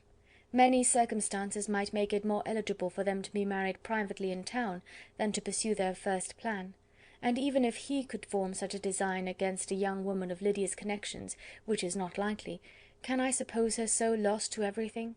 Impossible. I grieve to find, however, that Colonel F. is not disposed to depend upon their marriage. He shook his head when I expressed my hopes, and said he feared W. was not a man to be trusted. My poor mother is really ill, and keeps her room.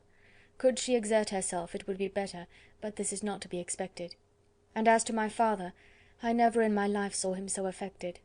Poor Kitty has anger for having concealed their attachment, but as it was a matter of confidence, one cannot wonder. I am truly glad, dearest Lizzy, that you have been spared something of these distressing scenes. But now, as the first shock is over, shall I own that I long for your return? I am not so selfish, however, as to press for it, if inconvenient. Adieu. I take up my pen again to do what I have just told you I would not, but circumstances are such that I cannot help earnestly begging you all to come here as soon as possible. I know my dear uncle and aunt so well that I am not afraid of requesting it, though I have still something more to ask of the former. My father is going to London with Colonel Forster instantly, to try to discover her. What he means to do I am sure I know not, but his excessive distress will not allow him to pursue any measure in the best and safest way, and Colonel Forster is obliged to be at Brighton again to-morrow evening. In such an exigence my uncle's advice and assistance would be everything in the world. He will immediately comprehend what I must feel, and I rely upon his goodness. "Oh, where is my uncle?" cried Elizabeth, darting from her seat as she finished the letter, in eagerness to follow him without losing a moment of the time so precious. But as she reached the door it was opened by a servant, and Mr. Darcy appeared. Her pale face and impetuous manner made him start, and before he could recover himself to speak, she, in whose mind every idea was superseded by Lydia's situation, hastily exclaimed, "I beg your pardon, but I must leave you. I must find Mr. Gardiner this moment, on business that cannot be delayed. I have not an instant to lose." "Good God, what is the matter?" cried he, with more feeling than politeness. Then, recollecting himself, "I will not detain you a minute, but let me, or let the servant, go after Mr. and Mrs. Gardiner. You are not well enough. You cannot go yourself." Elizabeth hesitated, but her knees trembled under her, and she felt how little would be gained by her attempting to pursue them. Calling back the servant, therefore, she commissioned him, though in so breathless an accent as made her almost unintelligible, to fetch his master and mistress home instantly. On his quitting the room she sat down, unable to support herself, and looking so miserably ill that it was impossible for Darcy to leave her, or to refrain from saying, in a tone of gentleness and commiseration, "Let me call your maid. Is there nothing you could take to give you present relief? A glass of wine. Shall I get you one? You are very ill." "No, I thank you," she replied, endeavouring to recover herself. "There is nothing the matter with me. I am quite well. I am only distressed by some dreadful news which I have just received from Longbourn." She burst into tears as she alluded to it, and for a few minutes could not speak another word. Darcy, in wretched suspense, could only say something indistinctly of his concern, and observe her in compassionate silence. At length she spoke again. "I have just had a letter from Jane with such dreadful news. It cannot be concealed from anyone. My younger sister has left all her friends, has eloped, has thrown herself into the power of Mr. Wickham. They are gone off together from Brighton. You know him too well to doubt the rest. She has no money, no connections, nothing that can tempt him to... She is lost for ever." Darcy was fixed in astonishment. "When I consider," she added in a yet more agitated voice, "that I might have prevented it, I who knew what he was. Had I but explained some part of it only, some part of what I learned, to my own family, had his character been known, this could not have happened. But it is all too late now." "I am grieved indeed," cried Darcy. "Grieved, shocked. But is it certain, absolutely certain?" "Oh, yes. They left Brighton together on Sunday night, and were traced almost to London, but not beyond. They are certainly not gone to Scotland." "And what has been done? What has been attempted to recover her?" "My father is gone to London, and Jane has ridden to beg my uncle's immediate assistance, and we shall be off, I hope, in half an hour. But nothing can be done. I know very well that nothing can be done. How is such a man to be worked on? How are they even to be discovered? I have not the smallest hope. It is every way horrible." Darcy shook his head in silent acquiescence. "When my eyes were opened to his real character, oh, had I known what I ought, what I dared to do! But I knew not, I was afraid of doing too much. Wretched, wretched mistake!" Darcy made no answer. He seemed scarcely to hear her, and was walking up and down the room in earnest meditation, his brow contracted, his air gloomy. Elizabeth soon observed and instantly understood it. Her power was sinking. Everything must sink under such a proof of family weakness, such an assurance of the deepest disgrace. She could neither wonder nor condemn, but the belief of his self-conquest brought nothing consolatory to her bosom, afforded no palliation of her distress. It was, on the contrary, exactly calculated to make her understand her own wishes, and never had she so honestly felt that she could have loved him as now, when all love must be vain. But self, though it would intrude, could not engross her. Lydia, the humiliation, the misery she was bringing on them all, soon swallowed up every private care, and covering her face with her handkerchief, Elizabeth was soon lost to everything else, and after a pause of several minutes was only recalled to a sense of her situation by the voice of her companion, who, in a manner which, though it spoke compassion, spoke likewise restraint, said, "I am afraid you have been long desiring my absence, nor have I anything to plead in excuse of my stay, but real though unavailing concern. Would to heaven that anything could be either said or done on my part that might offer consolation to such distress. But I will not torment you with vain wishes, which may seem purposely to ask for your thanks. This unfortunate affair will, I fear, prevent my sister's having the pleasure of seeing you at Pemberley to-day. Oh, yes. Be so kind as to apologize for us to Miss Darcy. Say that urgent business calls us home immediately. Conceal the unhappy truth as long as it is possible. I know it cannot be long." He readily assured her of his secrecy, again expressed his sorrow for her distress, wished it a happier conclusion than there was at present reason to hope, and leaving his compliments for her relations, with only one serious parting look, went away. As he quitted the room, Elizabeth felt how improbable it was that they should ever see each other again on such terms of cordiality as had marked their several meetings in Derbyshire, and as she threw a retrospective glance over the whole of their acquaintance, so full of contradictions and varieties, sighed at the perverseness of those feelings which would now have promoted its continuance, and would formerly have rejoiced in its termination. If gratitude and esteem are good foundations of affection, Elizabeth's change of sentiment will be neither improbable nor faulty. But if otherwise, If regard springing from such sources is unreasonable or unnatural in comparison of what is so often described as arising on a first interview with its object, and even before 2 words have been exchanged, nothing can be said in her defence, except that she had given somewhat of a trial to the latter method in her partiality for Wickham, and that its ill success might, perhaps, authorise her to seek the other less interesting mode of attachment. Be that as it may, she saw him go with regret, and in this early example of what Lydia's infamy must produce, found additional anguish as she reflected on that wretched business. Never, since reading Jane's second letter, had she entertained a hope of Wickham's meaning to marry her. No one but Jane, she thought, could flatter herself with such an expectation. Surprise was the least of her feelings on this development. While the contents of the first letter remained in her mind, she was all surprise, all astonishment that Wickham should marry a girl whom it was impossible he could marry for money, and how Lydia could ever have attached him had appeared incomprehensible. But now it was all too natural. For such an attachment as this she might have sufficient charms, and though she did not suppose Lydia to be deliberately engaging in an elopement without the intention of marriage, she had no difficulty in believing that neither her virtue nor her understanding would preserve her from falling an easy prey. She had never perceived, while the regiment was in Hertfordshire, that Lydia had any partiality for him, but she was convinced that Lydia wanted only encouragement to attach herself to anybody. Sometimes one officer, sometimes another, had been her favourite, as their attentions raised them in her opinion. Her affections had continually been fluctuating, but never without an object. The mischief of neglect and mistaken indulgence towards such a girl, oh, how acutely did she now feel it! She was wild to be at home, to hear, to see, to be upon the spot to share with Jane in the cares that must now fall wholly upon her in a family so deranged. A father absent, a mother incapable of exertion and requiring constant attendance, and though almost persuaded that nothing could be done for Lydia, her uncle's interference seemed of the utmost importance, and till he entered the room her impatience was severe.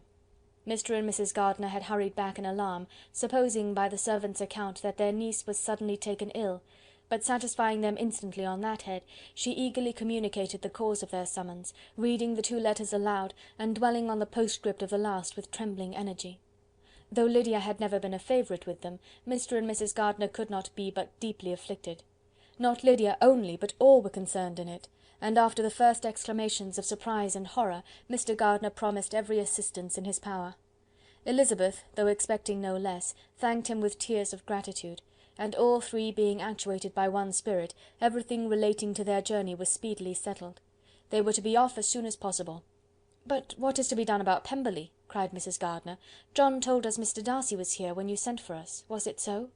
"Yes, and I told him we should not be able to keep our engagement. That is all settled." "What is all settled?" repeated the other as she ran into her room to prepare. "And are they upon such terms as for her to disclose the real truth? Oh, that I knew how it was!" But wishes were vain, or at least could only serve to amuse her in the hurry and confusion of the following hour. Had Elizabeth been at leisure to be idle, she would have remained certain that all employment was impossible to one so wretched as herself. But she had her share of business as well as her aunt, and amongst the rest there were notes to be written to all their friends at Lambton, with false excuses for their sudden departure. An hour, however, saw the whole completed, and Mr. Gardiner meanwhile having settled his account at the inn, nothing remained to be done but to go, and Elizabeth, after all the misery of the morning, found herself, in a shorter space of time than she could have supposed, seated in the carriage and on the road to Longbourn. Chapter 47. "I have been thinking it over again, Elizabeth," said her uncle as they drove from the town, "and really, upon serious consideration, I am much more inclined than I was to judge as your eldest sister does on the matter. It appears to me so very unlikely that any young man should form such a design against a girl who is by no means unprotected or friendless, and who was actually staying in his colonel's family, that I am strongly inclined to hope the best. Could he expect that her friends would not step forward? Could he expect to be noticed again by the regiment, after such an affront to Colonel Forster? His temptation is not adequate to the risk." "Do you really think so?" cried Elizabeth, brightening up for a moment. "Upon my word," said Mrs. Gardiner, "I begin to be of your uncle's opinion. It is really too great a violation of decency, honour, and interest for him to be guilty of. I cannot think so very ill of Wickham. Can you yourself, Lizzy, so wholly give him up as to believe him capable of it?" "Not, perhaps, of neglecting his own interest, but of every other neglect I can believe him capable, if indeed it should be so. but I dare not hope it. Why should they not go on to Scotland, if that had been the case?" "In the first place," replied Mr. Gardiner, "there is no absolute proof that they are not gone to Scotland." "Oh, but their removing from the chaise into a hackney coach is such a presumption! And besides, no traces of them were to be found on the Barnet road." "Well then, supposing them to be in London. They may be there, though for the purpose of concealment, for no more exceptional purpose. It is not likely that money should be very abundant on either side, and it might strike them that they could be more economically, though less expeditiously married in London than in Scotland." "But why all this secrecy? Why any fear of detection? Why must their marriage be private? Oh no, no, this is not likely. His most particular friend, you see by Jane's account, was persuaded of his never intending to marry her. Wickham will never marry a woman without some money. He cannot afford it. And what claims has Lydia, what attraction has she beyond youth, health, and good humour, that could make him, for her sake, forego every chance of benefiting himself by marrying well? As to what restraint the apprehensions of disgrace in the corps might throw on a dishonourable elopement with her, I am not able to judge, for I know nothing of the effects that such a step might produce. But as to your other objection, I am afraid it will hardly hold good. Lydia has no brothers to step forward, and he might imagine from my father's behaviour, from his indolence and the little attention he has ever seemed to give to what was going forward in his family, that he would do as little, and think as little about it, as any father could do in such a matter. But can you think that Lydia is so lost to everything but love of him as to consent to live with him on any terms other than marriage?" "It does seem, and it is most shocking indeed," replied Elizabeth, with tears in her eyes, "that a sister's sense of decency and virtue in such a point should admit of doubt. But really I know not what to say. Perhaps I am not doing her justice, but she is very young. She has never been taught to think on serious subjects, and for the last half year, nay, for a twelvemonth, she has been given up to nothing but amusement and vanity. She has been allowed to dispose of her time in the most idle and frivolous manner, and to adopt any opinions that came in her way. Since the Shire were first quartered in Meryton, nothing but love, flirtation, and officers have been in her head. She has been doing everything in her power by thinking and talking on the subject, to give greater, what shall I call it, susceptibility to her feelings, which are naturally lively enough. And we all know that Wickham has every charm of person and address that can captivate a woman." "But you see that Jane," said her aunt, "does not think so very ill of Wickham as to believe him capable of the attempt." "Of whom does Jane ever think ill? And who is there, whatever might be their former conduct, that she would think capable of such an attempt, till it were proved against them? But Jane knows, as well as I do, what Wickham really is. We both know that he has been profligate in every sense of the word, that he has neither integrity nor honour, that he is as false and deceitful as he is insinuating." "And you really know all this?" cried Mrs. Gardiner, whose curiosity as to the mode of her intelligence was all alive. "I do indeed," replied Elizabeth, colouring. "I told you the other day of his infamous behaviour to Mr. Darcy, and you yourself, when last at Longbourn, heard in what manner he spoke of the man who had behaved with such forbearance and liberality towards him. And there are other circumstances which I am not at liberty, which it is not worth while to relate. But his lies about the whole Pemberley family are endless. From what he said of Miss Darcy, I was thoroughly prepared to see a proud, reserved, disagreeable girl, yet he knew to the contrary himself. He must know that she was as amiable and unpretending as we have found her." "But does Lydia know nothing of this? Can she be ignorant of what you and Jane seem so well to understand?" "Oh yes. That is the worst of all. Till I was in Kent, and saw so much of both Mr. Darcy and his relation, Colonel Fitzwilliam, I was ignorant of the truth myself. And when I returned home, the Shire was to leave Meryton in a week or fortnight's time. As that was the case, neither Jane, to whom I related the whole, nor I, thought it necessary to make our knowledge public. For of what use could it apparently be to anyone, that the good opinion which all the neighbourhood had of him should then be overthrown? And even if it was settled that Lydia should go with Mrs. Forster, the necessity of opening her eyes to his character never occurred to me. That she could be in any danger from the deception never entered my head. That such a consequence as this could ensue, you may easily believe, was far enough from my thoughts." "When they all removed to Brighton, therefore, you had no reason, I suppose, to believe them fond of each other?" "Not the slightest. I can remember no symptom of affection on either side. and had anything of the kind been perceptible, you must be aware that ours is not a family on which it could be thrown away. When first he entered the corps, she was ready enough to admire him, but so we all were. Every girl in or near Meryton was out of her senses about him for the first 2 months, but he never distinguished her by any particular attention, and consequently, after a moderate period of extravagant and wild admiration, her fancy for him gave way, and others of the regiment, who treated her with more distinction, again became her favourites. It may be easily believed that however little of novelty could be added to their fears, hopes, and conjectures on this interesting subject by its repeated discussion, no other could detain them from it long during the whole of the journey.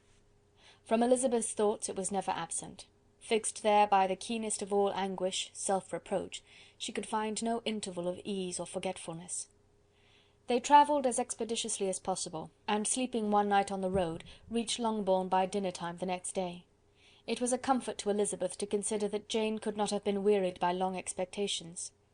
The little gardeners, attracted by the sight of a chaise, were standing on the steps of the house as they entered the paddock, and when the carriage drove up to the door, the joyful surprise that lighted up their faces and displayed itself over their whole bodies in a variety of capers and frisks was the first pleasing earnest of their welcome.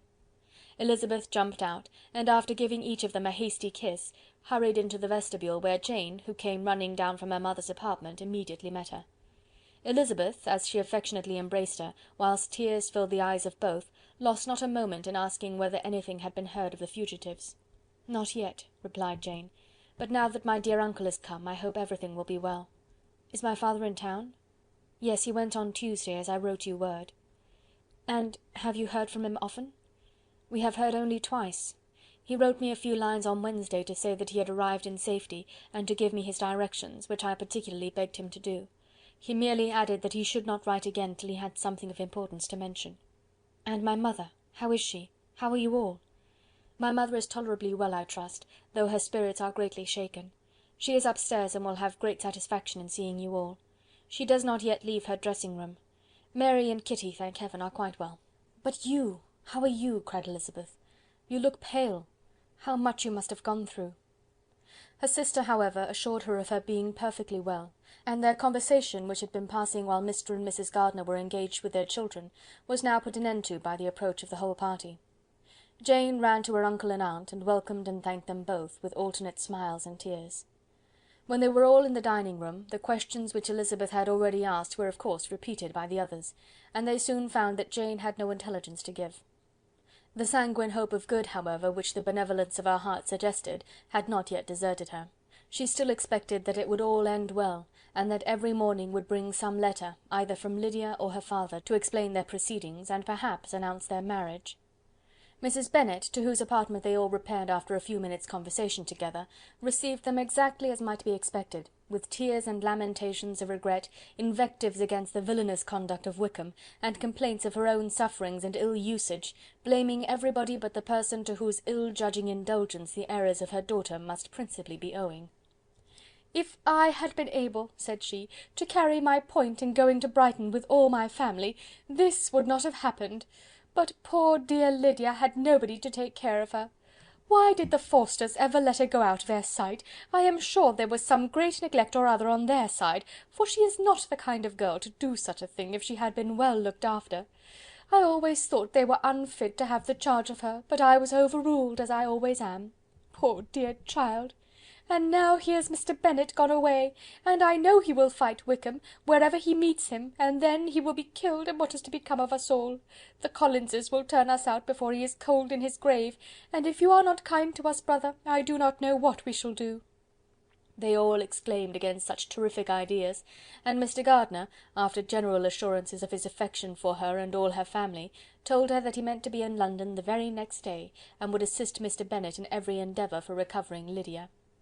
"Do not give way to useless alarm," added he. "Though it is right to be prepared for the worst, there is no occasion to look on it as certain. It is not quite a week since they left Brighton. In a few days more we may gain some news of them. Until we know that they are not married, and have no design of marrying, do not let us give the matter over as lost. As soon as I get to town I shall go to my brother, and make him come home with me to Gracechurch Street, and then we may consult together as to what is to be done." "Oh, my dear brother," replied Mrs. Bennet, "that is exactly what I could most wish for. And now do, when you get to town, find them out, wherever they may be, and if they are not married already, make them marry. And as for wedding clothes, do not let them wait for that, but tell Lydia she shall have as much money as she chooses to buy them, after they are married. And above all, keep Mr. Bennet from fighting. Tell him what a dreadful state I am in, that I am frighted out of my wits, and have such tremblings, such flutterings all over me, such spasms in my side, and pains in my head, and such beatings at heart, that I can get no rest by night nor by day. And tell my dear Lydia not to give any directions about her clothes till she has seen me, for she does not know which are the best warehouses. Oh, brother, how kind you are! I know you will contrive it all." But Mr. Gardiner, though he assured her again of his earnest endeavours in the cause, could not avoid recommending moderation to her, as well in her hopes as her fear; and after talking with her in this manner till dinner was on the table, they all left her to vent her feelings on the housekeeper, who attended in the absence of her daughters. Though her brother and sister were persuaded that there was no real occasion for such a seclusion from the family, they did not attempt to oppose it, for they knew that she had not prudence enough to hold her tongue before the servants while they waited at table, and judged it better that one only of the household, and the one whom they could most trust, should comprehend all her fears and solicitude on the subject. In the dining-room they were soon joined by Mary and Kitty, who had been too busily engaged in their separate apartments to make their appearance before. One came from her books, and the other from her toilette. The faces of both, however, were tolerably calm, and no change was visible in either, except that the loss of her favourite sister, or the anger which she had herself incurred in this business, had given more of fretfulness than usual to the accents of Kitty. As for Mary, she was mistress enough of herself to whisper to Elizabeth, with a countenance of grave reflection, soon after they were seated at table, "This is a most unfortunate affair, and will probably be much talked of. But we must stem the tide of malice, and pour into the wounded bosoms of each other the balm of sisterly consolation." Then, perceiving in Elizabeth no inclination of replying, she added, "Unhappy as the event must be for Lydia, we may draw from it this useful lesson, that loss of virtue in a female is irretrievable, that one false step involves her in endless ruin, that her reputation is no less brittle than it is beautiful, and that she cannot be too much guarded in her behaviour towards the undeserving of the other sex." Elizabeth lifted up her eyes in amazement, but was too much oppressed to make any reply. Mary, however, continued to console herself with such kind of moral extractions from the evil before them. In the afternoon the two elder Miss Bennets were able to be for half an hour by themselves, and Elizabeth instantly availed herself of the opportunity of making any inquiries which Jane was equally eager to satisfy. After joining in general lamentations over the dreadful sequel of this event, which Elizabeth considered as all but certain, and Miss Bennet could not assert to be wholly impossible, the former continued the subject by saying, "But tell me all and everything about it which I have not already heard. Give me further particulars. What did Colonel Forster say? Had they no apprehension of anything before the elopement took place? They must have seen them together for ever." Colonel Forster did own that he had often suspected some partiality, especially on Lydia's side, but nothing to give him any alarm. I am so grieved for him. His behaviour was attentive and kind to the utmost.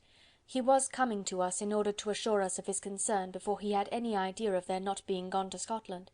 When that apprehension first got abroad, it hastened his journey. And was Denny convinced that Wickham would not marry? Did he know of their intending to go off? Had Colonel Forster seen Denny himself? Yes. But when questioned by him, Denny denied knowing anything of their plans, and would not give his real opinion about it. He did not repeat his persuasion of their not marrying, and from that, I am inclined to hope, he might have been misunderstood before. And till Colonel Forster came himself, not one of you entertained a doubt, I suppose, of their really being married? How was it possible that such an idea should enter our brains? I felt a little uneasy, a little fearful of my sister's happiness with him in marriage, because I knew that his conduct had not always been quite right. My father and mother knew nothing of that. They only felt how imprudent a match it must be. Kitty then owned, with a very natural triumph on knowing more than the rest of us, that in Lydia's last letter she had prepared her for such a step. She had known, it seems, of their being in love with each other many weeks. But not before they went to Brighton. No, I believe not. And did Colonel Forster appear to think well of Wickham himself? Does he know his real character? I must confess that he did not speak so well of Wickham as he formerly did. He believed him to be imprudent and extravagant, and since this sad affair has taken place, it is said that he left Meryton greatly in debt. But I hope this may be false. Oh, Jane! Had we been less secret, had we told what we knew of him, this could not have happened." "Perhaps it would have been better," replied her sister, "but to expose the former faults of any person without knowing what their present feelings were seemed unjustifiable. We acted with the best intentions." Could Colonel Forster repeat the particulars of Lydia's note to his wife? He brought it with him for us to see. Jane then took it from her pocket book and gave it to Elizabeth. These were the contents. "My dear Harriet, you will laugh when you know where I am gone, and I cannot help laughing myself at your surprise tomorrow morning, as soon as I am missed. I am going to Gretna Green, and if you cannot guess with who, I shall think you a simpleton, for there is but one man in the world I love, and he is an angel. I should never be happy without him, so think it no harm to be off. You need not send them word at Longbourn of my going, if you do not like it, for it will make the surprise the greater, when I write them and sign my name Lydia Wickham. What a good joke it will be! I can hardly write for laughing. Pray make my excuses to Pratt for not keeping my engagement and dancing with him tonight. Tell him I hope he will excuse me when he knows all. And tell him I will dance with him at the next ball we meet, with great pleasure. I shall send for my clothes when I get to Longbourn. But I wish you would tell Sally to mend a great slit in my worked muslin gown before they are packed up. Good-bye. Give my love to Colonel Forster. I hope you will drink to our good journey. Your affectionate friend, Lydia Bennet." "Oh, thoughtless, thoughtless Lydia!" cried Elizabeth, when she had finished it. "What a letter is this, to be written at such a moment! But at least it shows that she was serious on the subject of their journey. Whatever he might afterwards persuade her to, it was not on her side a scheme of infamy. My poor father! How he must have felt it! I never saw anyone so shocked. He could not speak a word for full 10 minutes. My mother was taken ill immediately, and the whole house in such confusion." "Oh, Jane!" cried Elizabeth, "was there a servant belonging to it who did not know the whole story before the end of the day?" "I do not know. I hope there was. But to be guarded at such a time is very difficult. My mother was in hysterics, and though I endeavoured to give her every assistance in my power, I am afraid I did not do so much as I might have done. But the horror of what might possibly happen almost took me from my faculties. Your attendance upon her has been too much for you. You do not look well. Oh, that I had been with you! You have had every care and anxiety upon yourself alone. Mary and Kitty have been very kind, and would have shared in every fatigue, I am sure, but I did not think it right for either of them. Kitty is slight and delicate, and Mary studies so much that her hours of repose should not be broken in on. My aunt Phillips came to Longbourn on Tuesday, after my father went away, and was so good as to stay till Thursday with me. She was of great use and comfort to us all, and Lady Lucas has been very kind. She walked here on Wednesday morning to condole with us, and offered her services, or any of her daughters, if they should be of use to us." "She had better have stayed at home," cried Elizabeth. "Perhaps she meant well, but under such a misfortune as this, one cannot see too little of one's neighbours. Assistance is impossible, condolence insufferable. Let them triumph over us at a distance, and be satisfied." She then proceeded to inquire into the measures which her father had intended to pursue while in town for the recovery of his daughter. "He meant, I believe," replied Jane, "to go to Epsom, the place where they last changed horses, see the postillions, and try if anything could be made out from them. His principal object must be to discover the number of the hackney coach which took them from Clapham. It had come with a fare from London, and as he thought that the circumstance of a gentleman and ladies removing from one carriage into another might be remarked, he meant to make inquiries at Clapham. If he could anyhow discover at what house the coachman had before set down his fare, he determined to make inquiries there, and hoped it might not be impossible to find out the stand and number of the coach. I do not know of any other designs that he had formed, but he was in such a hurry to be gone, and his spirits so greatly discomposed, that I had difficulty in finding out even so much as this." Chapter 48. The whole party were in hopes of a letter from Mr. Bennet the next morning, but the post came in without bringing a single line from him. His family knew him to be, on all common occasions, a most negligent and dilatory correspondent, but at such a time they had hoped for exertion. They were forced to conclude that he had no pleasing intelligence to send, but even of that they would have been glad to be certain. Mr. Gardiner had waited only for the letters before he set off. When he was gone, they were certain at least of receiving constant information of what was going on, and their uncle promised, at parting, to prevail on Mr. Bennet to return to Longbourn as soon as he could, to the great consolation of his sister, who considered it as the only security for her husband's not being killed in a duel. Mrs. Gardiner and the children were to remain in Hertfordshire a few days longer, as the former thought her presence might be serviceable to her nieces. She shared in their attendance on Mrs. Bennet, and was a great comfort to them in their hours of freedom. Their other aunt also visited them frequently, and always, as she said, with the design of cheering and heartening them up, though, as she never came without reporting some fresh instance of Wickham's extravagance or irregularity, she seldom went away without leaving them more dispirited than she found them. All Meryton seemed striving to blacken the man who, but 3 months before, had been almost an angel of light. He was declared to be in debt to every tradesman in the place, and his intrigues, all honoured with the title of seduction, had been extended into every tradesman's family. Everybody declared that he was the wickedest young man in the world, and everybody began to find out that they had always distrusted the appearance of his goodness. Elizabeth, though she did not credit above half of what was said, believed enough to make her former assurance of her sister's ruin more certain, and even Jane, who believed still less of it, became almost hopeless, more especially as the time was now come when, if they had gone to Scotland, which she had never before entirely despaired of, they must in all probability have gained some news of them. Mr. Gardiner left Longbourn on Sunday. On Tuesday his wife received a letter from him. It told them that, on his arrival, he had immediately found out his brother, and persuaded him to come to Gracechurch Street; that Mr. Bennet had been to Epsom and Clapham before his arrival, but without gaining any satisfactory information, and that he was now determined to inquire at all the principal hotels in town, as Mr. Bennet thought it possible they might have gone to one of them on their first coming to London, before they procured lodgings. Mr. Gardiner himself did not expect any success from this measure, but as his brother was eager in it, he meant to assist him in pursuing it. He added that Mr. Bennet seemed wholly disinclined at present to leave London, and promised to write again very soon.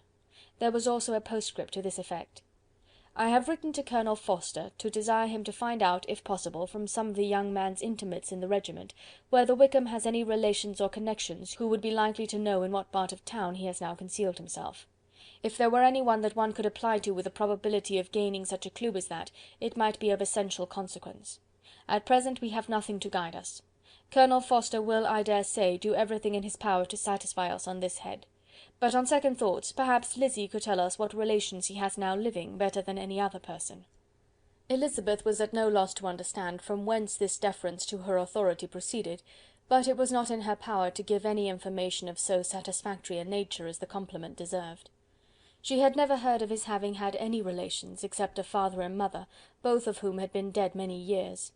It was possible, however, that some of his companions in the shire might be able to give more information, and though she was not very sanguine in expecting it, the application was a something to look forward to. Every day at Longbourn was now a day of anxiety, but the most anxious part of each was when the post was expected. The arrival of letters was the grand object of every morning's impatience.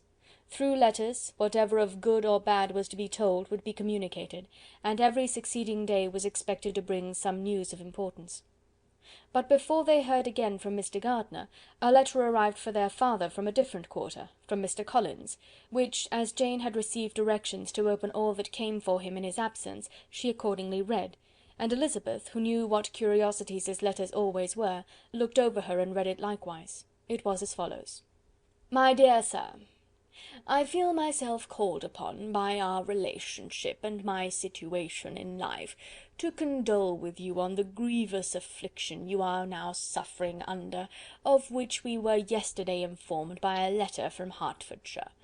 Be assured, my dear sir, that Mrs. Collins and myself sincerely sympathise with you and all your respectable family in your present distress, which must be of the bitterest kind, because proceeding from a cause which no time can remove. No arguments shall be wanting on my part that can alleviate so severe a misfortune, or that may comfort you under a circumstance that must be of all others the most afflicting to a parent's mind. The death of your daughter would have been a blessing in comparison to this, and it is the more to be lamented, because there is reason to suppose, as my dear Charlotte informs me, that this licentiousness of behaviour in your daughter has proceeded from a faulty degree of indulgence, though at the same time, for the consolation of yourself and Mrs. Bennet, I am inclined to think that her own disposition must be naturally bad, or she could not be guilty of such an enormity at so early an age. Howsoever that may be, you are grievously to be pitied, in which opinion I am not only joined by Mrs. Collins, but likewise by Lady Catherine and her daughter, to whom I have related the affair. They agree with me in apprehending that this false step in one daughter will be injurious to the fortunes of all the others. For who, as Lady Catherine herself condescendingly says, will connect themselves with such a family? And this consideration leads me moreover to reflect, with augmented satisfaction, on a certain event of last November, for had it been otherwise, I must have been involved in all your sorrow and disgrace. Let me then advise you, dear sir, to console yourself as much as possible, to throw off your unworthy child from your affection for ever, and leave her to reap the fruits of her own heinous offence. I am, dear sir, etc., etc. Mr. Gardiner did not write again till he had received an answer from Colonel Forster, and then he had nothing of a pleasant nature to send. It was not known that Wickham had a single relationship with whom he kept up any connection, and it was certain that he had no near one living. His former acquaintances had been numerous, but since he had been in the militia it did not appear that he was on terms of particular friendship with any of them. There was no one, therefore, who could be pointed out as likely to give any news of him, and in the wretched state of his own finances there was a very powerful motive for secrecy, in addition to his fear of discovery by Lydia's relations, for it had just transpired that he had left gaming debts behind him to a very considerable amount. Colonel Forster believed that more than £1,000 would be necessary to clear his expenses at Brighton. He owed a good deal in town, but his debts of honour were still more formidable. Mr. Gardiner did not attempt to conceal these particulars from the Longbourn family. Jane heard them with horror. "A gamester!" she cried. "This is wholly unexpected. I had not an idea of it." Mr. Gardiner added in his letter that they might expect to see their father at home on the following day, which was Saturday. Rendered spiritless by the ill success of all their endeavours, he had yielded to his brother-in-law's entreaty that he would return to his family, and leave it to him to do whatever occasion might suggest to be advisable for continuing their pursuit. When Mrs. Bennet was told of this, she did not express so much satisfaction as her children expected, considering what her anxiety for his life had been before. "What! Is he coming home, and without poor Lydia?" she cried. "Sure he will not leave London before he has found them. Who is to fight Wickham and make him marry her if he comes away?" As Mrs. Gardiner began to wish to be at home, it was settled that she and the children should go to London at the same time that Mr. Bennet came from it. The coach, therefore, took them the first stage of their journey, and brought its master back to Longbourn. Mrs. Gardiner went away in all the perplexity about Elizabeth and her Derbyshire friend that had attended her from that part of the world. His name had never been voluntarily mentioned before them by her niece, and the kind of half expectation which Mrs. Gardiner had formed, of their being followed by a letter from him, had ended in nothing. Elizabeth had received none since her return that could come from Pemberley. The present unhappy state of the family rendered any other excuse for the lowness of her spirits unnecessary.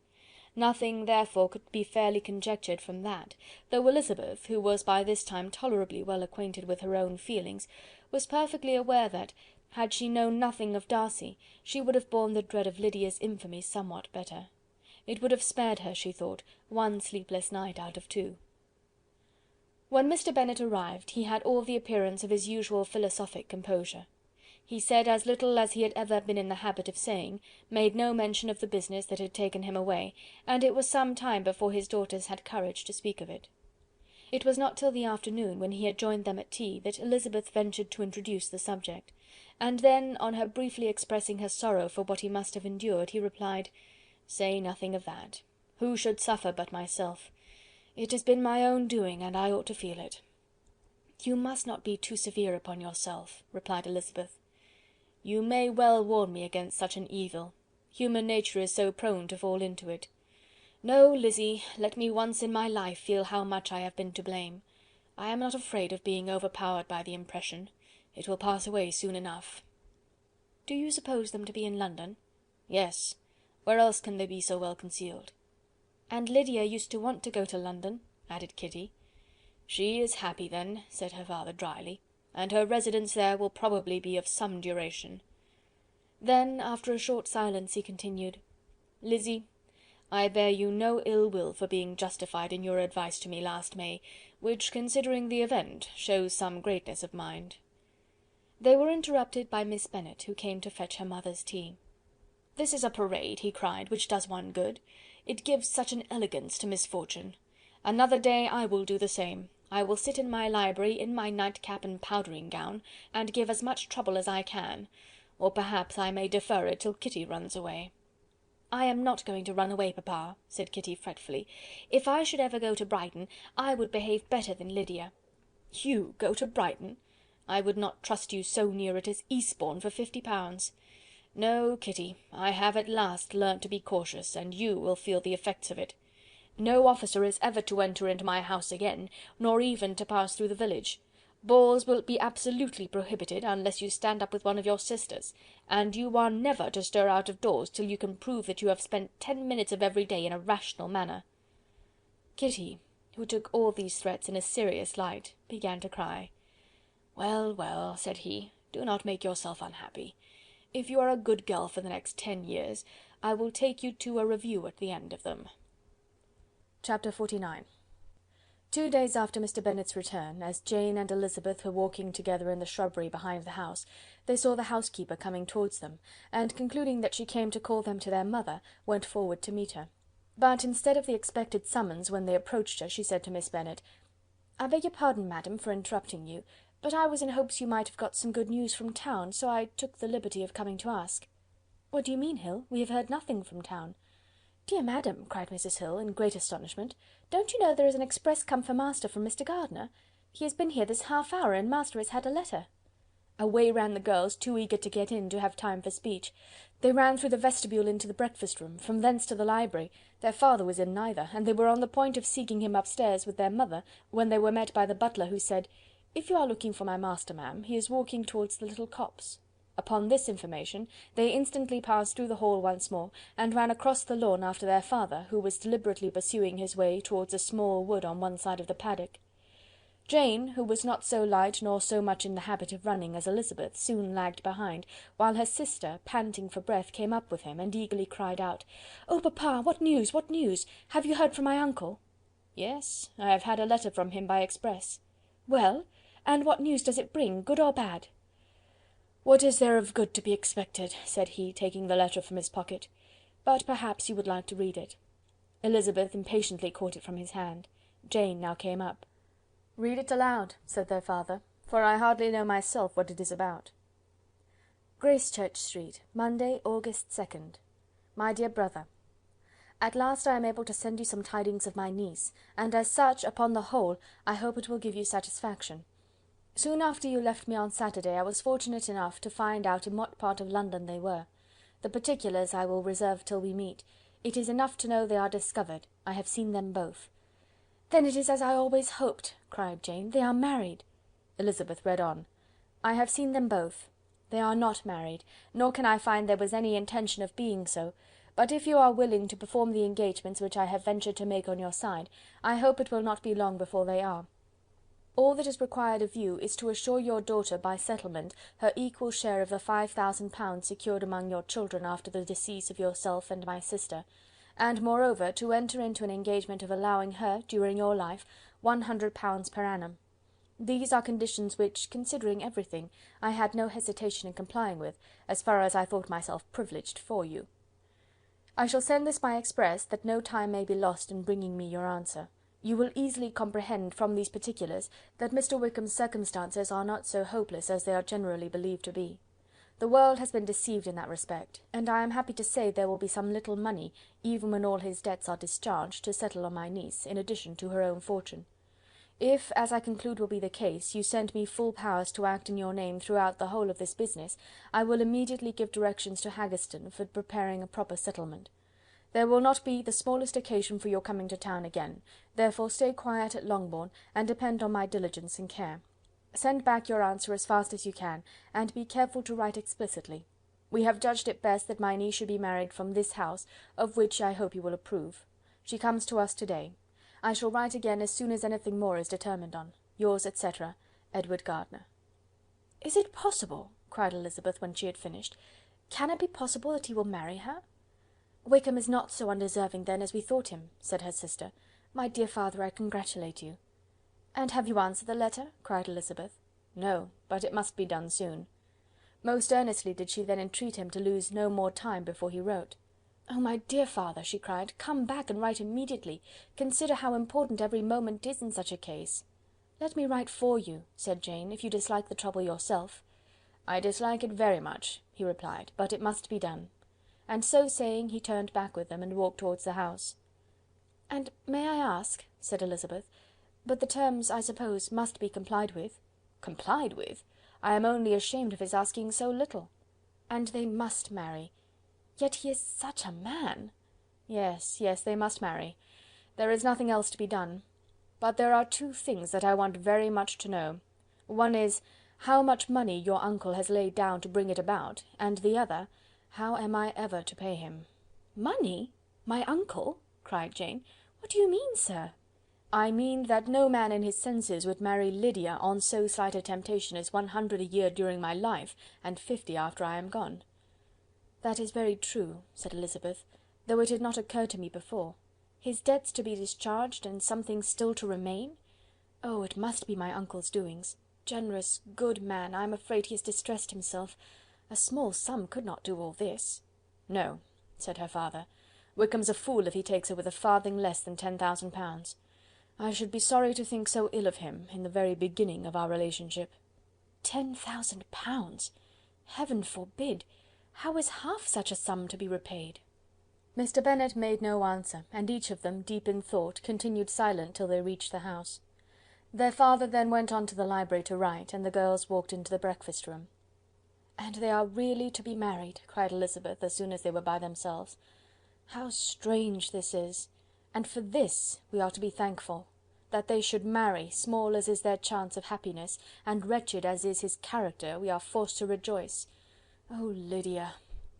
"I comfort myself with thinking," replied Jane, "that he certainly would not marry Lydia if he had not a real regard for her.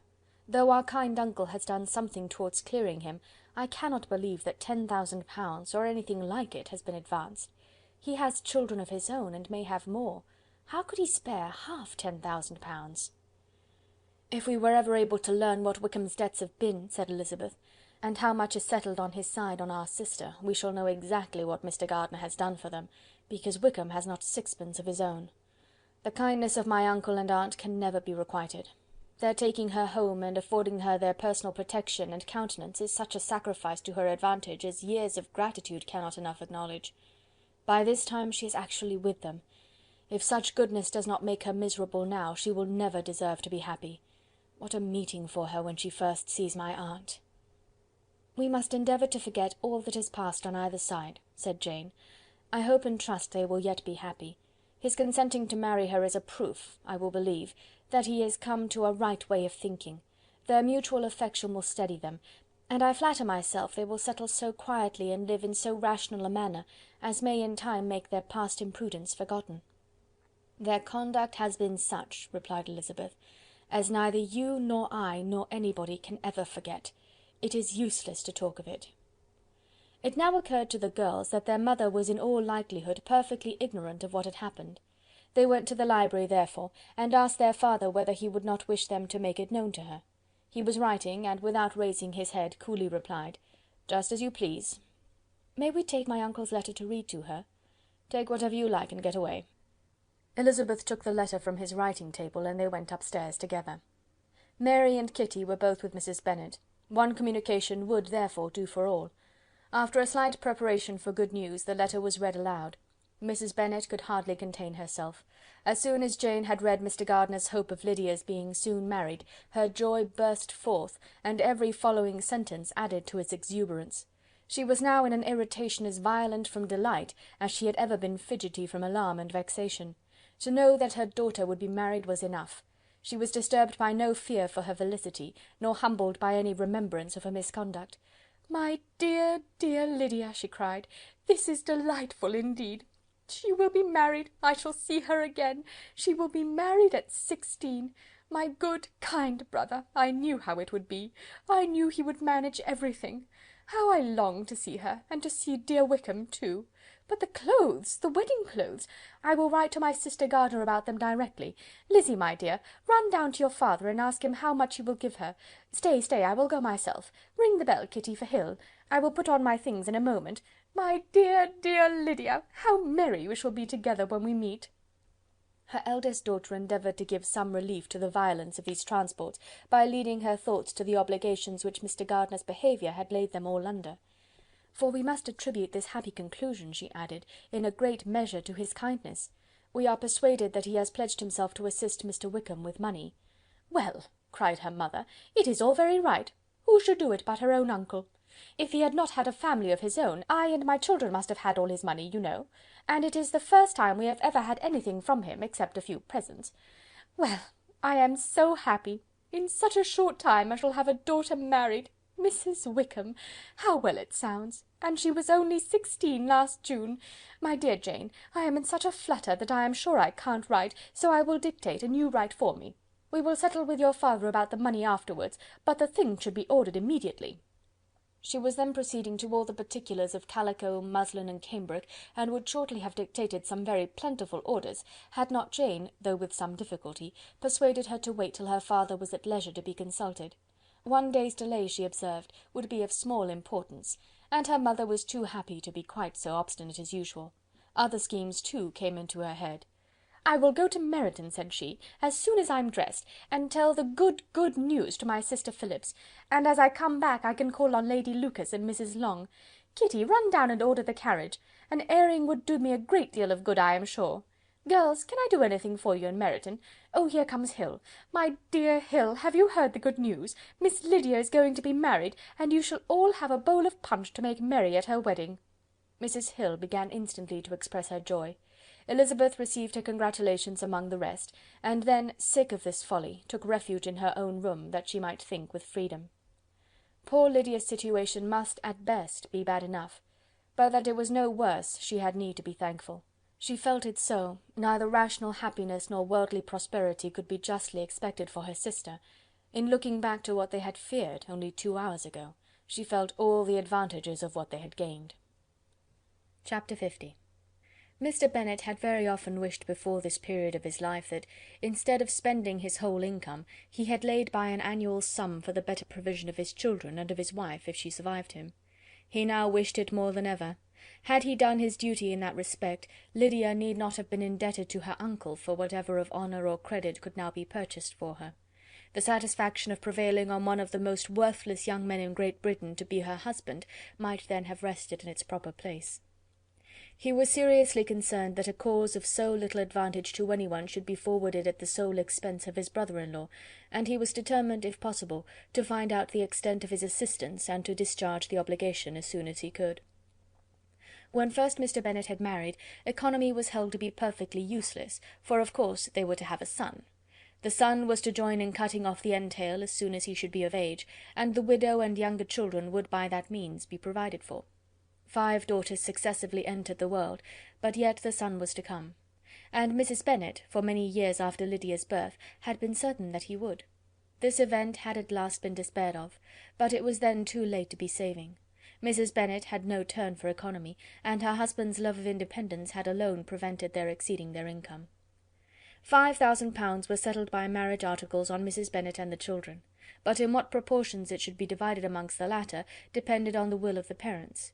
This was one point, with regard to Lydia at least, which was now to be settled, and Mr. Bennet could have no hesitation in acceding to the proposal before him. In terms of grateful acknowledgment for the kindness of his brother, though expressed most concisely, he then delivered on paper his perfect approbation of all that was done, and his willingness to fulfil the engagements that had been made for him. He had never before supposed that, could Wickham be prevailed on to marry his daughter, it would be done with so little inconvenience to himself as by the present arrangement. He would scarcely be £10 a year the loser by the 100 that was to be paid them, for, what with their board and pocket allowance, and the continual presents in money which passed to her through her mother's hands, Lydia's expenses had been very little within that sum. That it would be done with such trifling exertion on his side too, was another very welcome surprise, for his wish at present was to have as little trouble in the business as possible. When the first transports of rage which had produced his activity in seeking her were over, he naturally returned to all his former indolence. His letter was soon dispatched, for, though dilatory in undertaking business, he was quick in its execution. He begged to know further particulars of what he was indebted to his brother, but was too angry with Lydia to send any message to her. The good news spread quickly through the house, and with proportionate speed through the neighbourhood. It was borne in the latter with decent philosophy. To be sure, it would have been more for the advantage of conversation had Miss Lydia Bennet come upon the town, or, as the happiest alternative, been secluded from the world in some distant farmhouse. But there was much to be talked of in marrying her, and the good-natured wishes for her well-doing which had proceeded before from all the spiteful old ladies in Meryton lost but a little of their spirit in this change of circumstances, because with such a husband her misery was considered certain. It was a fortnight since Mrs. Bennet had been downstairs, but on this happy day she again took her seat at the head of her table, and in spirits oppressively high. No sentiment of shame gave a damp to her triumph. The marriage of a daughter, which had been the first object of her wishes since Jane was 16, was now on the point of accomplishment, and her thoughts and her words ran wholly on those attendants of elegant nuptials, fine muslins, new carriages, and servants. She was busily searching through the neighbourhood for a proper situation for her daughter, and, without knowing or considering what their income might be, rejected many as deficient in size and importance. "Hay Park might do," said she, "if the Gouldings could quit it, or the great house at Stoke, if the drawing-room were larger. But Ashworth is too far off. I could not bear to have her 10 miles from me. And as for Pulvis Lodge, the attics are dreadful." Her husband allowed her to talk on without interruption while the servants remained. But when they had withdrawn, he said to her, "Mrs. Bennet, before you take any or all of these houses for your son and daughter, let us come to a right understanding. Into one house in this neighbourhood they shall never have admittance. I will not encourage the impudence of either by receiving them at Longbourn." A long dispute followed this declaration, but Mr. Bennet was firm. It soon led to another, and Mrs. Bennet found with amazement and horror that her husband would not advance a guinea to buy clothes for his daughter. He protested that she should receive from him no mark of affection whatever on the occasion.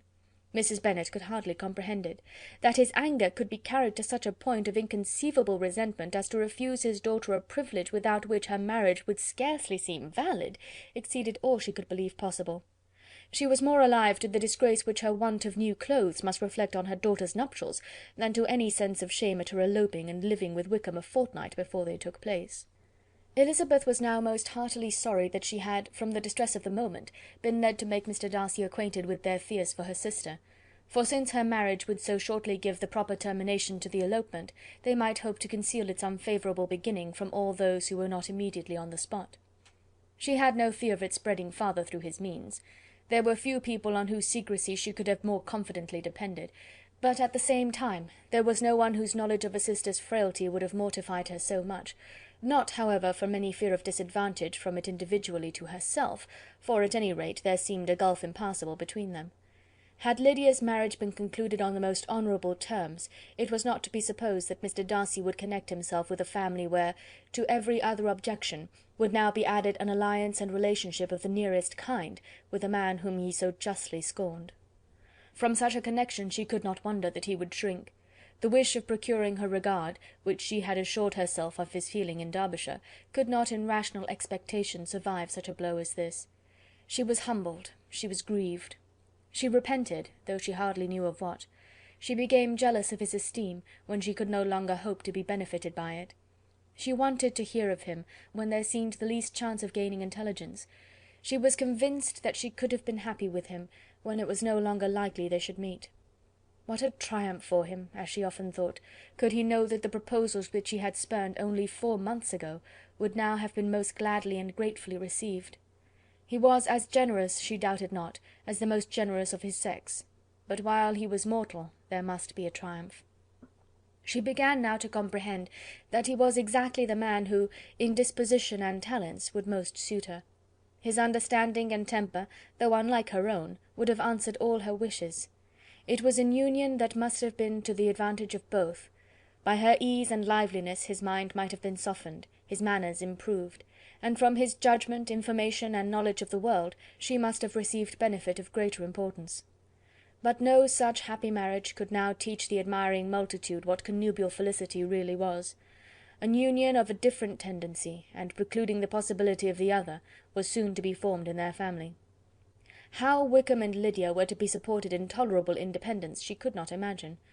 But how little of permanent happiness could belong to a couple who were only brought together because their passions were stronger than their virtue, could she easily conjecture.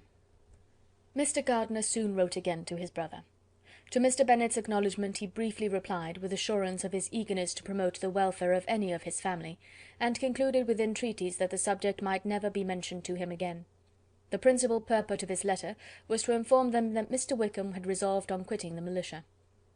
It was greatly my wish that he should do so, he added, as soon as his marriage was fixed on, and I think you will agree with me in considering the removal from that corps as highly advisable, both on his account and my niece's. It is Mr. Wickham's intention to go into the regulars, and among his former friends there are still some who are able and willing to assist him in the army. He has the promise of an ensigncy in General's regiment now quartered in the north. It is an advantage to have it so far from this part of the kingdom. He promises fairly, and I hope among different people, where they may each have a character to preserve, they will both be more prudent.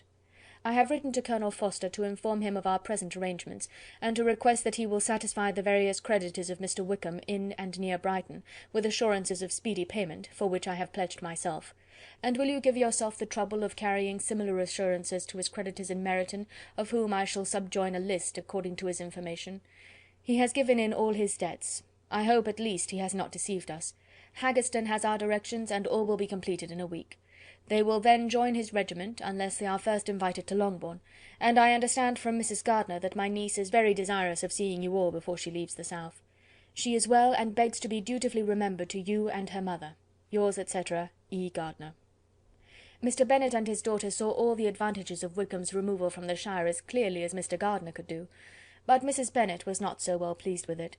Lydia's being settled in the north, just when she had expected most pleasure and pride in her company, for she had by no means given up her plan of their residing in Hertfordshire, was a severe disappointment.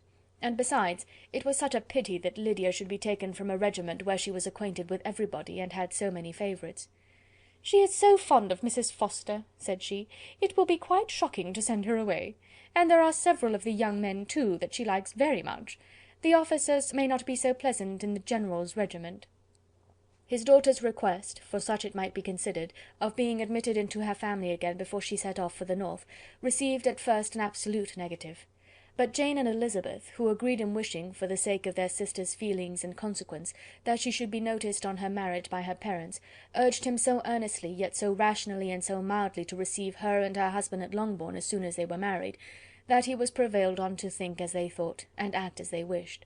And their mother had the satisfaction of knowing that she would be able to show her married daughter in the neighbourhood before she was banished to the north. When Mr. Bennet wrote again to his brother, therefore, he sent his permission for them to come, and it was settled that as soon as the ceremony was over they should proceed to Longbourn. Elizabeth was surprised, however, that Wickham should consent to such a scheme, and had she consulted only her own inclination, any meeting with him would have been the last object of her wishes. Chapter 51.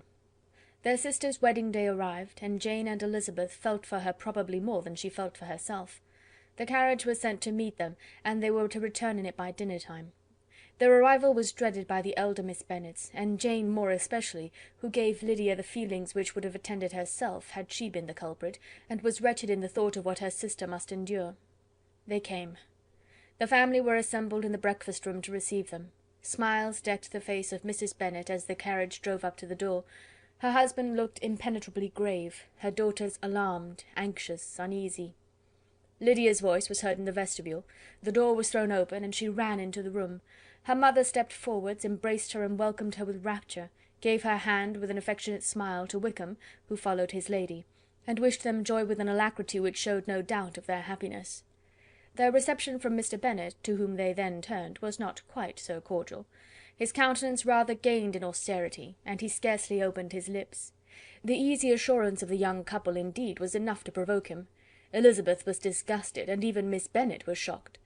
Lydia was Lydia still, untamed, unabashed, wild, noisy, and fearless.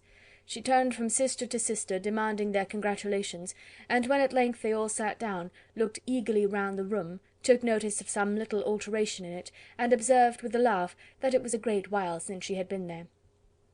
Wickham was not at all more distressed than herself, but his manners were always so pleasing, that had his character and his marriage been exactly what they ought, his smiles and his easy address, while he claimed their relationship, would have delighted them all. Elizabeth had not before believed him quite equal to such assurance, but she sat down, resolving within herself to draw no limits in future to the impudence of an impudent man. She blushed, and Jane blushed, but the cheeks of the two who caused their confusion suffered no variation of colour.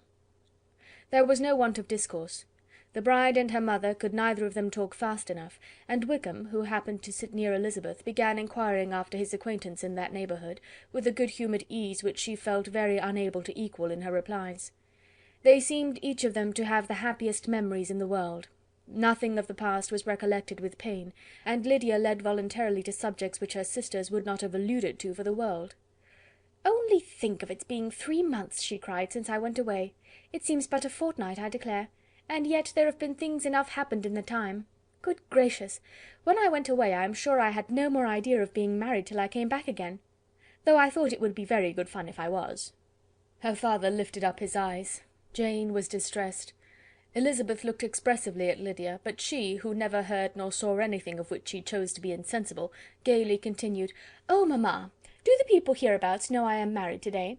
I was afraid they might not, and we overtook William Golding in his curricle, so I was determined he should know it, and so I let down the side-glass next to him, and took off my glove and let my hand just rest upon the window-frame, so that he might see the ring, and then I bowed and smiled like anything." Elizabeth could bear it no longer. She got up and ran out of the room, and returned no more till she heard them passing through the hall to the dining-parlour. She then joined them soon enough to see Lydia, with anxious parade, walk up to her mother's right hand, and hear her say to her eldest sister, "Ah, Jane, I take your place now, and you must go lower, because I am a married woman." It was not to be supposed that time would give Lydia that embarrassment from which she had been so wholly free at first. Her ease and good spirits increased.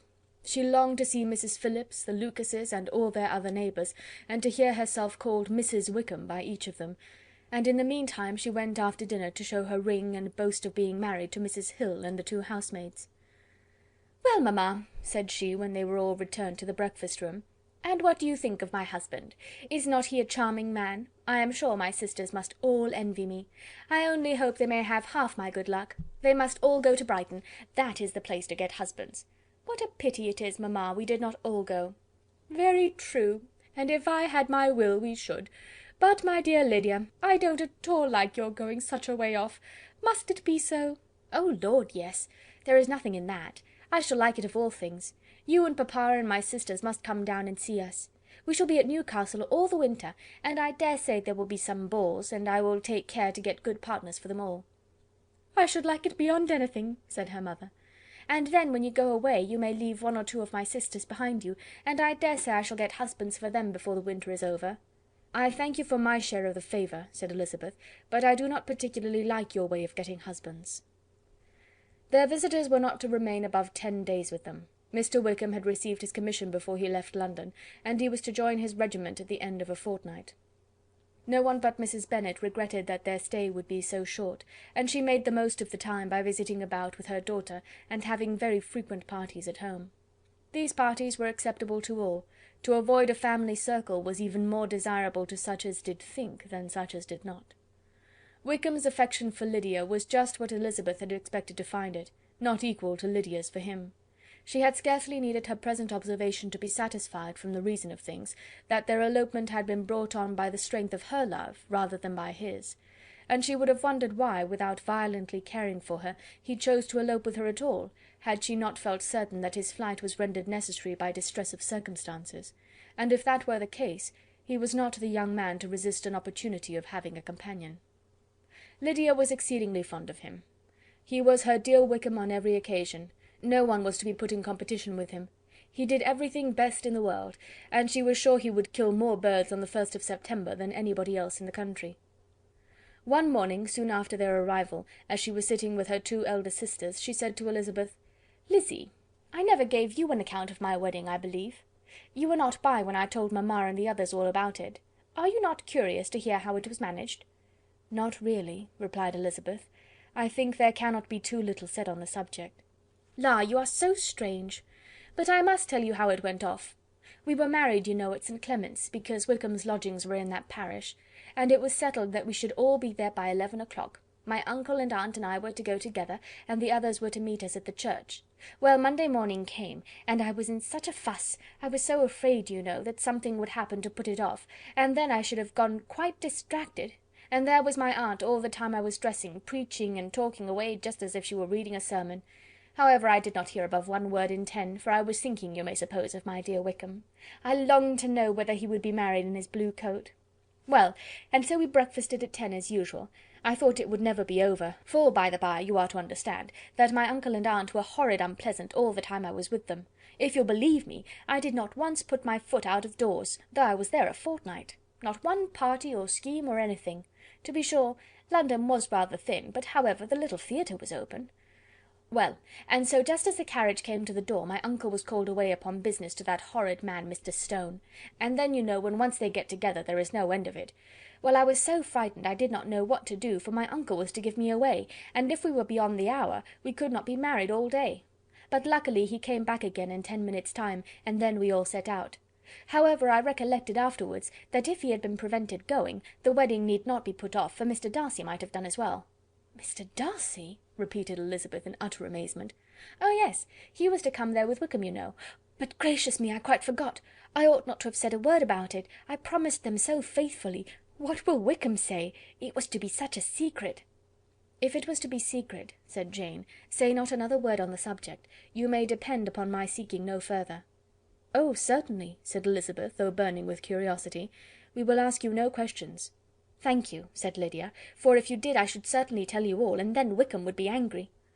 On such encouragement to ask, Elizabeth was forced to put it out of her power by running away.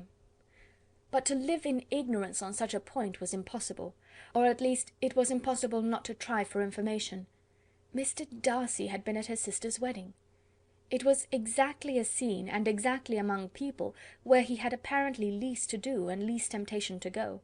Conjectures as to the meaning of it, rapid and wild, hurried into her brain, but she was satisfied with none.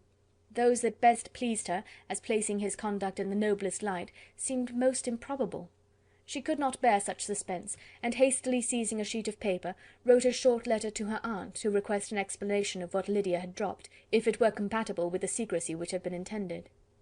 "You may readily comprehend," she added, "what my curiosity must be to know how a person unconnected with any of us, and, comparatively speaking, a stranger to our family, should have been amongst you at such a time. Pray write instantly, and let me understand it, unless it is, for very cogent reasons, to remain in the secrecy which Lydia seems to think necessary, and then I must endeavour to be satisfied with ignorance. Not that I shall, though," she added to herself, as she finished the letter, "and, my dear aunt, if you do not tell me in an honourable manner, I shall certainly be reduced to tricks and stratagems to find it out." Jane's delicate sense of honour would not allow her to speak to Elizabeth privately of what Lydia had let fall. Elizabeth was glad of it. Till it appeared whether her inquiries would receive any satisfaction, she had rather be without a confidant. Chapter 52. Elizabeth had the satisfaction of receiving an answer to her letter as soon as she possibly could. She was no sooner in possession of it than, hurrying into the little copse where she was least likely to be interrupted, she sat down on one of the benches and prepared to be happy, for the length of the letter convinced her that it did not contain a denial. Gracechurch Street, September 6th. My dear niece, I have just received your letter, and shall devote this whole morning to answering it, as I foresee that a little writing will not comprise what I have to tell you. I must confess myself surprised by your application. I did not expect it from you. Don't think me angry, however, for I only mean to let you know that I had not imagined such inquiries to be necessary on your side. If you do not choose to understand me, forgive my impertinence. Your uncle is as much surprised as I am, and nothing but the belief of your being a party concerned would have allowed him to act as he has done. But if you are really innocent and ignorant, I must be more explicit. On the very day of my coming home from Longbourn, your uncle had a most unexpected visitor. Mr. Darcy called, and was shut up with him several hours. It was all over before I arrived, so my curiosity was not so dreadfully racked as yours seems to have been. He came to tell Mr. Gardiner that he had found out where your sister and Mr. Wickham were, and that he had seen and talked with them both, Wickham repeatedly, Lydia once. From what I can collect, he left Derbyshire only one day after ourselves, and came to town with the resolution of hunting for them. The motive professed was his conviction of its being owing to himself that Wickham's worthlessness had not been so well known as to make it impossible for any young woman of character to love or confide in him. He generously imputed the whole of his mistaken pride, and confessed that he had before thought it beneath him to lay his private actions open to the world. His character was to speak for itself. He called it therefore his duty to step forward and endeavour to remedy an evil which had been brought on by himself. If he had another motive, I am sure it would never disgrace him. He had been some days in town before he was able to discover them, but he had something to direct his search, which was more than we had, and the consciousness of this was another reason for his resolving to follow us. There is a lady, it seems, a Mrs Young, who was some time ago governess to Miss Darcy, and was dismissed from her charge on some cause of disapprobation, though he did not say what. She then took a large house in Edward Street, and has since maintained herself by letting lodgings. This Mrs Young was, he knew, intimately acquainted with Wickham, and he went to her for intelligence of him as soon as he got to town. But it was 2 or 3 days before he could get from her what he wanted. She would not betray her trust, I suppose, without bribery and corruption, for she really did know where her friend was to be found. Wickham indeed had gone to her on their first arrival in London, and had she been able to receive them into her house, they would have taken up their abode with her.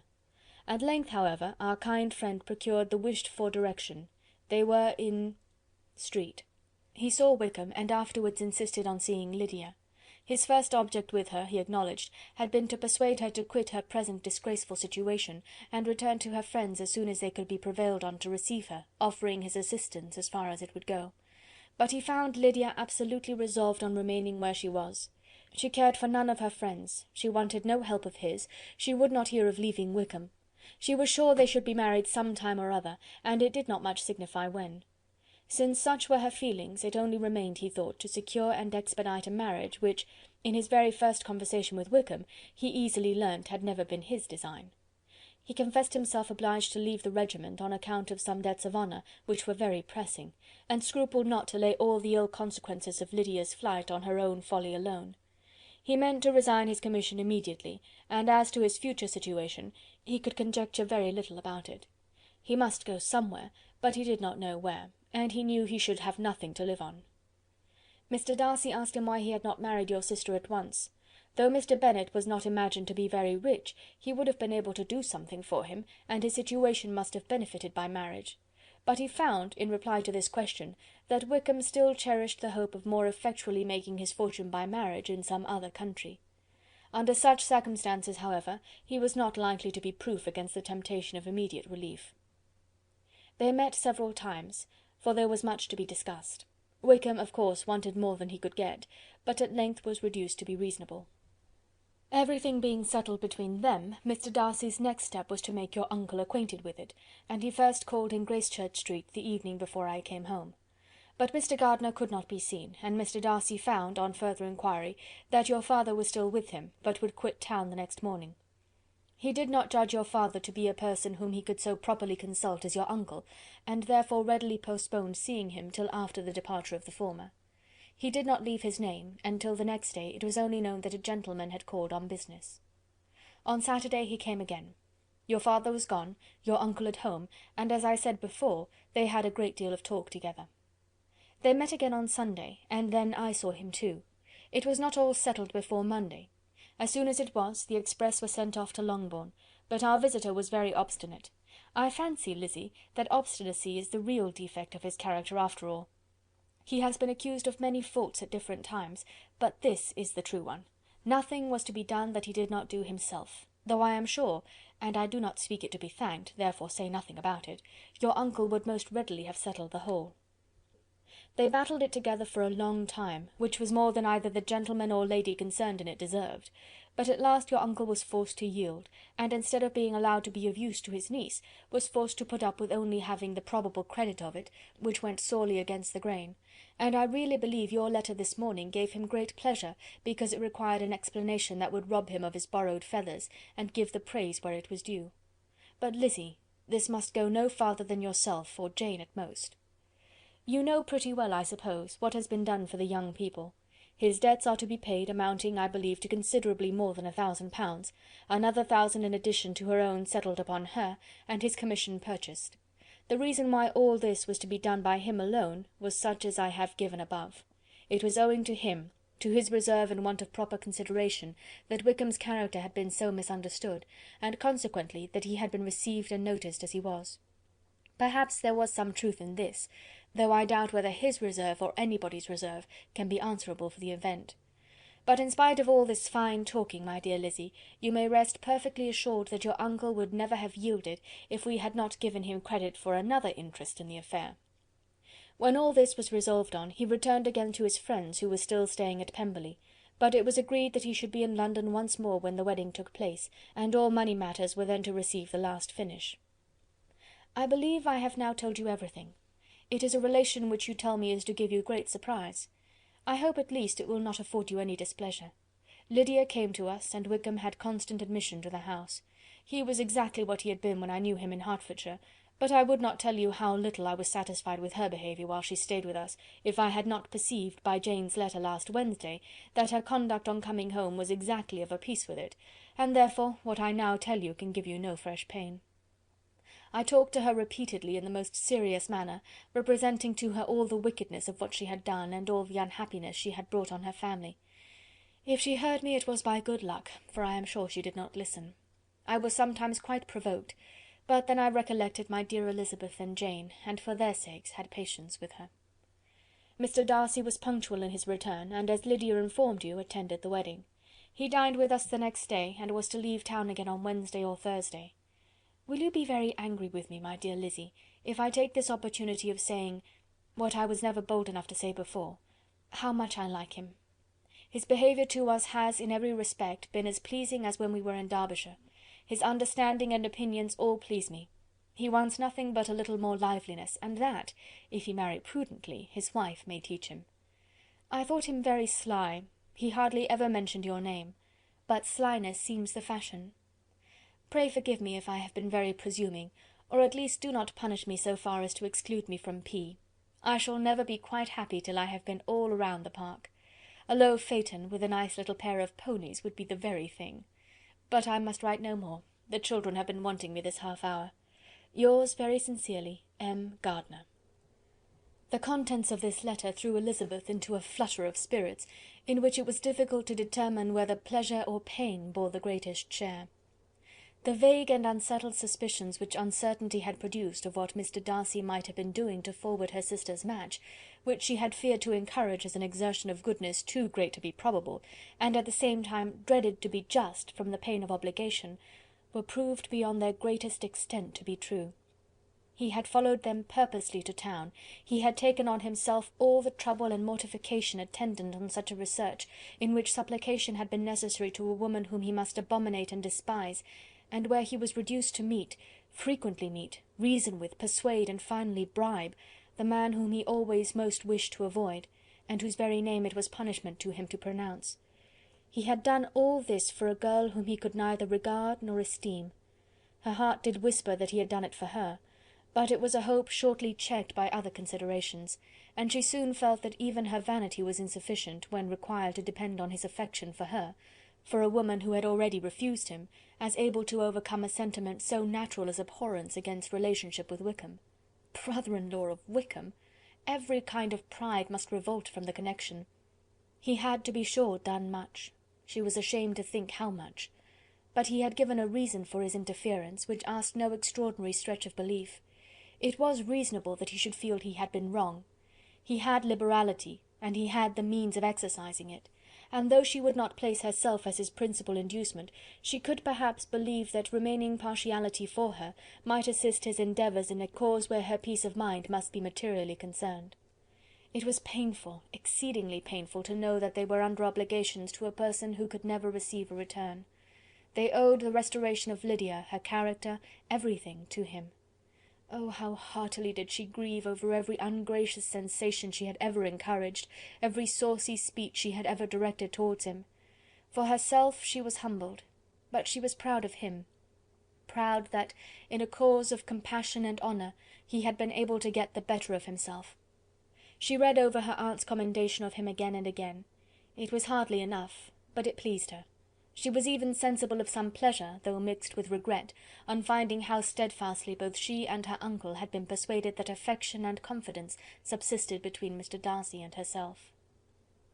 She was roused from her seat and her reflections by someone's approach, and before she could strike into another path, she was overtaken by Wickham. "I am afraid I interrupt your solitary ramble, my dear sister," said he as he joined her. "You certainly do," she replied with a smile, "but it does not follow that the interruption must be unwelcome." "I should be sorry indeed if it were. We were always good friends, and now we are better." "True. Are the others coming out?" "I do not know. Mrs. Bennet and Lydia are going in the carriage to Meryton. And so, my dear sister, I find from our uncle and aunt that you have actually seen Pemberley." She replied in the affirmative. "I almost envy you the pleasure, and yet I believe it would be too much for me, or else I could take it in my way to Newcastle." "And you saw the old housekeeper, I suppose?" "Poor Reynolds, she was always very fond of me, but of course she did not mention my name to you." "Yes, she did." "And what did she say?" "That you were gone into the army, and she was afraid had not turned out well. At such a distance as that, you know, things are strangely misrepresented." "Certainly," he replied, biting his lips. Elizabeth hoped she had silenced him, but he soon afterwards said, "I was surprised to see Darcy in town last month. We passed each other several times. I wonder what he can be doing there." "Perhaps preparing for his marriage with Mr. Burgh," said Elizabeth. "It must be something particular to take him there at this time of year." "Undoubtedly. Did you see him while you were at Lambton? I thought I understood from the gardeners that you had." "Yes. He introduced us to his sister." "And do you like her?" "Very much." "I have heard, indeed, that she is uncommonly improved within this year or two. When I last saw her she was not very promising. I am very glad you liked her. I hope she will turn out well." "I dare say she will. She has got over the most trying age." "Did you go by the village of Kympton?" "I do not recollect that we did. I mention it because it is the living which I ought to have had. A most delightful place. Excellent parsonage house. It would have suited me in every respect." "How should you have liked making sermons?" "Exceedingly well. I should have considered it as part of my duty, and the exertion would soon have been nothing. One ought not to repine, but to be sure it would have been such a thing for me. The quiet, the retirement of such a life would have answered all my ideas of happiness, but it was not to be. Did you ever hear Darcy mention the circumstance when you were in Kent?" "I have heard from authority, which I thought as good, that it was left you conditionally only, and at the will of the present patron." "You have?" "Yes, there was something in that. I told you so from the first, you may remember. I did hear, too, that there was a time when sermon making was not so palatable to you as it seems to be at present, that you actually declared your resolution of never taking orders, and that the business had been compromised accordingly." "You did, and it was not wholly without foundation. You may remember what I told you on that point when we first talked of it." They were now almost at the door of the house, for she had walked fast to get rid of him, and unwilling, for her sister's sake, to provoke him, she only said in reply, with a good-humoured smile, "Come, Mr. Wickham, we are brother and sister, you know. Do not let us quarrel about the past. In future, I hope, we shall be always of one mind." She held out her hand. He kissed it with affectionate gallantry, though he hardly knew how to look, and they entered the house. Chapter 53. Mr. Wickham was so perfectly satisfied with this conversation that he never again distressed himself or provoked his dear sister Elizabeth by introducing the subject of it, and she was pleased to find that she had said enough to keep him quiet.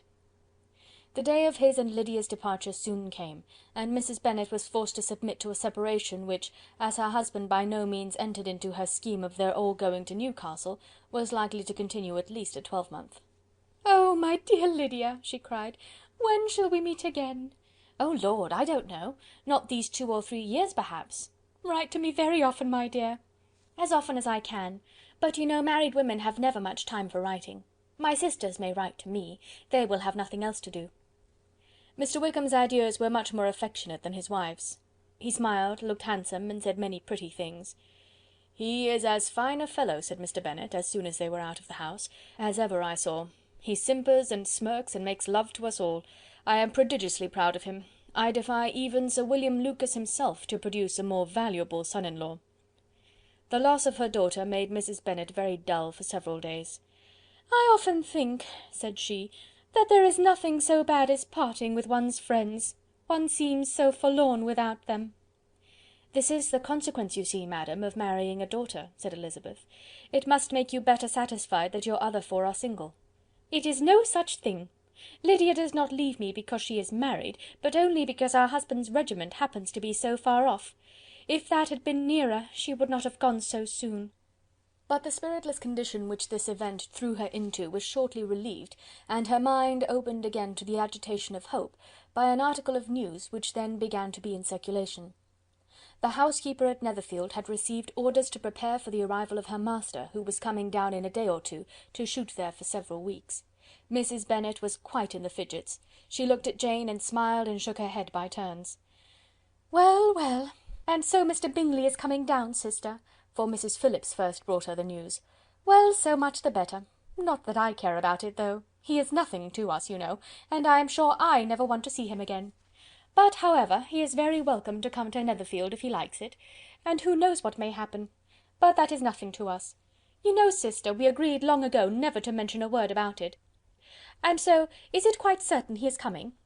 "You may depend on it," replied the other, "for Mrs. Nicholls was in Meryton last night. I saw her passing by, and went out myself on purpose to know the truth of it, and she told me that it was certain true. He comes down on Thursday at the latest, very likely on Wednesday. She was going to the butcher's, she told me, on purpose to order in some meat on Wednesday, and she has got 3 couple of ducks, just fit to be killed."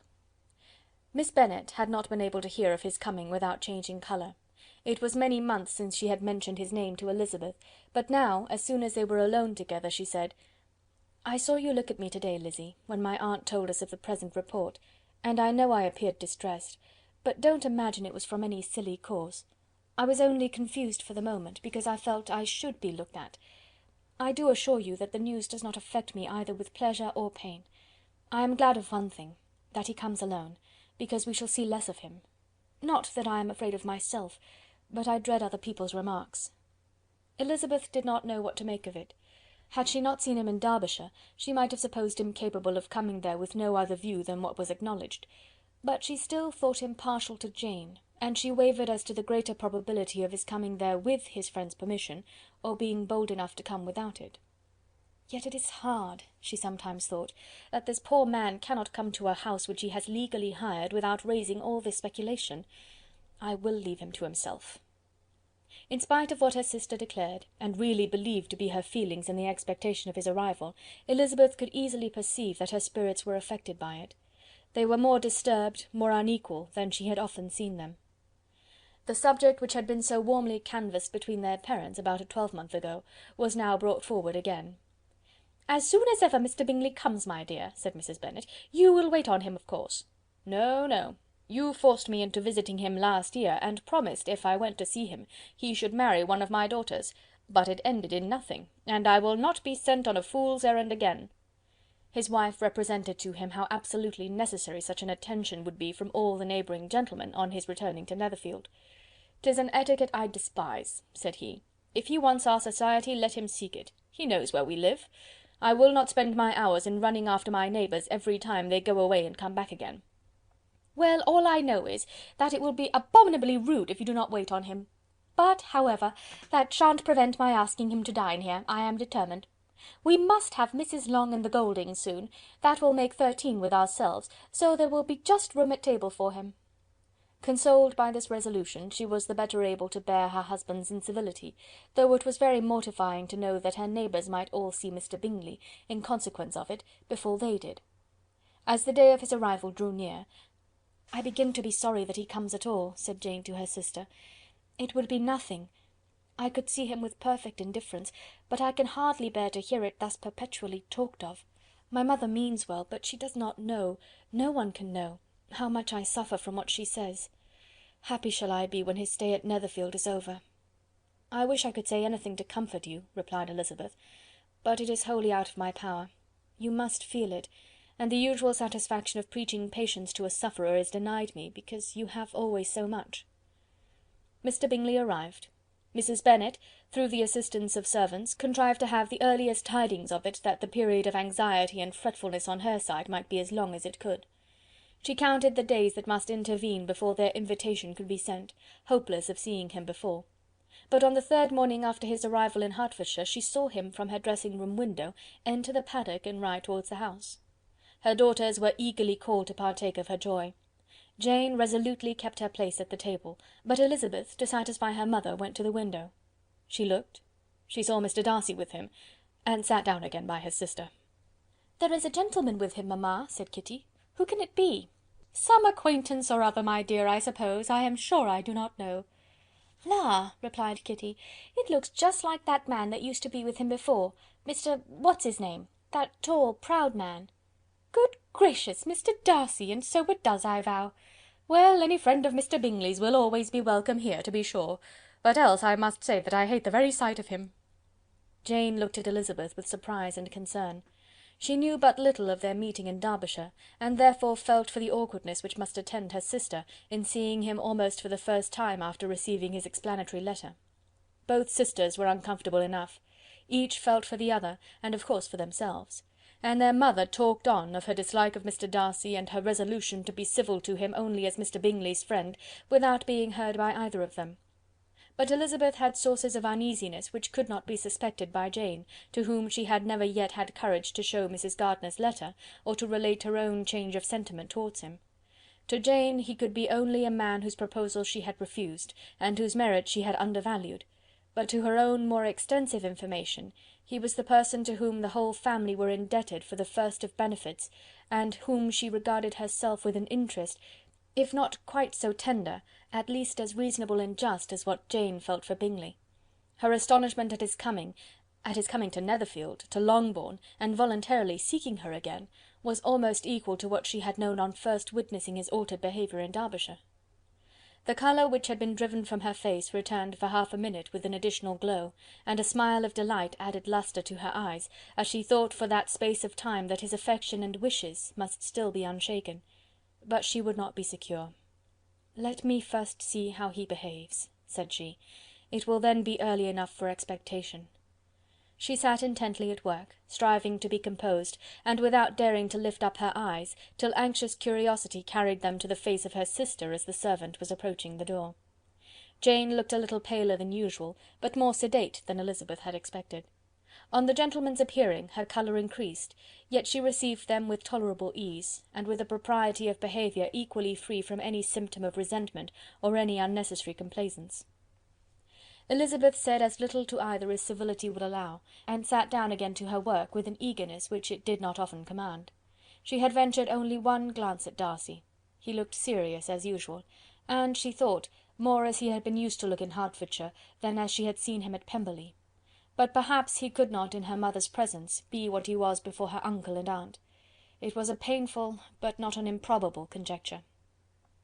Bingley she had likewise seen for an instant, and in that short period saw him looking both pleased and embarrassed. He was received by Mrs. Bennet with a degree of civility which made her two daughters ashamed, especially when contrasted with the cold and ceremonious politeness of her curtsy and address to his friend. Elizabeth particularly, who knew that her mother owed to the latter the preservation of her favourite daughter from irremediable infamy, was hurt and distressed to a most painful degree by a distraction so ill applied.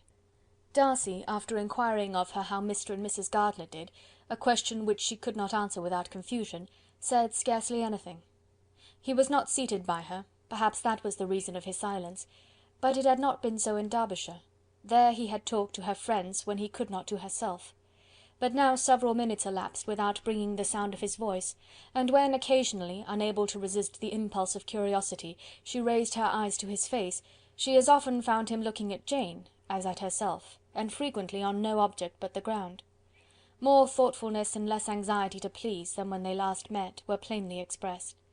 She was disappointed and angry with herself for being so. "Could I expect it to be otherwise?" said she. "Yet why did he come?" She was in no humour for conversation with any one but himself, and to him she had hardly courage to speak. She inquired after his sister, but could do no more. "It is a long time, Mr. Bingley, since you went away," said Mrs. Bennet. He readily agreed to it. "I began to be afraid you would never come back. People did say you meant to quit the place entirely at Michaelmas, but, however, I hope it is not true. A great many changes have happened in the neighbourhood since you went away. Miss Lucas is married and settled, and one of my own daughters. I suppose you have heard of it. Indeed, you must have seen it in the papers. It was in the Times and the Courier, I know, though it was not put in as it ought to be. It was only said, lately George Wickham, Esquire, to Miss Lydia Bennet, without there being a syllable said of her father or the place where she lived, or anything. It was my brother Gardiner's drawing up too, and I wonder how he came to make such an awkward business of it. Did you see it?" Bingley replied that he did, and made his congratulations. Elizabeth dared not lift up her eyes. How Mr. Darcy looked, therefore, she could not tell. "It is a delightful thing, to be sure, to have a daughter well married," continued her mother, "but at the same time, Mr. Bingley, it is very hard to have her taken such away from me. They are gone down to Newcastle, a place quite northward it seems, and there they are to stay I do not know how long. His regiment is there, for I suppose you have heard of his leaving the shire, and of his being gone into the regulars.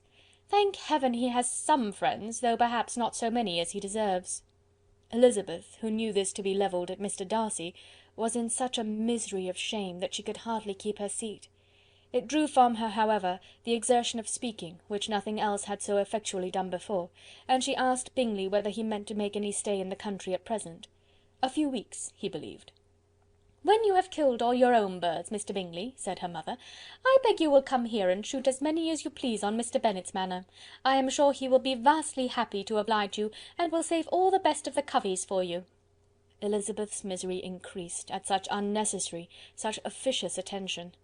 Were the same fair prospect to arise at present as had flattered them a year ago, everything, she was persuaded, would be hastening to the same vexatious conclusion. At that instant she felt that years of happiness could not make Jane or herself amends for moments of such painful confusion. "The first wish of my heart," said she to herself, "is never more to be in company with either of them. Their society can afford no pleasure that will atone for such wretchedness as this. Let me never see either one or the other again." Yet the misery for which years of happiness were to offer no compensation, received soon afterwards material relief from observing how much the beauty of her sister rekindled the admiration of her former lover. When first he came in, he had spoken to her but little, but every 5 minutes seemed to be giving her more of his attention. He found her as handsome as she had been last year, as good-natured and as unaffected, though not quite so chatty. Jane was anxious that no difference should be perceived in her at all, and was really persuaded that she talked as much as ever; but her mind was so busily engaged that she did not always know when she was silent. When the gentlemen rose to go away, Mrs. Bennet was mindful of her intended civility, and they were invited and engaged to dine at Longbourn in a few days' time. "You are quite a visit in my debt, Mr. Bingley," she added, "for when you went to town last winter, you promised to take a family dinner with us as soon as you returned. I have not forgot, you see, and I assure you, I was very much disappointed that you did not come back and keep your engagement." Bingley looked a little silly at this reflection, and said something of his concern at having been prevented by business. They then went away. Mrs. Bennet had been strongly inclined to ask them to stay and dine there that day, but, though she always kept a very good table, she did not think anything less than 2 courses could be good enough for a man on whom she had such anxious designs, or satisfy the appetite and pride of one who had 10,000 a year. Chapter 54. As soon as they were gone, Elizabeth walked out to recover her spirits, or in other words, to dwell without interruption on those subjects that must deaden them more. Mr. Darcy's behaviour astonished and vexed her. "Why, if he came only to be silent, grave, and indifferent," said she, "did he come at all?" She could settle it in no way that gave her pleasure. "He could be still amiable, still pleasing to my uncle and aunt when he was in town, and why not to me? If he fears me, why come hither? If he no longer cares for me, why silent? Teasing, teasing man! I will think no more about him." Her resolution was for a short time involuntarily kept by the approach of her sister, who joined her with a cheerful look, which showed her better satisfied with their visitors than Elizabeth. "Now," said she, "that this first meeting is over, I feel perfectly easy. I know my own strength, and I shall never be embarrassed again by his coming. I am glad he dines here on Tuesday. It will then be publicly seen that, on both sides, we meet only as common and indifferent acquaintance." "Yes, very indifferent indeed," said Elizabeth laughingly. "Oh, Jane, take care." "My dear Lizzy, you cannot think me so weak as to be in danger now." "I think you are in very great danger of making him as much in love with you as ever." They did not see the gentleman again till Tuesday, and Mrs. Bennet, in the meanwhile, was giving way to all the happy schemes which the good humour and common politeness of Bingley, in half an hour's visit, had revived. On Tuesday there was a large party assembled at Longbourn, and the 2 who were most anxiously expected, to the credit of their punctuality as sportsmen, were in very good time.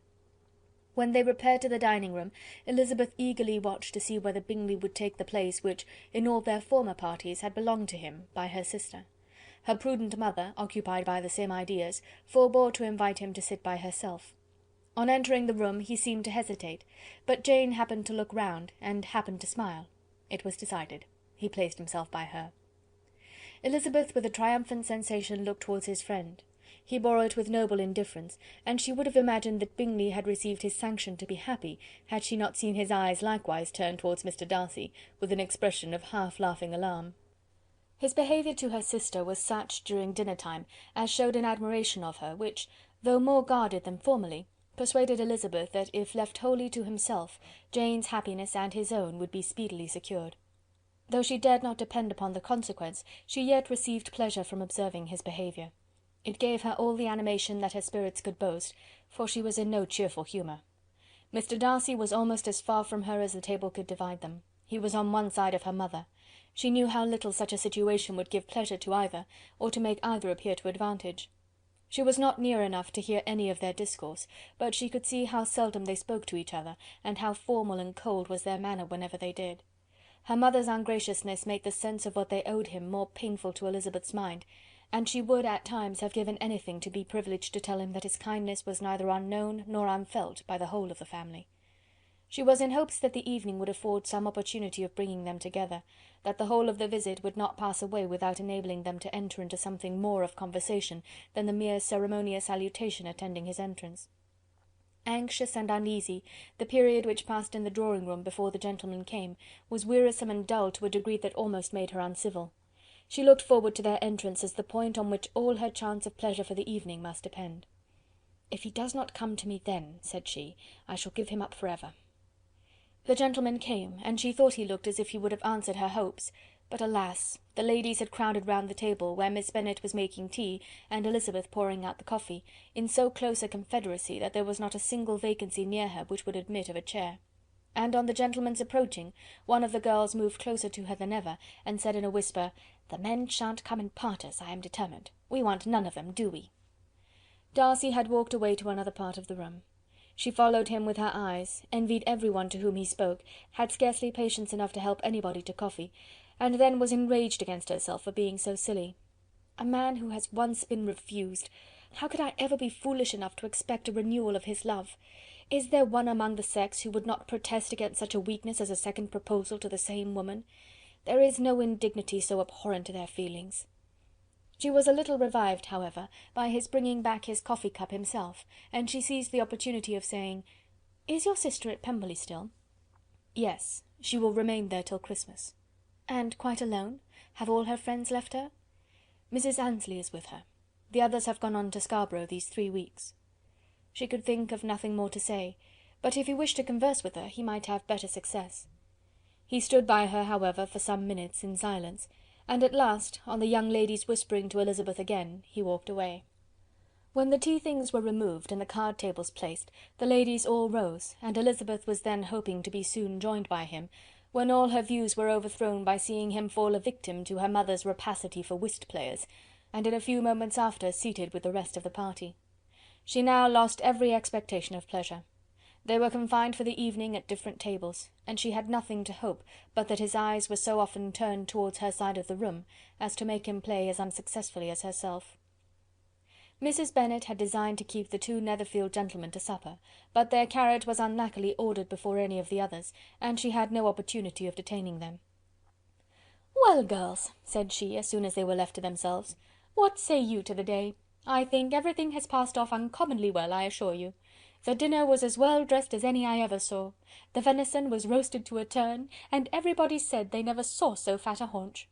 The soup was 50 times better than what we had at the Lucases last week, and even Mr. Darcy acknowledged that the partridges were remarkably well done, and I suppose he has 2 or 3 French cooks at least. And, my dear Jane, I never saw you look in greater beauty. Mrs. Long said so too, for I asked her whether you did not. And what do you think she said besides? Ah, Mrs. Bennet, we shall have her at Netherfield at last. She did indeed. I do think Mrs. Long is as good a creature as ever lived, and her nieces are very pretty behaved girls, and not at all handsome. I like them prodigiously." Mrs. Bennet, in short, was in very great spirits. She had seen enough of Bingley's behaviour to Jane to be convinced that she would get him at last, and her expectations of advantage to her family, when in a happy humour, were so far beyond reason, that she was quite disappointed in not seeing him there again the next day to make his proposals. "It has been a very agreeable day," said Miss Bennet to Elizabeth. "The party seemed so well selected, so suitable one with the other. I hope we may often meet again." Elizabeth smiled.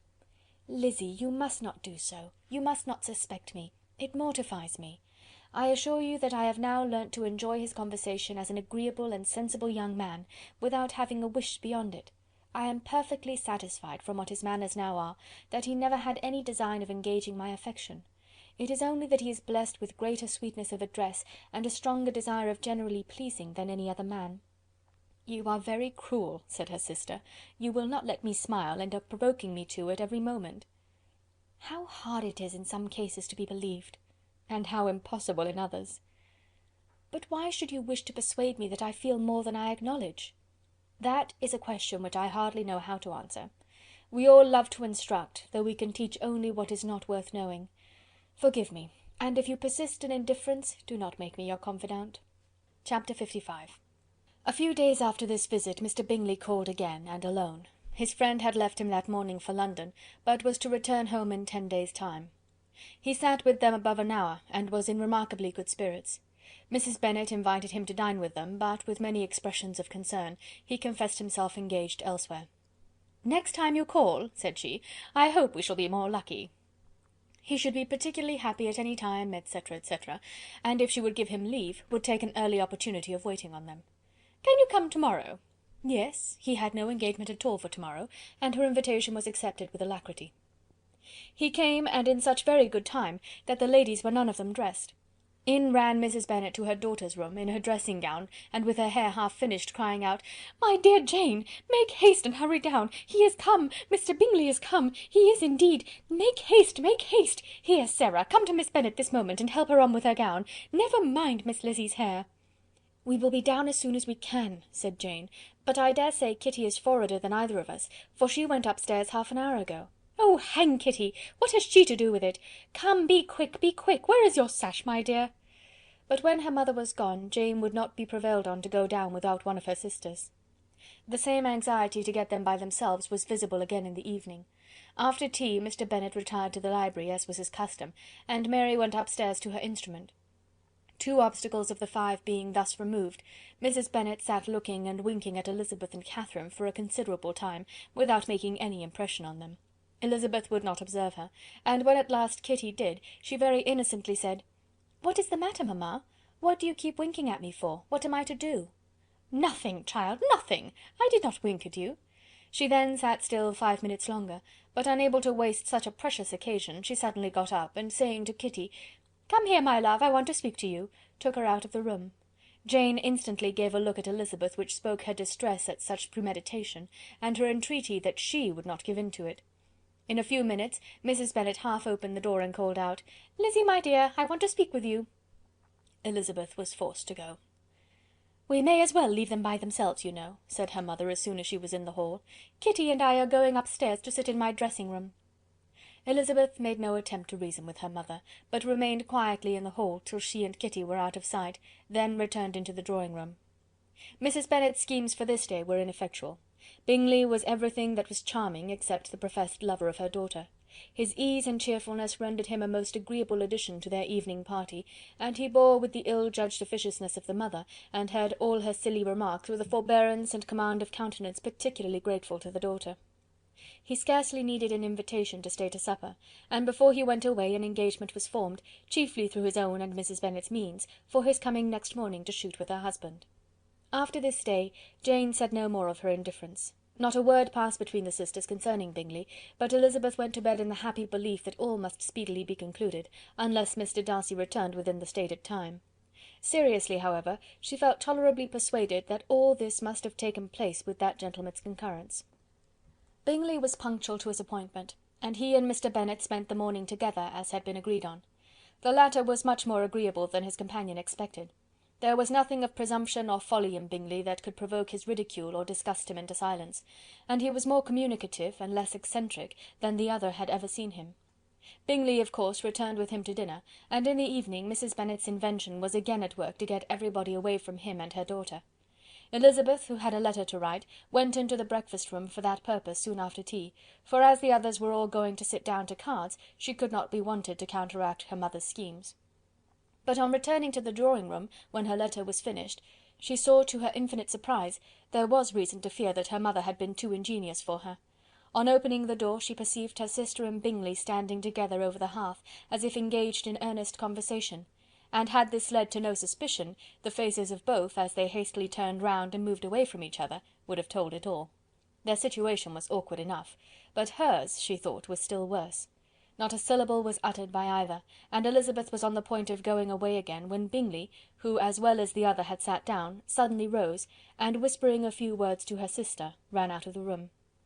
Jane could have no reserves from Elizabeth where confidence would give pleasure, and instantly embracing her, acknowledged with the liveliest emotion that she was the happiest creature in the world.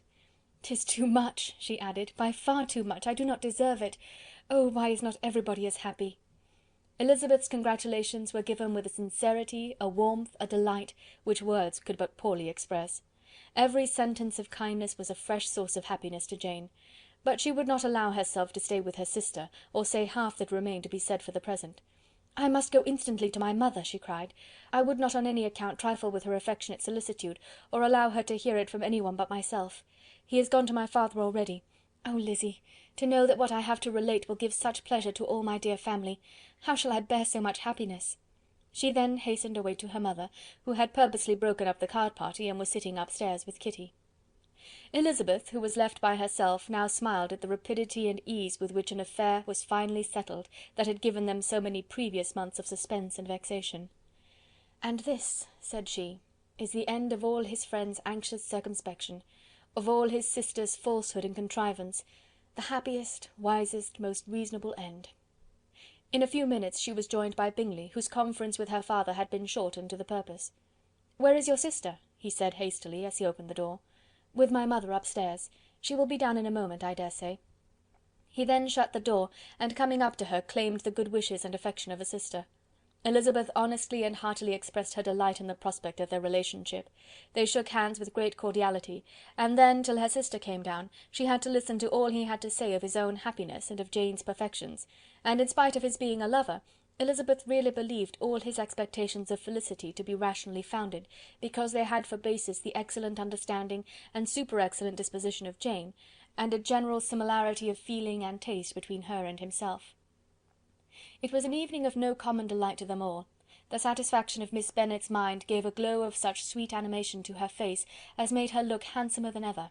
Kitty simpered and smiled, and hoped her turn was coming soon. Mrs. Bennet could not give her consent or speak her approbation in terms warm enough to satisfy her feelings, though she talked to Bingley of nothing else for half an hour, and when Mr. Bennet joined them at supper, his voice and manner plainly showed how really happy he was. Not a word, however, passed his lips in allusion to it, till their visitor took his leave for the night, but as soon as he was gone, he turned to his daughter and said, "Jane, I congratulate you. You will be a very happy woman." Jane went to him instantly, kissed him, and thanked him for his goodness. "You are a good girl," he replied, "and I have great pleasure in thinking you will be so happily settled. I have not a doubt of your doing very well together. Your tempers are by no means unlike. You are each of you so complying, that nothing will ever be resolved on, so easy that every servant will cheat you, and so generous that you will always exceed your income." "I hope not so. Imprudence or thoughtlessness in money matters would be unpardonable in me." "Exceed their income! My dear Mr. Bennet," cried his wife, "what are you talking of? Why, he has 4,000 or 5,000 a year, and very likely more." Then addressing her daughter, "Oh, my dear, dear Jane, I am so happy! I am sure I shan't get a wink of sleep all night. I knew how it would be. I always said it must be so at last. I was sure you could not be so beautiful for nothing. I remember, as soon as ever I saw him, when he first came into Hertfordshire last year, I thought how likely it was that you should come together. Oh, he is the handsomest young man that ever was seen." Wickham, Lydia were all forgotten. Jane was beyond competition her favourite child. At that moment she cared for no other. Her younger sisters soon began to make interest with her for objects of happiness which she might in future be able to dispense. Mary petitioned for the use of the library at Netherfield, and Kitty begged very hard for a few balls there every winter. Bingley from this time was of course a daily visitor at Longbourn, coming frequently before breakfast, and always remaining till after supper, unless when some barbarous neighbour, who could not be enough detested, had given him an invitation to dinner, which he thought himself obliged to accept. Elizabeth had now but little time for conversation with her sister, for while he was present, Jane had no attention to bestow on anyone else; but she found herself considerably useful to both of them in those hours of separation that must sometimes occur. In the absence of Jane, he always attached himself to Elizabeth for the pleasure of talking of her, and when Bingley was gone, Jane constantly sought the same means of relief. "He has made me so happy," said she one evening, "by telling me that he was totally ignorant of my being in town last spring. I had not believed it possible." "I suspected as much," replied Elizabeth, "but how did he account for it?" "It must have been his sister's doing. They were certainly no friends to his acquaintance with me, which I cannot wonder at, since he might have chosen so much more advantageously in many respects. But when they see, as I trust they will, that their brother is happy with me, they will learn to be contented, and we shall be on good terms again, though we can never be what we once were to each other." "That is the most unforgiving speech," said Elizabeth, "that I ever heard you utter. Good girl! It would vex me indeed to see you again the dupe of Miss Bingley's pretended regard." "Would you believe it, Lizzy, that when he went to town last November he really loved me, and nothing but a persuasion of my being indifferent would have prevented his coming down again?" "He made a little mistake, to be sure, but it is to the credit of his modesty." This, naturally, introduced a panegyric from Jane on his diffidence, and the little value he put on his own good qualities. Elizabeth was pleased to find that he had not betrayed the interference of his friend, for though Jane had the most generous and forgiving heart in the world, she knew it was a circumstance which must prejudice her against him. "I am certainly the most fortunate creature that ever existed," cried Jane. "Oh, Lizzy! why am I thus singled from my family and blessed above them all? If I could but see you as happy! If there were but such another man for you! If you were to give me 40 such men, I never could be so happy as you. Till I have your disposition, your goodness, I never can have your happiness. No, no, let me shift for myself, and perhaps, if I have very good luck, I may meet with another Mr. Collins in time." The situation of affairs in the Longbourn family could not long be a secret. Mrs. Bennet was privileged to whisper it to Mrs. Phillips, and she ventured, without any permission, to do the same by all her neighbours in Meryton. The Bennets were speedily pronounced to be the luckiest family in the world, though only a few weeks before, when Lydia had first run away, they had been generally proved to be marked out for misfortune. Chapter 56. One morning, about a week after Bingley's engagement with Jane had been formed, as he and the females of the family were sitting together in the dining-room, their attention was suddenly drawn to the window by the sound of a carriage, and they perceived a chaise and four driving up the lawn. It was too early in the morning for visitors, and besides the equipage did not answer to that of any of their neighbours. The horses were post, and neither the carriage nor the livery of the servant who preceded it were familiar to them. As it was certain, however, that somebody was coming, Bingley instantly prevailed on Miss Bennet to avoid the confinement of such an intrusion, and walk away with him into the shrubbery. They both set off, and the conjectures of the remaining three continued, though with little satisfaction, till the door was thrown open, and their visitor entered. It was Lady Catherine de Bourgh. They were, of course, all intending to be surprised, but their astonishment was beyond their expectation, and on the part of Mrs. Bennet and Kitty, though she was perfectly unknown to them, even inferior to what Elizabeth felt. She entered the room with an air more than usually ungracious, made no other reply to Elizabeth's salutation than a slight inclination of the head, and sat down without saying a word. Elizabeth had mentioned her name to her mother on her ladyship's entrance, though no request of introduction had been made. Mrs. Bennet, all amazement, though flattered by having a guest of such high importance, received her with the utmost politeness. After sitting for a moment in silence, she said very stiffly to Elizabeth, "I hope you are well, Miss Bennet. That lady, I suppose, is your mother?" Elizabeth replied very concisely that she was. "And that, I suppose, is one of your sisters?" "Yes, madam," said Mrs. Bennet, delighted to speak to a Lady Catherine. "She is my youngest girl but one. My youngest of all is lately married, and my eldest is somewhere about the grounds, walking with a young man who, I believe, will soon become a part of the family." "You have a very small park here," returned Lady Catherine, after a short silence. "It is nothing in comparison of Rosings, my lady, I dare say, but I assure you it is much larger than Sir William Lucas's." "This must be a most inconvenient sitting-room for the evening, in summer. The windows are full west." Mrs. Bennet assured her that they never sat there after dinner, and then added, "May I take the liberty of asking your ladyship whether you left Mr. and Mrs. Collins well?" "Yes, very well. I saw them the night before last." Elizabeth now expected that she would produce a letter for her from Charlotte, as it seemed the only probable motive for her calling, but no letter appeared, and she was completely puzzled. Mrs. Bennet, with great civility, begged her ladyship to take some refreshment, but Lady Catherine very resolutely, and not very politely, declined eating anything, and then, rising up, said to Elizabeth, "Miss Bennet, there seemed to be a prettyish kind of a little wilderness on one side of your lawn. I should be glad to take a turn in it, if you will favour me with your company." "Go, my dear," cried her mother, "and show her ladyship about the different walks. I think she will be pleased with the Hermitage." Elizabeth obeyed, and running into her own room for her parasol, attended her noble guest downstairs. As they passed through the hall, Lady Catherine opened the doors into the dining parlour and drawing room, and pronouncing them, after a short survey, to be decent-looking rooms, walked on. Her carriage remained at the door, and Elizabeth saw that her waiting-woman was in it. They proceeded in silence along the gravel walk that led to the copse. Elizabeth was determined to make no effort for conversation with the woman who was now more than usually insolent and disagreeable. "How could I ever think her like her nephew?" said she, as she looked her in her face. As soon as they entered the copse, Lady Catherine began in the following manner. "You can be at no loss, Miss Bennet, to understand the reason of my journey hither. Your own heart, your own conscience must tell you why I come." Elizabeth looked with unaffected astonishment. "Indeed you are mistaken, madam. I have not been at all able to account for the honour of seeing you here." "Miss Bennet," replied her ladyship in an angry tone, "you ought to know that I am not to be trifled with. But however insincere you may choose to be, you shall not find me so.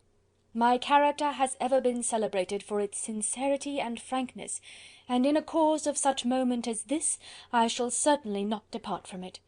A report of a most alarming nature reached me 2 days ago. I was told that not only your sister was on the point of being most advantageously married, but that you, Miss Elizabeth Bennet, would, in all likelihood, be soon afterwards united to my nephew, my own nephew, Mr. Darcy. Though I know it must be a scandalous falsehood, though I would not injure him so much as to suppose the truth of it possible, I instantly resolved on setting off for this place, that I might make my sentiments known to you." "If you believed it impossible to be true," said Elizabeth, colouring with astonishment and disdain, "I wonder you took the trouble of coming so far. What could your ladyship propose by it?" "At once to insist upon having such a report universally contradicted." "Your coming to Longbourn to see me and my family," said Elizabeth coolly, "will be rather a confirmation of it, if indeed such a report is in existence." "If! Do you then pretend to be ignorant of it? Has it not been industriously circulated by yourselves? Do you not know that such a report is spread abroad?" "I never heard that it was." "And can you likewise declare that there is no foundation for it?" "I do not pretend to possess equal frankness with your ladyship. You may ask questions which I shall not choose to answer." "This is not to be borne. Miss Bennet, I insist on being satisfied. Has my nephew made you an offer of marriage?" "Your ladyship has declared it to be impossible." "It ought to be so, it must be so, while he retains the use of his reason. But your arts and allurements may, in a moment of infatuation, have made him forget what he owes to himself and to all his family. You may have drawn him in." "If I have, I shall be the last person to confess it." "Miss Bennet, do you know who I am? I have not been accustomed to such language as this. I am almost the nearest relation he has in the world, and am entitled to know all his dearest concerns." "But you are not entitled to know mine, nor will such behaviour as this ever induce me to be explicit." "Let me be rightly understood. This match, to which you have the presumption to aspire, can never take place. No, never. Mr. Darcy is engaged to my daughter. Now what have you to say?" "Only this, that if he is so, you can have no reason to suppose he will make an offer to me." Lady Catherine hesitated for a moment, and then replied: "The engagement between them is of a peculiar kind. From their infancy they have been intended for each other. It was the favourite wish of his mother as well as of hers. While in their cradles we planned the union, and now, at the moment when the wishes of both sisters would be accomplished in their marriage, to be prevented by a young woman of inferior birth, of no importance in the world, and wholly unallied to the family. Do you pay no regard to the wishes of his friends, to his tacit engagement with Miss de Bourgh? Are you lost to every feeling of propriety and delicacy? Have you not heard me say that from his earliest hours he was destined for his cousin?" "Yes, and I had heard it before, but what is that to me? If there is no other objection to my marrying your nephew, I shall certainly not be kept from it by knowing that his mother and aunt wished him to marry Miss de Bourgh. You both did as much as you could in planning the marriage; its completion depended on others. If Mr. Darcy is neither by honour nor inclination confined to his cousin, why is not he to make another choice? And if I am that choice, why may not I accept him?" "Because honour, decorum, prudence, nay, interest, forbid it. Yes, Miss Bennet, interest. For do not expect to be noticed by his family or friends if you wilfully act against the inclinations of all. You will be censured, slighted, and despised by every one connected with him. Your alliance will be a disgrace. Your name will never even be mentioned by any of us." "These are heavy misfortunes," replied Elizabeth, "but the wife of Mr. Darcy must have such extraordinary sources of happiness necessarily attached to her situation, that she could, upon the whole, have no cause to repine." "Obstinate, headstrong girl! I am ashamed of you. Is this your gratitude for my attentions to you last spring? Is nothing due to me on that score? Let us sit down. You are to understand, Miss Bennet, that I came here with the determined resolution of carrying my purpose, nor will I be dissuaded from it. I have not been used to submit to any person's whims. I have not been in the habit of brooking disappointment. That will make your ladyship's situation at present more pitiable, but it will have no effect on me. I will not be interrupted. Hear me in silence. My daughter and my nephew are formed for each other. They are descended, on the maternal side, from the same noble line, and on the father's, from respectable, honourable, and ancient, though untitled families. Their fortune on both sides is splendid. They are destined for each other by the voice of every member of their respective houses, and what is to divide them? The upstart pretensions of a young woman without family, connections, or fortune? Is this to be endured? But it must not, shall not be. If you were sensible of your own good, you would not wish to quit the sphere in which you have been brought up. In marrying your nephew, I should not consider myself as quitting that sphere. He is a gentleman, I am a gentleman's daughter. So far we are equal. True. You are a gentleman's daughter, but who was your mother? Who are your uncles and aunts? Do not imagine me ignorant of their condition." "Whatever my connections may be," said Elizabeth, "if your nephew does not object to them, they can be nothing to you. Tell me once and for all, are you engaged to him?" Though Elizabeth would not, for the mere purpose of obliging Lady Catherine, have answered this question, she could not but say, after a moment's deliberation, "I am not." Lady Catherine seemed pleased. "And will you promise me never to enter into such an engagement?" "I will make no promise of the kind." "Miss Bennet, I am shocked and astonished. I expected to find a more reasonable young woman. But do not deceive yourself into a belief that I will never recede. I shall not go away until you have given me the assurance I require. And I certainly never shall give it. I am not to be intimidated into anything so wholly unreasonable. Your ladyship wants Mr. Darcy to marry your daughter, but would my giving you the wished-for promise make their marriage at all more probable? Supposing him to be attached to me, would my refusing to accept his hand make him wish to bestow it on his cousin? Allow me to say, Lady Catherine, that the arguments with which you have supported this extraordinary application have been as frivolous as the application was ill-judged. You have widely mistaken my character, if you think I can be worked on by such persuasions as these. How far your nephew might approve of your interference in his affairs I cannot tell, but you have certainly no right to concern yourself in mine. I must beg, therefore, to be importuned no farther on the subject." "Not so hasty, if you please. I have by no means done. To all the objections I have already urged, I have still another to add. I am no stranger to the particulars of your youngest sister's infamous elopement. I know it all, that the young man's marrying her was a patched-up business at the expense of your father and uncles. And is such a girl to be my nephew's sister? Is her husband, is the son of his late father's steward, to be his brother? Heaven and earth! Of what are you thinking? Are the shades of Pemberley to be thus polluted?" "You can now have nothing further to say," she resentfully answered. "You have insulted me in every possible method. I must beg you to return to the house." and she rose as she spoke. Lady Catherine rose also, and they turned back. Her ladyship was highly incensed. "You have no regard, then, for the honour and credit of my nephew. Unfeeling, selfish girl! Do you not consider that a connection with you must disgrace him in the eyes of everybody?" "Lady Catherine, I have nothing further to say. You know my sentiments." "You are then resolved to have him?" "I have said no such thing. I am only resolved to act in that manner which will, in my own opinion, constitute my happiness, without reference to you, or to any person so wholly unconnected with me." "It is well. You refuse, then, to oblige me. You refuse to obey the claims of duty, honour, and gratitude. You are determined to ruin him in the opinion of all his friends, and make him the contempt of the world."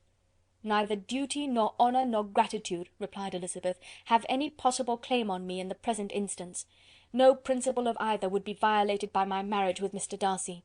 And with regard to the resentment of his family, or the indignation of the world, if the former were excited by his marrying me, it would not give me one moment's concern, and the world in general would have too much sense to join in the scorn." "And this is your real opinion? This is your final resolve? Very well, I shall now know how to act. Do not imagine, Miss Bennet, that your ambition will ever be gratified. I came to try you. I hoped to find you reasonable, but depend upon it I will carry my point." In this manner Lady Catherine talked on, till they were at the door of the carriage, when, turning hastily around, she added, "I take no leave of you, Miss Bennet.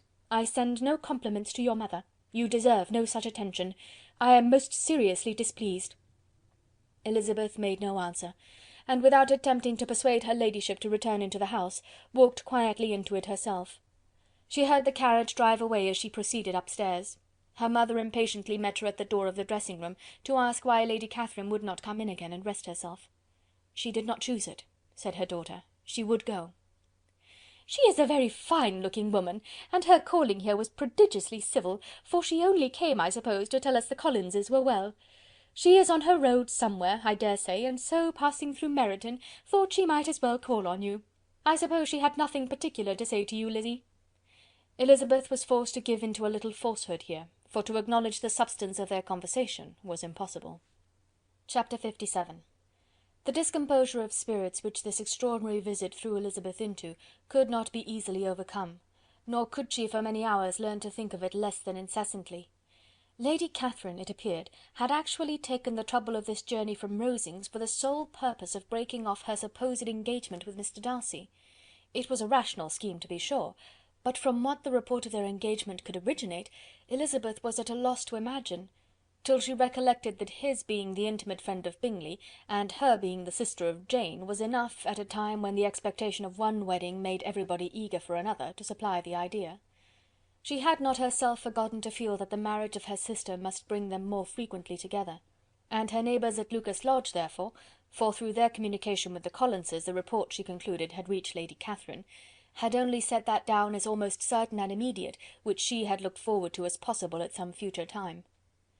In revolving Lady Catherine's expectations, however, she could not help feeling some uneasiness as to the possible consequence of her persisting in this interference. From what she had said of her resolution to prevent their marriage, it occurred to Elizabeth that she must meditate an application to her nephew, and how he might take a similar representation of the evils attached to a connection with her, she dared not pronounce. She knew not the exact degree of his affection for his aunt, or his dependence on her judgment, but it was natural to suppose that he thought much higher of her ladyship than she could do, and it was certain that, in enumerating the miseries of a marriage with one whose immediate connections were so unequal to his own, his aunt would address him on his weakest side. With his notions of dignity he would probably feel that the arguments, which to Elizabeth had appeared weak and ridiculous, contained much good sense and solid reasoning. If he had been wavering before as to what he should do, which had often seemed likely, the advice and entreaty of so near a relation might settle every doubt, and determine him at once to be as happy as dignity unblemished could make him. In that case he would return no more. Lady Catherine might see him in her way through town, and his engagement to Bingley of coming again to Netherfield must give way. If, therefore, an excuse for not keeping his promise should come to his friend within a few days, she added, I shall know how to understand it. I shall then give over every expectation, every wish of his constancy. If he is satisfied with only regretting me, when he might have obtained my affections and hand, I shall soon cease to regret him at all. The surprise of the rest of the family on hearing who their visitor had been was very great, but they obligingly satisfied it with the same kind of supposition which had appeased Mrs. Bennet's curiosity, and Elizabeth was spared from much teasing on the subject. The next morning, as she was going downstairs, she was met by her father, who came out of his library with the letter in his hand. "Lizzy," said he, "I was going to look for you. Come into my room." She followed him thither, and her curiosity to know what he had to tell her was heightened by the supposition of its being in some manner connected with the letter he held. It suddenly struck her that it might be from Lady Catherine, and she anticipated with dismay all the consequent explanations. She followed her father to the fireplace, and they both sat down. He then said, "I have received a letter this morning that has astonished me exceedingly. As it principally concerns yourself, you ought to know its contents. I did not know before that I had 2 daughters on the brink of matrimony. Let me congratulate you on a very important conquest." The colour now rushed into Elizabeth's cheeks in the instantaneous conviction of its being a letter from the nephew instead of the aunt, and she was undetermined whether most to be pleased that he had explained himself at all, or offended that his letter was not rather addressed to herself, when her father continued: "You look conscious.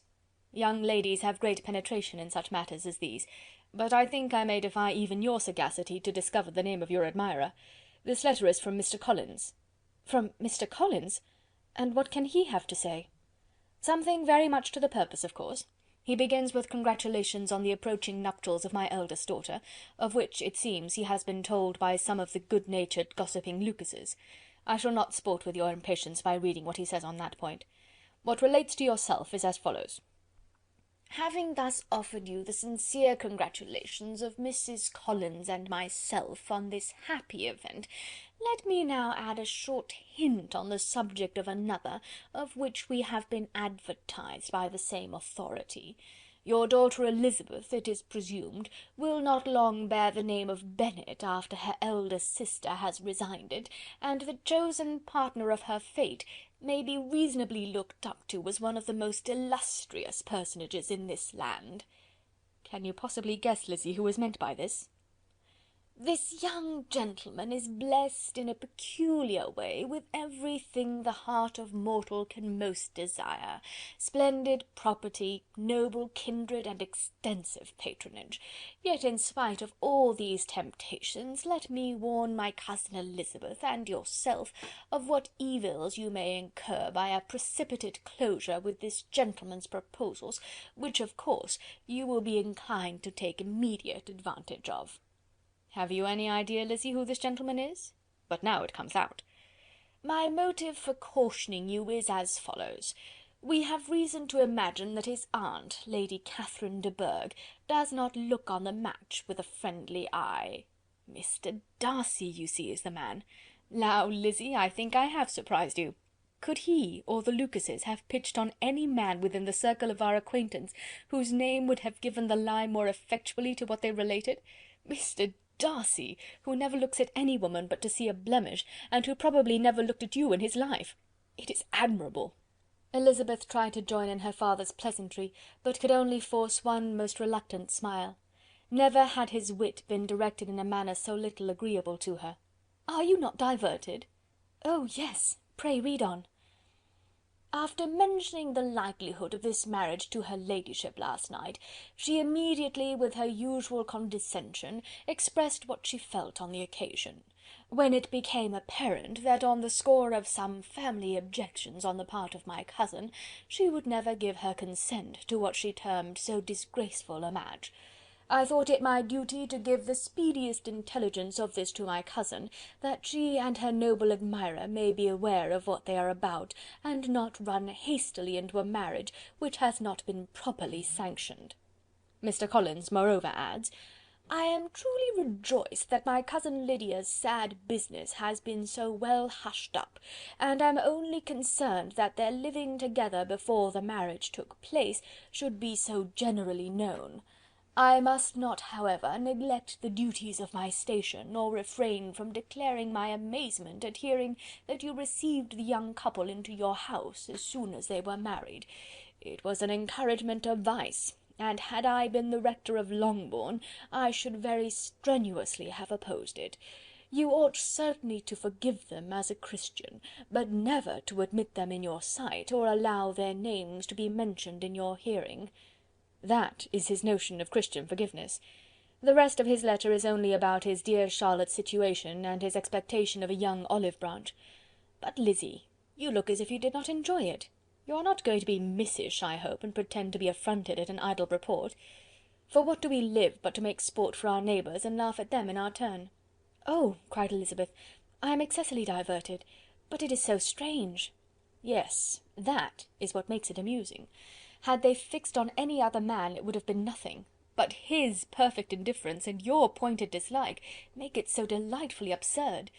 Much as I abominate writing, I would not give up Mr. Collins's correspondence for any consideration. Nay, when I read a letter of his, I cannot help giving him the preference even over Wickham, much as I value the impudence and hypocrisy of my son-in-law. And pray, Lizzy, what said Lady Catherine about this report? Did she call to refuse her consent?" To this question his daughter replied only with a laugh, and as it had been asked without the least suspicion, she was not distressed by his repeating it. Elizabeth had never been more at a loss to make her feelings appear what they were not. It was necessary to laugh when she would rather have cried.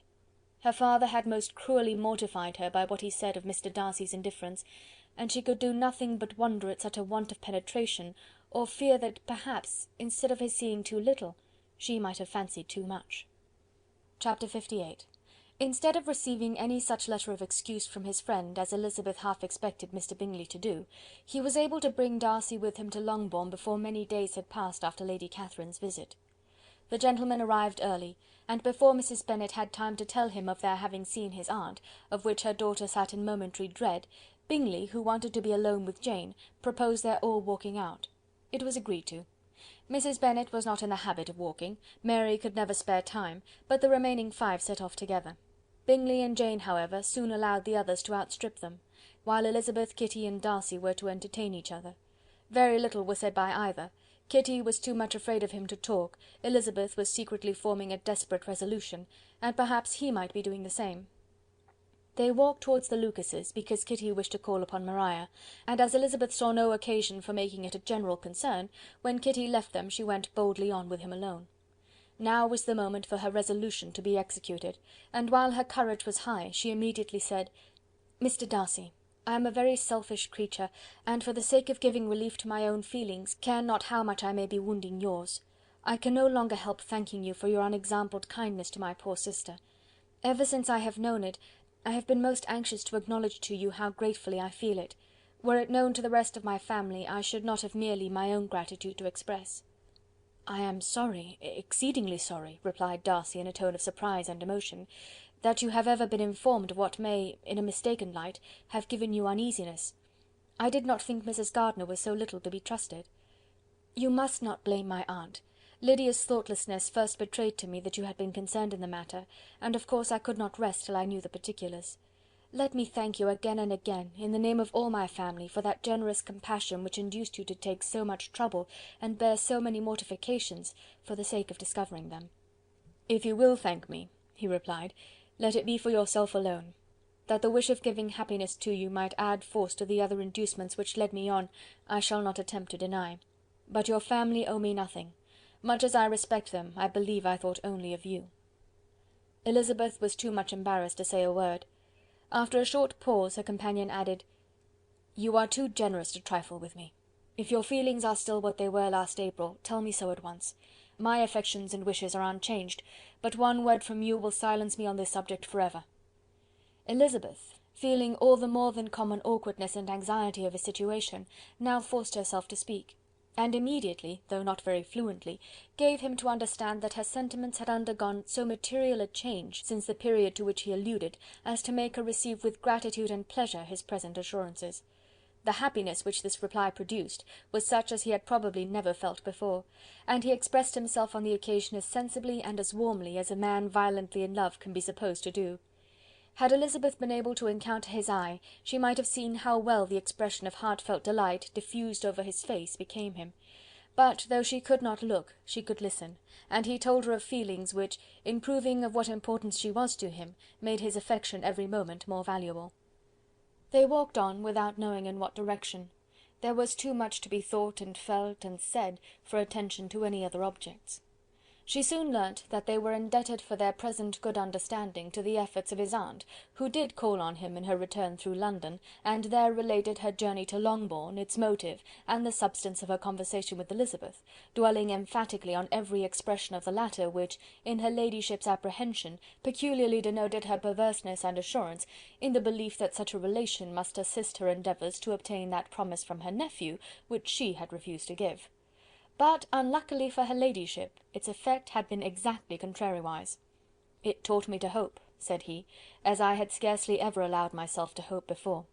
I knew enough of your disposition to be certain that, had you been absolutely irrevocably decided against me, you would have acknowledged it to Lady Catherine frankly and openly." Elizabeth coloured and laughed as she replied, "Yes, you know enough of my frankness to believe me capable of that. After abusing you so abominably to your face, I could have no scruple in abusing you to all your relations. What did you say of me that I did not deserve? For though your accusations were ill-founded, formed on mistaken premises, my behaviour to you at the time had merited the severest reproof. It was unpardonable. I cannot think of it without abhorrence." "We will not quarrel for the greater share of blame annexed to that evening," said Elizabeth. "The conduct of neither, if strictly examined, will be irreproachable. But since then we have both, I hope, improved in civility.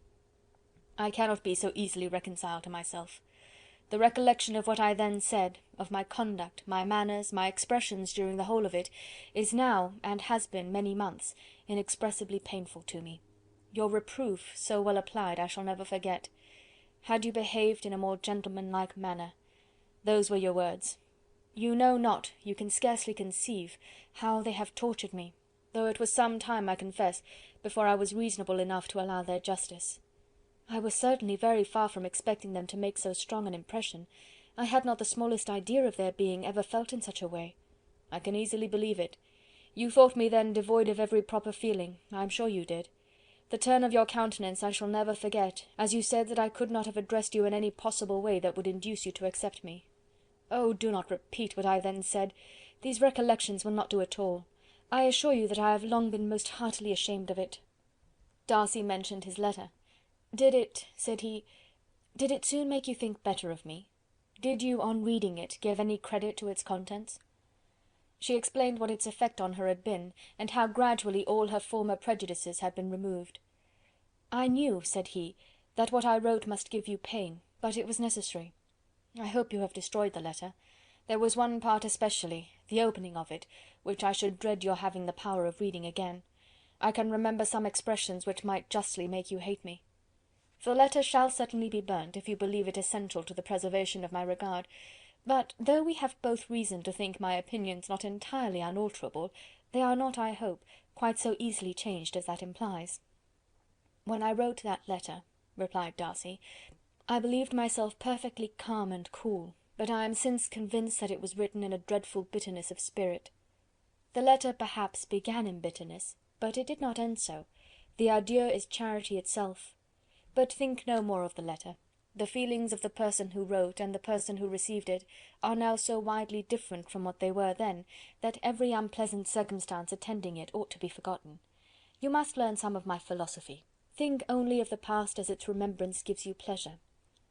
"I cannot give you credit for any philosophy of the kind. Your retrospections must be so totally void of reproach, that the contentment arising from them is not of philosophy, but, what is much better, of innocence. But with me it is not so. Painful recollections will intrude which cannot, which ought not to be repelled. I have been a selfish being all my life, in practice though not in principle. As a child I was taught what was right, but I was not taught to correct my temper. I was given good principles, but left to follow them in pride and conceit. Unfortunately an only son, for many years an only child, I was spoilt by my parents, who, though good themselves, my father particularly all that was benevolent and amiable, allowed, encouraged, almost taught me to be selfish and overbearing, to care for none beyond my own family circle, to think meanly of all the rest of the world, to wish at least to think meanly of their sense and worth compared with my own. Such I was from 8 to 28, and such I might still have been but for you, dearest, loveliest Elizabeth. What do I not owe you? You taught me a lesson, hard indeed at first, but most advantageous. By you I was properly humbled. I came to you without a doubt of my reception. You showed me how insufficient were all my pretensions to please a woman worthy of being pleased.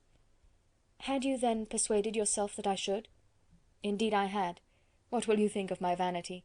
I believed you to be wishing, expecting my addresses. My manners must have been in fault, but not intentionally, I assure you. I never meant to deceive you, but my spirits might often lead me wrong. How you must have hated me after that evening! Hate you? I was angry perhaps at first, but my anger soon began to take a proper direction. I am almost afraid of asking what you thought of me when we met at Pemberley. You blamed me for coming? No, indeed. I felt nothing but surprise. Your surprise could not be greater than mine in being noticed by you. My conscience told me that I deserved no extraordinary politeness, and I confess that I did not expect to receive more than my due. My object then, replied Darcy, was to show you by every civility in my power that I was not so mean as to resent the past, and I hoped to obtain your forgiveness, to lessen your ill opinion, by letting you see that your reproofs had been attended to. How soon any other wishes introduced themselves I can hardly tell, but I believe in about half an hour after I had seen you. He then told her of Georgiana's delight in her acquaintance, and of her disappointment at its sudden interruption, which naturally leading to the cause of that interruption, she soon learnt that his resolution of following her from Derbyshire in quest of her sister had been formed before he quitted the inn, and that his gravity and thoughtfulness there had arisen from no other struggles than what such a purpose must comprehend. She expressed her gratitude again, but it was too painful a subject to each to be dwelt on farther. After walking several miles in a leisurely manner, and too busy to know anything about it, they found at last, on examining their watches, that it was time to be at home. What could become of Mr. Bingley and Jane, was a wonder which introduced the discussion of their affairs. Darcy was delighted with their engagement. His friend had given him the earliest information of it. "I must ask whether you were surprised," said Elizabeth. "Not at all. When I went away I felt that it would soon happen. That is to say, you had given your permission. I guessed as much." And though he exclaimed at the term, she found that it had been pretty much the case. "On the evening before my going to London," said he, "I made a confession to him, which I believe I ought to have made long ago. I told him of all that had occurred to make my former interference in his affairs absurd and impertinent. His surprise was great. He had never had the slightest suspicion. I told him, moreover, that I believed myself mistaken in supposing, as I had done, that your sister was indifferent to him, and as I could easily perceive that his attachment to her was unabated, I felt no doubt of their happiness together." Elizabeth could not help smiling at his easy manner of directing his friend. "Did you speak from your own observation," said she, "when you told him that my sister loved him, or merely from my information last spring?" "From the former. I had narrowly observed her during the 2 visits which I had lately made here, and I was convinced of her affection." "And your assurance of it, I suppose, carried immediate conviction to him?" "It did. Bingley is most unaffectedly modest. His diffidence had prevented his depending on his own judgment in so anxious a case, but his reliance on mine made everything easy. I was obliged to confess one thing, which for a time, and not unjustly, offended him. I could not allow myself to conceal that your sister had been in town 3 months last winter, that I had known it, and purposely kept it from him. He was angry, but his anger, I am persuaded, lasted no longer than he remained in any doubt of your sister's sentiments. He has heartily forgiven me now." Elizabeth longed to observe that Mr. Bingley had been a most delightful friend, so easily guided that his worth was invaluable, but she checked herself. She remembered that he had yet to learn to be laughed at, and it was rather too early to begin. In anticipating the happiness of Bingley, which of course was to be inferior only to his own, he continued the conversation till they reached the house. In the hall they parted. Chapter 59. "My dear Lizzy, where can you have been walking to?" was a question which Elizabeth received from Jane as soon as she entered their room, and from all the others when they sat down to table. She had only to say in reply that they had wandered about till she was beyond her own knowledge. She coloured as she spoke, but neither that nor anything else awakened a suspicion of the truth. The evening passed quietly, unmarked by anything extraordinary. The acknowledged lovers talked and laughed, the unacknowledged were silent. Darcy was not of a disposition in which happiness overflows in mirth, and Elizabeth, agitated and confused, rather knew that she was happy than felt herself to be so, for besides the immediate embarrassment, there were other evils before her. She anticipated what would be felt in the family when her situation became known. She was aware that no one liked him but Jane, and even feared that with the others it was a dislike which not all his fortune and consequence might do away. At night she opened her heart to Jane. Though suspicion was very far from Miss Bennet's general habits, she was absolutely incredulous here. "You're joking, Lizzy! This cannot be! Engaged to Mr. Darcy? No, no, you shall not deceive me. I know it to be impossible. This is a wretched beginning indeed. My sole dependence was on you, and I am sure nobody else will believe me, if you do not. Yet indeed I am in earnest. I speak nothing but the truth. He still loves me, and we are engaged." Jane looked at her doubtingly. "Oh, Lizzy, it cannot be. I know how much you dislike him." "You know nothing of the matter. That is all to be forgot. Perhaps I did not always love him so well as I do now, but in such cases as these a good memory is unpardonable. This is the last time I shall ever remember it myself." Miss Bennet still looked all amazement. Elizabeth again, and more seriously, assured her of its truth. "Good heaven! Can it really be so? Yet now I must believe you," cried Jane. "My dear, dear Lizzy, I do congratulate you, but are you certain? Forgive the question. Are you quite certain that you can be happy with him?" "There can be no doubt of that. It is settled between us already, that we are to be the happiest couple in the world. But are you pleased, Jane? Shall you like to have such a brother?" "Very, very much. Nothing could give either Bingley or myself more delight. But we considered it, we talked of it as impossible. And do you really love him quite well enough? Oh, Lizzy, do anything rather than marry without affection. Are you quite sure that you feel what you ought to do?" "Oh, yes." "You will only think I feel more than I ought to do, when I tell you all." "What do you mean?" "Why, I must confess that I love him better than I do Bingley. I am afraid you will be angry." "My dearest sister, now be serious. I want to talk very seriously. Let me know everything that I am to know, without delay. Will you tell me how long you have loved him?" "It has been coming on so gradually that I hardly know when it began. But I believe I must date it from my first seeing his beautiful grounds at Pemberley." Another entreaty that she would be serious, however, produced the desired effect, and she soon satisfied Jane by her solemn assurances of attachment. When convinced on that article, Miss Bennet had nothing further to wish.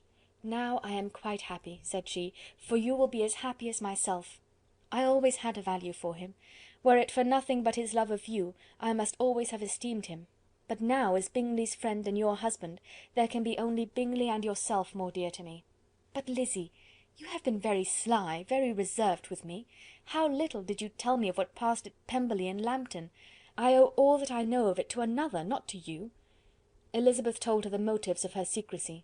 She had been unwilling to mention Bingley, and the unsettled state of her own feelings had made her equally avoid the name of his friend. But now she would no longer conceal from her his share in Lydia's marriage. All was acknowledged, and half the night spent in conversation. "Good gracious!" cried Mrs. Bennet, as she stood at a window the next morning, "if that disagreeable Mr. Darcy is not coming here again with our dear Bingley! What can he mean by being so tiresome as to always be coming here? I had no notion but he would go a shooting or something or other, and not disturb us with his company. What shall we do with him? Lizzy, you must walk out with him again, that he may not be in Bingley's way." Elizabeth could hardly help laughing at so convenient a proposal, yet was really vexed that her mother should be always giving him such an epithet. As soon as they entered, Bingley looked at her so expressively, and shook hands with such warmth, as left no doubt of his good information, and he soon afterwards said aloud, "Mrs. Bennet, have you no more lanes hereabouts in which Lizzy may lose her way again to-day?" "I advise Mr. Darcy and Lizzy and Kitty," said Mrs. Bennet, "to walk to Oakham Mount this morning. It is a nice long walk, and Mr. Darcy has never seen the view." "It may do very well for the others," replied Mr. Bingley, "but I am sure it will be too much for Kitty. Won't it, Kitty?" Kitty owned that she had rather stay at home. Darcy professed a great curiosity to see the view from the Mount, and Elizabeth silently consented.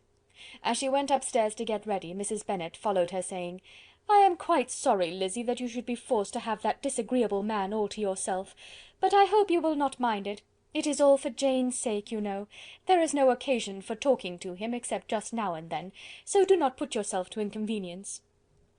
During their walk it was resolved that Mr. Bennet's consent should be asked in the course of the evening. Elizabeth reserved to herself the application for her mother's. She could not determine how her mother would take it, sometimes doubting whether all his wealth and grandeur would be enough to overcome her abhorrence of the man. But whether she were violently set against the match, or violently delighted with it, it was certain that her manner would be equally ill adapted to do credit to her sense, and she could no more bear that Mr. Darcy should hear the first raptures of her joy than the first vehemence of her disapprobation. In the evening, soon after Mr. Bennet withdrew to the library, she saw Mr. Darcy rise also and follow him, and her agitation on seeing it was extreme. She did not fear her father's opposition, but he was going to be made unhappy, and that it should be through her means, that she, his favourite child, should be distressing him by her choice, should be filling him with fears and regrets in disposing of her, was a wretched reflection, and she sat in misery till Mr. Darcy appeared again, when, looking at him, she was a little relieved by his smile. In a few minutes he approached the table where she was sitting with Kitty, and while pretending to admire her work, said in a whisper, "Go to your father, he wants you in the library." She was gone directly. Her father was walking about the room, looking grave and anxious. "Lizzy," said he, "what are you doing? Are you out of your senses to be accepting this man? Have you not always hated him?" How earnestly did she then wish that her former opinions had been more reasonable, her expressions more moderate. It would have spared her from explanations and professions which it was exceedingly awkward to give, but they were now necessary, and she assured him, with some confusion, of her attachment to Mr. Darcy. "Or in other words, you are determined to have him. He is rich, to be sure, and you may have more fine clothes and fine carriages than Jane, but will they make you happy?" "Have you any other objection," said Elizabeth, "than your belief in my indifference?" "None at all. We all know him to be a proud, unpleasant sort of man, but this would be nothing if you really liked him." I do like him," she replied with tears in her eyes. "I love him. Indeed, he has no improper pride. He is perfectly amiable. You do not know what he really is. Then pray do not pain me by speaking of him in such terms." "Lizzy," said her father, "I have given him my consent. He is the kind of man indeed to whom I should never dare refuse anything which he condescended to ask. I now give it to you, if you are resolved on having him. But let me advise you to think better of it. I know your disposition, Lizzy. I know that you could be neither happy nor respectable unless you truly esteemed your husband, unless you looked up to him as a superior. Your lively talents would place you in the greatest danger in an unequal marriage. You could scarcely escape discredit and misery. My child, let me not have the grief of seeing you unable to respect your partner in life. You know not what you are about." Elizabeth, still more affected, was earnest and solemn in her reply, and at length, by repeated assurances that Mr. Darcy was really the object of her choice, by explaining the gradual change which her estimation of him had undergone, relating her absolute certainty that his affection was not the work of a day, but had stood the test of many months' suspense, and enumerating with energy all his good qualities, she did conquer her father's incredulity, and reconcile him to the match. "Well, my dear," said he, when she ceased speaking, "I have no more to say. If this be the case, he deserves you. I could not have parted with you, my Lizzy, to any one less worthy." To complete the favourable impression, she then told what Mr. Darcy had voluntarily done for Lydia. He heard her with astonishment. "This is an evening of wonders indeed! And so Darcy did everything, made up the match, gave the money, paid the fellow's debts, and got him his commission. So much the better. It will save me a world of trouble and economy. Had it been your uncle's doing, I must and would have paid him. But these violent young lovers carry everything their own way. I shall offer to pay him to-morrow. He will rant and storm about his love for you, and there will be an end of the matter." He then recollected her embarrassment a few days before, on his reading Mr. Collins's letter, and after laughing at her some time, allowed her at last to go, saying, as she quitted the room, "If any young men come for Mary or Kitty, send them in, for I am quite at leisure." Elizabeth's mind was now relieved from a very heavy weight, and after half an hour's quiet reflection in her own room, she was able to join the others with tolerable composure. Everything was too recent for gaiety, but the evening passed tranquilly away. There was no longer anything material to be dreaded, and the comfort of ease and familiarity would come in time. When her mother went up to her dressing-room at night, she followed her and made the important communication. Its effect was most extraordinary, for on first hearing it, Mrs. Bennet sat quite still and unable to utter a syllable. Nor was it under many, many minutes that she could comprehend what she heard, though not in general backward to credit what was for the advantage of her family, or that came in the shape of a lover to any of them.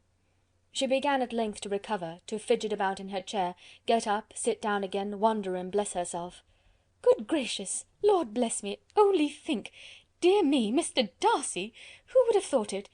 And is it really true? Oh, my sweetest Lizzy, how rich and how great you will be! What pin money, what jewels, what carriages you will have! Jane's is nothing to it, nothing at all. I am so pleased, so happy! Such a charming man, so handsome, so tall!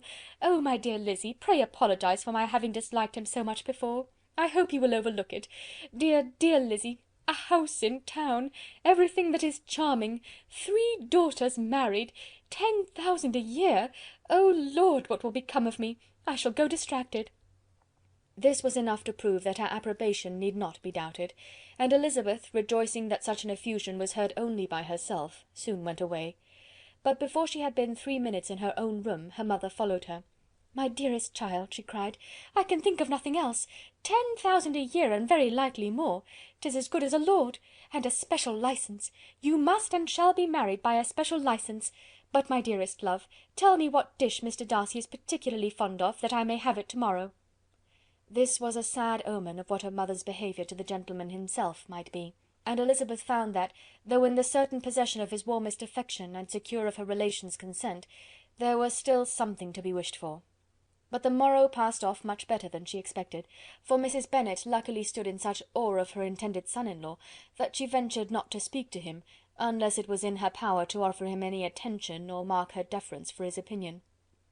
Elizabeth had the satisfaction of seeing her father taking pains to get acquainted with him, and Mr. Bennet soon assured her that he was rising every hour in his esteem. "I admire all my 3 sons-in-law highly," said he. "Wickham, perhaps, is my favourite, but I think I shall like your husband quite as well as Jane's." Chapter 60. Elizabeth's spirits soon rising to playfulness again, she wanted Mr. Darcy to account for his ever having fallen in love with her. "How could you begin?" said she. "I can comprehend your going on charmingly, when once you had made a beginning, but what could set you off in the first place?" "I cannot fix the hour, or the spot, or the look, or the words, which laid the foundation. It is too long ago. I was in the middle of it before I knew that I had begun. My beauty you had early withstood, and as for my manners, my behaviour to you was at least always bordering on the uncivil, and I never spoke to you without rather wishing to give you pain than not. Now be sincere. Did you admire me for my impertinence?" "For the liveliness of your mind, I did. You may as well call it impertinence at once. It was very little less. The fact is that you were sick of civility, of deference, of officious attention. You were disgusted with the women who were always speaking, and looking, and thinking for your approbation alone. I roused and interested you because I was so unlike them. Had you not been really amiable, you would have hated me for it, but in spite of the pains you took to disguise yourself, your feelings were always noble and just, and in your heart you thoroughly despised the persons who so assiduously courted you. There, I have saved you the trouble of accounting for it, and really, all things considered, I begin to think it perfectly reasonable.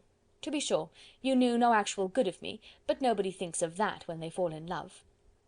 Was there no good in your affectionate behaviour to Jane while she was ill at Netherfield? Dearest Jane! Who could have done less for her? But make a virtue of it by all means. My good qualities are under your protection, and you are to exaggerate them as much as possible, and in return it belongs to me to find occasions for teasing and quarrelling with you as often as may be, and I shall begin directly by asking you what made you so unwilling to come to the point at last? What made you so shy of me when you first called, and afterwards dined here? Why, especially when you called, did you look as if you did not care about me? Because you were grave and silent, and gave me no encouragement. But I was embarrassed, and so was I. You might have talked to me more when you came to dinner. A man who had felt less might. How unlucky that you should have a reasonable answer to give, and that I should be so reasonable as to admit it. But I wonder how long you would have gone on, if you had been left to yourself. I wonder when you would have spoken, if I had not asked you. My resolution of thanking you for your kindness to Lydia had certainly great effect. Too much, I am afraid, for what becomes of the moral if our comfort springs from a breach of promise? For I ought not to have mentioned the subject. This will never do. You need not distress yourself. The moral will be perfectly fair. Lady Catherine's unjustifiable endeavours to separate us were the means of removing all my doubts. I am not indebted for my present happiness to your eager desire of expressing your gratitude. I was not in a humour to wait for any opening of yours. My aunt's intelligence had given me hope, and I was determined at once to know everything. Lady Catherine has been of infinite use, which ought to make her happy, for she loves to be of use. But tell me, what did you come down to Netherfield for? Was it merely to ride to Longbourn and be embarrassed? or had you intended any more serious consequence?" "My real purpose was to see you, and to judge, if I could, whether I might ever hope to make you love me. My avowed one, or what I avowed to myself, was to see whether your sister was still partial to Bingley, and if she were, to make the confession to him which I have since made." "Shall you ever have the courage to announce to Lady Catherine what is to befall her?" "I am more likely to want time than courage, Elizabeth, but it ought to be done, and if you will give me a sheet of paper, it shall be done directly." "And if I had not a letter to write myself, I might sit by you and admire the evenness of your writing, as another young lady once did. But I have an aunt too, who must not be longer neglected." From an unwillingness to confess how much her intimacy with Mr. Darcy had been overrated, Elizabeth had never yet answered Mrs. Gardiner's long letter; but now, having that to communicate which she knew would be most welcome, she was almost ashamed to find that her uncle and aunt had already lost 3 days of happiness, and immediately wrote as follows: "I would have thanked you before, my dear aunt, as I ought to have done, for your long, kind, satisfactory detail of particulars, but to say the truth, I was too cross to write. You supposed more than really existed. But now, suppose as much as you choose. Give a loose rein to your fancy, indulge your imagination in every possible flight which the subject will afford, and unless you believe me actually married, you cannot greatly err. You must write again very soon, and praise him a great deal more than you did in your last. I thank you again and again for not going to the Lakes. How could I be so silly as to wish it? Your idea of the ponies is delightful. We will go round the park every day. I am the happiest creature in the world. Perhaps other people have said so before, but not one with such justice. I am happier even than Jane. She only smiles. I laugh. Mr. Darcy sends you all the love in the world that he can spare from me. You are all to come to Pemberley at Christmas. Yours, etc." Mr. Darcy's letter to Lady Catherine was in a different style, and still different from either was what Mr. Bennet sent to Mr. Collins in reply to his last. "Dear Sir, I must trouble you once more for congratulations. Elizabeth will soon be the wife of Mr. Darcy. Console Lady Catherine as well as you can. But if I were you, I would stand by the nephew. He has more to give. Yours sincerely, etc." Miss Bingley's congratulations to her brother on his approaching marriage were all that was affectionate and insincere. She wrote even to Jane on the occasion, to express her delight and repeat all her former professions of regard. Jane was not deceived, but she was affected, and though feeling no reliance on her, could not help writing her a much kinder answer than she knew was deserved. The joy which Miss Darcy expressed on receiving similar information was as sincere as her brother's in sending it. 4 sides of paper were insufficient to contain all her delight, and all her earnest desire of being loved by her sister. Before any answer could arrive from Mr. Collins, or any congratulations to Elizabeth from his wife, the Longbourn family heard that the Collinses were come themselves to Lucas Lodge. The reason of this sudden removal was soon evident. Lady Catherine had been rendered so exceedingly angry by the contents of her nephew's letter, that Charlotte, really rejoicing in the match, was anxious to get away till the storm was blown over. At such a moment the arrival of her friend was a sincere pleasure to Elizabeth, though in the course of their meetings she must sometimes think the pleasure dearly bought, when she saw Mr. Darcy exposed to all the parading and obsequious civility of her husband. He bore it, however, with admirable calmness. He could even listen to Sir William Lucas when he complimented him on carrying away the brightest jewel of the country, and expressed his hopes of their all meeting frequently at St. James's, with very decent composure. If he did shrug his shoulders, it was not till Sir William was out of sight. Mrs. Phillips's vulgarity was another and perhaps greater tax on his forbearance, and though Mrs. Phillips, as well as her sister, stood in too much awe of him to speak with the familiarity which Bingley's good humour encouraged, yet whenever she did speak she must be vulgar. Nor was her respect for him, though it made her more quiet, at all likely to make her more elegant. Elizabeth did all she could to shield him from the frequent notice of either, and was ever anxious to keep him to herself, and to those of her family with whom he might converse without mortification; and though the uncomfortable feelings arising from all this took from the season of courtship much of its pleasure, it added to the hope of the future, and she looked forward with delight to the time when they should be removed from society so little pleasing to either, to all the comfort and elegance of their family party at Pemberley. Chapter 61. Happy for all her maternal feelings was the day on which Mrs. Bennet got rid of her 2 most deserving daughters. With what delighted pride she afterwards visited Mrs. Bingley and talked of Mrs. Darcy may be guessed. I wish I could say, for the sake of her family, that the accomplishment of her earnest desire in the establishment of so many of her children produced so happy an effect as to make her a sensible, amiable, well-informed woman for the rest of her life.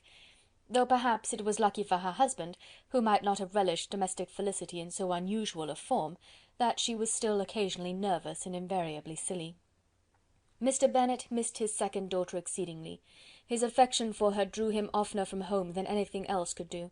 He delighted in going to Pemberley, especially when he was least expected. Mr. Bingley and Jane remained at Netherfield only a twelvemonth. So near a vicinity to her mother in merit and relations was not desirable even to his easy temper or her affectionate heart. The darling wish of his sisters was then gratified. He bought an estate in a neighbouring county to Derbyshire, and Jane and Elizabeth, in addition to every other source of happiness, were within 30 miles of each other. Kitty, to her very material advantage, spent the chief of her time with her two elder sisters. In society so superior to what she had generally known, her improvement was great.